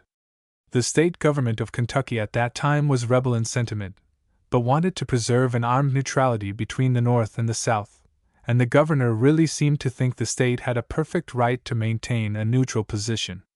The rebels already occupied 2 towns in the state, Columbus and Hickman, on the Mississippi, and at the very moment the national troops were entering Paducah from the Ohio front, General Lloyd Tillman, a Confederate, with his staff and a small detachment of men, were getting out in the other direction, while, as I have already said, nearly 4,000 Confederate troops were on Kentucky soil on their way to take possession of the town. But in the estimation of the governor, and of those who thought with him, this did not justify the national authorities in invading the soil of Kentucky. I informed the legislature of the state of what I was doing, and my action was approved by the majority of that body. On my return to Cairo, I found authority from department headquarters for me to take Paducah, if I felt strong enough.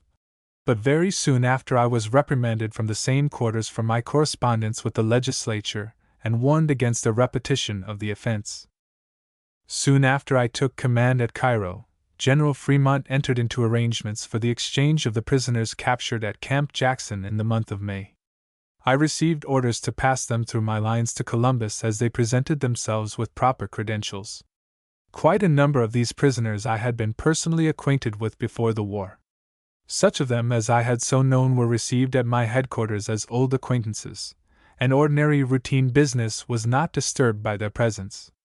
On one occasion, when several were present in my office, my intention to visit Cape Girardeau the next day, to inspect the troops at that point, was mentioned. Something transpired which postponed my trip, but a steamer employed by the government was passing a point some 20 or more miles above Cairo the next day, when a section of rebel artillery with proper escort brought her to. A major, one of those who had been at my headquarters the day before, came at once aboard and after some search, made a direct demand for my delivery. It was hard to persuade him that I was not there. This officer was Major Barrett, of St. Louis. I had been acquainted with his family before the war. Chapter 20.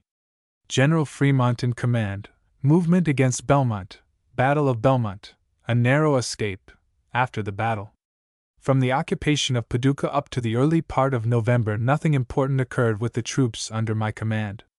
I was reinforced from time to time, and the men were drilled and disciplined preparatory for the service which was sure to come. By the 1st of November I had not fewer than 20,000 men, most of them under good drill and ready to meet any equal body of men who, like themselves, had not yet been in an engagement. They were growing impatient at lying idle so long, almost in hearing of the guns of the enemy they had volunteered to fight against. I asked on 1 or 2 occasions to be allowed to move against Columbus. It could have been taken soon after the occupation of Paducah, but before November it was so strongly fortified that it would have required a large force and a long siege to capture it. In the latter part of October, General Fremont took the field in person and moved from Jefferson City against General Sterling Price, who was then in the state of Missouri with a considerable command. About the 1st of November I was directed from department headquarters to make a demonstration on both sides of the Mississippi River with the view of detaining the rebels at Columbus within their lines. Before my troops could be got off, I was notified from the same quarter that there were some 3,000 of the enemy on the St. Francis River about 50 miles west, or southwest, from Cairo, and was ordered to send another force against them. I dispatched Colonel Oglesby at once with troops sufficient to compete with the reported number of the enemy. On the 5th, word came from the same source that the rebels were about to detach a large force from Columbus to be moved by boats down the Mississippi and up the White River, in Arkansas, in order to reinforce Price, and I was directed to prevent this movement if possible. I accordingly sent a regiment from Bird's Point under Colonel W. H. L. Wallace to overtake and reinforce Oglesby, with orders to march to New Madrid, a point some distance below Columbus, on the Missouri side. At the same time I directed General C. F. Smith to move all the troops he could spare from Paducah directly against Columbus, halting them, however, a few miles from the town to await further orders from me. Then I gathered up all the troops at Cairo and Fort Holt, except suitable guards, and moved them down the river on steamers convoyed by 2 gunboats, accompanying them myself. My force consisted of a little over 3,000 men and embraced 5 regiments of infantry, 2 guns and 2 companies of cavalry. We dropped down the river on the 6th to within about 6 miles of Columbus, debarked a few men on the Kentucky side and established pickets to connect with the troops from Paducah. I had no orders which contemplated an attack by the national troops, nor did I intend anything of the kind when I started out from Cairo, but after we started I saw that the officers and men were elated at the prospect of at last having the opportunity of doing what they had volunteered to do, fight the enemies of their country. I did not see how I could maintain discipline, or retain the confidence of my command, if we should return to Cairo without an effort to do something. Columbus, besides being strongly fortified, contained a garrison much more numerous than the force I had with me. It would not do, therefore, to attack that point. About 2 o'clock on the morning of the 7th, I learned that the enemy was crossing troops from Columbus to the west bank to be dispatched, presumably, after Oglesby. I knew there was a small camp of Confederates at Belmont, immediately opposite Columbus, and I speedily resolved to push down the river, land on the Missouri side, capture Belmont, break up the camp, and return. Accordingly, the pickets above Columbus were drawn in at once, and about daylight the boats moved out from shore. In an hour we were debarking on the west bank of the Mississippi, just out of range of the batteries at Columbus. The ground on the west shore of the river, opposite Columbus, is low and in places marshy and cut up with sloughs. The soil is rich and the timber large and heavy. There were some small clearings between Belmont and the point where we landed, but most of the country was covered with the native forests. We landed in front of a cornfield. When the debarkation commenced, I took a regiment down the river to post it as a guard against surprise. At that time I had no staff officer who could be trusted with that duty. In the woods, at a short distance below the clearing, I found a depression, dry at the time, but which at high water became a slough or bayou. I placed the men in the hollow, gave them their instructions and ordered them to remain there until they were properly relieved. These troops, with the gunboats, were to protect our transports. Up to this time the enemy had evidently failed to divine our intentions. From Columbus they could, of course, see our gunboats and transports loaded with troops. But the force from Paducah was threatening them from the land side, and it was hardly to be expected that if Columbus was our object we would separate our troops by a wide river. They doubtless thought we meant to draw a large force from the east bank, then embark ourselves, land on the east bank and make a sudden assault on Columbus before their divided command could be united. About 8 o'clock we started from the point of debarkation, marching by the flank. After moving in this way for a mile or a mile and a half, I halted where there was marshy ground covered with a heavy growth of timber in our front, and deployed a large part of my force as skirmishers. By this time the enemy discovered that we were moving upon Belmont, and sent out troops to meet us. Soon after we had started in line, his skirmishers were encountered and fighting commenced. This continued, growing fiercer and fiercer, for about 4 hours, the enemy being forced back gradually until he was driven into his camp. Early in this engagement my horse was shot under me, but I got another from one of my staff and kept well up with the advance until the river was reached. The officers and men engaged at Belmont were then under fire for the first time. Veterans could not have behaved better than they did up to the moment of reaching the rebel camp. At this point they became demoralized from their victory and failed to reap its full reward. The enemy had been followed so closely that when he reached the clear ground on which his camp was pitched he beat a hasty retreat over the river bank, which protected him from our shots and from view. This precipitate retreat at the last moment enabled the national forces to pick their way without hindrance through the abatis, the only artificial defense the enemy had. The moment the camp was reached our men laid down their arms and commenced rummaging the tents to pick up trophies. Some of the higher officers were little better than the privates. They galloped about from one cluster of men to another, and at every halt delivered a short eulogy upon the Union cause and the achievements of the command. All this time the troops we had been engaged with for 4 hours lay crouched under cover of the river bank, ready to come up and surrender if summoned to do so, but finding that they were not pursued, they worked their way up the river and came up on the bank between us and our transports. I saw at the same time 2 steamers coming from the Columbus side towards the west shore, above us, black, or gray, with soldiers from boiler deck to roof. Some of my men were engaged in firing from captured guns at empty steamers down the river, out of range, shearing at every shot. I tried to get them to turn their guns upon the loaded steamers above and not so far away. My efforts were in vain. At last I directed my staff officers to set fire to the camps. This drew the fire of the enemy's guns located on the heights of Columbus.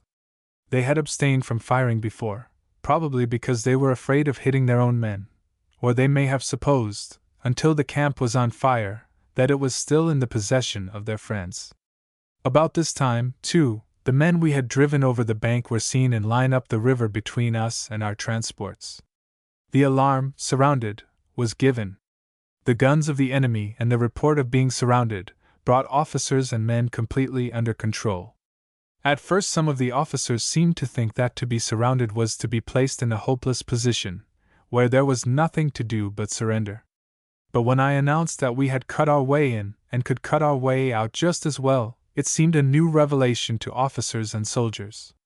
They formed line rapidly and we started back to our boats, with the men deployed as skirmishers as they had been on entering camp. The enemy was soon encountered, but his resistance this time was feeble. Again the Confederates sought shelter under the river banks. We could not stop, however, to pick them up, because the troops we had seen crossing the river had debarked by this time and were nearer our transports than we were. It would be prudent to get them behind us, but we were not again molested on our way to the boats. From the beginning of the fighting our wounded had been carried to the houses at the rear, near the place of debarkation. I now set the troops to bringing their wounded to the boats. After this had gone on for some little time I rode down the road, without even a staff officer, to visit the guard I had stationed over the approach to our transports. I knew the enemy had crossed over from Columbus in considerable numbers and might be expected to attack us as we were embarking. This guard would be encountered first and, as they were in a natural entrenchment, would be able to hold the enemy for a considerable time. My surprise was great to find there was not a single man in the trench. Riding back to the boat I found the officer who had commanded the guard and learned that he had withdrawn his force when the main body fell back. At first I ordered the guard to return, but finding that it would take some time to get the men together and march them back to their position, I countermanded the order. Then, fearing that the enemy we had seen crossing the river below might be coming upon us unawares, I rode out in the field to our front, still entirely alone, to observe whether the enemy was passing. The field was grown up with corn so tall and thick as to cut off the view of even a person on horseback, except directly along the rows. Even in that direction, owing to the overhanging blades of corn, the view was not extensive. I had not gone more than a few hundred yards when I saw a body of troops marching past me not 50 yards away.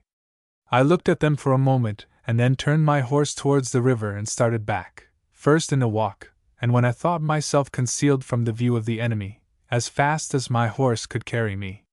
When at the river bank I still had to ride a few hundred yards to the point where the nearest transport lay. The cornfield in front of our transports terminated at the edge of a dense forest. Before I got back the enemy had entered this forest, and had opened a brisk fire upon the boats. Our men, with the exception of details that had gone to the front after the wounded, were now either aboard the transports or very near them. Those who were not aboard soon got there, and the boats pushed off. I was the only man of the National Army between the rebels and our transports. The captain of a boat that had just pushed out but had not started recognized me and ordered the engineer not to start the engine. He then had a plank run out for me. My horse seemed to take in the situation. There was no path down the bank, and everyone acquainted with the Mississippi River knows that its banks, in a natural state, do not vary at any great angle from the perpendicular. My horse put his 4 feet over the bank without hesitation or urging, and with his hind feet well under him, slid down the bank and trotted aboard the boat, 12 or 15 feet away, over a single gangplank. I dismounted and went at once to the upper deck. The Mississippi River was low on the 7th of November 1861, so that the banks were higher than the heads of men standing on the upper decks of the steamers. The rebels were some distance back from the river, so that their fire was high and did us but little harm. Our smokestack was riddled with bullets, but there were only 3 men wounded on the boats, 2 of whom were soldiers. When I first went on deck I entered the captain's room adjoining the pilot house, and threw myself on a sofa. I did not keep that position a moment, but rose to go out on the deck to observe what was going on. I had scarcely left when a musket ball entered the room, struck the head of the sofa, passed through it, and lodged in the foot. When the enemy opened fire on the transports, our gunboats returned it with vigor. They were well out in the stream and some distance down, so that they had to give but very little elevation to their guns to clear the banks of the river. Their position very nearly enfilade the line of the enemy while he was marching through the cornfield. The execution was very great, as we could see at the time and as I afterwards learned more positively. We were very soon out of range and went peacefully on our way to Cairo, every man feeling that Belmont was a great victory and that he had contributed his share to it. Our loss at Belmont was 485 in killed, wounded and missing. About 125 of our wounded fell into the hands of the enemy. We returned with 175 prisoners and 2 guns, and spiked 4 other pieces. The loss of the enemy, as officially reported, was 642 men, killed, wounded and missing. We had engaged about 2,500 men, exclusive of the guard left with the transports. The enemy had about 7,000, but this includes the troops brought over from Columbus who were not engaged in the first defense of Belmont. The 2 objects for which the Battle of Belmont was fought were fully accomplished. The enemy gave up all idea of detaching troops from Columbus. His losses were very heavy for that period of the war. Columbus was beset by people looking for their wounded or dead kin, to take them home for medical treatment or burial. I learned later, when I had moved further south, that Belmont had caused more mourning than almost any other battle up to that time. The national troops acquired a confidence in themselves at Belmont that did not desert them through the war. The day after the battle I met some officers from General Polk's command, arranged for permission to bury our dead at Belmont, and also commenced negotiations for the exchange of prisoners. When our men went to bury their dead, before they were allowed to land they were conducted below the point where the enemy had engaged our transports. Some of the officers expressed a desire to see the field, but the request was refused with the statement that we had no dead there. While on the truce boat I mentioned to an officer, whom I had known both at West Point and in the Mexican War, that I was in the cornfield near their troops when they passed, that I had been on horseback and had worn a soldier's overcoat at the time. This officer was on General Polk's staff. He said both he and the general had seen me and that Polk had said to his men, "There is a Yankee, you may try your marksmanship on him if you wish," but nobody fired at me. Belmont was severely criticized in the North as a wholly unnecessary battle, barren of results, or the possibility of them from the beginning. If it had not been fought, Colonel Oglesby would probably have been captured or destroyed with his 3,000 men. Then I should have been culpable indeed. Chapter 21. General Halleck in command, commanding the district of Cairo, movement on Fort Henry, capture of Fort Henry. While at Cairo, I had frequent opportunities of meeting the rebel officers of the Columbus garrison. They seemed to be very fond of coming up on steamers under flags of truce. On 2 or 3 occasions I went down in like manner. When one of their boats was seen coming up carrying a white flag, a gun would be fired from the lower battery at Fort Holt, throwing a shot across the bow as a signal to come no farther. I would then take a steamer and, with my staff and occasionally a few other officers, go down to receive the party. There were several officers among them whom I had known before, both at West Point and in Mexico. Seeing these officers who had been educated for the profession of arms, both at school and in actual war, which is a far more efficient training, impressed me with the great advantage the South possessed over the North at the beginning of the rebellion. They had from 30 to 40% of the educated soldiers of the nation. They had no standing army, and consequently, these trained soldiers had to find employment with the troops from their own states. In this way, what there was of military education and training was distributed throughout their whole army. The whole loaf was leavened. The North had a great number of educated and trained soldiers, but the bulk of them were still in the army and were retained, generally with their old commands and rank, until the war had lasted many months. In the Army of the Potomac there was what was known as the Regular Brigade, in which, from the commanding officer down to the youngest second lieutenant, every one was educated to his profession. So, too, with many of the batteries. All the officers, generally 4 in number to each, were men educated for their profession. Some of these went into battle at the beginning under division commanders who were entirely without military training. This state of affairs gave me an idea which I expressed while at Cairo, that the government ought to disband the regular army, with the exception of the staff corps, and notify the disbanded officers that they would receive no compensation while the war lasted except as volunteers. The register should be kept up, but the names of all officers who were not in the volunteer service at the close should be stricken from it. On the 9th of November, 2 days after the Battle of Belmont, Major General H. W. Halleck superseded General Fremont in command of the Department of the Missouri.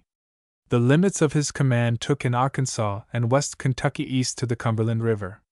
From the Battle of Belmont until early in February 1862, the troops under my command did little except prepare for the long struggle which proved to be before them. The enemy at this time occupied a line running from the Mississippi River at Columbus to Bowling Green and Mill Springs, Kentucky. Each of these positions was strongly fortified, as were also points on the Tennessee and Cumberland rivers near the Tennessee state line. The works on the Tennessee were called Fort Hyman and Fort Henry, and that on the Cumberland was Fort Donelson. At these points the 2 rivers approached within 11 miles of each other. The lines of rifle pits at each place extended back from the water at least 2 miles, so that the garrisons were in reality only 7 miles apart. These positions were of immense importance to the enemy, and of course correspondingly important for us to possess ourselves of. With Fort Henry in our hands, we had a navigable stream open to us up to Muscle Shoals, in Alabama. The Memphis and Charleston Railroad strikes the Tennessee at Eastport, Mississippi, and follows close to the banks of the river up to the shoals. This road, of vast importance to the enemy, would cease to be of use to them for through traffic the moment Fort Henry became ours. Fort Donelson was the gate to Nashville, a place of great military and political importance, and to a rich country extending far east in Kentucky. These 2 points in our possession the enemy would necessarily be thrown back to the Memphis and Charleston road, or to the boundary of the Cotton States, and, as before stated, that road would be lost to them for through communication. The designation of my command had been changed after Halleck's arrival, from the district of southeast Missouri to the district of Cairo, and the small district commanded by General C. F. Smith, embracing the mouths of the Tennessee and Cumberland rivers, had been added to my jurisdiction. Early in January 1862, I was directed by General McClellan, through my department commander, to make a reconnaissance in favor of Brigadier General Don Carlos Buell, who commanded the Department of the Ohio, with headquarters at Louisville, and who was confronting General S. B. Buckner with a larger Confederate force at Bowling Green. It was supposed that Buell was about to make some move against the enemy, and my demonstration was intended to prevent the sending of troops from Columbus, Fort Henry, or Donelson to Buckner. I at once ordered General Smith to send a force up the west bank of the Tennessee to threaten Forts Hyman and Henry. McClellan at the same time with a force of 6,000 men was sent out into West Kentucky, threatening Columbus with one column and the Tennessee River with another. I went with McClellan's command. The weather was very bad, snow and rain fell. The roads, never good in that section, were intolerable. We were out more than a week splashing through the mud, snow, and rain, the men suffering very much. The object of the expedition was accomplished. The enemy did not send reinforcements to Bowling Green, and General George H. Thomas fought and won the Battle of Mill Springs before we returned. As a result of this expedition, General Smith reported that he thought it practicable to capture Fort Hyman. This fort stood on high ground, completely commanding Fort Henry on the opposite side of the river, and its possession by us, with the aid of our gunboats, would ensure the capture of Fort Henry. This report of Smith's confirmed views I had previously held, that the true line of operations for us was up the Tennessee and Cumberland rivers.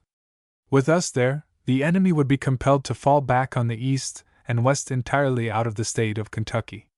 On the 6th of January, before receiving orders for this expedition, I had asked permission of the general commanding the department to go to see him at St. Louis. My object was to lay this plan of campaign before him. Now that my views had been confirmed by so able a general as Smith, I renewed my request to go to St. Louis on what I deemed important military business. The leave was granted, but not graciously. I had known General Halleck but very slightly in the old army, not having met him either at West Point or during the Mexican War.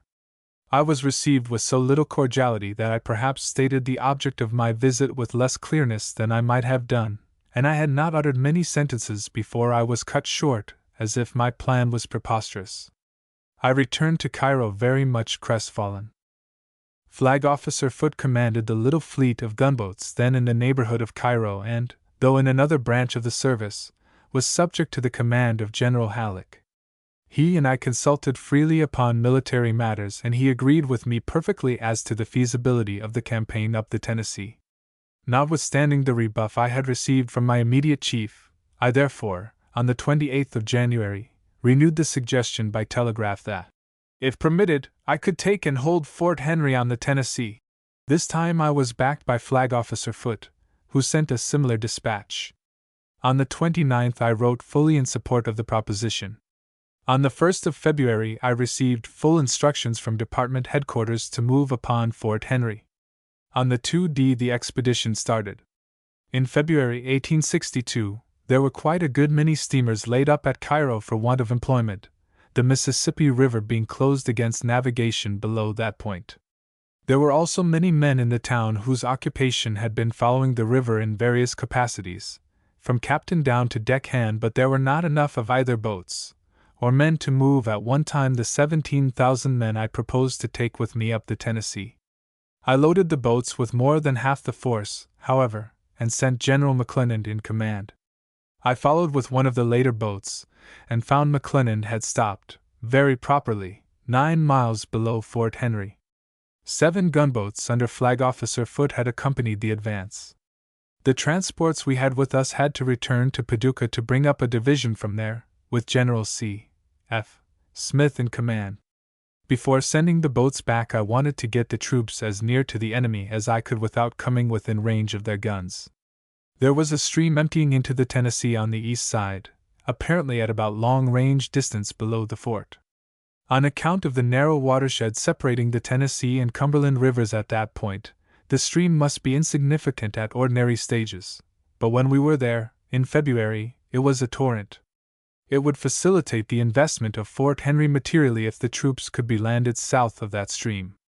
To test whether this could be done, I boarded the gunboat Essex and requested Captain W.M. Porter, commanding it, to approach the fort to draw its fire, After we had gone some distance past the mouth of the stream, we drew the fire of the fort, which fell much short of us. In consequence, I had made up my mind to return and bring the troops to the upper side of the creek, when the enemy opened upon us with a rifled gun that sent shot far beyond us and beyond the stream. One shot passed very near where Captain Porter and I were standing, struck the deck near the stern, penetrated and passed through the cabin and so out into the river. We immediately turned back, and the troops were debarked below the mouth of the creek. When the landing was completed, I returned with the transports to Paducah to hasten up the balance of the troops. I got back on the 5th with the advance, the remainder following as rapidly as the steamers could carry them. At 10 o'clock at night on the 5th, the whole command was not yet up. Being anxious to commence operations as soon as possible before the enemy could reinforce heavily, I issued my orders for an advance at 11 a.m. on the 6th. I felt sure that all the troops would be up by that time. Fort Henry occupies a bend in the river which gave the guns in the water battery a direct fire down the stream.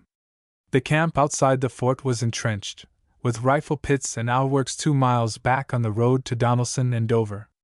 The garrison of the fort and camp was about 2,800, with strong reinforcements from Donelson halted some miles out. There were 17 heavy guns in the fort. The river was very high, the banks being overflowed except where the bluffs come to the water's edge. A portion of the ground on which Fort Henry stood was 2 feet deep in water. Below, the water extended into the woods several hundred yards back from the bank on the east side. On the west bank, Fort Hyman stood on high ground, completely commanding Fort Henry. The distance from Fort Henry to Donelson is but 11 miles. The two positions were so important to the enemy, as he saw his interest, that it was natural to suppose that reinforcements would come from every quarter from which they could be got. Prompt action on our part was imperative. The plan was for the troops and gunboats to start at the same moment. The troops were to invest the garrison and the gunboats to attack the fort at close quarters. General Smith was to land a brigade of his division on the west bank during the night of the 5th and get it in rear of Hyman. At the hour designated, the troops and gunboats started. General Smith found Fort Hyman had been evacuated before his men arrived. The gunboats soon engaged the water batteries at very close quarters, but the troops which were to invest Fort Henry were delayed for want of roads, as well as by the dense forest and the high water in what would in dry weather have been unimportant beds of streams. This delay made no difference in the result. On our first appearance, Tillman had sent his entire command, with the exception of about 100 men left to man the guns in the fort, to the outworks on the road to Dover and Donelson, so as to have them out of range of the guns of our navy, and before any attack on the 6th he had ordered them to retreat on Donelson. He stated in his subsequent report that the defense was intended solely to give his troops time to make their escape. Tillman was captured with his staff and 90 men, as well as the armament of the fort, the ammunition and whatever stores were there. Our cavalry pursued the retreating column towards Donelson and picked up 2 guns and a few stragglers. But the enemy had so much the start that the pursuing force did not get in sight of any except the stragglers. All the gunboats engaged were hit many times. The damage, however, beyond what could be repaired by a small expenditure of money, was slight, except to the Essex. A shell penetrated the boiler of that vessel and exploded it, killing and wounding 48 men, 19 of whom were soldiers who had been detailed to act with the Navy. On several occasions during the war such details were made when the complement of men with the Navy was insufficient for the duty before them. After the fall of Fort Henry, Captain Phelps, commanding the ironclad Carondelet, at my request ascended the Tennessee River and thoroughly destroyed the bridge of the Memphis and Ohio Railroad. Chapter 22. Investment of Fort Donelson, the naval operations, attack of the enemy, assaulting the works, surrender of the fort. I informed the department commander of our success at Fort Henry, and that on the 8th I would take Fort Donelson. But the rain continued to fall so heavily that the roads became impassable for artillery and wagon trains. Then, too, it would not have been prudent to proceed without the gunboats. At least it would have been leaving behind a valuable part of our available force. On the 7th, the day after the fall of Fort Henry, I took my staff and the cavalry, a part of one regiment, and made a reconnaissance to within about a mile of the outer line of works at Donelson.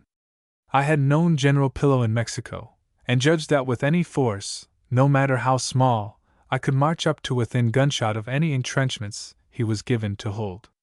I said this to the officers of my staff at the time. I knew that Floyd was in command, but he was no soldier, and I judged that he would yield to Pillow's pretensions. I met, as I expected, no opposition in making the reconnaissance, and besides learning the topography of the country on the way and around Fort Donelson, found that there were 2 roads available for marching, one leading to the village of Dover, the other to Donelson. Fort Donelson is 2 miles north, or down the river, from Dover. The fort, as it stood in 1861, embraced about 100 acres of land. On the east it fronted the Cumberland. To the north it faced Hickman's Creek, a small stream which at that time was deep and wide because of the backwater from the river.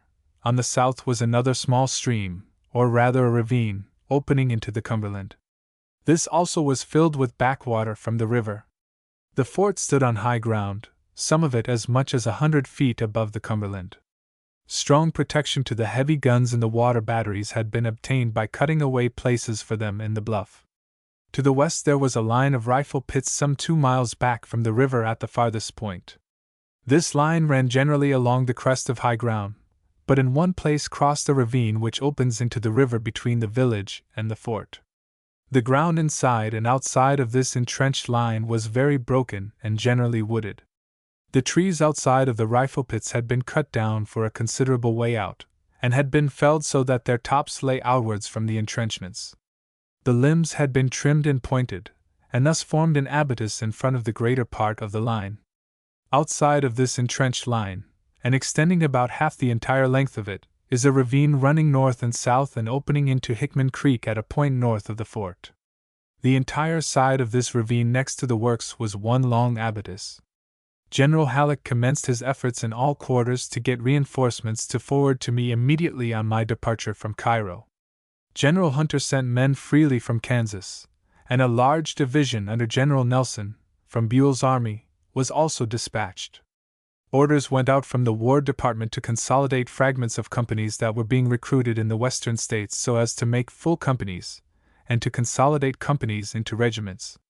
General Halleck did not approve or disapprove of my going to Fort Donelson. He said nothing whatever to me on the subject. He informed Buell on the 7th that I would march against Fort Donelson the next day, but on the 10th he directed me to fortify Fort Henry strongly, particularly to the land side, saying that he forwarded me entrenching tools for that purpose.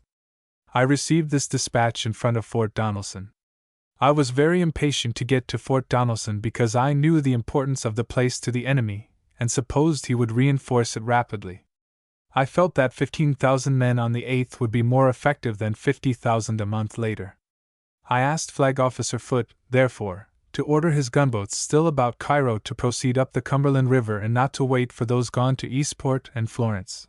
But the others got back in time and we started on the 12th. I had moved McClernand out a few miles the night before so as to leave the road as free as possible. Just as we were about to start, the first reinforcement reached me on transports. It was a brigade composed of 6 full regiments commanded by Colonel Thayer, of Nebraska. As the gunboats were going around to Donelson by the Tennessee, Ohio, and Cumberland rivers, I directed Thayer to turn about and go under their convoy. I started from Fort Henry with 15,000 men, including 8 batteries and part of a regiment of cavalry, and, meeting with no obstruction to detain us, the advance arrived in front of the enemy by noon. That afternoon and the next day were spent in taking up ground to make the investment as complete as possible. General Smith had been directed to leave a portion of his division behind to guard Forts Henry and Hyman. He left General Lew. Wallace with 2,500 men. With the remainder of his division he occupied our left, extending to Hickman Creek. McClernand was on the right, and covered the roads running south and southwest from Dover. His right extended to the backwater up the ravine opening into the Cumberland south of the village. The troops were not entrenched, but the nature of the ground was such that they were just as well protected from the fire of the enemy as if rifle pits had been thrown up. Our line was generally along the crest of ridges. The artillery was protected by being sunk in the ground.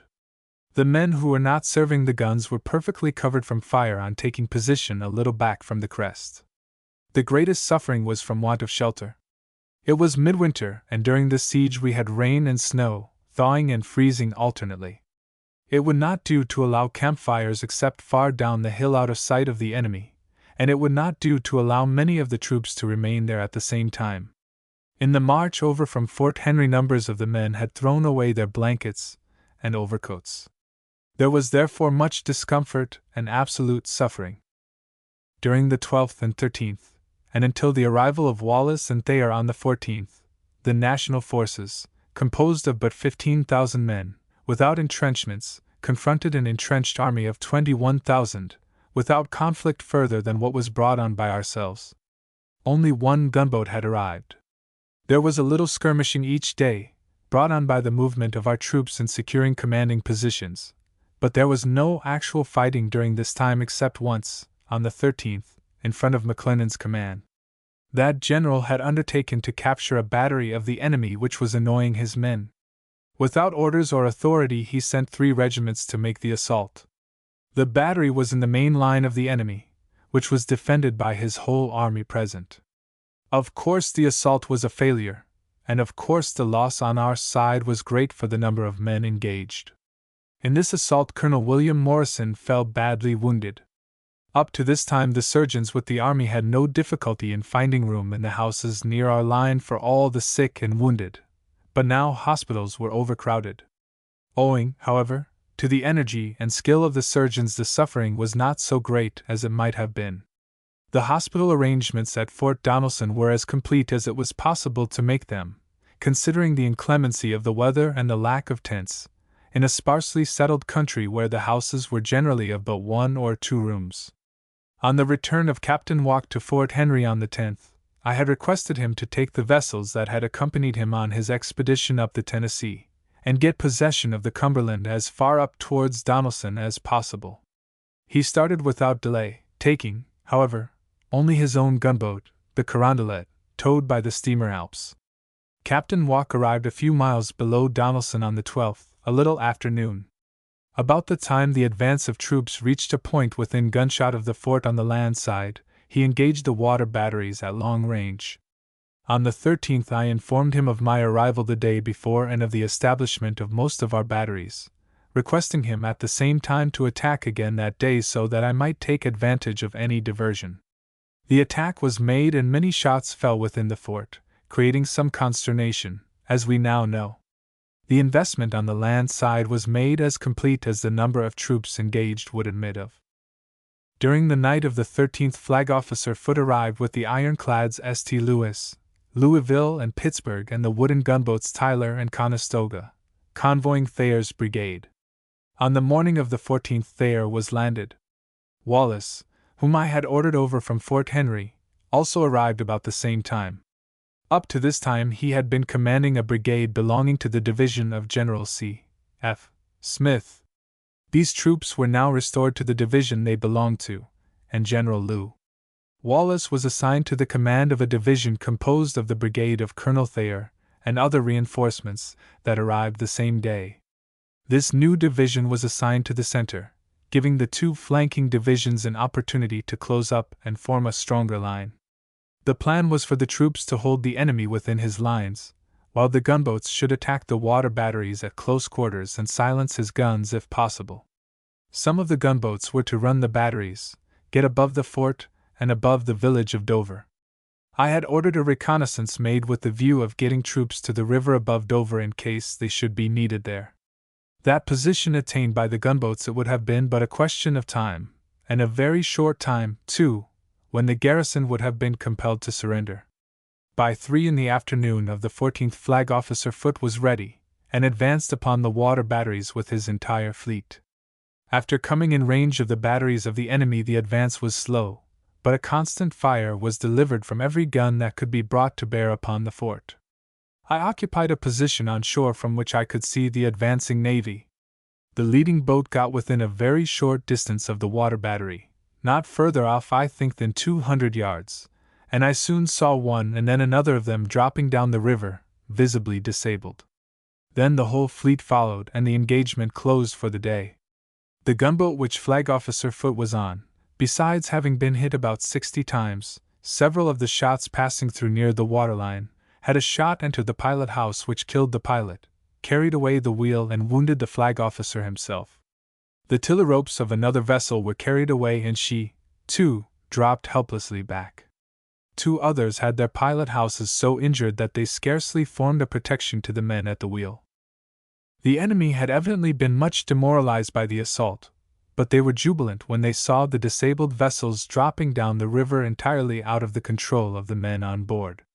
Of course, I only witnessed the falling back of our gunboats, and felt sad enough at the time over the repulse. Subsequent reports, now published, show that the enemy telegraphed a great victory to Richmond. The sun went down on the night of the 14th of February 1862, leaving the army confronting Fort Donelson anything but comforted over the prospects.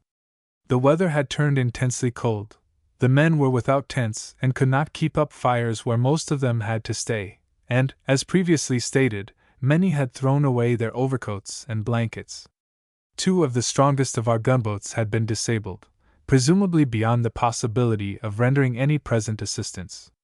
I retired this night not knowing but that I would have to entrench my position, and bring up tents for the men or build huts under the cover of the hills.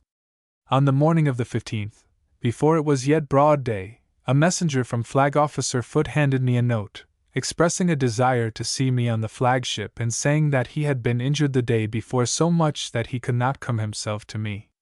I at once made my preparations for starting. I directed my adjutant general to notify each of the division commanders of my absence, and instruct them to do nothing to bring on an engagement until they received further orders, but to hold their positions.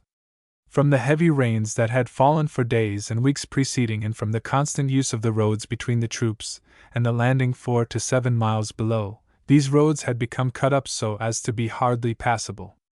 The intense cold of the night of the 14th to 15th had frozen the ground solid.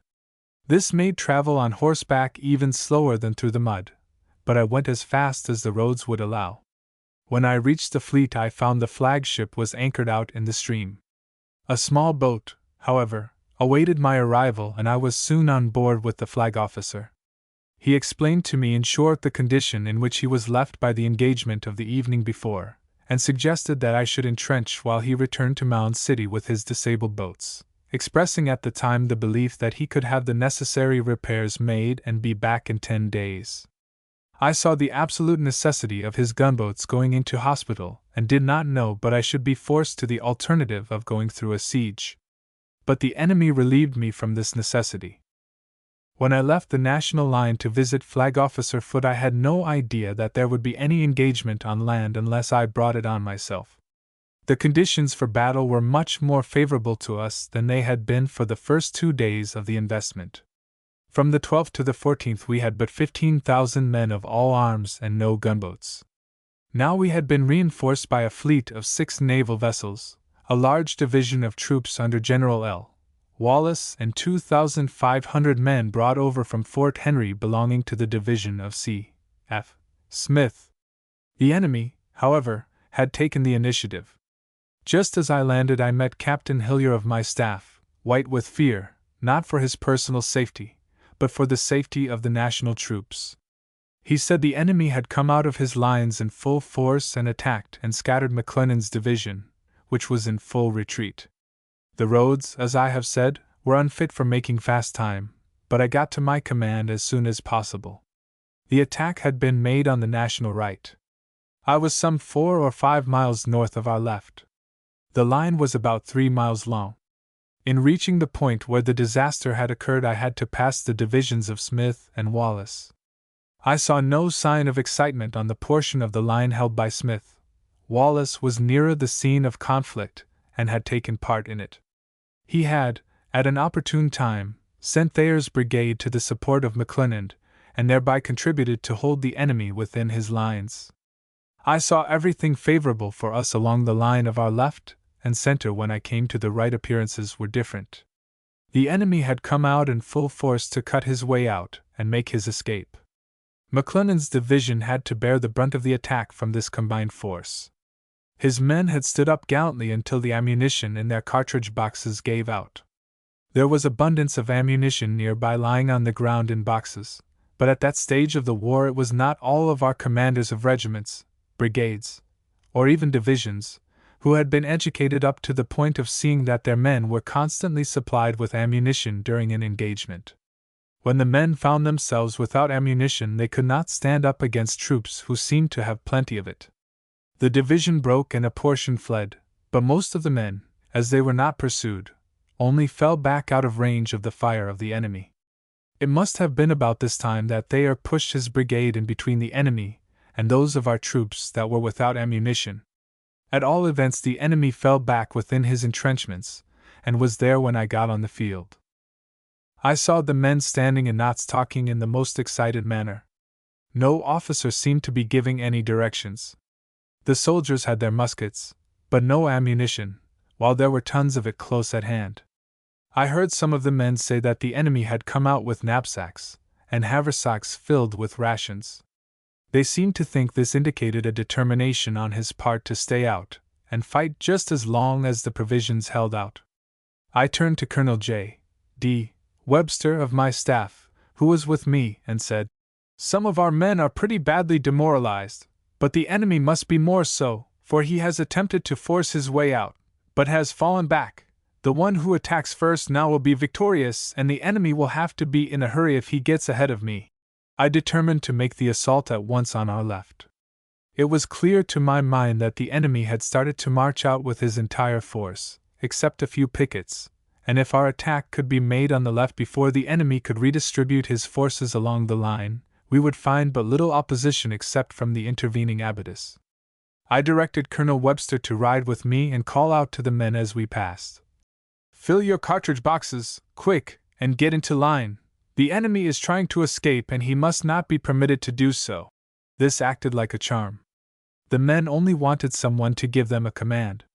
We rode rapidly to Smith's quarters, when I explained the situation to him and directed him to charge the enemy's works in his front with his whole division, saying at the same time that he would find nothing but a very thin line to contend with. The general was off in an incredibly short time, going in advance himself to keep his men from firing while they were working their way through the abatis intervening between them and the enemy.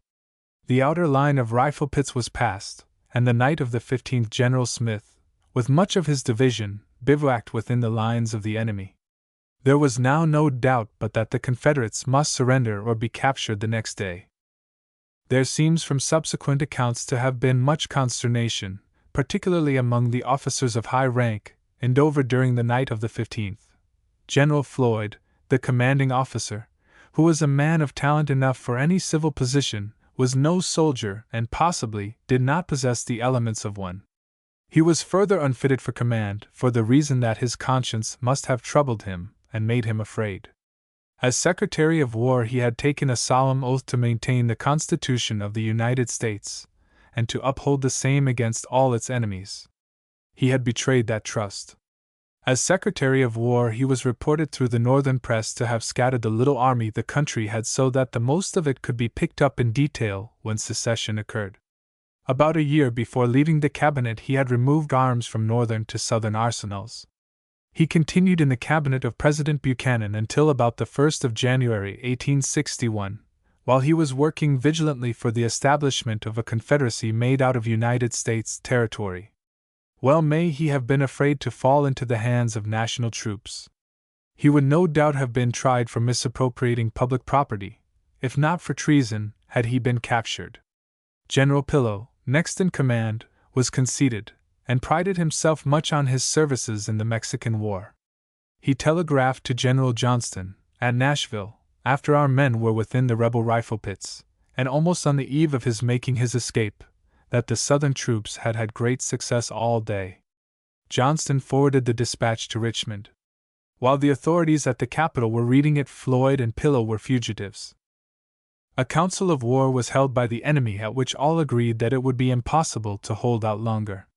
General Buckner, who was third in rank in the garrison but much the most capable soldier, seems to have regarded it a duty to hold the fort until the general commanding the department, A. S. Johnston, should get back to his headquarters at Nashville. Buckner's report shows, however, that he considered Donelson lost and that any attempt to hold the place longer would be at the sacrifice of the command. Being assured that Johnston was already in Nashville, Buckner too agreed that surrender was the proper thing. Floyd turned over the command to Pillow, who declined it. It then devolved upon Buckner, who accepted the responsibility of the position.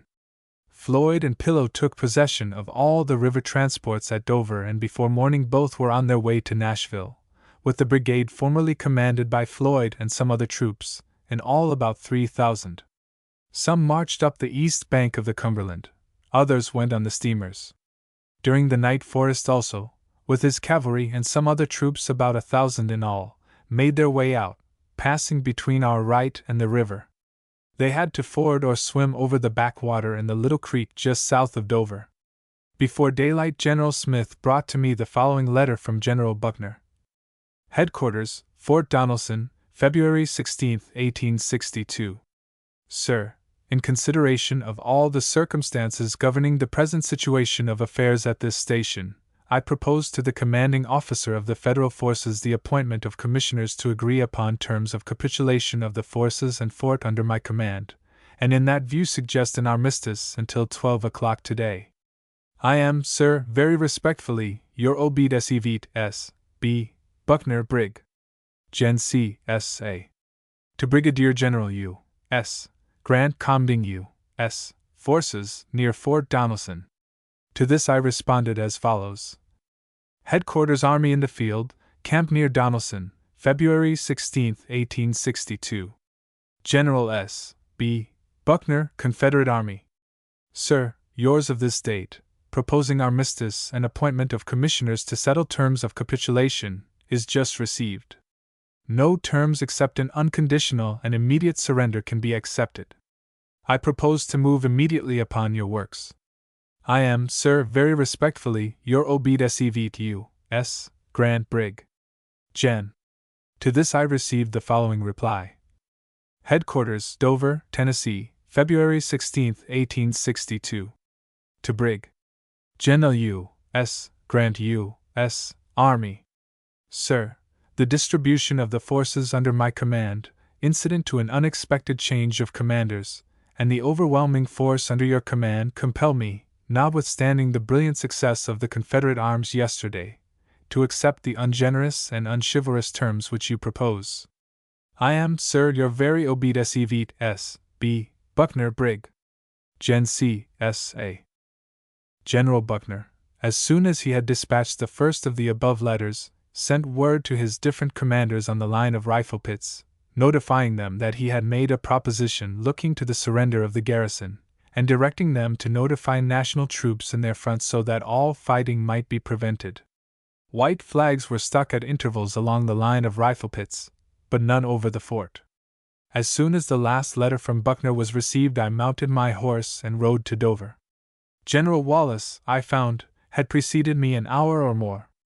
I presume that, seeing white flags exposed in his front, he rode up to see what they meant, and, not being fired upon or halted, he kept on until he found himself at the headquarters of General Buckner.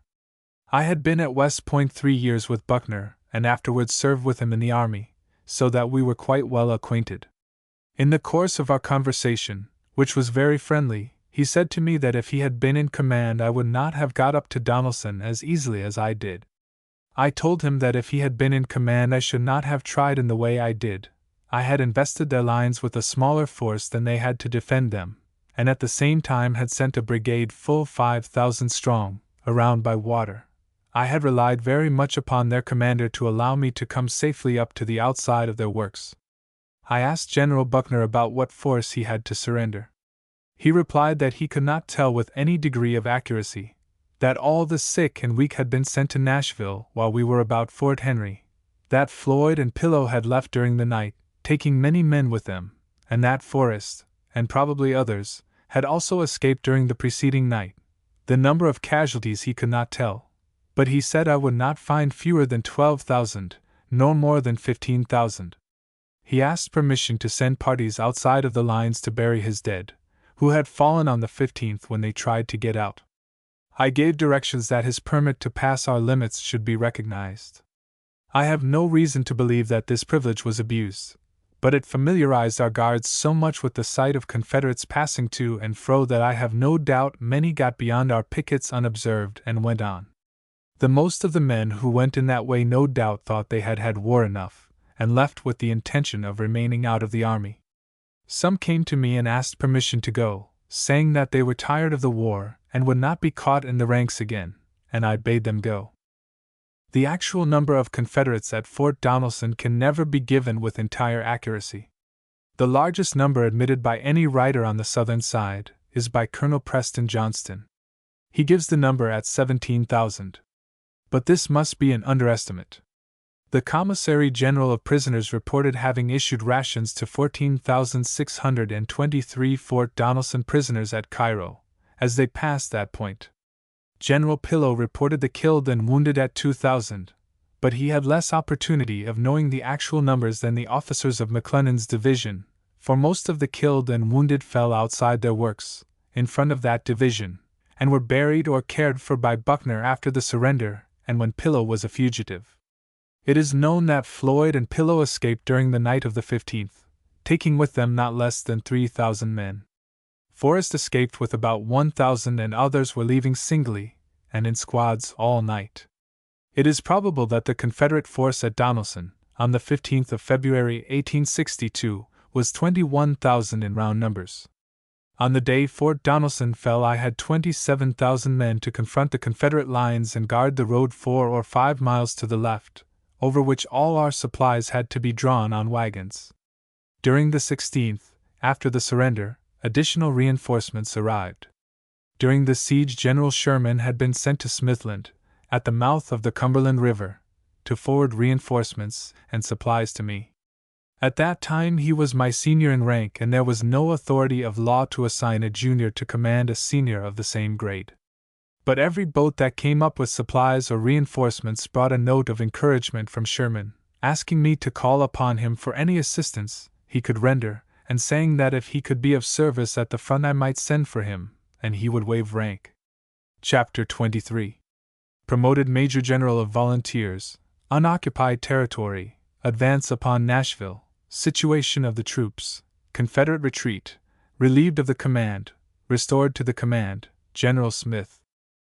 The news of the fall of Fort Donelson caused great delight all over the North. At the South, particularly in Richmond, the effect was correspondingly depressing. I was promptly promoted to the grade of Major General of Volunteers, and confirmed by the Senate. All 3 of my division commanders were promoted to the same grade and the colonels who commanded brigades were made brigadier generals in the volunteer service.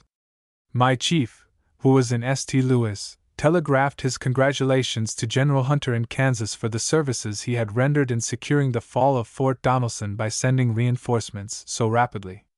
To Washington he telegraphed that the victory was due to General C. F. Smith.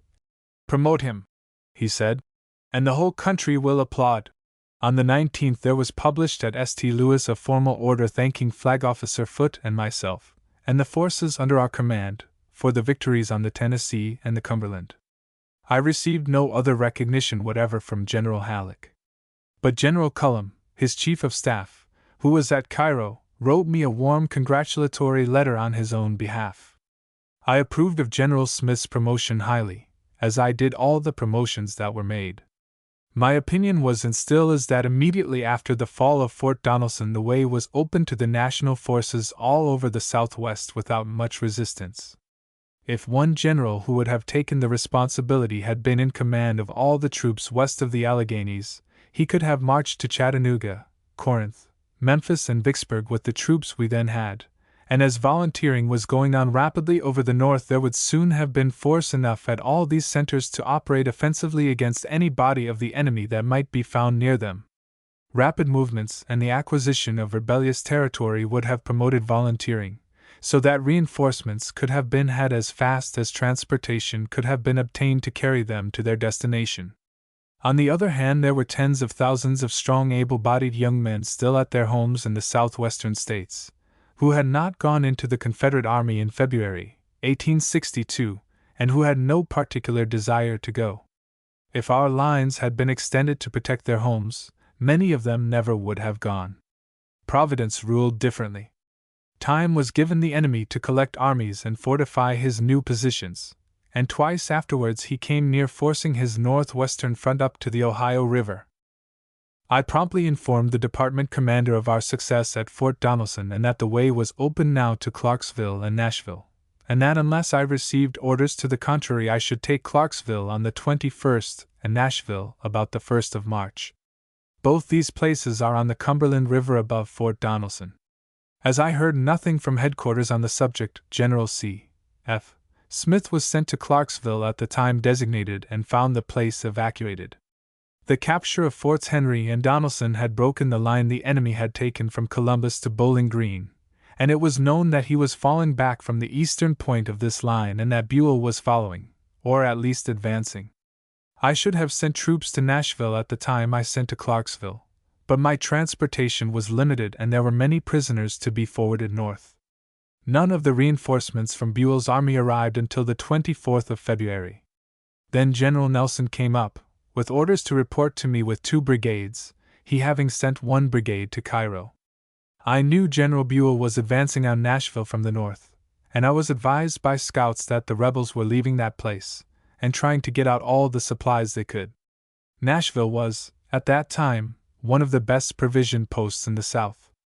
I had no use for reinforcements now, and thinking Buell would like to have his troops again, I ordered Nelson to proceed to Nashville without debarking at Fort Donelson. I sent a gunboat also as a convoy. The Cumberland River was very high at the time, the railroad bridge at Nashville had been burned, and all river craft had been destroyed, or would be before the enemy left. Nashville is on the west bank of the Cumberland, and Buell was approaching from the east. I thought the steamers carrying Nelson's division would be useful in ferrying the balance of Buell's forces across. I ordered Nelson to put himself in communication with Buell as soon as possible, and if he found him more than 2 days off from Nashville to return below the city and await orders. Buell, however, had already arrived in person at Edgefield, opposite Nashville, and Mitchell's division of his command reached there the same day. Nelson immediately took possession of the city. After Nelson had gone and before I had learned of Buell's arrival, I sent word to department headquarters that I should go to Nashville myself on the 28th if I received no orders to the contrary. Hearing nothing, I went as I had informed my superior officer I would do. On arriving at Clarksville, I saw a fleet of steamers at the shore, the same that had taken Nelson's division, and troops going aboard. I landed and called on the commanding officer, General C. F. Smith. As soon as he saw me, he showed an order he had just received from Buell in these words: Nashville, February 25, 1862. General C. F. Smith, commanding U.S. Forces, Clarksville. General, the landing of a portion of our troops, contrary to my intentions, on the south side of the river has compelled me to hold this side at every hazard. If the enemy should assume the offensive, and I am assured by reliable persons that in view of my position such is his intention, my force present is altogether inadequate, consisting of only 15,000 men. I have to request you, therefore, to come forward with all the available force under your command.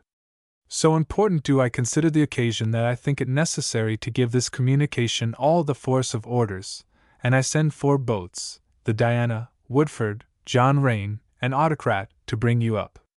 In 5 or 6 days my force will probably be sufficient to relieve you. Very respectfully, your obedient SRV D. C. Buell, Brigadier General Comg. P. S. The steamers will leave here at 12 o'clock tonight. General Smith said this order was nonsense, but I told him it was better to obey it. The general replied, "Of course I must obey," and said his men were embarking as fast as they could. I went on up to Nashville and inspected the position taken by Nelson's troops. I did not see Buell during the day, and wrote him a note saying that I had been in Nashville since early morning and had hoped to meet him. On my return to the boat we met. His troops were still east of the river, and the steamers that had carried Nelson's division up were mostly at Clarksville to bring Smith's division. I said to General Buell my information was that the enemy was retreating as fast as possible. General Buell said there was fighting going on then only 10 or 12 miles away. I said. Quite probably, Nashville contained valuable stores of arms, ammunition, and provisions, and the enemy is probably trying to carry away all he can. The fighting is doubtless with the rearguard, who are trying to protect the trains they are getting away with. Buell spoke very positively of the danger Nashville was in of an attack from the enemy. I said, in the absence of positive information, I believed my information was correct. He responded that he knew. Well, I said, I do not know, but as I came by Clarksville, General Smith's troops were embarking to join you. Smith's troops were returned the same day. The enemy were trying to get away from Nashville and not to return to it. At this time, General Albert Sidney Johnston commanded all the Confederate troops west of the Allegheny Mountains, with the exception of those in the extreme south. On the national side, the forces confronting him were divided into, at first 3, then 4 separate departments. Johnston had greatly the advantage in having supreme command over all troops that could possibly be brought to bear upon one point, while the forces similarly situated on the national side, divided into independent commands, could not be brought into harmonious action except by orders from Washington. At the beginning of 1862, Johnston's troops east of the Mississippi occupied a line extending from Columbus, on his left, to Mill Springs, on his right. As we have seen, Columbus, both banks of the Tennessee River, the west bank of the Cumberland, and Bowling Green, all were strongly fortified. Mill Springs was entrenched. The national troops occupied no territory south of the Ohio, except 3 small garrisons along its bank and a force thrown out from Louisville to confront that at Bowling Green. Johnston's strength was no doubt numerically inferior to that of the national troops, but this was compensated for by the advantage of being sole commander of all the Confederate forces at the west, and of operating in a country where his friends would take care of his rear without any detail of soldiers. But when General George H. Thomas moved upon the enemy at Mill Springs and totally routed him, inflicting a loss of some 300 killed and wounded, and Forts Henry and Hyman fell into the hands of the national forces, with their armaments and about 100 prisoners, those losses seemed to dishearten the Confederate commander so much that he immediately commenced a retreat from Bowling Green on Nashville. He reached this latter place on the 14th of February, while Donelson was still besieged.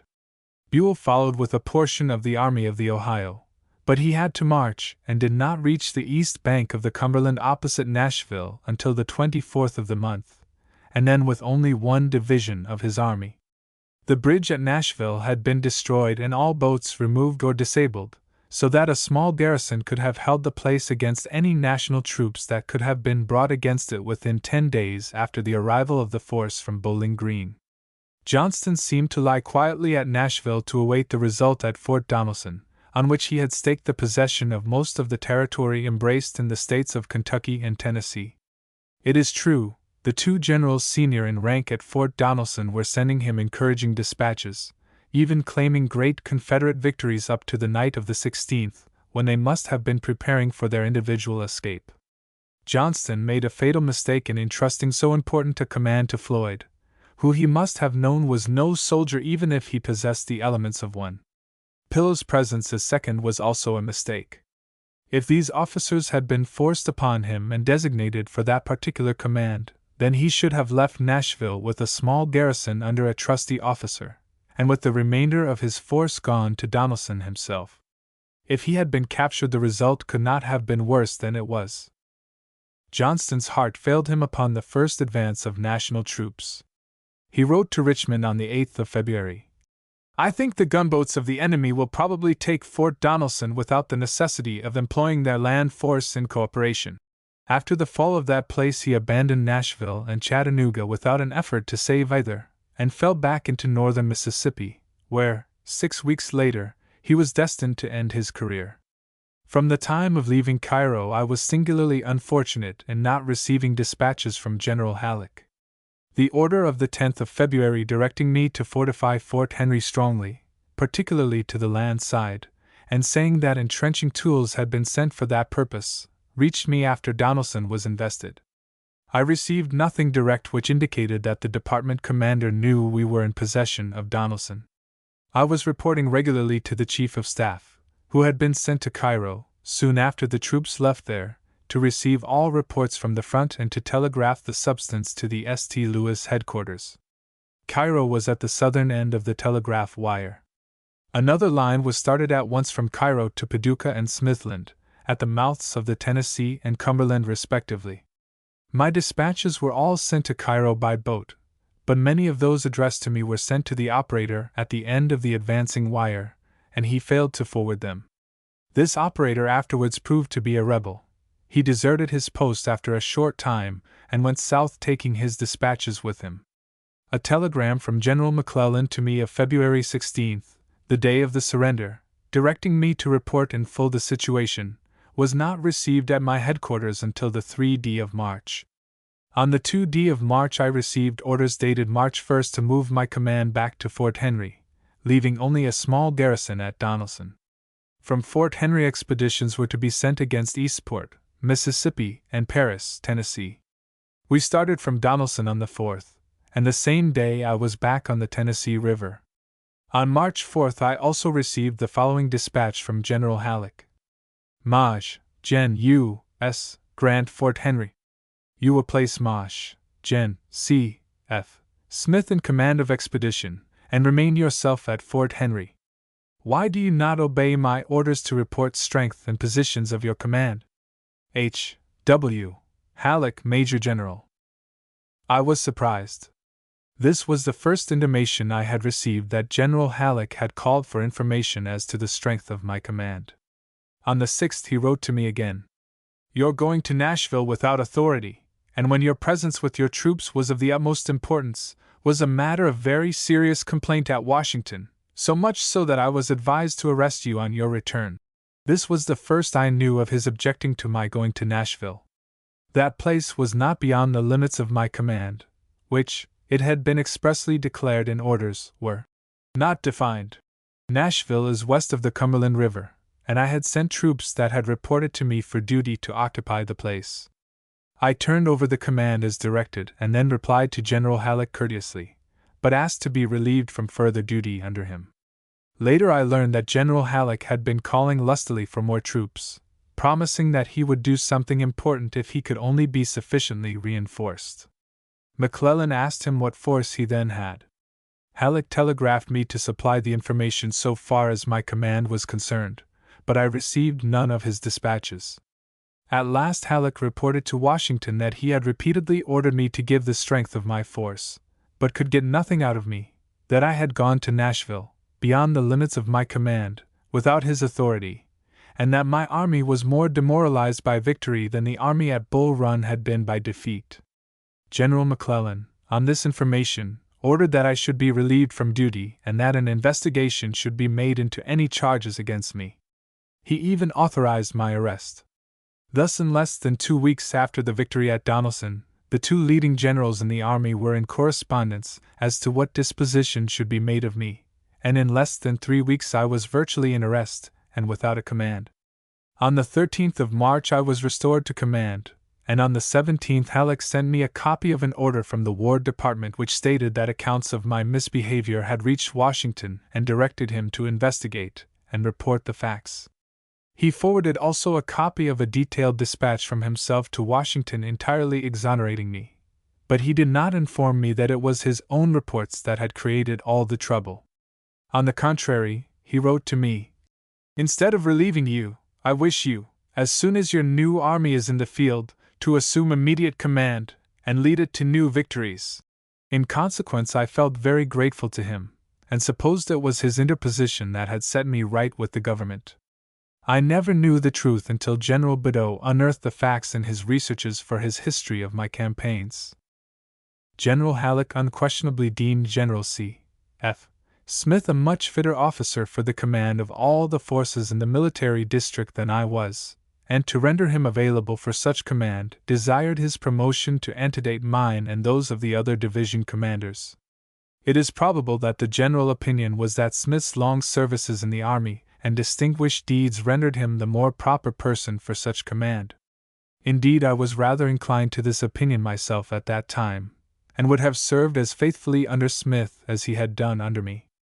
But this did not justify the dispatches which General Halleck sent to Washington, or his subsequent concealment of them from me when pretending to explain the action of my superiors. On receipt of the order restoring me to command, I proceeded to Savannah on the Tennessee, to which point my troops had advanced. General Smith was delighted to see me and was unhesitating in his denunciation of the treatment I had received. He was on a sick bed at the time, from which he never came away alive. His death was a severe loss to our Western Army. His personal courage was unquestioned, his judgment and professional acquirements were unsurpassed, and he had the confidence of those he commanded as well as of those over him. Chapter 24. The Army at Pittsburgh Landing, injured by a fall, the Confederate attack at Shiloh, the first day's fight at Shiloh, General Sherman, condition of the Army, close of the first day's fight, the second day's fight, retreat and defeat of the Confederates. When I reassumed command on the 17th of March, I found the Army divided, about half being on the east bank of the Tennessee at Savannah, while one division was at Crump's Landing on the west bank about 4 miles higher up, and the remainder at Pittsburgh Landing, 5 miles above Crump's. The enemy was in force at Corinth, the junction of the two most important railroads in the Mississippi Valley, one connecting Memphis and the Mississippi River with the east, and the other leading south to all the Cotton States. Still another railroad connects Corinth with Jackson, in West Tennessee. If we obtained possession of Corinth, the enemy would have no railroad for the transportation of armies or supplies until that running east from Vicksburg was reached. It was the great strategic position at the west between the Tennessee and the Mississippi rivers and between Nashville and Vicksburg. I at once put all the troops at Savannah in motion for Pittsburgh Landing, knowing that the enemy was fortifying at Corinth and collecting an army there under Johnston. It was my expectation to march against that army as soon as Buell, who had been ordered to reinforce me with the Army of the Ohio, should arrive, and the west bank of the river was the place to start from. Pittsburgh is only about 20 miles from Corinth, and Hamburg Landing, 4 miles further up the river, is a mile or two nearer. I had not been in command long before I selected Hamburg as the place to put the Army of the Ohio when it arrived. The roads from Pittsburgh and Hamburg to Corinth converged some 8 miles out. This disposition of the troops would have given additional roads to march over when the advance commenced, within supporting distance of each other. Before I arrived at Savannah, Sherman, who had joined the Army of the Tennessee and been placed in command of a division, had made an expedition on steamers convoyed by gunboats to the neighborhood of Eastport, 30 miles south, for the purpose of destroying the railroad east of Corinth. The rains had been so heavy for some time before that the lowlands had become impassable swamps. Sherman debarked his troops and started out to accomplish the object of the expedition, but the river was rising so rapidly that the backwater up the small tributaries threatened to cut off the possibility of getting back to the boats, and the expedition had to return without reaching the railroad. The guns had to be hauled by hand through the water to get back to the boats. On the 17th of March, the army on the Tennessee River consisted of 5 divisions, commanded respectively by Generals C. F. Smith, McClernand, L. Wallace, Hurlbut, and Sherman. General W. H. L. Wallace was temporarily in command of Smith's division, General Smith, as I have said, being confined to his bed. Reinforcements were arriving daily, and as they came up they were organized, first into brigades, then into a division, and the command given to General Prentice, who had been ordered to report to me. General Buell was on his way from Nashville with 40,000 veterans. On the 19th of March he was at Columbia, Tennessee, 85 miles from Pittsburgh. When all reinforcements should have arrived, I expected to take the initiative by marching on Corinth, and had no expectation of needing fortifications, though this subject was taken into consideration. McPherson, my only military engineer, was directed to lay out a line to entrench. He did so, but reported that it would have to be made in rear of the line of encampment as it then ran. The new line, while it would be nearer the river, was yet too far away from the Tennessee, or even from the creeks, to be easily supplied with water, and in case of attack these creeks would be in the hands of the enemy. The fact is, I regarded the campaign we were engaged in as an offensive one, and had no idea that the enemy would leave strong entrenchments to take the initiative when he knew he would be attacked where he was if he remained. This view, however, did not prevent every precaution being taken and every effort made to keep advised of all movements of the enemy.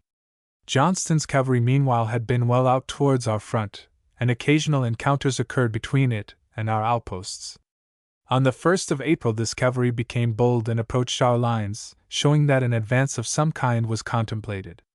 On the 2d Johnston left Corinth in force to attack my army.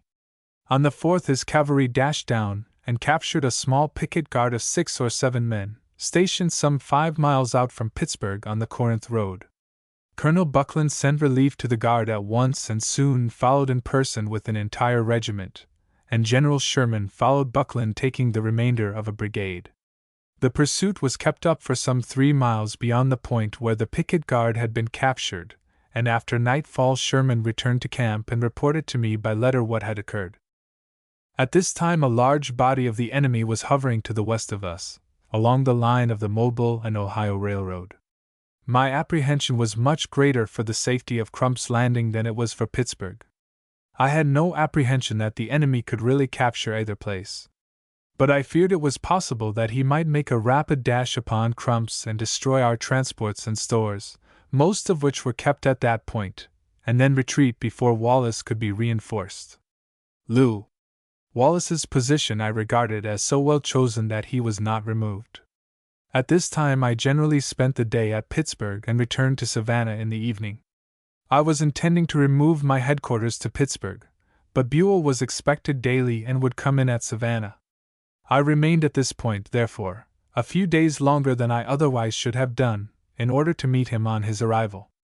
The skirmishing in our front, however, had been so continuous from about the 3d of April that I did not leave Pittsburgh each night until an hour when I felt there would be no further danger before the morning.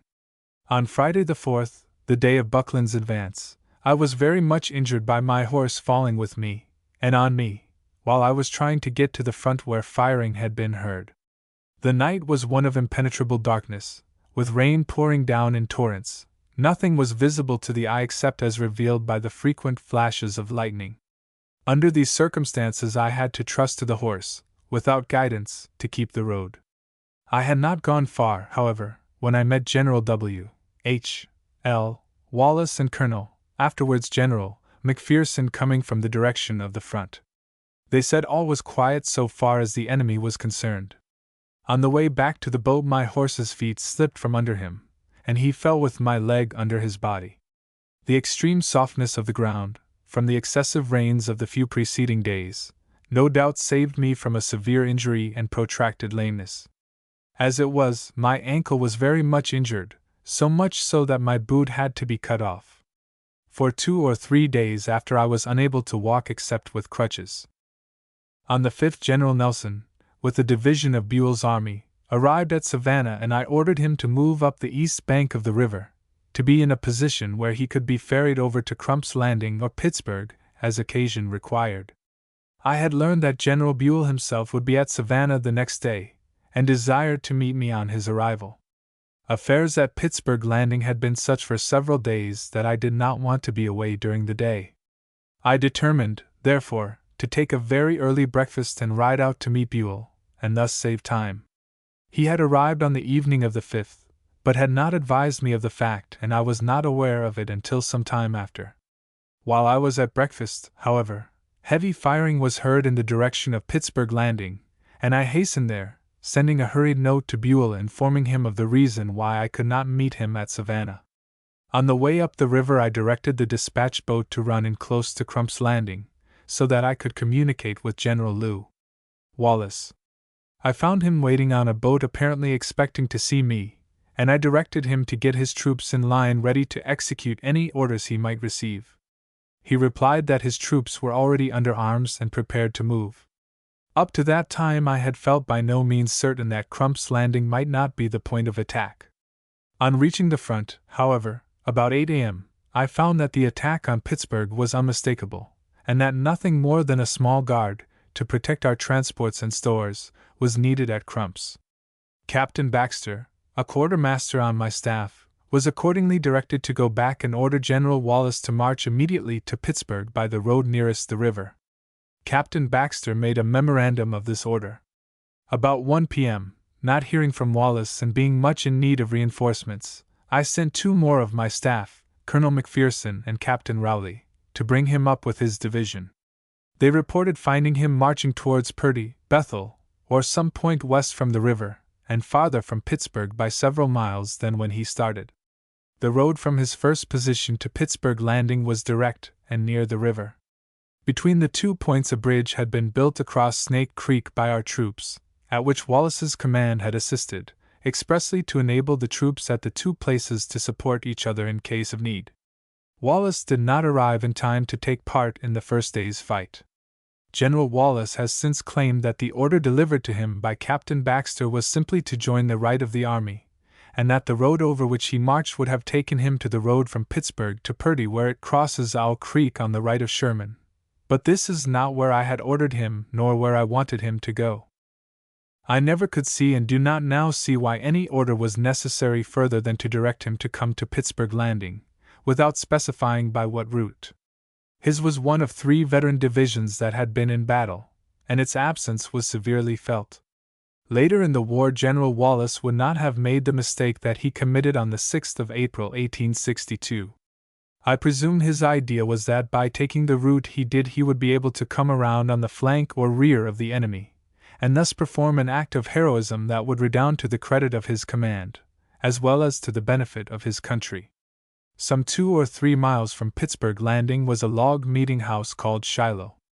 It stood on the ridge which divides the waters of Snake and Lick Creeks, the former emptying into the Tennessee just north of Pittsburgh Landing, and the latter south. This point was the key to our position, and was held by Sherman. His division was at that time wholly raw, no part of it ever having been in an engagement, but I thought this deficiency was more than made up by the superiority of the commander. McClernand was on Sherman's left, with troops that had been engaged at Forts Henry and Donelson and were therefore veterans so far as Western troops had become such at that stage of the war. Next to McClernand came Prentiss with a raw division, and on the extreme left, Stuart with 1 brigade of Sherman's division. Hurlbut was in rear of Prentiss, massed, and in reserve at the time of the onset. The division of General C. F. Smith was on the right, also in reserve. General Smith was still sick in bed at Savannah, but within hearing of our guns. His services would no doubt have been of inestimable value had his health permitted his presence. The command of his division devolved upon Brigadier General W. H. L. Wallace, a most estimable and able officer, a veteran too, for he had served a year in the Mexican War and had been with his command at Henry and Donelson. Wallace was mortally wounded in the first day's engagement, and with the change of commanders thus necessarily effected in the heat of battle the efficiency of his division was much weakened. The position of our troops made a continuous line from Lick Creek on the left to Owl Creek, a branch of Snake Creek, on the right, facing nearly south and possibly a little west. The water in all these streams was very high at the time and contributed to protect our flanks. The enemy was compelled, therefore, to attack directly in front. This he did with great vigor, inflicting heavy losses on the National side, but suffering much heavier on his own. The Confederate assaults were made with such a disregard of losses on their own side that our line of tents soon fell into their hands. The ground on which the battle was fought was undulating, heavily timbered with scattered clearings, the woods giving some protection to the troops on both sides. There was also considerable underbrush. A number of attempts were made by the enemy to turn our right flank, where Sherman was posted, but every effort was repulsed with heavy loss. But the front attack was kept up so vigorously that, to prevent the success of these attempts to get on our flanks, the National troops were compelled, several times, to take positions to the rear nearer Pittsburgh Landing. When the firing ceased at night, the National line was all of a mile in rear of the position it had occupied in the morning. In one of the backward moves, on the 6th, the division commanded by General Prentiss did not fall back with the others. This left his flanks exposed and enabled the enemy to capture him with about 2,200 of his officers and men. General Badeau gives 4 o'clock of the 6th as about the time this capture took place. He may be right as to the time, but my recollection is that the hour was later. General Prentiss himself gave the hour as 5:30. I was with him, as I was with each of the division commanders that day, several times, and my recollection is that the last time I was with him was about 4:30, when his division was standing up firmly and the general was as cool as if expecting victory. But no matter whether it was 4 or later, the story that he and his command were surprised and captured in their camps is without any foundation whatever. If it had been true, as currently reported at the time and yet believed by thousands of people, that Prentiss and his division had been captured in their beds, there would not have been an all-day struggle, with the loss of thousands killed and wounded on the Confederate side. With the single exception of a few minutes after the capture of Prentiss, a continuous and unbroken line was maintained all day from Snake Creek or its tributaries on the right to Lick Creek or the Tennessee on the left above Pittsburgh. There was no hour during the day when there was not heavy firing and generally hard fighting at some point on the line, but seldom at all points at the same time. It was a case of Southern dash against Northern pluck and endurance. 3 of the 5 divisions engaged on Sunday were entirely raw, and many of the men had only received their arms on the way from their states to the field. Many of them had arrived but a day or 2 before and were hardly able to load their muskets according to the manual. Their officers were equally ignorant of their duties. Under these circumstances, it is not astonishing that many of the regiments broke at the first fire. In 2 cases, as I now remember, colonels led their regiments from the field on first hearing the whistle of the enemy's bullets. In these cases, the colonels were constitutional cowards, unfit for any military position, but not so the officers and men led out of danger by them. Better troops never went upon a battlefield than many of these officers and men afterwards proved themselves to be, who fled panic-stricken at the first whistle of bullets and shell at Shiloh. During the whole of Sunday I was continuously engaged in passing from one part of the field to another, giving directions to division commanders. In thus moving along the line, however, I never deemed it important to stay long with Sherman. Although his troops were then under fire for the first time, their commander, by his constant presence with them, inspired a confidence in officers and men that enabled them to render services on that bloody battlefield worthy of the best of veterans. McClernand was next to Sherman, and the hardest fighting was in front of these 2 divisions. McClernand told me on that day, the 6th, that he profited much by having so able a commander supporting him. A casualty to Sherman that would have taken him from the field that day would have been a sad one for the troops engaged at Shiloh.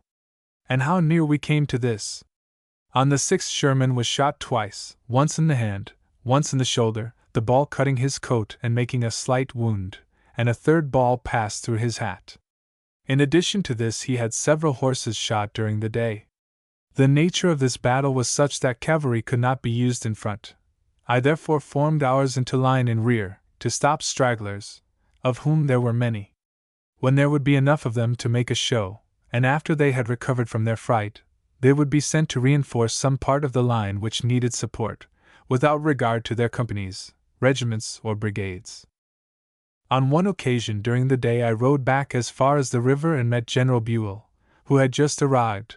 I do not remember the hour, but at that time there probably were as many as 4,000 or 5,000 stragglers lying under cover of the river bluff, panic-stricken, most of whom would have been shot where they lay, without resistance, before they would have taken muskets and marched to the front to protect themselves. This meeting between General Buell and myself was on the dispatch boat used to run between the Landing and Savannah. It was brief, and related specially to his getting his troops over the river. As we left the boat together, Buell's attention was attracted by the men lying under cover of the river bank. I saw him berating them and trying to shame them into joining their regiments. He even threatened them with shells from the gunboats nearby. But it was all to no effect. Most of these men afterward proved themselves as gallant as any of those who saved the battle from which they had deserted. I have no doubt that this sight impressed General Buell with the idea that a line of retreat would be a good thing just then.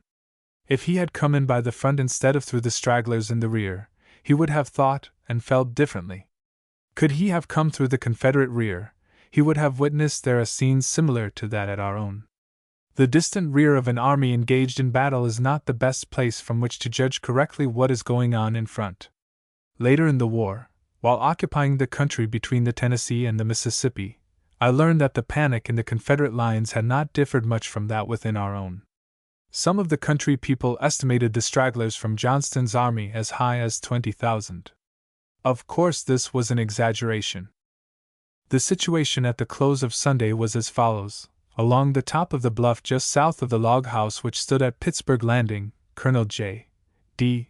Webster, of my staff, had arranged 20 or more pieces of artillery facing south or up the river. This line of artillery was on the crest of a hill overlooking a deep ravine opening into the Tennessee. Hurlbut with his division intact was on the right of this artillery, extending west and possibly a little north. McClellan came next in the general line, looking more to the west. His division was complete in its organization and ready for any duty. Sherman came next, his right extending to Snake Creek. His command, like the other two, was complete in its organization and ready, like its chief, for any service it might be called upon to render. All three divisions were, as a matter of course, more or less shattered and depleted in numbers from the terrible battle of the day. The division of W. H. L. Wallace, as much from the disorder arising from changes of division and brigade commanders, under heavy fire, as from any other cause, had lost its organization and did not occupy a place in the line as a division. Prentiss' command was gone as a division, many of its members having been killed, wounded, or captured, but it had rendered valiant services before its final dispersal, and had contributed a good share to the defense of Shiloh. The right of my line rested near the bank of Snake Creek, a short distance above the bridge which had been built by the troops for the purpose of connecting Crump's Landing and Pittsburgh Landing. Sherman had posted some troops in a log house and outbuildings which overlooked both the bridge over which Wallace was expected and the creek above that point. In this last position Sherman was frequently attacked before night, but held the point until he voluntarily abandoned it to advance in order to make room for Lew. Wallace, who came up after dark. There was, as I have said, a deep ravine in front of our left. The Tennessee River was very high and there was water to a considerable depth in the ravine. Here the enemy made a last desperate effort to turn our flank, but was repelled. The gunboats Tyler and Lexington, Gwynn and Shirk commanding, with the artillery under Webster, aided the army and effectually checked their further progress. Before any of Buell's troops had reached the west bank of the Tennessee, firing had almost entirely ceased. Anything like an attempt on the part of the enemy to advance had absolutely ceased. There was some artillery firing from an unseen enemy, some of his shells passing beyond us, but I do not remember that there was the whistle of a single musket ball heard. As his troops arrived in the dusk, General Buell marched several of his regiments part way down the face of the hill, where they fired briskly for some minutes, but I do not think a single man engaged in this firing received an injury. The attack had spent its force. General Lew. Wallace, with 5,000 effective men, arrived after firing had ceased for the day, and was placed on the right. Thus night came, Wallace came, and the advance of Nelson's division came, but none, unless night, in time to be of material service to the gallant men who saved Shiloh on that first day against large odds. Buell's loss on the 6th of April was 2 men killed and 1 wounded, all members of the 36th Indiana Infantry. The Army of the Tennessee lost on that day at least 7,000 men. The presence of 2 or 3 regiments of Buell's army on the west bank before firing ceased had not the slightest effect in preventing the capture of Pittsburgh Landing. So confident was I before firing had ceased on the 6th that the next day would bring victory to our arms if we could only take the initiative, that I visited each division commander in person before any reinforcements had reached the field. I directed them to throw out heavy lines of skirmishers in the morning as soon as they could see, and push them forward until they found the enemy, following with their entire divisions in supporting distance, and to engage the enemy as soon as found. To Sherman I told the story of the assault at Fort Donelson, and said that the same tactics would win at Shiloh. Victory was assured when Wallace arrived, even if there had been no other support. I was glad, however, to see the reinforcements of Buell and credit them with doing all there was for them to do. During the night of the 6th, the remainder of Nelson's division, Buell's army, crossed the river and were ready to advance in the morning, forming the left wing. 2 other divisions, Crittenden's and McCook's, came up the river from Savannah in the transports, and were on the west bank early on the 7th. Buell commanded them in person. My command was thus nearly doubled in numbers and efficiency. During the night rain fell in torrents, and our troops were exposed to the storm without shelter. I made my headquarters under a tree a few hundred yards back from the river bank. My ankle was so much swollen from the fall of my horse the Friday night preceding, and the bruise was so painful, that I could get no rest. The drenching rain would have precluded the possibility of sleep without this additional cause. Some time after midnight, growing restive under the storm and the continuous pain, I moved back to the log house under the bank. This had been taken as a hospital, and all night wounded men were being brought in, their wounds dressed, a leg or an arm amputated as the case might require, and everything being done to save life or alleviate suffering. The sight was more unendurable than encountering the enemy's fire, and I returned to my tree in the rain. The advance on the morning of the 7th developed the enemy in the camps occupied by our troops before the battle began, more than a mile back from the most advanced position of the Confederates on the day before. It is known now that they had not yet learned of the arrival of Buell's command. Possibly they fell back so far to get the shelter of our tents during the rain, and also to get away from the shells that were dropped upon them by the gunboats every 15 minutes during the night. The position of the Union troops on the morning of the 7th was as follows: General Lew. Wallace on the right, Sherman on his left, then McClernand and then Hurlbut. Nelson, of Buell's army, was on our extreme left, next to the river. Crittenden was next in line after Nelson, and on his right, McCook followed and formed the extreme right of Buell's command. My old command thus formed the right wing, while the troops directly under Buell constituted the left wing of the army. These relative positions were retained during the entire day, or until the enemy was driven from the field. In a very short time the battle became general all along the line. This day everything was favorable to the Union side. We had now become the attacking party. The enemy was driven back all day, as we had been the day before, until finally he beat a precipitate retreat. The last point held by him was near the road leading from the landing to Corinth, on the left of Sherman and right of McClernand. About 3 o'clock, being near that point and seeing that the enemy was giving way everywhere else, I gathered up a couple of regiments, or parts of regiments, from troops nearby, formed them in line of battle and marched them forward, going in front myself to prevent premature or long-range firing. At this point there was a clearing between us and the enemy favorable for charging, although exposed. I knew the enemy were ready to break and only wanted a little encouragement from us to go quickly and join their friends who had started earlier. After marching to within musket range I stopped and let the troops pass. The command "Charge" was given, and was executed with loud cheers and with a run, when the last of the enemy broke. *7. Chapter 25. Struck by a bullet, precipitate retreat of the Confederates, entrenchments at Shiloh, General Buell, General Johnston, remarks on Shiloh. During the second day of the battle I had been moving from right to left and back, to see for myself the progress made. In the early part of the afternoon, while riding with Colonel McPherson and Major Hawkins, then my chief commissary, we got beyond the left of our troops. We were moving along the northern edge of a clearing, very leisurely, toward the river above the landing. There did not appear to be an enemy to our right, until suddenly a battery with musketry opened upon us from the edge of the woods on the other side of the clearing. The shells and balls whistled about our ears very fast for about a minute. I do not think it took us longer than that to get out of range and out of sight. In the sudden start we made, Major Hawkins lost his hat. He did not stop to pick it up. When we arrived at a perfectly safe position we halted to take an account of damages. McPherson's horse was panting as if ready to drop. On examination it was found that a ball had struck him forward of the flank just back of the saddle, and had gone entirely through. In a few minutes the poor beast dropped dead. He had given no sign of injury until we came to a stop. A ball had struck the metal scabbard of my sword, just below the hilt, and broken it nearly off. Before the battle was over it had broken off entirely. There were 3 of us. One had lost a horse, killed, one a hat and one a sword scabbard. All were thankful that it was no worse. After the rain of the night before and the frequent, and heavy rains for some days previous, the roads were almost impassable.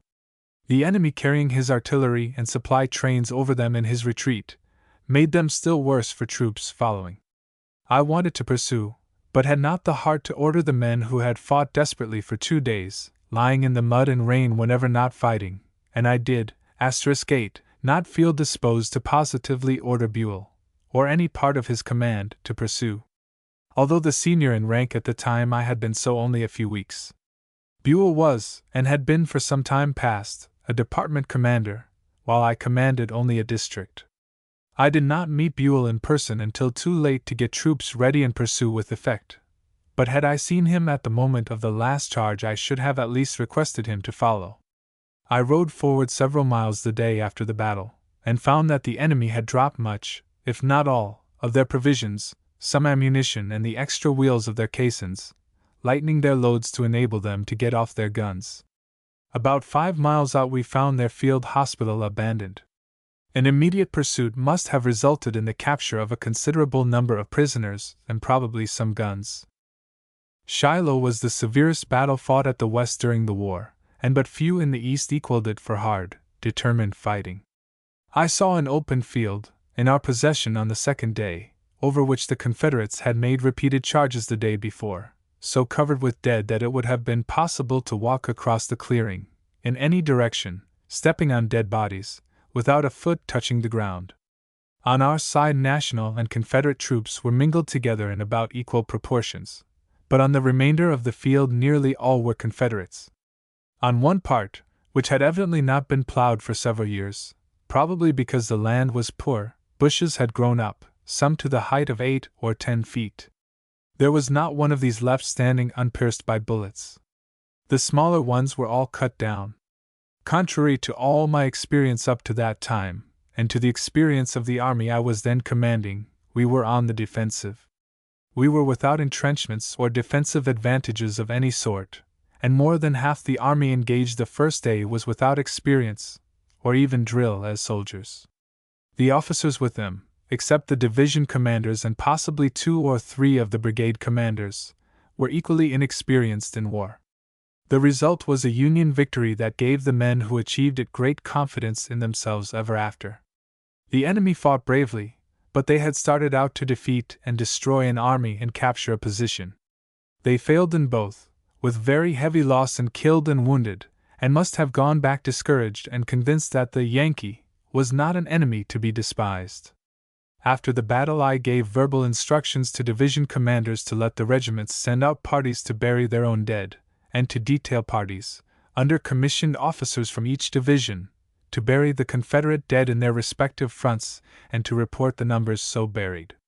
The latter part of these instructions was not carried out by all, but they were by those sent from Sherman's division, and by some of the parties sent out by McClernand. The heaviest loss sustained by the enemy was in front of these 2 divisions.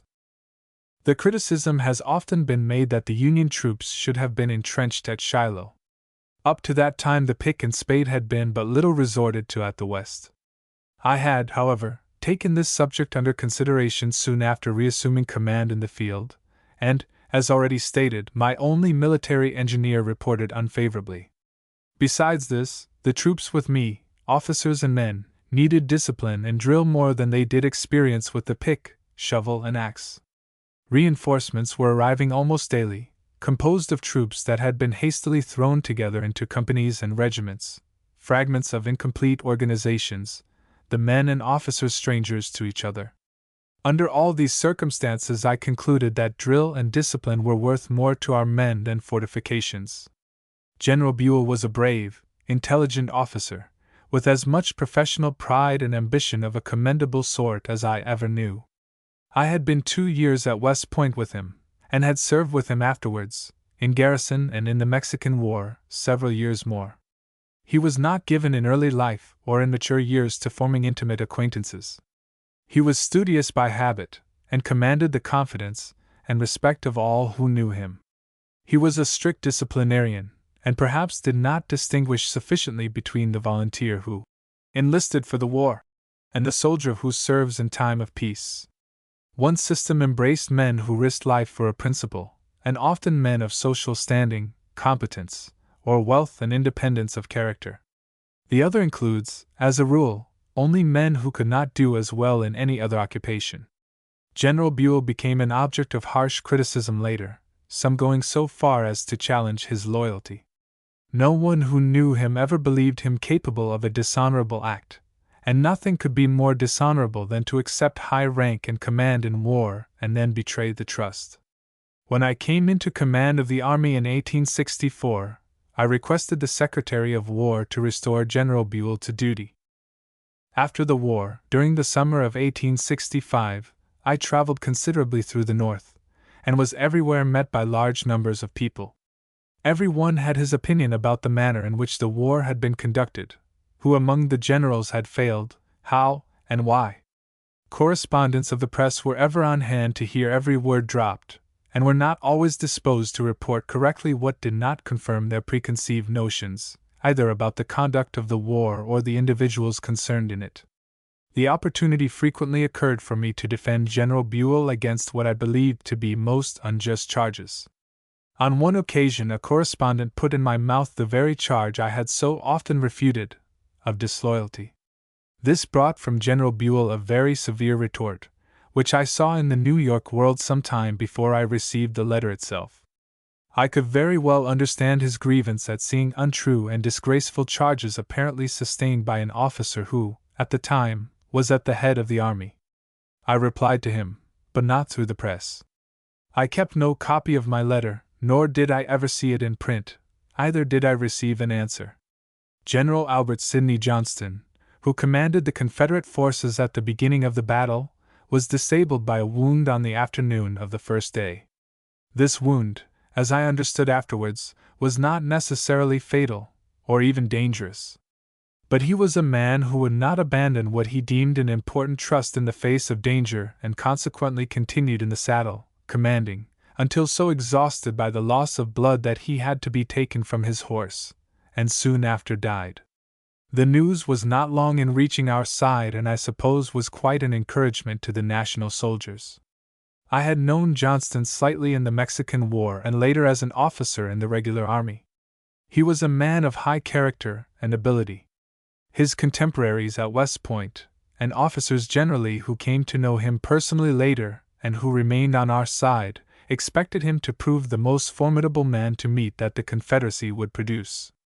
I once wrote that nothing occurred in his brief command of an army to prove or disprove the high estimate that had been placed upon his military ability, but after studying the orders and dispatches of Johnston, I am compelled to materially modify my views of that officer's qualifications as a soldier. My judgment now is that he was vacillating and undecided in his actions. All the disasters in Kentucky and Tennessee were so discouraging to the authorities in Richmond that Jefferson Davis wrote an unofficial letter to Johnston expressing his own anxiety, and that of the public, and saying that he had made such defense as was dictated by long friendship, but that in the absence of a report he needed facts. The letter was not a reprimand in direct terms, but it was evidently as much felt as though it had been one.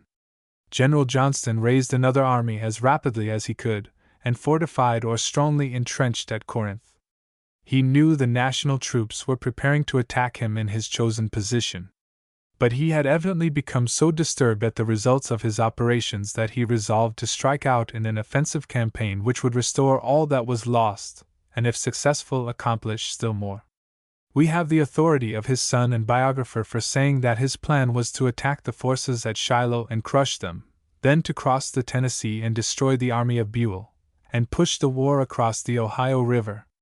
The design was a bold one, but we have the same authority for saying that in the execution Johnston showed vacillation and indecision. He left Corinth on the 2d of April and was not ready to attack until the 6th. The distance his army had to march was less than 20 miles. Beauregard, his second in command, was opposed to the attack for two reasons. First, he thought, if let alone, the national troops would attack the Confederates in their entrenchments. Second, we were in ground of our own choosing and would necessarily be entrenched. Johnston not only listened to the objection of Beauregard to an attack, but held a council of war on the subject on the morning of the 5th. On the evening of the same day he was in consultation with some of his generals on the same subject, and still again on the morning of the 6th. during this last consultation, and before a decision had been reached, the battle began by the national troops opening fire on the enemy. This seemed to settle the question as to whether there was to be any Battle of Shiloh. It also seems to me to settle the question as to whether there was a surprise. I do not question the personal courage of General Johnston, or his ability. But he did not win the distinction predicted for him by many of his friends. He did prove that as a general he was overestimated. General Beauregard was next in rank to Johnston and succeeded to the command, which he retained to the close of the battle and during the subsequent retreat on Corinth, as well as in the siege of that place. His tactics have been severely criticized by Confederate writers, but I do not believe his fallen chief could have done any better under the circumstances. Some of these critics claim that Shiloh was won when Johnston fell, and that if he had not fallen the army under me would have been annihilated or captured. Ifs defeated the Confederates at Shiloh.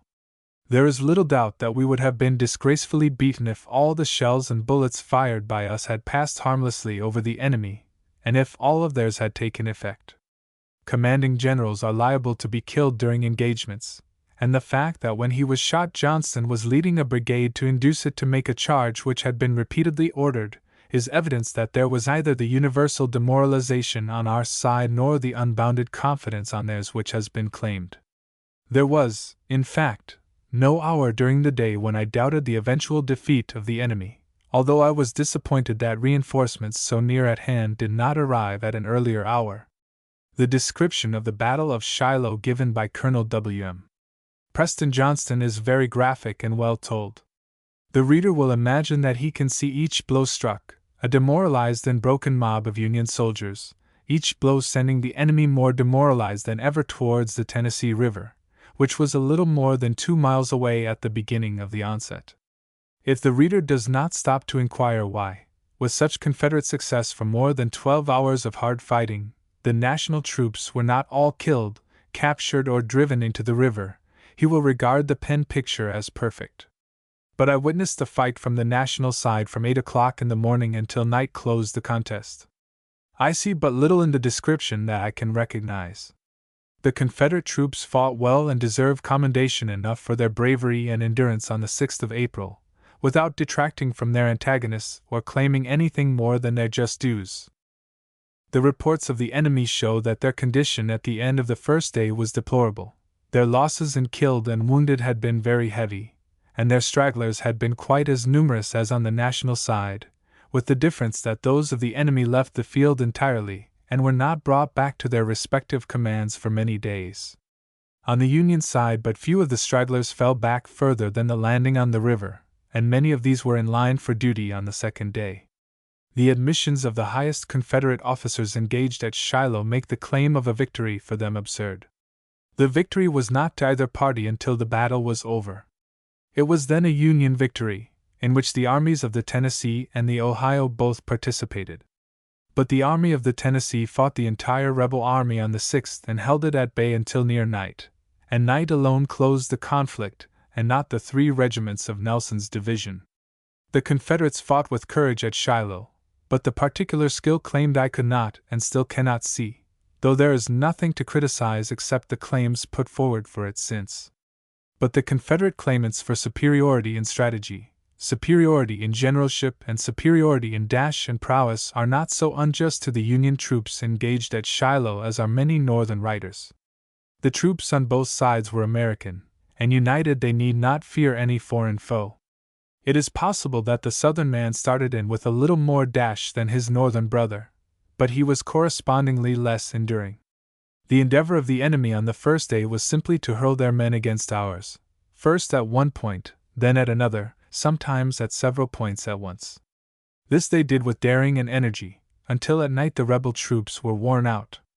Our effort during the same time was to be prepared to resist assaults wherever made.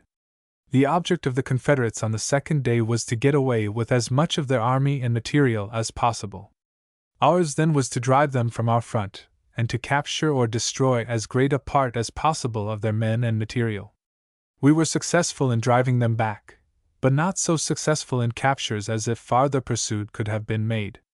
As it was, we captured or recaptured on the second day about as much artillery as we lost on the first, and leaving out the one great capture of Prentiss, we took more prisoners on Monday than the enemy gained from us on Sunday. On the 6th, Sherman lost 7 pieces of artillery, McClellan 6, Prentiss 8, and Hurlbut 2 batteries. On the 7th, Sherman captured 7 guns, McClellan 3, and the Army of the Ohio 20. At Shiloh, the effective strength of the Union forces on the morning of the 6th was 33,000 men. Lew. Wallace brought 5,000 more after nightfall. Beauregard reported the enemy's strength at 40,955. According to the custom of enumeration in the South, this number probably excluded every man enlisted as musician or detailed as guard or nurse, and all commissioned officers, everybody who did not carry a musket or serve a cannon. With us, everybody in the field receiving pay from the government is counted. Excluding the troops who fled, panic-stricken, before they had fired a shot, there was not a time during the 6th when we had more than 25,000 men in line. On the 7th, Buell brought 20,000 more. Of his remaining 2 divisions, Thomas's did not reach the field during the engagement. Wood's arrived before firing had ceased, but not in time to be of much service. Our loss in the 2 days' fight was 1,754 killed, 8,408 wounded, and 2,885 missing. Of these, 2,103 were in the Army of the Ohio.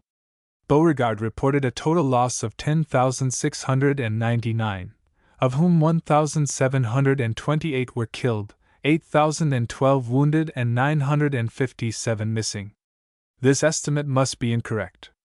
We buried, by actual count, more of the enemy's dead in front of the divisions of McClellan and Sherman alone than here reported, and 4,000 was the estimate of the burial parties of the whole field. Beauregard reports the Confederate force on the 6th at over 40,000, and their total loss during the 2 days at 10,699, and at the same time declares that he could put only 20,000 men in battle on the morning of the 7th. The Navy gave a hearty support to the army at Shiloh, as indeed it always did both before and subsequently when I was in command. The nature of the ground was such, however, that on this occasion it could do nothing in aid of the troops until sundown on the first day. The country was broken and heavily timbered, cutting off all view of the battle from the river, so that friends would be as much in danger from fire from the gunboats as the foe. But about sundown, when the national troops were back in their last position, the right of the enemy was near the river and exposed to the fire of the 2 gunboats, which was delivered with vigor and effect.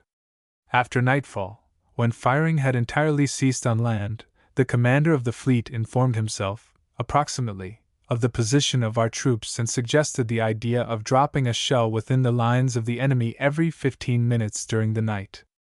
This was done with effect, as is proved by the Confederate reports. Up to the Battle of Shiloh, I, as well as thousands of other citizens, believed that the rebellion against the government would collapse suddenly and soon, if a decisive victory could be gained over any of its armies. Donelson and Henry were such victories. An army of more than 21,000 men was captured or destroyed. Bowling Green, Columbus, and Hickman, Kentucky, fell in consequence, and Clarksville and Nashville, Tennessee, the last 2 with an immense amount of stores, also fell into our hands. The Tennessee and Cumberland rivers, from their mouths to the head of navigation, were secured. But when Confederate armies were collected which not only attempted to hold a line farther south, from Memphis to Chattanooga, Knoxville, and on to the Atlantic, but assumed the offensive and made such a gallant effort to regain what had been lost, then, indeed, I gave up all idea of saving the Union except by complete conquest. Up to that time it had been the policy of our army, certainly of that portion commanded by me, to protect the property of the citizens whose territory was invaded, without regard to their sentiments, whether Union or secession. After this, however, I regarded it as humane to both sides to protect the persons of those found at their homes, but to consume everything that could be used to support or supply armies. Protection was still continued over such supplies as were within lines held by us and which we expected to continue to hold, but such supplies within the reach of Confederate armies I regarded as much contraband as arms or ordnance stores. Their destruction was accomplished without bloodshed and tended to the same result as the destruction of armies. I continued this policy to the close of the war. Promiscuous pillaging, however, was discouraged and punished. Instructions were always given to take provisions and forage under the direction of commissioned officers who should give receipts to owners, if at home, and turn the property over to officers of the quartermaster or commissary departments to be issued as if furnished from our northern depots. But much was destroyed without receipts to owners, when it could not be brought within our lines and would otherwise have gone to the support of secession and rebellion. This policy, I believe, exercised a material influence in hastening the end. The Battle of Shiloh, or Pittsburgh Landing, has been perhaps less understood, or, to state the case more accurately, more persistently misunderstood, than any other engagement between National and Confederate troops during the entire rebellion. Correct reports of the battle have been published, notably by Sherman, Badeau, and, in a speech before a meeting of veterans, by General Prentice. But all of these appeared long subsequent to the close of the rebellion and after public opinion had been most erroneously formed. I myself made no report to General Halleck, further than was contained in a letter, written immediately after the battle informing him that an engagement had been fought and announcing the result. A few days afterwards General Halleck moved his headquarters to Pittsburgh Landing and assumed command of the troops in the field. Although next to him in rank, and nominally in command of my old district and army, I was ignored as much as if I had been at the most distant point of territory within my jurisdiction, and although I was in command of all the troops engaged at Shiloh, I was not permitted to see one of the reports of General Buell or his subordinates in that battle, until they were published by the War Department long after the event. For this reason I never made a full official report of this engagement. Chapter 26. Halleck assumes command in the field, the advance upon Corinth, occupation of Corinth, the army separated. General Halleck arrived at Pittsburgh Landing on the 11th of April and immediately assumed command in the field. On the 21st General Pope arrived with an army 30,000 strong, fresh from the capture of Island No. 10 in the Mississippi River. He went into camp at Hamburg Landing 5 miles above Pittsburgh. Halleck had now 3 armies: the Army of the Ohio, Buell commanding, the Army of the Mississippi, Pope commanding, and the Army of the Tennessee. His orders divided the combined force into the right wing, reserve, center, and left wing. Major General George H. Thomas, who had been in Buell's army, was transferred with his division to the Army of the Tennessee and given command of the right wing, composed of all of that army except McClernand's and Lew. Wallace's divisions. McClernand was assigned to the command of the reserve, composed of his own and Lew. Wallace's divisions. Buell commanded the center, the Army of the Ohio, and Pope the left wing, the Army of the Mississippi. I was named second in command of the whole, and was also supposed to be in command of the right wing and reserve. Orders were given to all the commanders engaged at Shiloh to send in their reports without delay to department headquarters.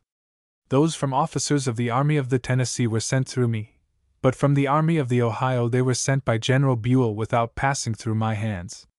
General Halleck ordered me, verbally, to send in my report, but I positively declined on the ground that he had received the reports of a part of the army engaged at Shiloh without their coming through me.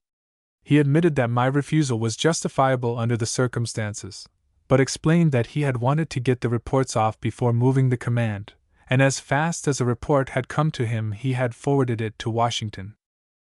Preparations were at once made upon the arrival of the new commander for an advance on Corinth. Owl Creek, on our right, was bridged, and expeditions were sent to the northwest and west to ascertain if our position was being threatened from those quarters. The roads towards Corinth were corduroyed and new ones made. Lateral roads were also constructed, so that in case of necessity troops marching by different routes could reinforce each other. All commanders were cautioned against bringing on an engagement, and informed in so many words that it would be better to retreat than to fight. By the 30th of April all preparations were complete. The country west to the Mobile and Ohio Railroad had been reconnoitered, as well as the road to Corinth as far as Monterey 12 miles from Pittsburgh. Everywhere small bodies of the enemy had been encountered, but they were observers and not enforced to fight battles. Corinth, Mississippi, lies in a southwesterly direction from Pittsburgh Landing and about 19 miles away as the bird would fly, but probably 22 by the nearest wagon road.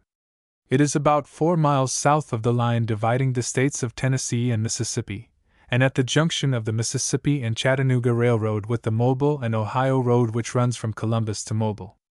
From Pittsburgh to Corinth the land is rolling, but at no point reaching an elevation that makes high hills to pass over. In 1862 the greater part of the country was covered with forest with intervening clearings and houses. Underbrush was dense in the low grounds along the creeks and ravines, but generally not so thick on the high land as to prevent men passing through with ease. There are 2 small creeks running from north of the town, and connecting some 4 miles south, where they form Bridge Creek which empties into the Tuscumbia River. Corinth is on the ridge between these streams and is a naturally strong defensive position. The creeks are insignificant in volume of water, but the stream to the east widens out in front of the town into a swamp impassable in the presence of an enemy. On the crest of the west bank of this stream the enemy was strongly entrenched. Corinth was a valuable strategic point for the enemy to hold, and consequently a valuable one for us to possess ourselves of. We ought to have seized it immediately after the fall of Donelson and Nashville, when it could have been taken without a battle, but failing then it should have been taken, without delay on the concentration of troops at Pittsburgh Landing after the Battle of Shiloh. In fact, the arrival of Pope should not have been awaited. There was no time from the Battle of Shiloh up to the evacuation of Corinth when the enemy would not have left if pushed. The demoralization among the Confederates from their defeats at Henry and Donelson, their long marches from Bowling Green, Columbus, and Nashville, and their failure at Shiloh, in fact from having been driven out of Kentucky and Tennessee, was so great that a stand for the time would have been impossible. Beauregard made strenuous efforts to reinforce himself and partially succeeded. He appealed to the people of the Southwest for new regiments, and received a few. A.S. Johnston had made efforts to reinforce in the same quarter, before the Battle of Shiloh, but in a different way. He had Negroes sent out to him to take the place of teamsters, company cooks and laborers in every capacity, so as to put all his white men into the ranks. The people, while willing to send their sons to the field, were not willing to part with their Negroes. It is only fair to state that they probably wanted their blacks to raise supplies for the army and for the families left at home. Beauregard, however, was reinforced by Van Dorn immediately after Shiloh with 17,000 men. Interior points, less exposed, were also depleted to add to the strength at Corinth. With these reinforcements and the new regiments, Beauregard had, during the month of May, 1862, a large force on paper, but probably not much over 50,000 effective men. We estimated his strength at 70,000. Our own was, in round numbers, 120,000. The defensible nature of the ground at Corinth, and the fortifications, made 50,000 then enough to maintain their position against double that number for an indefinite time but for the demoralization spoken of. On the 30th of April the Grand Army commenced its advance from Shiloh upon Corinth. The movement was a siege from the start to the close. The national troops were always behind entrenchments, except of course the small reconnoitering parties sent to the front to clear the way for an advance. Even the commanders of these parties were cautioned not to bring on an engagement. It is better to retreat than to fight. The enemy were constantly watching our advance, but as they were simply observers there were but few engagements that even threatened to become battles. All the engagements fought ought to have served to encourage the enemy. Roads were again made in our front, and again quartered. A line was entrenched, and the troops were advanced to the new position. Cross roads were constructed to these new positions to enable the troops to concentrate in case of attack. The national armies were thoroughly entrenched all the way from the Tennessee River to Corinth. For myself, I was little more than an observer. Orders were sent direct to the right wing or reserve, ignoring me, and advances were made from one line of entrenchments to another without notifying me. My position was so embarrassing in fact that I made several applications during the siege to be relieved. General Halleck kept his headquarters generally, if not all the time, with the right wing. Pope, being on the extreme left, did not see so much of his chief, and consequently got loose as it were at times. On the 3d of May he was at 7 Mile Creek with the main body of his command, but threw forward a division to Farmington, within 4 miles of Corinth. His troops had quite a little engagement at Farmington on that day, but carried the place with considerable loss to the enemy. There would then have been no difficulty in advancing the center and right so as to form a new line well up to the enemy, but Pope was ordered back to conform with the general line. On the 8th of May he moved again, taking his whole force to Farmington, and pushed out 2 divisions close to the rebel line. Again he was ordered back. By the 4th of May the center and right wing reached Monterey, 12 miles out. Their advance was slow from there, for they entrenched with every forward movement. The left wing moved up again on the 25th of May and entrenched itself close to the enemy. The creek with the marsh before described separated the 2 lines. Skirmishers 30 feet apart could have maintained either line at this point. Our center and right were, at this time, extended so that the right of the right wing was probably 5 miles from Corinth and 4 from the works in their front. The creek, which was a formidable obstacle for either side to pass on our left, became a very slight obstacle on our right. Here the enemy occupied 2 positions. One of them, as much as 2 miles out from his main line, was on a commanding elevation and defended by an entrenched battery with infantry supports. A heavy would intervene between this work and the national forces. In rear to the south there was a clearing extending a mile or more, and south of this clearing a log house which had been loopholed and was occupied by infantry. Sherman's division carried these 2 positions with some loss to himself, but with probably greater to the enemy, on the 28th of May, and on that day the investment of Corinth was complete, or as complete as it was ever made. Thomas's right now rested west of the Mobile and Ohio Railroad. Pope's left commanded the Memphis and Charleston Railroad east of Corinth. Some days before I had suggested to the commanding general that I thought if he would move the Army of the Mississippi at night, by the rear of the center and right, ready to advance at daylight, Pope would find no natural obstacle in his front, and, I believed, no serious artificial one. The ground, or works, occupied by our left could be held by a thin picket line, owing to the stream and swamp in front. To the right the troops would have a dry ridge to march over. I was silenced so quickly that I felt that possibly I had suggested an unmilitary movement. Later, probably on the 28th of May, General Logan, whose command was then on the Mobile and Ohio Railroad, said to me that the enemy had been evacuating for several days and that if allowed he could go into Corinth with his brigade. Trains of cars were heard coming in and going out of Corinth constantly. Some of the men who had been engaged in various capacities on railroads before the war claimed that they could tell, by putting their ears to the rail, not only which way the trains were moving but which trains were loaded and which were empty. They said loaded trains had been going out for several days and empty ones coming in. Subsequent events proved the correctness of their judgment. Beauregard published his orders for the evacuation of Corinth on the 26th of May and fixed the 29th for the departure of his troops, and on the 30th of May General Halleck had his whole army drawn up prepared for battle and announced in orders that there was every indication that our left was to be attacked that morning. Corinth had already been evacuated and the national troops marched on and took possession without opposition. Everything had been destroyed or carried away. The Confederate commander had instructed his soldiers to cheer on the arrival of every train to create the impression among the Yankees that reinforcements were arriving. There was not a sick or wounded man left by the Confederates, nor stores of any kind. Some ammunition had been blown up, not removed, but the trophies of war were a few Quaker guns, logs of about the diameter of ordinary cannon, mounted on wheels of wagons and pointed in the most threatening manner towards us. The possession of Corinth by the national troops was of strategic importance, but the victory was barren in every other particular. It was nearly bloodless.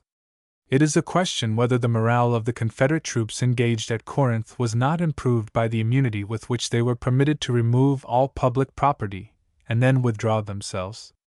On our side I know officers and men of the Army of the Tennessee, and I presume the same is true of those of the other commands, were disappointed at the result. They could not see how the mere occupation of places was to close the war while large and effective rebel armies existed. They believed that a well-directed attack would at least have partially destroyed the army defending Corinth. For myself, I am satisfied that Corinth could have been captured in a 2 days campaign commenced promptly on the arrival of reinforcements after the Battle of Shiloh. General Halleck at once commenced erecting fortifications around Corinth on a scale to indicate that this one point must be held if it took the whole national army to do it. All commanding points 2 or 3 miles to the south, southeast, and southwest were strongly fortified. It was expected in case of necessity to connect these forts by rifle pits.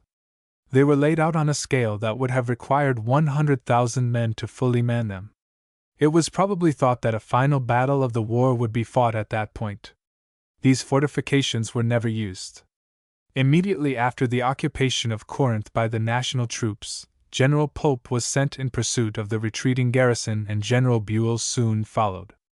Buell was the senior of the 2 generals and commanded the entire column. The pursuit was kept up for some 30 miles, but did not result in the capture of any material of war or prisoners, unless a few stragglers who had fallen behind and were willing captives.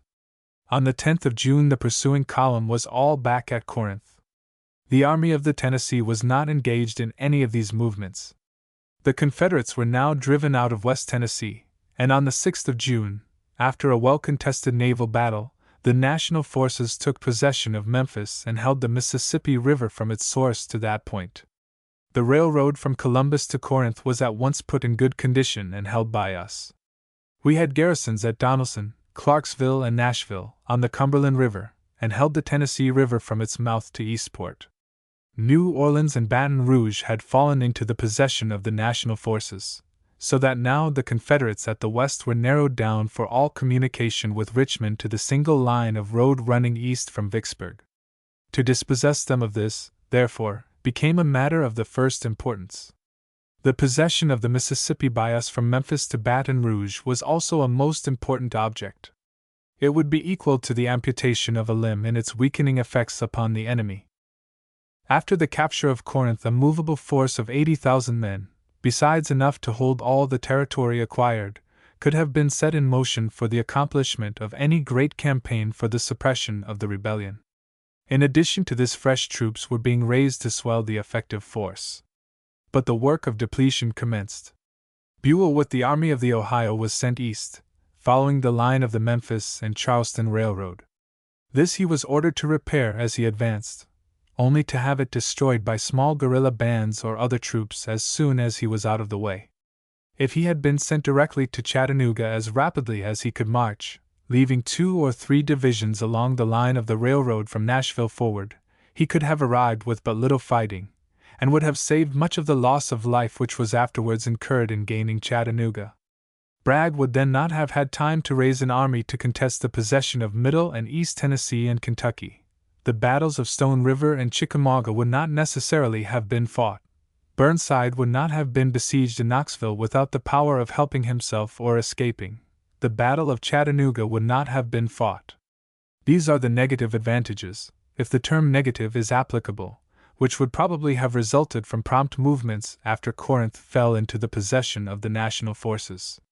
The positive results might have been a bloodless advance to Atlanta, to Vicksburg, or to any other desired point south of Corinth in the interior of Mississippi.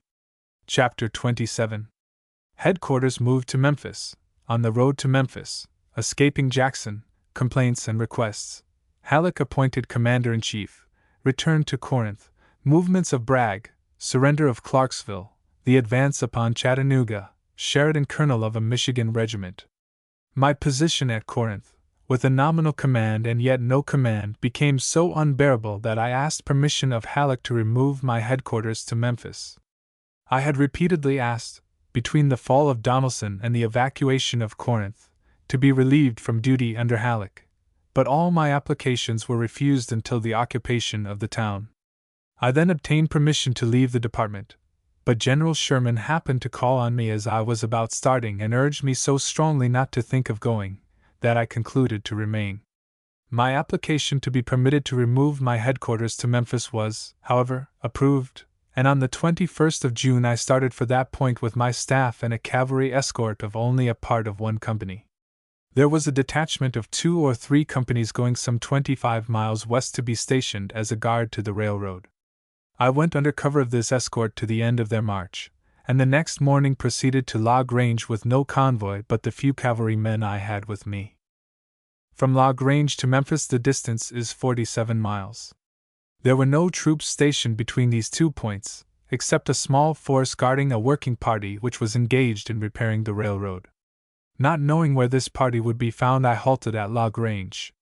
General Hurlbut was in command there at the time and had his headquarters tents pitched on the lawn of a very commodious country house. The proprietor was at home and, learning of my arrival, he invited General Hurlbut and me to dine with him. I accepted the invitation and spent a very pleasant afternoon with my host, who was a thorough Southern gentleman fully convinced of the justice of secession. After dinner, seated in the capacious porch, he entertained me with a recital of the services he was rendering the cause. He was too old to be in the ranks himself, he must have been quite 70 then, but his means enabled him to be useful in other ways. In ordinary times the homestead where he was now living produced the bread and meat to supply the slaves on his main plantation, and the lowlands of Mississippi. Now he raised food and forage on both places, and thought he would have that year a surplus sufficient to feed 300 families of poor men who had gone into the war and left their families dependent upon the patriotism of those better off. The crops around me looked fine, and I had at the moment an idea that about the time they were ready to be gathered the Yankee troops would be in the neighborhood and harvest them for the benefit of those engaged in the suppression of the rebellion instead of its support. I felt, however, the greatest respect for the candor of my host and for his zeal in a cause he thoroughly believed in, though our views were as wide apart as it is possible to conceive. The 23rd of June, 1862, on the road from Log Range to Memphis was very warm, even for that latitude and season. With my staff and small escort I started at an early hour, and before noon we arrived within 20 miles of Memphis. At this point I saw a very comfortable-looking white-haired gentleman seated at the front of his house, a little distance from the road. I let my staff and escort ride ahead while I halted and, for an excuse, asked for a glass of water. I was invited at once to dismount and come in. I found my host very genial and communicative, and stayed longer than I had intended, until the lady of the house announced dinner and asked me to join them. The host, however, was not pressing, so that I declined the invitation and, mounting my horse, rode on. About a mile west from where I had been stopping a road comes up from the southeast, joining that from Log Range to Memphis. A mile west of this junction I found my staff and escort halted and enjoying the shade of forest trees on the lawn of a house located several hundred feet back from the road, their horses hitched to the fence along the line of the road. I, too, stopped and we remained there until the cool of the afternoon, and then rode into Memphis. The gentleman with whom I had stopped 20 miles from Memphis was a Mr. DeLoach, a man loyal to the Union. He had not pressed me to tarry longer with him because in the early part of my visit a neighbor, a Dr. Smith, had called and, on being presented to me, backed off the porch as if something had hit him. Mr. DeLoach knew that the rebel General Jackson was in that neighborhood with a detachment of cavalry. His neighbor was as earnest in the Southern cause as was Mr. DeLoach in that of the Union. The exact location of Jackson was entirely unknown to Mr. DeLoach, but he was sure that his neighbor would know it, and would give information of my presence, and this made my stay unpleasant to him after the call of Dr. Smith. I have stated that a detachment of troops was engaged in guarding workmen who were repairing the railroad east of Memphis. On the day I entered Memphis, Jackson captured a small herd of beef cattle which had been sent east for the troops so engaged. The drovers were not enlisted men and he released them. A day or two after one of these drovers came to my headquarters and, relating the circumstances of his capture, said Jackson was very much disappointed that he had not captured me, that he was 6 or 7 miles south of the Memphis and Charleston Railroad when he learned that I was stopping at the house of Mr. DeLoach, and had ridden with his command to the junction of the road he was on with that from Log Range and Memphis, where he learned that I had passed 3/4 of an hour before. He thought it would be useless to pursue with jaded horses a well-mounted party with so much of a start. Had he gone 3/4 of a mile farther, he would have found me with my party quietly resting under the shade of trees and without even arms in our hands with which to defend ourselves. General Jackson, of course, did not communicate his disappointment at not capturing me to a prisoner, a young drover, but from the talk among the soldiers the facts related were learned. A day or two later, Mr. DeLoach called on me in Memphis to apologize for his apparent incivility in not insisting on my staying for dinner. He said that his wife accused him of marked discourtesy, but that, after the call of his neighbor, he had felt restless until I got away. I never met General Jackson before the war, nor during it, but have met him since at his very comfortable summer home at Manitou Springs, Colorado. I reminded him of the above incident, and this drew from him the response that he was thankful now he had not captured me. I certainly was very thankful too. My occupation of Memphis as district headquarters did not last long. The period, however, was marked by a few incidents which were novel to me. Up to that time I had not occupied any place in the South where the citizens were at home in any great numbers. Dover was within the fortifications at Fort Donelson, and, as far as I remember, every citizen was gone. There were no people living at Pittsburgh Landing, and but very few at Corinth. Memphis, however, was a populous city, and there were many of the citizens remaining there who were not only thoroughly impressed with the justice of their cause, but who thought that even the Yankee soldiery must entertain the same views if they could only be induced to make an honest confession. It took hours of my time every day to listen to complaints and requests. The latter were generally reasonable, and if so they were granted, but the complaints were not always, or even often, well-founded. 2 instances will mark the general character. First, the officer who commanded at Memphis immediately after the city fell into the hands of the national troops had ordered one of the churches of the city to be opened to the soldiers. Army chaplains were authorized to occupy the pulpit. Second, at the beginning of the war, the Confederate Congress had passed a law confiscating all property of alien enemies at the South, including the debts of Southerners to Northern men. In consequence of this law, when Memphis was occupied, the provost marshal had forcibly collected all the evidences he could obtain of such debts. Almost the first complaints made to me were these 2 outrages. The gentleman who made the complaints informed me first of his own high standing as a lawyer, a citizen, and a Christian. He was a deacon in the church which had been defiled by the occupation of Union troops, and by a Union chaplain filling the pulpit. He did not use the word defile, but he expressed the idea very clearly. He asked that the church be restored to the former congregation. I told him that no order had been issued prohibiting the congregation attending the church.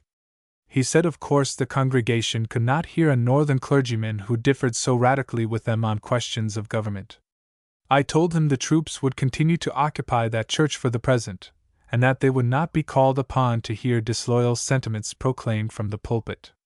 This closed the argument on the first point. Then came the second. The complainant said that he wanted the papers restored to him which had been surrendered to the provost marshal under protest. He was a lawyer, and before the establishment of the Confederate States government, had been the attorney for a number of large business houses at the North. That his government had confiscated all debts due alien enemies, and appointed commissioners, or officers, to collect such debts and pay them over to the government, but in his case, owing to his high standing, he had been permitted to hold these claims for collection, the responsible officials knowing that he would account to the government for every dollar received. He said that his government, when it came in possession of all its territory, would hold him personally responsible for the claims he had surrendered to the provost marshal. His impudence was so sublime that I was rather amused than indignant. I told him, however, that if he would remain in Memphis I did not believe the Confederate government would ever molest him. He left, no doubt, as much amazed at my assurance as I was at the brazenness of his request. On the 11th of July General Halleck received telegraphic orders appointing him to the command of all the armies, with headquarters in Washington. His instructions pressed him to proceed to his new field of duty with as little delay as was consistent with the safety and interests of his previous command. I was next in rank, and he telegraphed me the same day to report at department headquarters at Corinth. I was not informed by the dispatch that my chief had been ordered to a different field and did not know whether to move my headquarters or not. I telegraphed asking if I was to take my staff with me, and received word in reply. This place will be your headquarters. You can judge for yourself. I left Memphis for my new field without delay, and reached Corinth on the 15th of the month. General Halleck remained until the 17th of July, but he was very uncommunicative, and gave me no information as to what I had been called to Corinth for. When General Halleck left to assume the duties of General-in-Chief, I remained in command of the District of West Tennessee. Practically I became a department commander, because no one was assigned to that position over me and I made my reports direct to the General-in-Chief, but I was not assigned to the position of department commander until the 25th of October. General Halleck, while commanding the Department of the Mississippi, had control as far east as a line drawn from Chattanooga north. My district only embraced West Tennessee and Kentucky west of the Cumberland River. Buell, with the Army of the Ohio, had, as previously stated, been ordered east towards Chattanooga, with instructions to repair the Memphis and Charleston Railroad as he advanced. Troops had been sent north by Halleck along the line of the Mobile and Ohio Railroad to put it in repair as far as Columbus. Other troops were stationed on the railroad from Jackson, Tennessee, to Grand Junction, and still others on the road west to Memphis. The remainder of the magnificent army of 120,000 men which entered Corinth on the 30th of May had now become so scattered that I was put entirely on the defensive in a territory whose population was hostile to the Union. One of the first things I had to do was to construct fortifications at Corinth better suited to the garrison that could be spared to man them. The structures that had been built during the months of May and June were left as monuments to the skill of the engineer, and others were constructed in a few days, plainer in design but suited to the command available to defend them. I disposed the troops belonging to the district in conformity with the situation as rapidly as possible.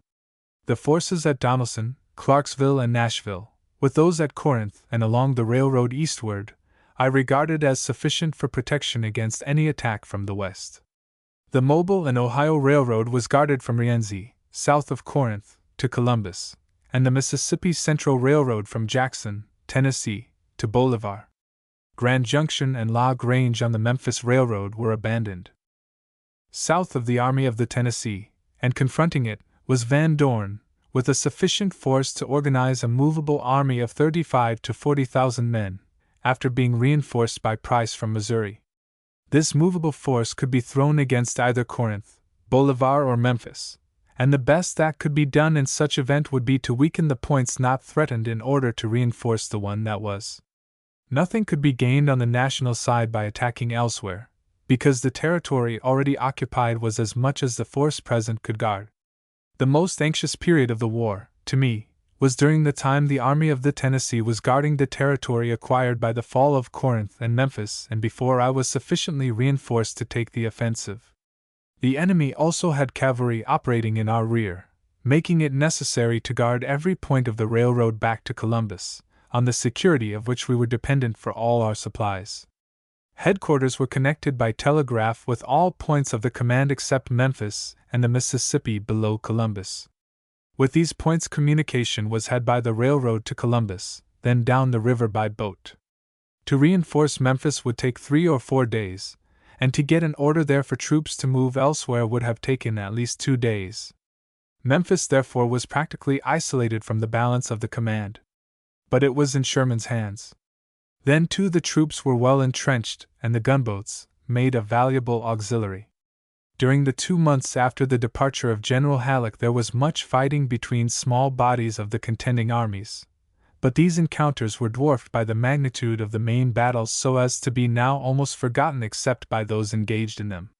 Some of them, however, estimated by the losses on both sides in killed and wounded, were equal in hard fighting to most of the battles of the Mexican War which attracted so much of the attention of the public when they occurred. About the 23d of July Colonel Ross, commanding at Bolivar, was threatened by a large force of the enemy so that he had to be reinforced from Jackson and Corinth. On the 27th there was skirmishing on the Hatchie River, 8 miles from Bolivar. On the 30th I learned from Colonel P. H. Sheridan, who had been far to the south, that Bragg in person was at Rome, Georgia, with his troops moving by rail, by way of Mobile, to Chattanooga, and his wagon train marching overland to join him at Rome.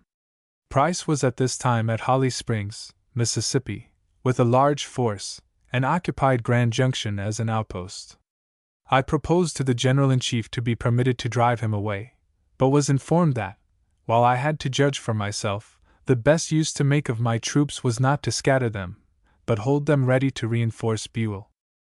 The movement of Bragg himself with his wagon trains to Chattanooga across country, while his troops were transported over a long roundabout road to the same destination, without need of guards except when in my immediate front, demonstrates the advantage which troops enjoy while acting in a country where the people are friendly. Buell was marching through a hostile region and had to have his communications thoroughly guarded back to a base of supplies. More men were required the farther the national troops penetrated into the enemy's country. I, with an army sufficiently powerful to have destroyed Bragg, was purely on the defensive and accomplishing no more than to hold a force far inferior to my own.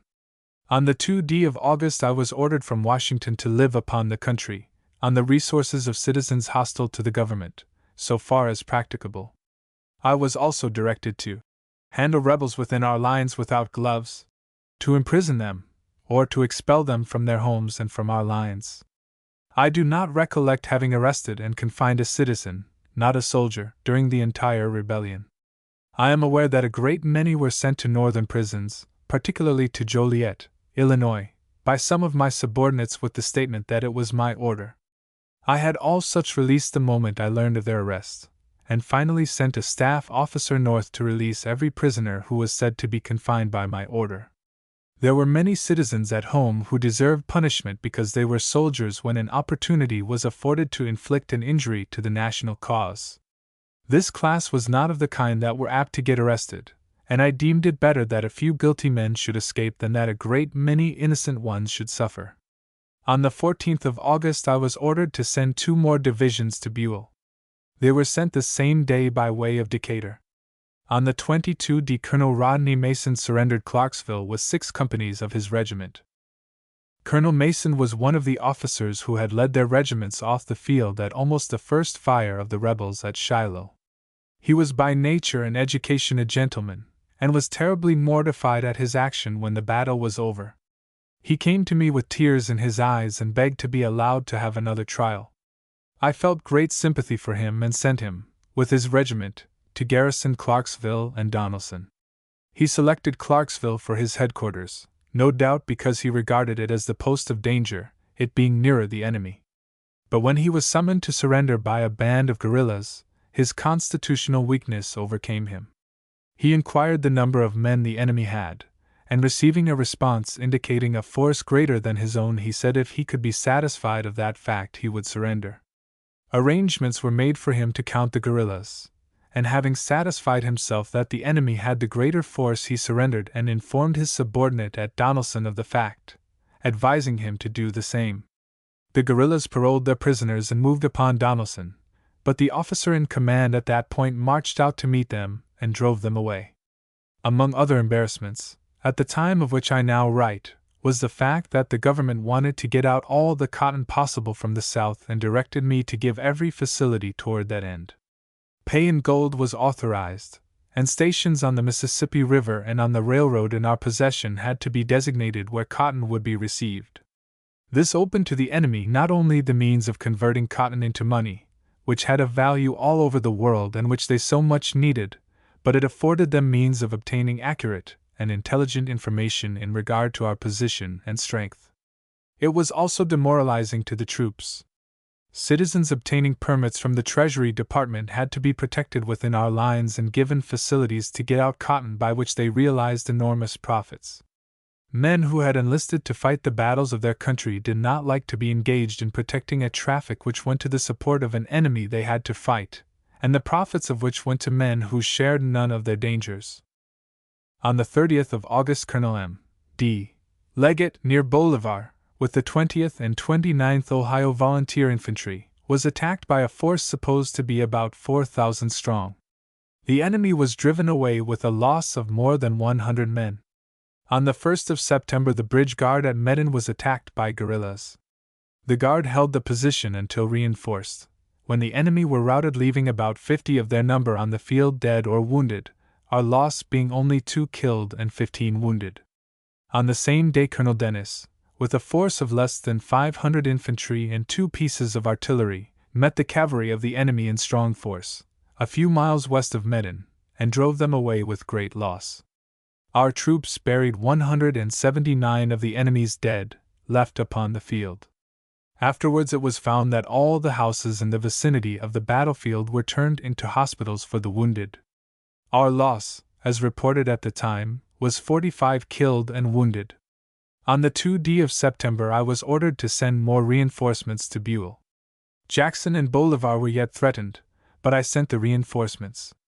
On the 4th I received direct orders to send Granger's division also to Louisville, Kentucky. General Buell had left Corinth about the 10th of June to march upon Chattanooga. Bragg, who had superseded Beauregard in command, sent one division from Tupelo on the 27th of June for the same place. This gave Buell about 17 days' start. If he had not been required to repair the railroad as he advanced, the march could have been made in 18 days at the outside, and Chattanooga must have been reached by the national forces before the rebels could have possibly got there. The road between Nashville and Chattanooga could easily have been put in repair by other troops, so that communication with the North would have been opened in a short time after the occupation of the place by the national troops. If Buell had been permitted to move in the first instance, with the whole of the Army of the Ohio and that portion of the Army of the Mississippi afterwards sent to him, he could have thrown 4 divisions from his own command along the line of road to repair and guard it. Granger's division was promptly sent on the 4th of September. I was at the station at Corinth when the troops reached that point, and found General P. H. Sheridan with them. I expressed surprise at seeing him, and said that I had not expected him to go. He showed decided disappointment at the prospect of being detained. I felt a little nettled at his desire to get away and did not detain him.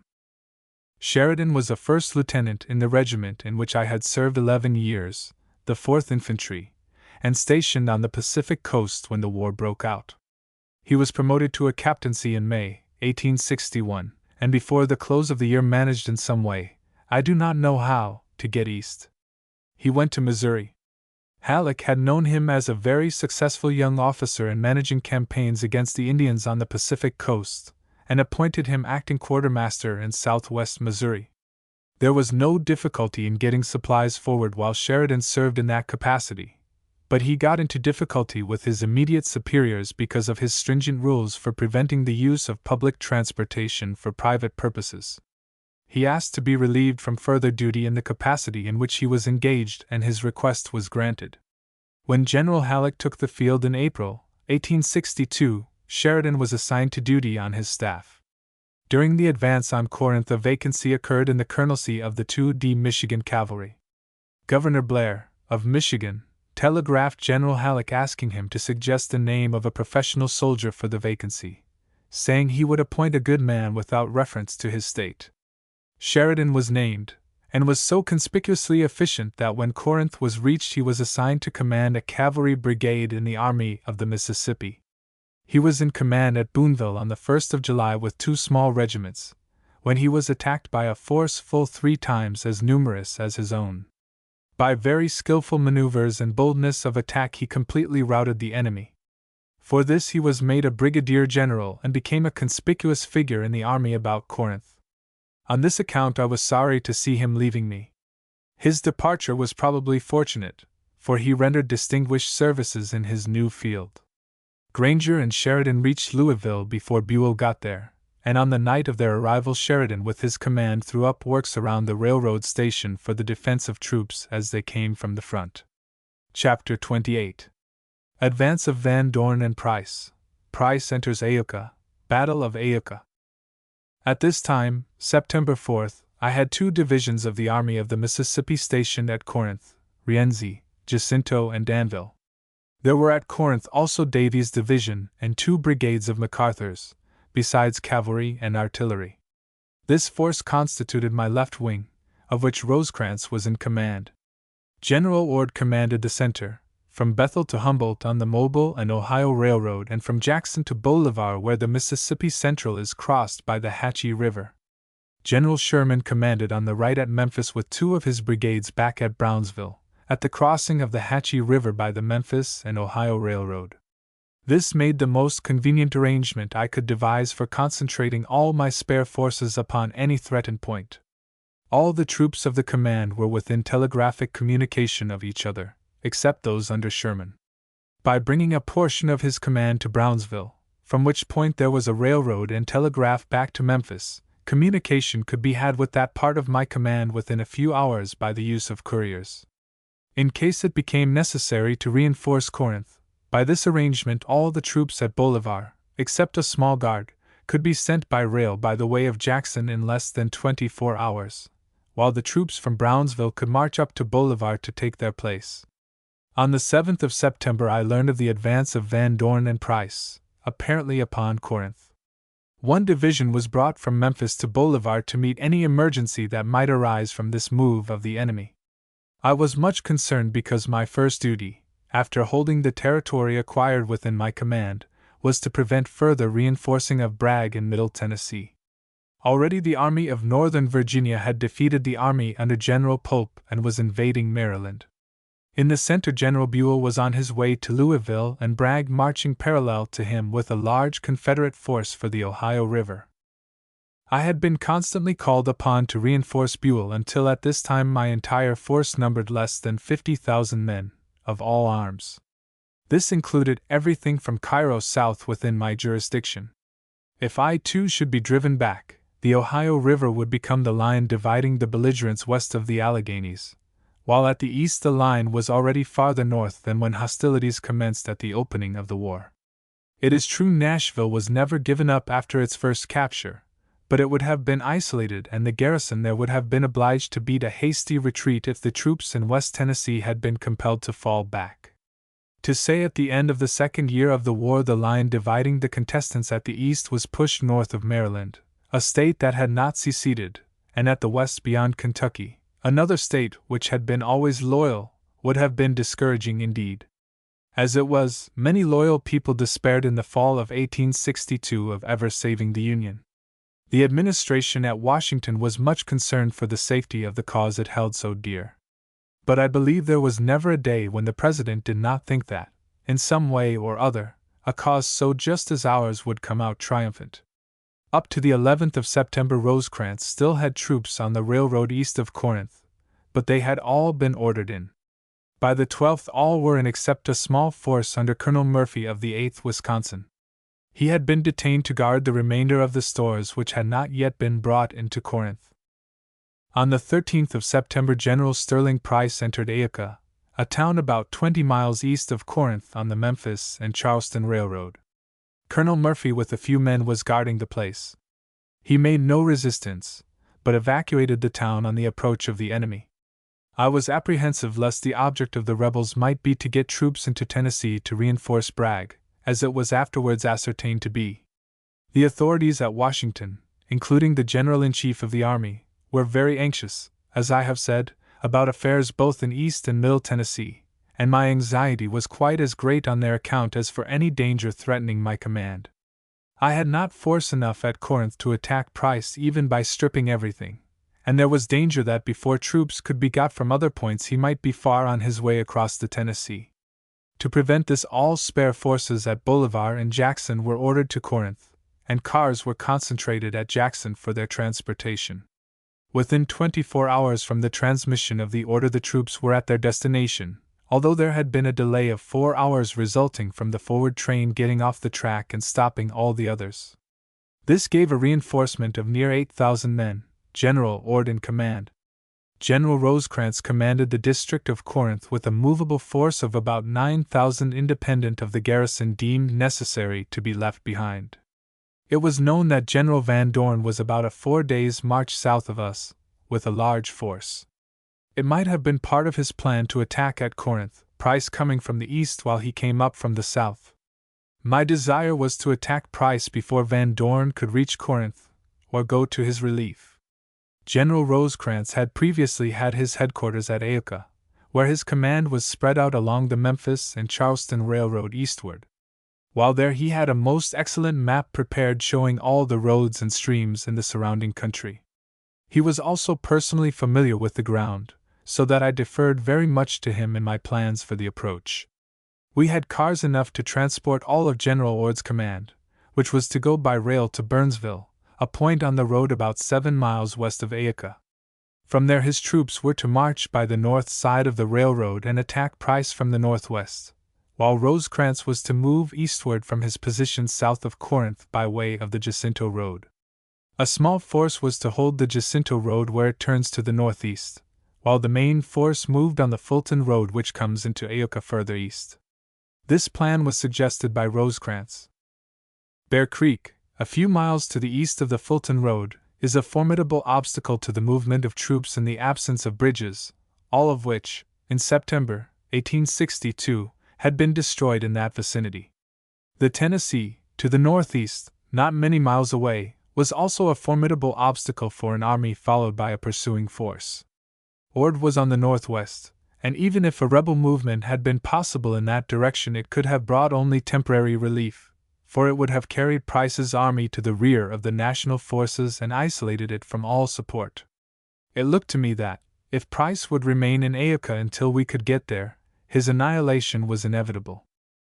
On the morning of the 18th of September General Ord moved by rail to Burnsville, and there left the cars and moved out to perform his part of the program. He was to get as near the enemy as possible during the day and entrench himself so as to hold his position until the next morning. Rosecrans was to be up by the morning of the 19th on the two roads before described, and the attack was to be from all three quarters simultaneously. Troops enough were left at Jacinto and Rienzi to detain any cavalry that Van Dorn might send out to make a sudden dash into Corinth until I could be notified. There was a telegraph wire along the railroad, so there would be no delay in communication. I detained cars and locomotives enough at Burnsville to transport the whole of Ord's command at once, and if Van Dorn had moved against Corinth instead of Iuka I could have thrown in reinforcements to the number of 7,000 or 8,000 before he could have arrived.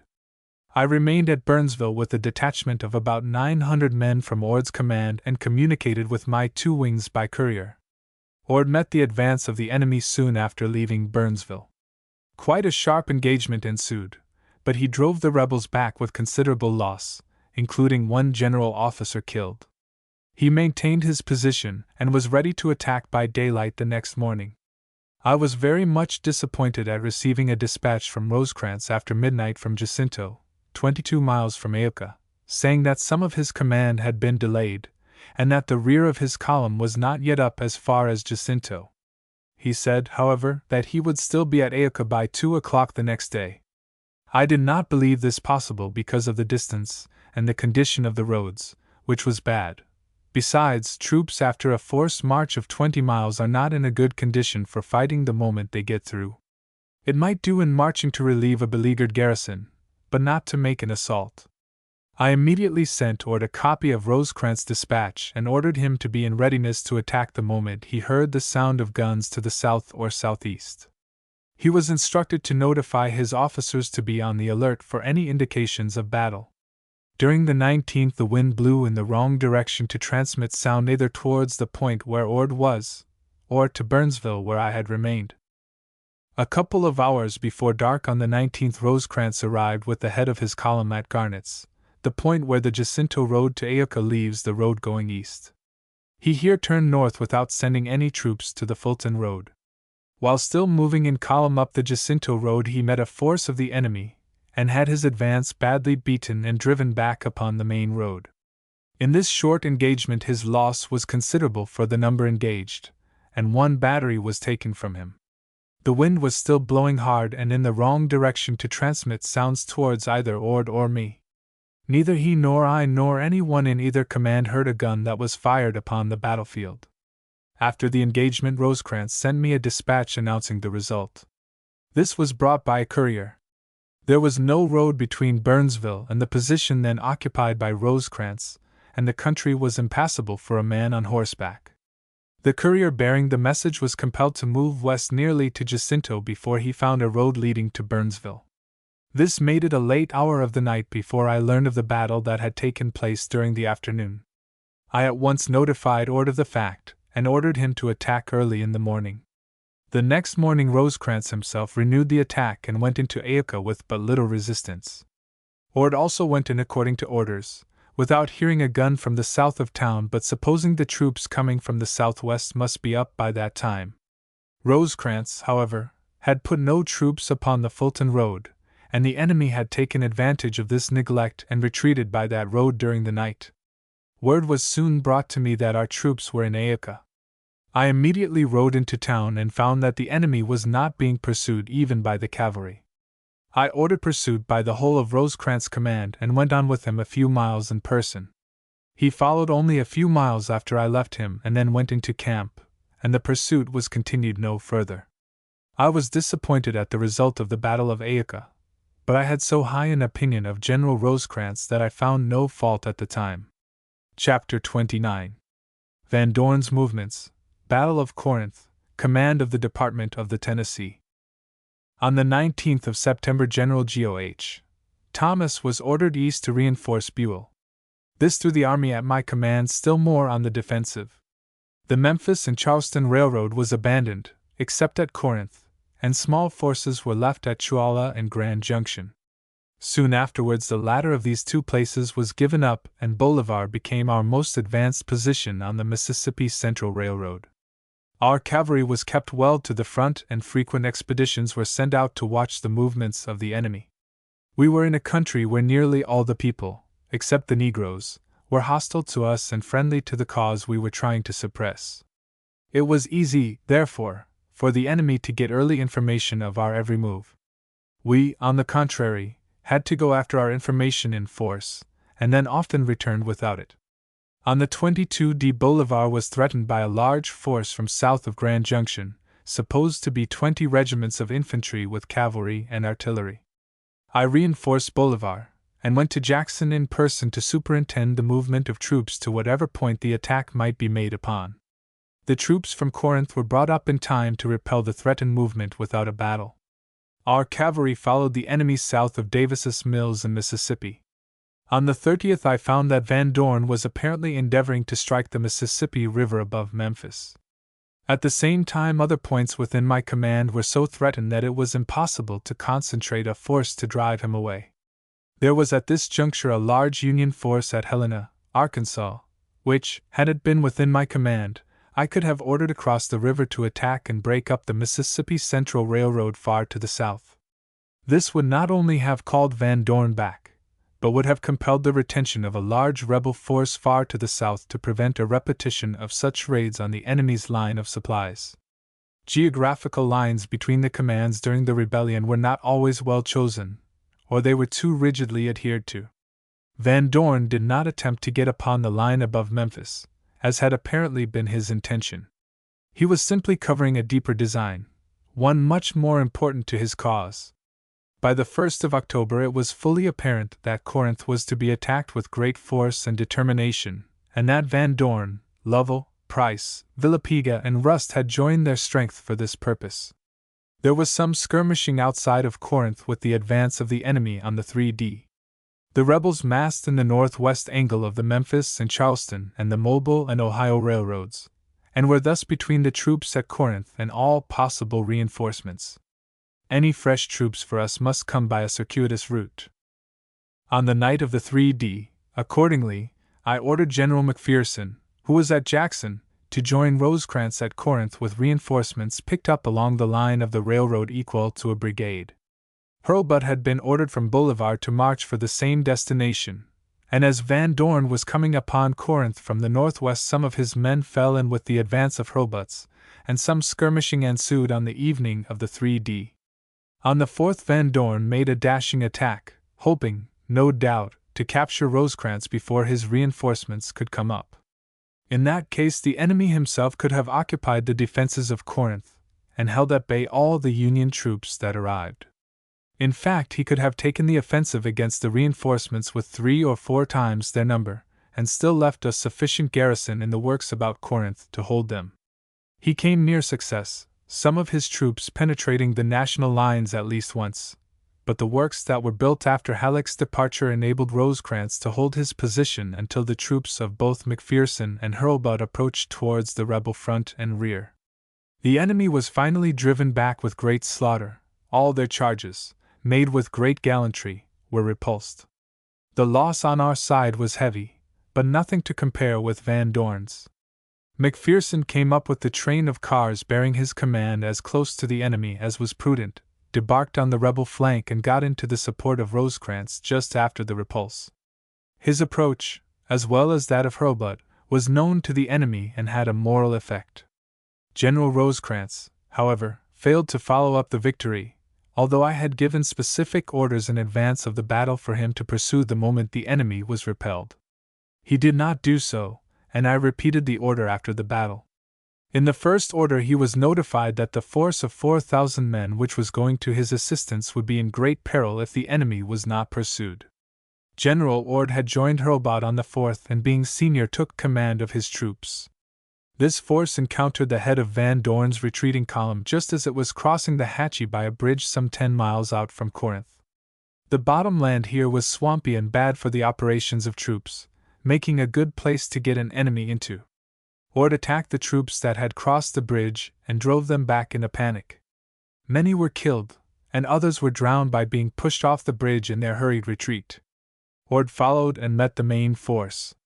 He was too weak in numbers to assault, but he held the bridge and compelled the enemy to resume his retreat by another bridge higher up the stream. Ord was wounded in this engagement, and the command devolved on Hurlbut. Rosecrans did not start in pursuit till the morning of the 5th, and then took the wrong road. Moving in the enemy's country, he traveled with a wagon train to carry his provisions and munitions of war. His march was therefore slower than that of the enemy, who was moving towards his supplies. 2 or 3 hours of pursuit on the day of battle, without anything except what the men carried on their persons, would have been worth more than any pursuit commenced the next day could have possibly been. Even when he did start, if Rosecrans had followed the route taken by the enemy, he would have come upon Van Dorn in a swamp with a stream in front and Ord holding the only bridge.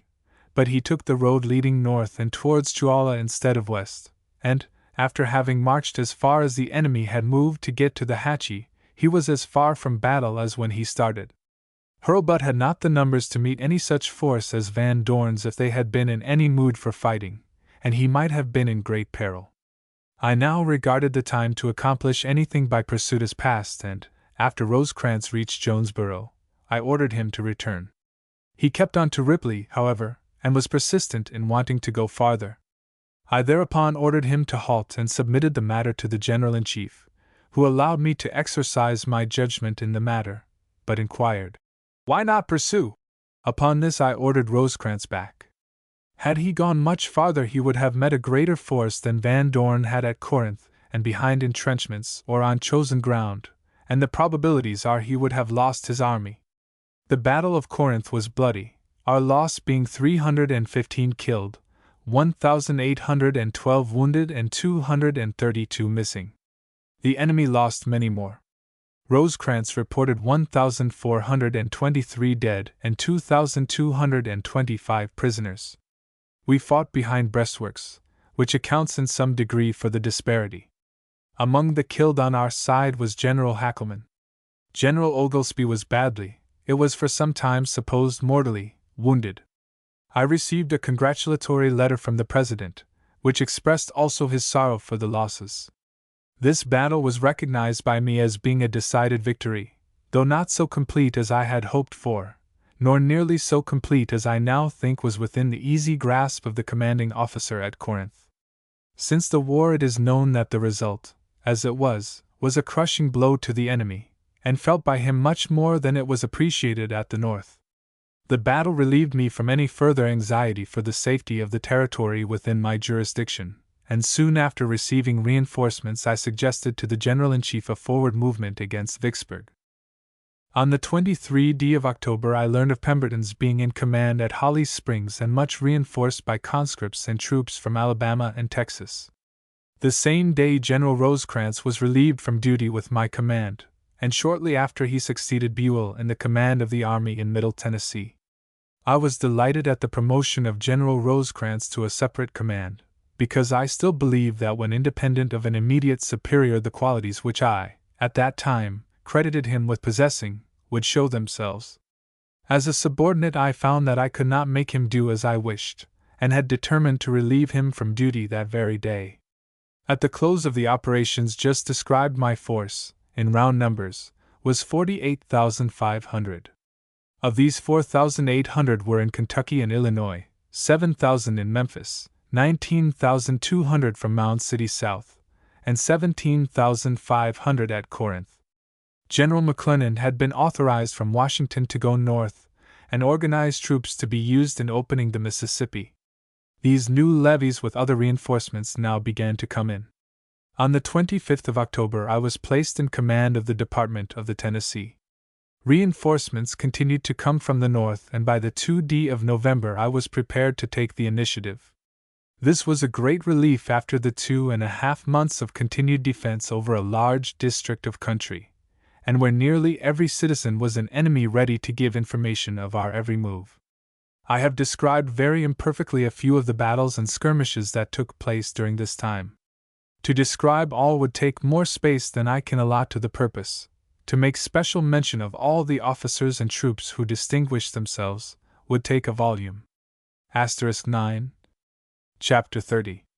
The campaign against Vicksburg, employing the freedmen, occupation of Holly Springs, Sherman ordered to Memphis, Sherman's movements down the Mississippi, Van Dorn captures Holly Springs, collecting forage and food. Vicksburg was important to the enemy because it occupied the first high ground coming close to the river below Memphis. From there a railroad runs east, connecting with other roads leading to all points of the southern states. A railroad also starts from the opposite side of the river, extending west as far as Shreveport, Louisiana. Vicksburg was the only channel, at the time of the events of which this chapter treats, connecting the parts of the Confederacy divided by the Mississippi. So long as it was held by the enemy, the free navigation of the river was prevented. Hence its importance. Points on the river between Vicksburg and Port Hudson were held as dependencies, but their fall was sure to follow the capture of the former place. The campaign against Vicksburg commenced on the 2d of November, as indicated in a dispatch to the General-in-Chief in the following words. I have commenced a movement on Grand Junction, with 3 divisions from Corinth and 2 from Bolivar. Will leave here, Jackson, Tennessee, tomorrow, and take command in person.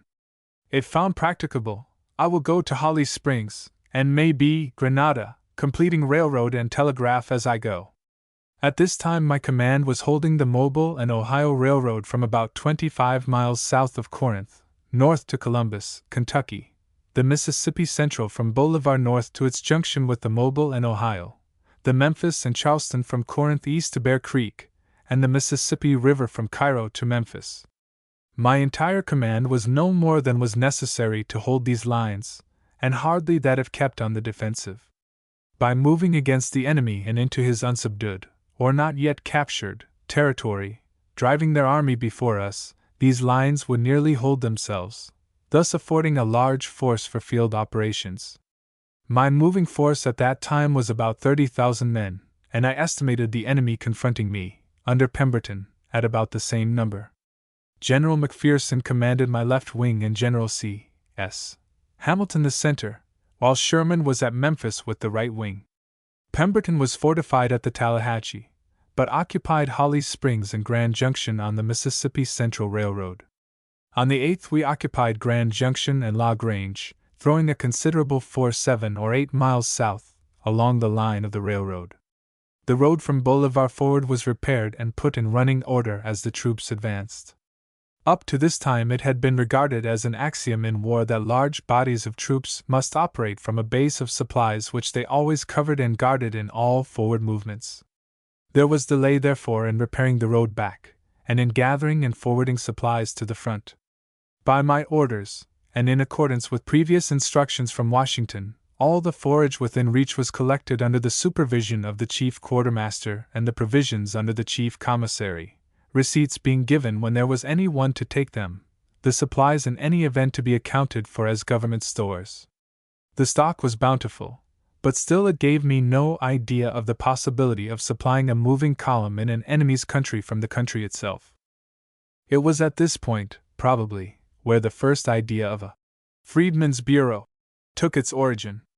Orders of the government prohibited the expulsion of the Negroes from the protection of the army when they came in voluntarily. Humanity forbade allowing them to starve. With such an army of them, of all ages and both sexes, as had congregated about Grand Junction, amounting to many thousands, it was impossible to advance. There was no special authority for feeding them unless they were employed as teamsters, cooks, and pioneers with the army, but only able-bodied young men were suitable for such work. This labor would support but a very limited percentage of them. The plantations were all deserted, the cotton and corn were ripe, men, women, and children above 10 years of age could be employed in saving these crops. To do this work with contrabands, or to have it done, organization under a competent chief was necessary. On inquiring for such a man, Chaplain Eaton, now and for many years the very able United States Commissioner of Education, was suggested. He proved as efficient in that field as he has since done in his present one. I gave him all the assistance and guards he called for. We together fixed the prices to be paid for the Negro labor, whether rendered to the government or to individuals. The cotton was to be picked from abandoned plantations, the laborers to receive the stipulated price, my recollection is 12.5 cents per pound for picking and ginning, from the quartermaster, he shipping the cotton north to be sold for the benefit of the government. Citizens remaining on their plantations were allowed the privilege of having their crops saved by freedmen on the same terms. At once the freedmen became self-sustaining. The money was not paid to them directly, but was expended judiciously and for their benefit. They gave me no trouble afterwards. Later the freedmen were engaged in cutting wood along the Mississippi River to supply the large number of steamers on that stream. A good price was paid for chopping wood used for the supply of government steamers chartered and which the government had to supply with fuel. Those supplying their own fuel paid a much higher price. In this way a fund was created not only sufficient to feed and clothe all, old and young, male and female, but to build them comfortable cabins, hospitals for the sick, and to supply them with many comforts they had never known before. At this stage of the campaign against Vicksburg I was very much disturbed by newspaper rumors that General McClellan was to have a separate, an independent command within mine, to operate against Vicksburg by way of the Mississippi River. 2 commanders on the same field are always one too many, and in this case I did not think the general selected had either the experience or the qualifications to fit him for so important a position. I feared for the safety of the troops entrusted to him, especially as he was to raise new levies, raw troops, to execute so important a trust. But on the 12th I received a dispatch from General Halleck saying that I had command of all the troops sent to my department, and authorizing me to fight the enemy where I pleased. The next day my cavalry was in Holly Springs, and the enemy fell back south of the Tallahatchie. Holly Springs I selected for my depot of supplies and munitions of war, all of which at that time came by rail from Columbus, Kentucky, except the few stores collected about Log Range and Grand Junction. This was a long line, increasing in length as we moved south, to maintain in an enemy's country. On the 15th of November, while I was still at Holly Springs, I sent word to Sherman to meet me at Columbus.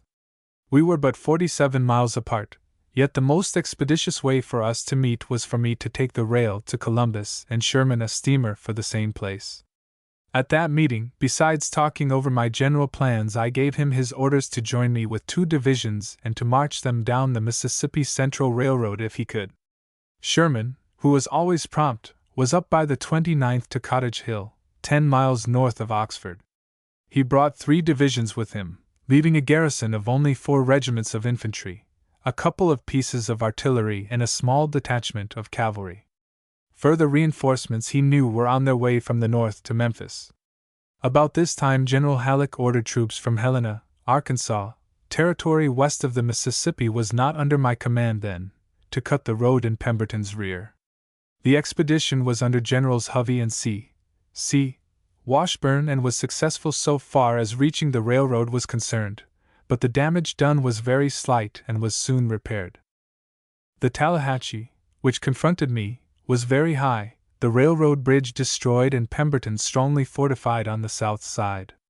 A crossing would have been impossible in the presence of an enemy. I sent the cavalry higher up the stream and they secured a crossing. This caused the enemy to evacuate their position, which was possibly accelerated by the expedition of Hovey and Washburn.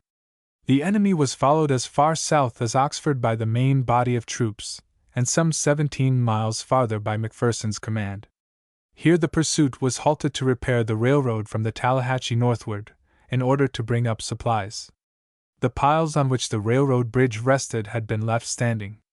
The work of constructing a roadway for the troops was but a short matter, and later, rails were laid for cars. During the delay at Oxford in repairing railroads, I learned that an expedition down the Mississippi now was inevitable, and, desiring to have a competent commander in charge, I ordered Sherman on the 8th of December back to Memphis to take charge. The following were his orders: Headquarters 13th Army Corps, Department of the Tennessee, Oxford, Mississippi, December 8, 1862. Major General W. T. Sherman, commanding right wing. You will proceed, with as little delay as possible, to Memphis, Tennessee, taking with you one division of your present command. On your arrival at Memphis you will assume command of all the troops there, and that portion of General Curtis's forces at present east of the Mississippi River, and organize them into brigades and divisions in your own army. As soon as possible move with them down the river to the vicinity of Vicksburg, and with the cooperation of the gunboat fleet under command of Flag Officer Porter proceed to the reduction of that place in such a manner as circumstances, and your own judgment, may dictate. The amount of rations, forage, land transportation, etc., necessary to take, will be left entirely with yourself. The quartermaster at St. Louis will be instructed to send you transportation for 30,000 men. Should you still find yourself deficient, your quartermaster will be authorized to make up the deficiency from such transports as may come into the port of Memphis. On arriving in Memphis, put yourself in communication with Admiral Porter, and arrange with him for his cooperation. Inform me at the earliest practicable day of the time when you will embark, and such plans as may then be matured. I will hold the forces here in readiness to cooperate with you in such manner as the movements of the enemy may make necessary. Leave the district of Memphis in the command of an efficient officer, and with a garrison of 4 regiments of infantry, the siege guns, and whatever cavalry may be there. U. S. Grant, Major General. This idea had presented itself to my mind earlier, for on the 3d of December I asked Halleck if it would not be well to hold the enemy south of the Yallabusha and move a force from Helena and Memphis on Vicksburg. On the 5th again I suggested, from Oxford, to Halleck that if the Helena troops were at my command, though it would be possible to take them and the Memphis forces south of the mouth of the Yazoo River, and thus secure Vicksburg and the state of Mississippi. Halleck on the same day, the 5th of December, directed me not to attempt to hold the country south of the Tallahatchie, but to collect 25,000 troops at Memphis by the 20th for the Vicksburg expedition. I sent Sherman with 2 divisions at once, informed the General-in-Chief of the fact, and asked whether I should command the expedition down the river myself or send Sherman. I was authorized to do as I thought best for the accomplishment of the great object in view. I sent Sherman, and so informed General Halleck. As stated, my action in sending Sherman back was expedited by a desire to get him in command of the forces separated from my direct supervision. I feared that delay might bring McClernand, who was his senior and who had authority from the President and Secretary of War to exercise that particular command, and independently. I doubted McClernand's fitness, and I had good reason to believe that in forestalling him I was by no means giving offense to those whose authority to command was above both him and me. Neither my orders to General Sherman, nor the correspondence between us or between General Halleck and myself, contemplated at the time my going further south than the Yallabusha. Pemberton's force in my front was the main part of the garrison of Vicksburg, as the force with me was the defense of the territory held by us in West Tennessee and Kentucky. I hoped to hold Pemberton in my front, while Sherman should get in his rear and into Vicksburg. The further north the enemy could be held, the better. It was understood, however, between General Sherman and myself that our movements were to be cooperative. If Pemberton could not be held away from Vicksburg, I was to follow him, but at that time it was not expected to abandon the railroad north of the Yallabusha. With that point as a secondary base of supplies, the possibility of moving down the Yazoo until communications could be opened with the Mississippi was contemplated. It was my intention, and so understood by Sherman and his command, that if the enemy should fall back I would follow him even to the gates of Vicksburg. I intended in such an event to hold the road to Grenada on the Yallabusha and cut loose from there, expecting to establish a new base of supplies on the Yazoo, or at Vicksburg itself, with Grenada to fall back upon in case of failure. It should be remembered that at the time I speak of it had not been demonstrated that an army could operate in an enemy's territory depending upon the country for supplies. A halt was called at Oxford with the advance 17 miles south of there, to bring up the road to the latter point and to bring supplies of food, forage and munitions to the front. On the 18th of December I received orders from Washington to divide my command into 4 army corps, with General McClellan to command one of them and to be assigned to that part of the army which was to operate down the Mississippi. This interfered with my plans, but probably resulted in my ultimately taking the command in person. McClellan was at that time in Springfield, Illinois. The order was obeyed without any delay. Dispatches were sent to him the same day in conformity. On the 20th General Van Dorn appeared at Holly Springs, my secondary base of supplies, captured the garrison of 1,500 men commanded by Colonel Murphy, of the 8th Wisconsin Regiment, and destroyed all our munitions of war, food and forage. The capture was a disgraceful one to the officer commanding but not to the troops under him. At the same time Forrest got on our line of railroad between Jackson, Tennessee, and Columbus, Kentucky, doing much damage to it. This cut me off from all communication with the North for more than a week, and it was more than 2 weeks before rations or forage could be issued from stores obtained in the regular way. This demonstrated the impossibility of maintaining so long a line of road over which to draw supplies for an army moving in an enemy's country. I determined, therefore, to abandon my campaign into the interior with Columbus as a base, and return to Log Range and Grand Junction, destroying the road to my front and repairing the road to Memphis, making the Mississippi River the line over which to draw supplies. Pemberton was falling back at the same time. The moment I received the news of Van Dorn's success I sent the cavalry at the front back to drive him from the country. He had start enough to move north, destroying the railroad in many places, and to attack several small garrisons entrenched as guards to the railroad. All these he found warned of his coming and prepared to receive him. Van Dorn did not succeed in capturing a single garrison except the one at Holly Springs, which was larger than all the others attacked by him put together.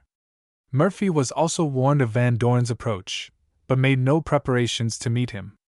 He did not even notify his command. Colonel Murphy was the officer who, 2 months before, had evacuated Iuka on the approach of the enemy. General Rosecrans denounced him for the act and desired to have him tried and punished. I sustained the colonel at the time because his command was a small one compared with that of the enemy, not 1/10 as large, and I thought he had done well to get away without falling into their hands. His leaving large stores to fall into Price's possession I looked upon as an oversight and excused it on the ground of inexperience in military matters. He should, however, have destroyed them. This last surrender demonstrated to my mind that Rosecrans' judgment of Murphy's conduct at Iuka was correct. The surrender of Holly Springs was most reprehensible, and showed either the disloyalty of Colonel Murphy to the cause which he professed to serve, or gross cowardice. After the war was over I read from the diary of a lady who accompanied General Pemberton in his retreat from the Tallahatchie, that the retreat was almost a panic. The roads were bad and it was difficult to move the artillery and trains. Why there should have been a panic I do not see. No expedition had yet started down the Mississippi River. Had I known the demoralized condition of the enemy, or the fact that central Mississippi abounded so in all army supplies, I would have been in pursuit of Pemberton while his cavalry was destroying the roads in my rear. After sending cavalry to drive Van Dorn away, my next order was to dispatch all the wagons we had, under proper escort, to collect and bring in all supplies of forage and food from a region of 15 miles east and west of the road from our front back to Grand Junction, leaving 2 months' supplies for the families of those whose stores were taken. I was amazed at the quantity of supplies the country afforded. It showed that we could have subsisted off the country for 2 months instead of 2 weeks without going beyond the limits designated. This taught me a lesson which was taken advantage of later in the campaign when our army lived 20 days with the issue of only 5 days' rations by the commissary. Our loss of supplies was great at Holly Springs, but it was more than compensated for by those taken from the country and by the lesson taught. The news of the capture of Holly Springs and the destruction of our supplies caused much rejoicing among the people remaining in Oxford. They came with broad smiles on their faces, indicating intense joy, to ask what I was going to do now without anything for my soldiers to eat.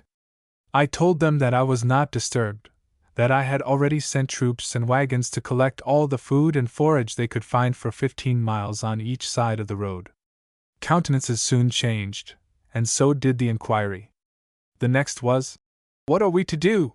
My response was that we had endeavored to feed ourselves from our own northern resources while visiting them, but their friends in Grey had been uncivil enough to destroy what we had brought along, and it could not be expected that men, with arms in their hands, would starve in the midst of plenty. I advised them to emigrate east, or west, 15 miles and assist in eating up what we left. Chapter 31. Headquarters moved to Holly Springs, General McClernand in command, assuming command at Young's Point, operations above Vicksburg, fortifications about Vicksburg, the canal, Lake Providence, operations at Yazoo Pass. This interruption in my communications north, I was really cut off from communication with a great part of my own command during this time, resulted in Sherman's moving from Memphis before McClernand could arrive, for my dispatch of the 18th did not reach McClernand. Pemberton got back to Vicksburg before Sherman got there. The rebel positions were on a bluff on the Yazoo River, some miles above its mouth. The waters were high so that the bottoms were generally overflowed, leaving only narrow causeways of dry land between points of debarkation and the high bluffs.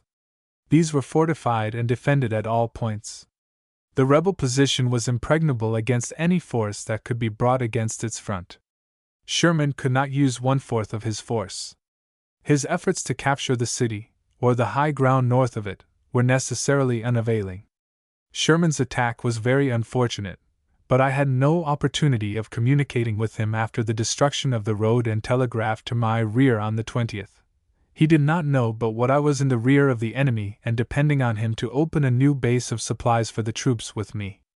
I had, before he started from Memphis, directed him to take with him a few small steamers suitable for the navigation of the Yazoo, not knowing but that I might want them to supply me after cutting loose from my base at Grenada. On the 23rd I removed my headquarters back to Holly Springs. The troops were drawn back gradually, but without haste or confusion, finding supplies abundant and no enemy following. The road was not damaged south of Holly Springs by Van Dorn, at least not to an extent to cause any delay. As I had resolved to move headquarters to Memphis, and to repair the road to that point, I remained at Holly Springs until this work was completed. On the 10th of January, the work on the road from Holly Springs to Grand Junction and thence to Memphis being completed, I moved my headquarters to the latter place. During the campaign here described, the losses, mostly captures, were about equal, crediting the rebels with their Holly Springs capture, which they could not hold. When Sherman started on his expedition down the river, he had 20,000 men, taken from Memphis, and was reinforced by 12,000 more at Helena, Arkansas. The troops on the west bank of the river had previously been assigned to my command. McClernand, having received the orders for his assignment, reached the mouth of the Yazoo on the 2nd of January, and immediately assumed command of all the troops with Sherman, being a part of his own corps, the 13th, and all of Sherman's, the 15th. Sherman, and Admiral Porter with the fleet, had withdrawn from the Yazoo. After consultation they decided that neither the Army nor Navy could render service to the cause where they were, and learning that I had withdrawn from the interior of Mississippi, they determined to return to the Arkansas River and to attack Arkansas Post, about 50 miles up that stream and garrisoned by about 5,000 or 6,000 men.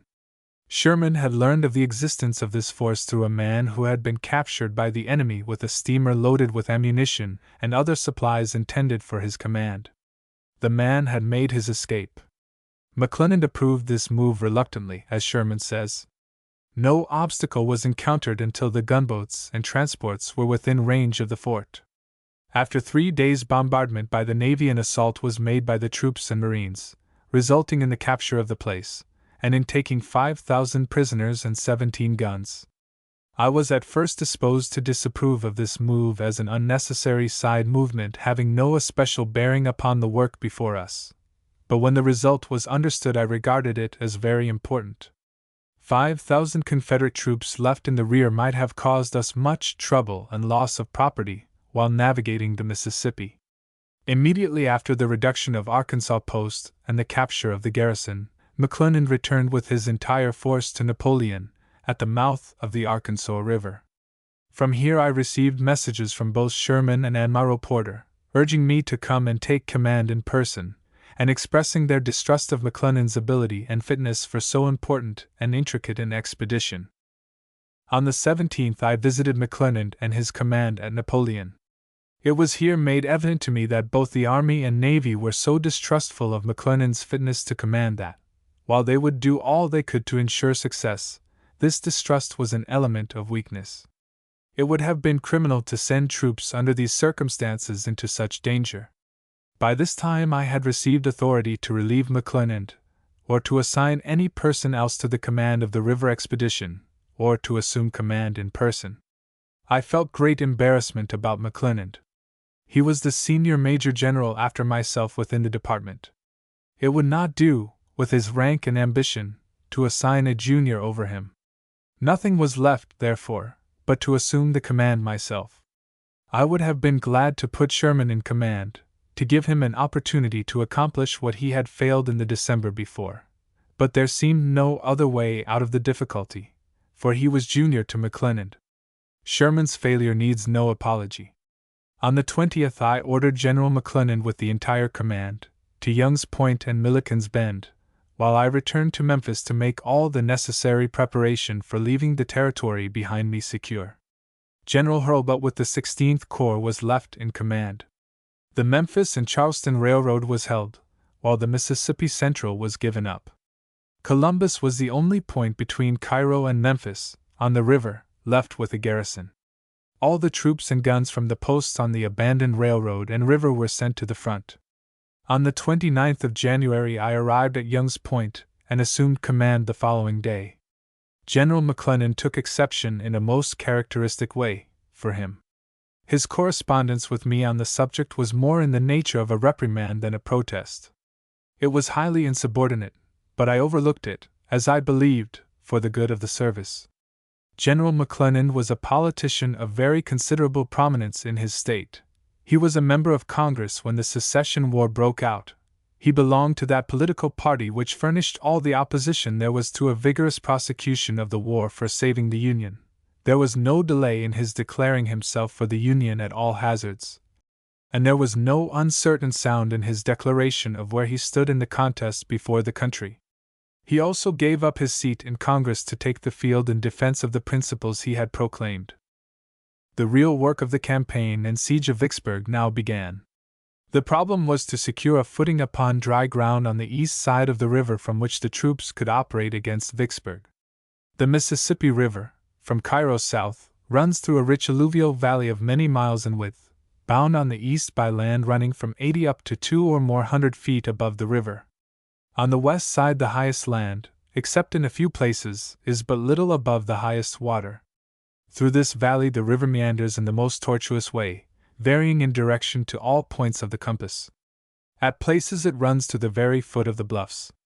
After leaving Memphis, there are no such highlands coming to the water's edge on the east shore until Vicksburg is reached.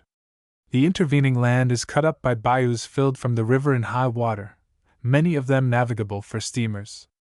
All of them would be, except for overhanging trees, narrowness and tortuous course, making it impossible to turn the bends with vessels of any considerable length.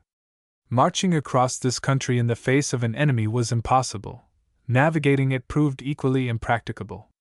The strategical way according to the rule, therefore, would have been to go back to Memphis, establish that as a base of supplies, fortify it so that the storehouses could be held by a small garrison, and move from there along the line of railroad, repairing as we advanced, to the Yallabusha, or to Jackson, Mississippi. At this time the North had become very much discouraged. Many strong Union men believed that the war must prove a failure. The elections of 1862 had gone against the party which was for the prosecution of the war to save the Union if it took the last man and the last dollar. Voluntary enlistments had ceased throughout the greater part of the North, and the draft had been resorted to fill up our ranks. It was my judgment at the time that to make a backward movement as long as that from Vicksburg to Memphis would be interpreted, by many of those yet full of hope for the preservation of the Union, as a defeat, and that the draft would be resisted, desertions ensue, and the power to capture and punish deserters lost. There was nothing left to be done but to go forward to a decisive victory. This was in my mind from the moment I took command in person at Young's Point. The winter of 1862-3 was a noted one for continuous high water in the Mississippi and for heavy rains along the lower river. To get dry land, or rather land above the water, to encamp the troops upon, took many miles of river front. We had to occupy the levees and the ground immediately behind. This was so limited that one corps, the 17th, under General McPherson, was at Lake Providence, 70 miles above Vicksburg. It was in January the troops took their position opposite Vicksburg. The water was very high and the rains were incessant. There seemed no possibility of a land movement before the end of March or later, and it would not do to lie idle all this time. The effect would be demoralizing to the troops and injurious to their health. Friends in the North would have grown more and more discouraged, and enemies in the same section more and more insolent in their jibes and denunciation of the cause and those engaged in it. I always admired the South, as bad as I thought their cause, for the boldness with which they silenced all opposition and all croaking, by press or by individuals, within their control. War at all times, whether a civil war between sections of a common country or between nations, ought to be avoided, if possible with honor. But once entered into, it is too much for human nature to tolerate an enemy within their ranks to give aid and comfort to the armies of the opposing section or nation. Vicksburg, as stated before, is on the first high land coming to the river's edge, below that on which Memphis stands. The bluff, or high land, follows the left bank of the Yazoo for some distance, and continues in a southerly direction to the Mississippi River, thence it runs along the Mississippi to Warrenton, 6 miles below. The Yazoo River leaves the high land a short distance below Haynes Bluff and empties into the Mississippi 9 miles above Vicksburg. Vicksburg is built on this high land where the Mississippi washes the base of the hill. Haynes Bluff, 11 miles from Vicksburg, on the Yazoo River, was strongly fortified. The whole distance from there to Vicksburg and thence to Warrenton was also entrenched, with batteries at suitable distances and rifle pits connecting them. From Young's Point the Mississippi turns in a northeasterly direction to a point just above the city, when it again turns and runs southwesterly, leaving vessels, which might attempt to run the blockade, exposed to the fire of batteries 6 miles below the city before they were in range of the upper batteries. Since then the river has made a cut-off, leaving what was the peninsula in front of the city, an island. North of the Yazoo was all a marsh, heavily timbered, cut up with bayous, and much overflowed. A front attack was therefore impossible, and was never contemplated, certainly not by me. The problem then became, how to secure a landing on high ground east of the Mississippi without an apparent retreat. Then commenced a series of experiments to consume time, and to divert the attention of the enemy, of my troops and of the public generally. I, myself, never felt great confidence that any of the experiments resorted to would prove successful. Nevertheless, I was always prepared to take advantage of them in case they did. In 1862 General Thomas Williams had come up from New Orleans and cut a ditch 10 or 12 feet wide and about as deep, straight across from Young's Point to the river below.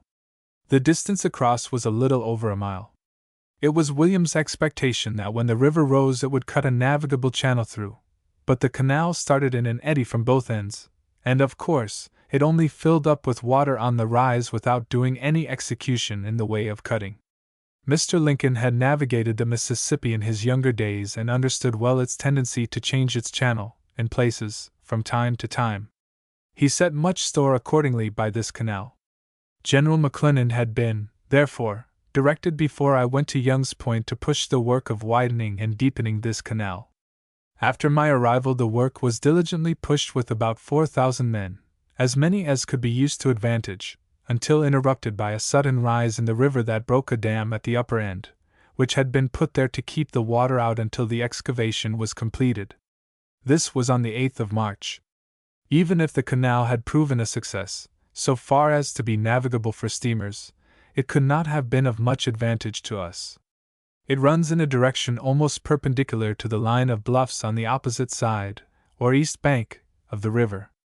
As soon as the enemy discovered what we were doing, he established a battery commanding the canal throughout its length.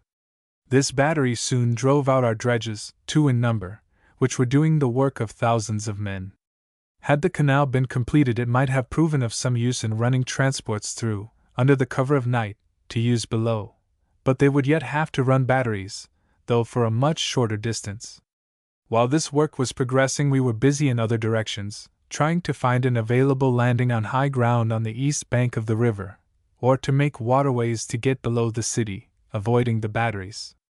On the 30th of January, the day after my arrival at the front, I ordered General McPherson, stationed with his corps at Lake Providence, to cut the levee at that point. If successful in opening a channel for navigation by this route, it would carry us to the Mississippi River through the mouth of the Red River, just above Port Hudson and 400 miles below Vicksburg by the river. Lake Providence is a part of the old bed of the Mississippi, about a mile from the present channel. It is 6 miles long and has its outlet through Bayou Baxter, Bayou Macon, and the Tensaw, Washita, and Red Rivers. The last 3 are navigable streams at all seasons. Bayous Baxter and Macon are narrow and tortuous, and the banks are covered with dense forests overhanging the channel. They were also filled with fallen timber, the accumulation of years. The land along the Mississippi River, from Memphis down, is in all instances highest next to the river, except where the river washes the bluffs which form the boundary of the valley through which it winds. Bayou Baxter, as it reaches lower land, begins to spread out and disappears entirely in a cypress swamp before it reaches the Macon. There was about 2 feet of water in this swamp at the time. To get through it, even with vessels of the lightest draft, it was necessary to clear off a belt of heavy timber wide enough to make a passageway. As the trees would have to be cut close to the bottom, under water, it was an undertaking of great magnitude. On the 4th of February I visited General McPherson, and remained with him several days. The work had not progressed so far as to admit the water from the river into the lake, but the troops had succeeded in drawing a small steamer, of probably not over 30 tons capacity, from the river into the lake. With this we were able to explore the lake and bayou as far as cleared. I saw then that there was scarcely a chance of this ever becoming a practicable route for moving troops through an enemy's country. The distance from Lake Providence to the point where vessels going by that route would enter the Mississippi again is about 470 miles by the main river. The distance would probably be greater by the tortuous bayous through which this new route would carry us. The enemy held Port Hudson, below where the Red River debouches, and all the Mississippi above to Vicksburg. The Red River, Washita, and Tensaw were, as has been said, all navigable streams, on which the enemy could throw small bodies of men to obstruct our passage and pick off our troops with their sharpshooters. I let the work go on, believing employment was better than idleness for the men. Then, too, it served as a cover for other efforts which gave a better prospect of success. This work was abandoned after the canal proved a failure. Lieutenant Colonel Wilson of my staff was sent to Helena, Arkansas, to examine and open a way through Moon Lake and the Yazoo Pass if possible.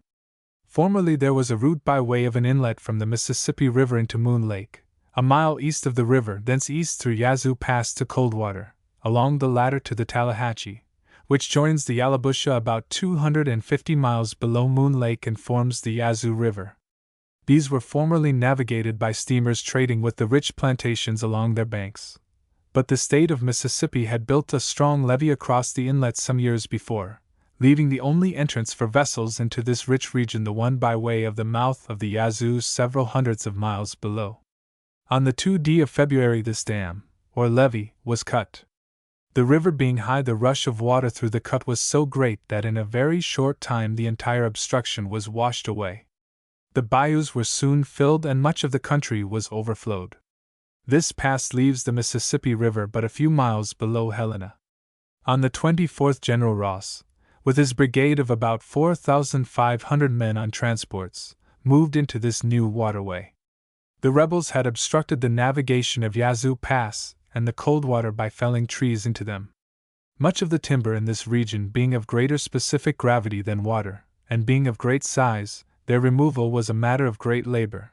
But it was finally accomplished, and on the 11th of March Ross found himself, accompanied by 2 gunboats under the command of Lieutenant Commander Watson Smith, confronting a fortification at Greenwood, where the Tallahatchie and Yallabusha unite and the Yazoo begins. The bends of the rivers are such at this point as to almost form an island, scarcely above water at that stage of the river. This island was fortified and manned. It was named Fort Pemberton after the commander at Vicksburg. No land approach was accessible. The troops, therefore, could render no assistance towards an assault further than to establish a battery on a little piece of ground which was discovered above water.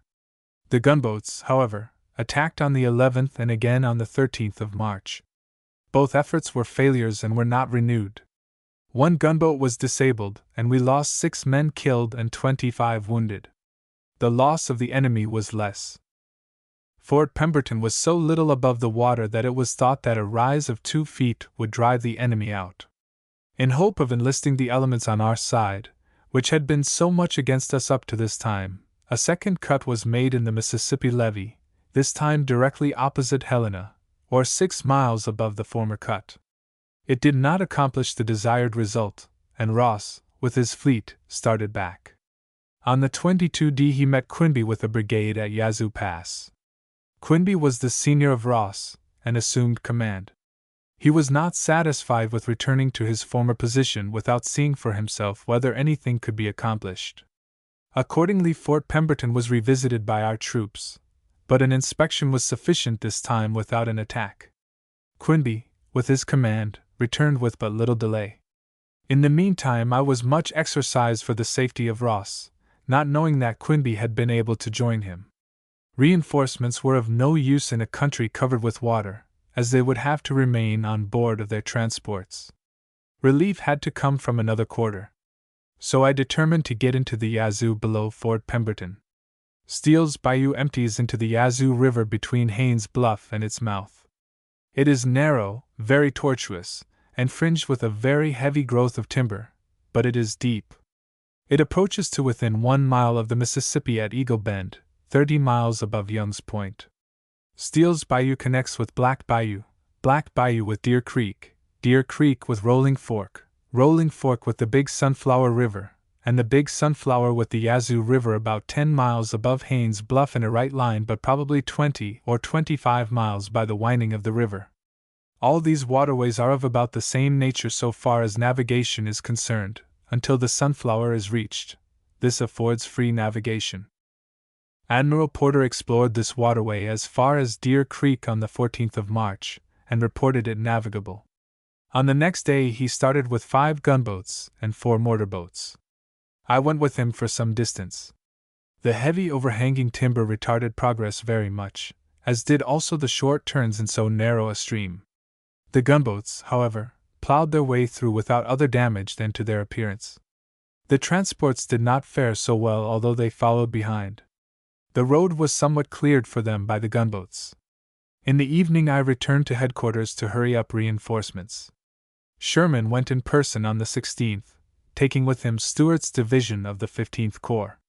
They took large river transports to Eagle Bend on the Mississippi, where they debarked and marched across to Steele's Bayou, where they re-embarked on the transports.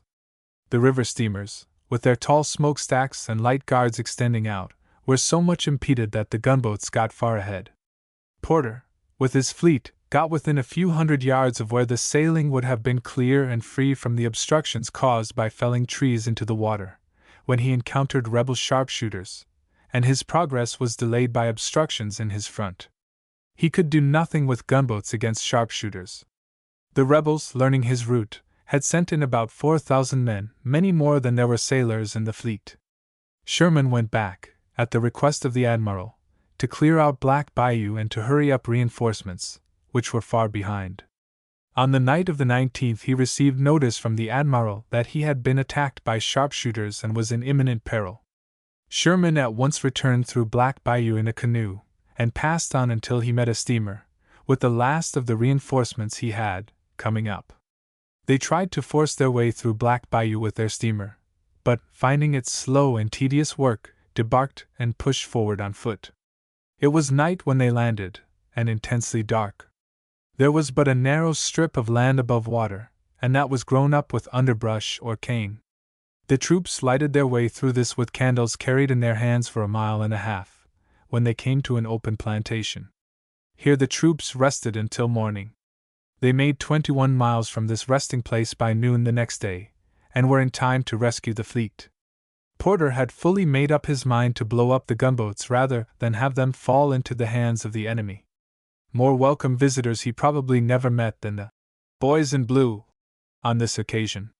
The vessels were backed out and returned to their rendezvous on the Mississippi, and thus ended in failure the fourth attempt to get in rear of Vicksburg. Chapter 32. The bayous west of the Mississippi, criticisms of the Northern press, running the batteries, loss of the Indianola, disposition of the troops. The original canal scheme was also abandoned on the 27th of March. The effort to make a waterway through Lake Providence and the connecting bayous was abandoned as wholly impracticable about the same time. At Milliken's Bend, and also at Young's Point, bayous or channels start, which connecting with other bayous passing Richmond, Louisiana, enter the Mississippi at Carthage 25 or 30 miles above Grand Gulf. The Mississippi levee cuts the supply of water off from these bayous or channels, but all the rainfall behind the levee, at these points, is carried through these same channels to the river below. In case of a crevasse in this vicinity, the water escaping would find its outlet through the same channels. The dredges and laborers from the canal having been driven out by overflow and the enemy's batteries, I determined to open these other channels, if possible. If successful, the effort would afford a route, away from the enemy's batteries, for our transports.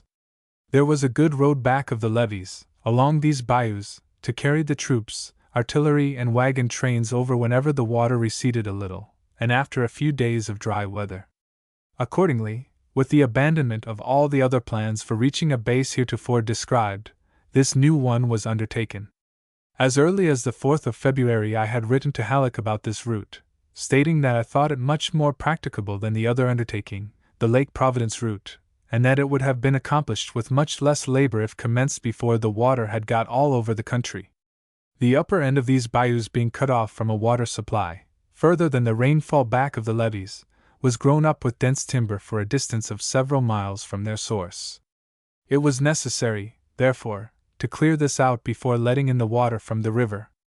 This work was continued until the waters of the river began to recede and the road to Richmond, Louisiana, emerged from the water. One small steamer and some barges were got through this channel, but no further use could be made of it because of the fall in the river. Beyond this it was no more successful than the other experiments with which the winter was whiled away. All these failures would have been very discouraging if I had expected much from the efforts, but I had not. From the first the most I hoped to accomplish was the passage of transports, to be used below Vicksburg, without exposure to the long line of batteries defending that city. This long, dreary, and, for heavy and continuous rains and high water, unprecedented winter was one of great hardship to all engaged about Vicksburg. The river was higher than its natural banks from December, 1862, to the following April. The war had suspended peaceful pursuits in the South, further than the production of army supplies, and in consequence the levees were neglected and broken in many places and the whole country was covered with water. Troops could scarcely find dry ground on which to pitch their tents. Malarial fevers broke out among the men. Measles and smallpox also attacked them. The hospital arrangements and medical attendance were so perfect, however, that the loss of life was much less than might have been expected. Visitors to the camps went home with dismal stories to relate. Northern papers came back to the soldiers with these stories exaggerated. because I would not divulge my ultimate plans to visitors, they pronounced me idle, incompetent, and unfit to command men in an emergency, and clamored for my removal. They were not to be satisfied, many of them, with my simple removal, but named who my successor should be. McClernand, Fremont, Hunter, and McClellan were all mentioned in this connection. I took no steps to answer these complaints, but continued to do my duty, as I understood it, to the best of my ability. Every one has his superstitions. One of mine is that in positions of great responsibility every one should do his duty to the best of his ability where assigned by competent authority, without application or the use of influence to change his position. While at Cairo I had watched with very great interest the operations of the Army of the Potomac, looking upon that as the main field of the war. I had no idea, myself, of ever having any large command, nor did I suppose that I was equal to one, but I had the vanity to think that as a cavalry officer I might succeed very well in the command of a brigade. On one occasion, in talking about this to my staff officers, all of whom were civilians without any military education whatever, I said that I would give anything if I were commanding a brigade of cavalry in the Army of the Potomac, and I believed I could do some good. Captain Hillier spoke up and suggested that I make application to be transferred there to command the cavalry. I then told him that I would cut my right arm off first, and mentioned this superstition. In time of war the President, being by the Constitution Commander-in-Chief of the Army and Navy, is responsible for the selection of commanders. He should not be embarrassed in making his selections. I having been selected, my responsibility ended with my doing the best I knew how. If I had sought the place, or obtained it through personal or political influence, my belief is that I would have feared to undertake any plan of my own conception, and would probably have awaited direct orders from my distant superiors. Persons obtaining important commands by application or political influence are apt to keep a written record of complaints and predictions of defeat, which are shown in case of disaster. Somebody must be responsible for their failures. With all the pressure brought to bear upon them, both President Lincoln and General Halleck stood by me to the end of the campaign. I had never met Mr. Lincoln, but his support was constant. At last the waters began to recede. The roads crossing the peninsula behind the levees of the bayous were emerging from the waters. The troops were all concentrated from distant points at Milliken's Bend preparatory to a final move which was to crown the long, tedious, and discouraging labors with success. I had had in contemplation the whole winter the movement by land to a point below Vicksburg from which to operate, subject only to the possible but not expected success of some one of the expedients resorted to for the purpose of giving us a different base. This could not be undertaken until the waters receded.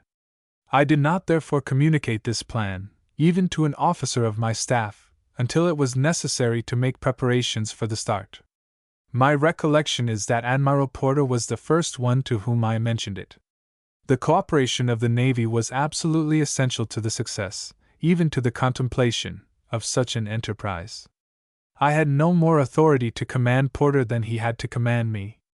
It was necessary to have part of his fleet below Vicksburg if the troops went there. Steamers to use as ferries were also essential. The Navy was the only escort and protection for these steamers, all of which in getting below had to run about 14 miles of batteries. Porter fell into the plan at once, and suggested that he had better superintend the preparation of the steamers selected to run the batteries, as sailors would probably understand the work better than soldiers.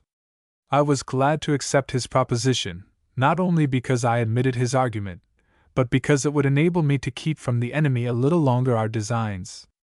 Porter's fleet was on the east side of the river above the mouth of the Yazoo, entirely concealed from the enemy by the dense forests that intervened.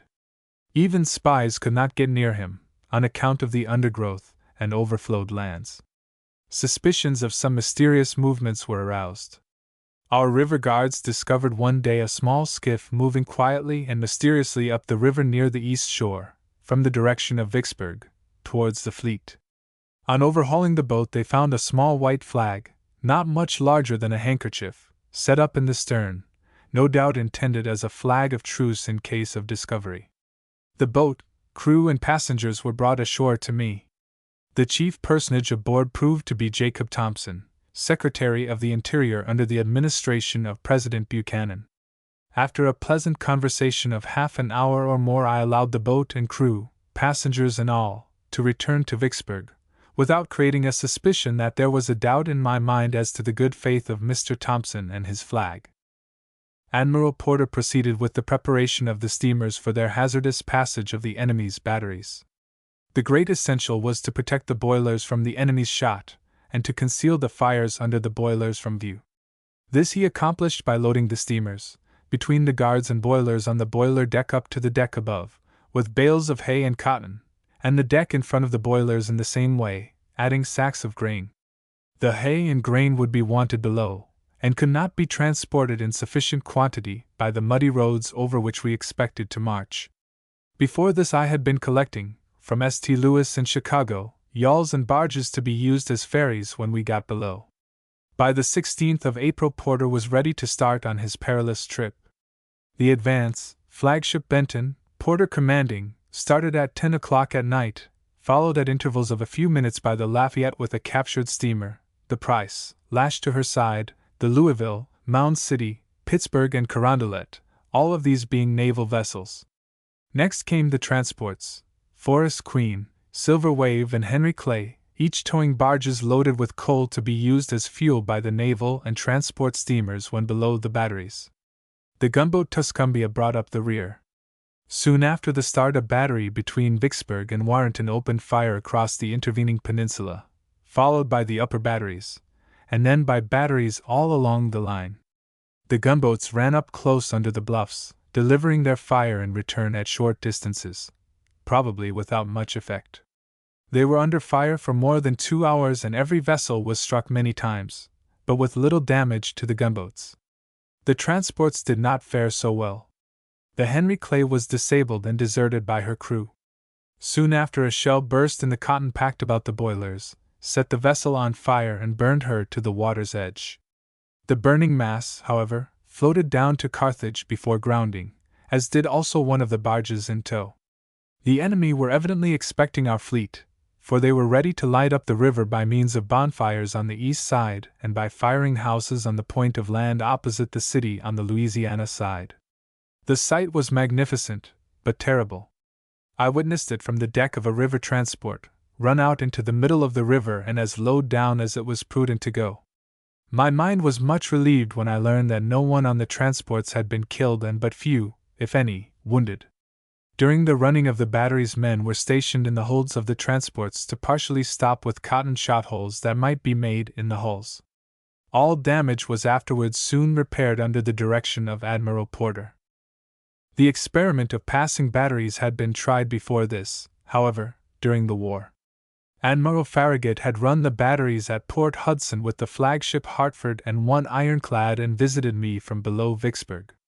The 13th of February, Admiral Porter had sent the gunboat Indianola, Lieutenant Commander George Brown commanding, below. She met Colonel Ellet of the Marine Brigade below Natchez on a captured steamer. 2 of the colonel's fleet had previously run the batteries, producing the greatest consternation among the people along the Mississippi from Vicksburg, *10, to the Red River. The Indianola remained about the mouth of the Red River some days, and then started up the Mississippi.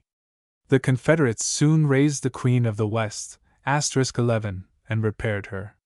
With this vessel and the ram Webb, which they had had for some time in the Red River, and 2 other steamers, they followed the Indianola.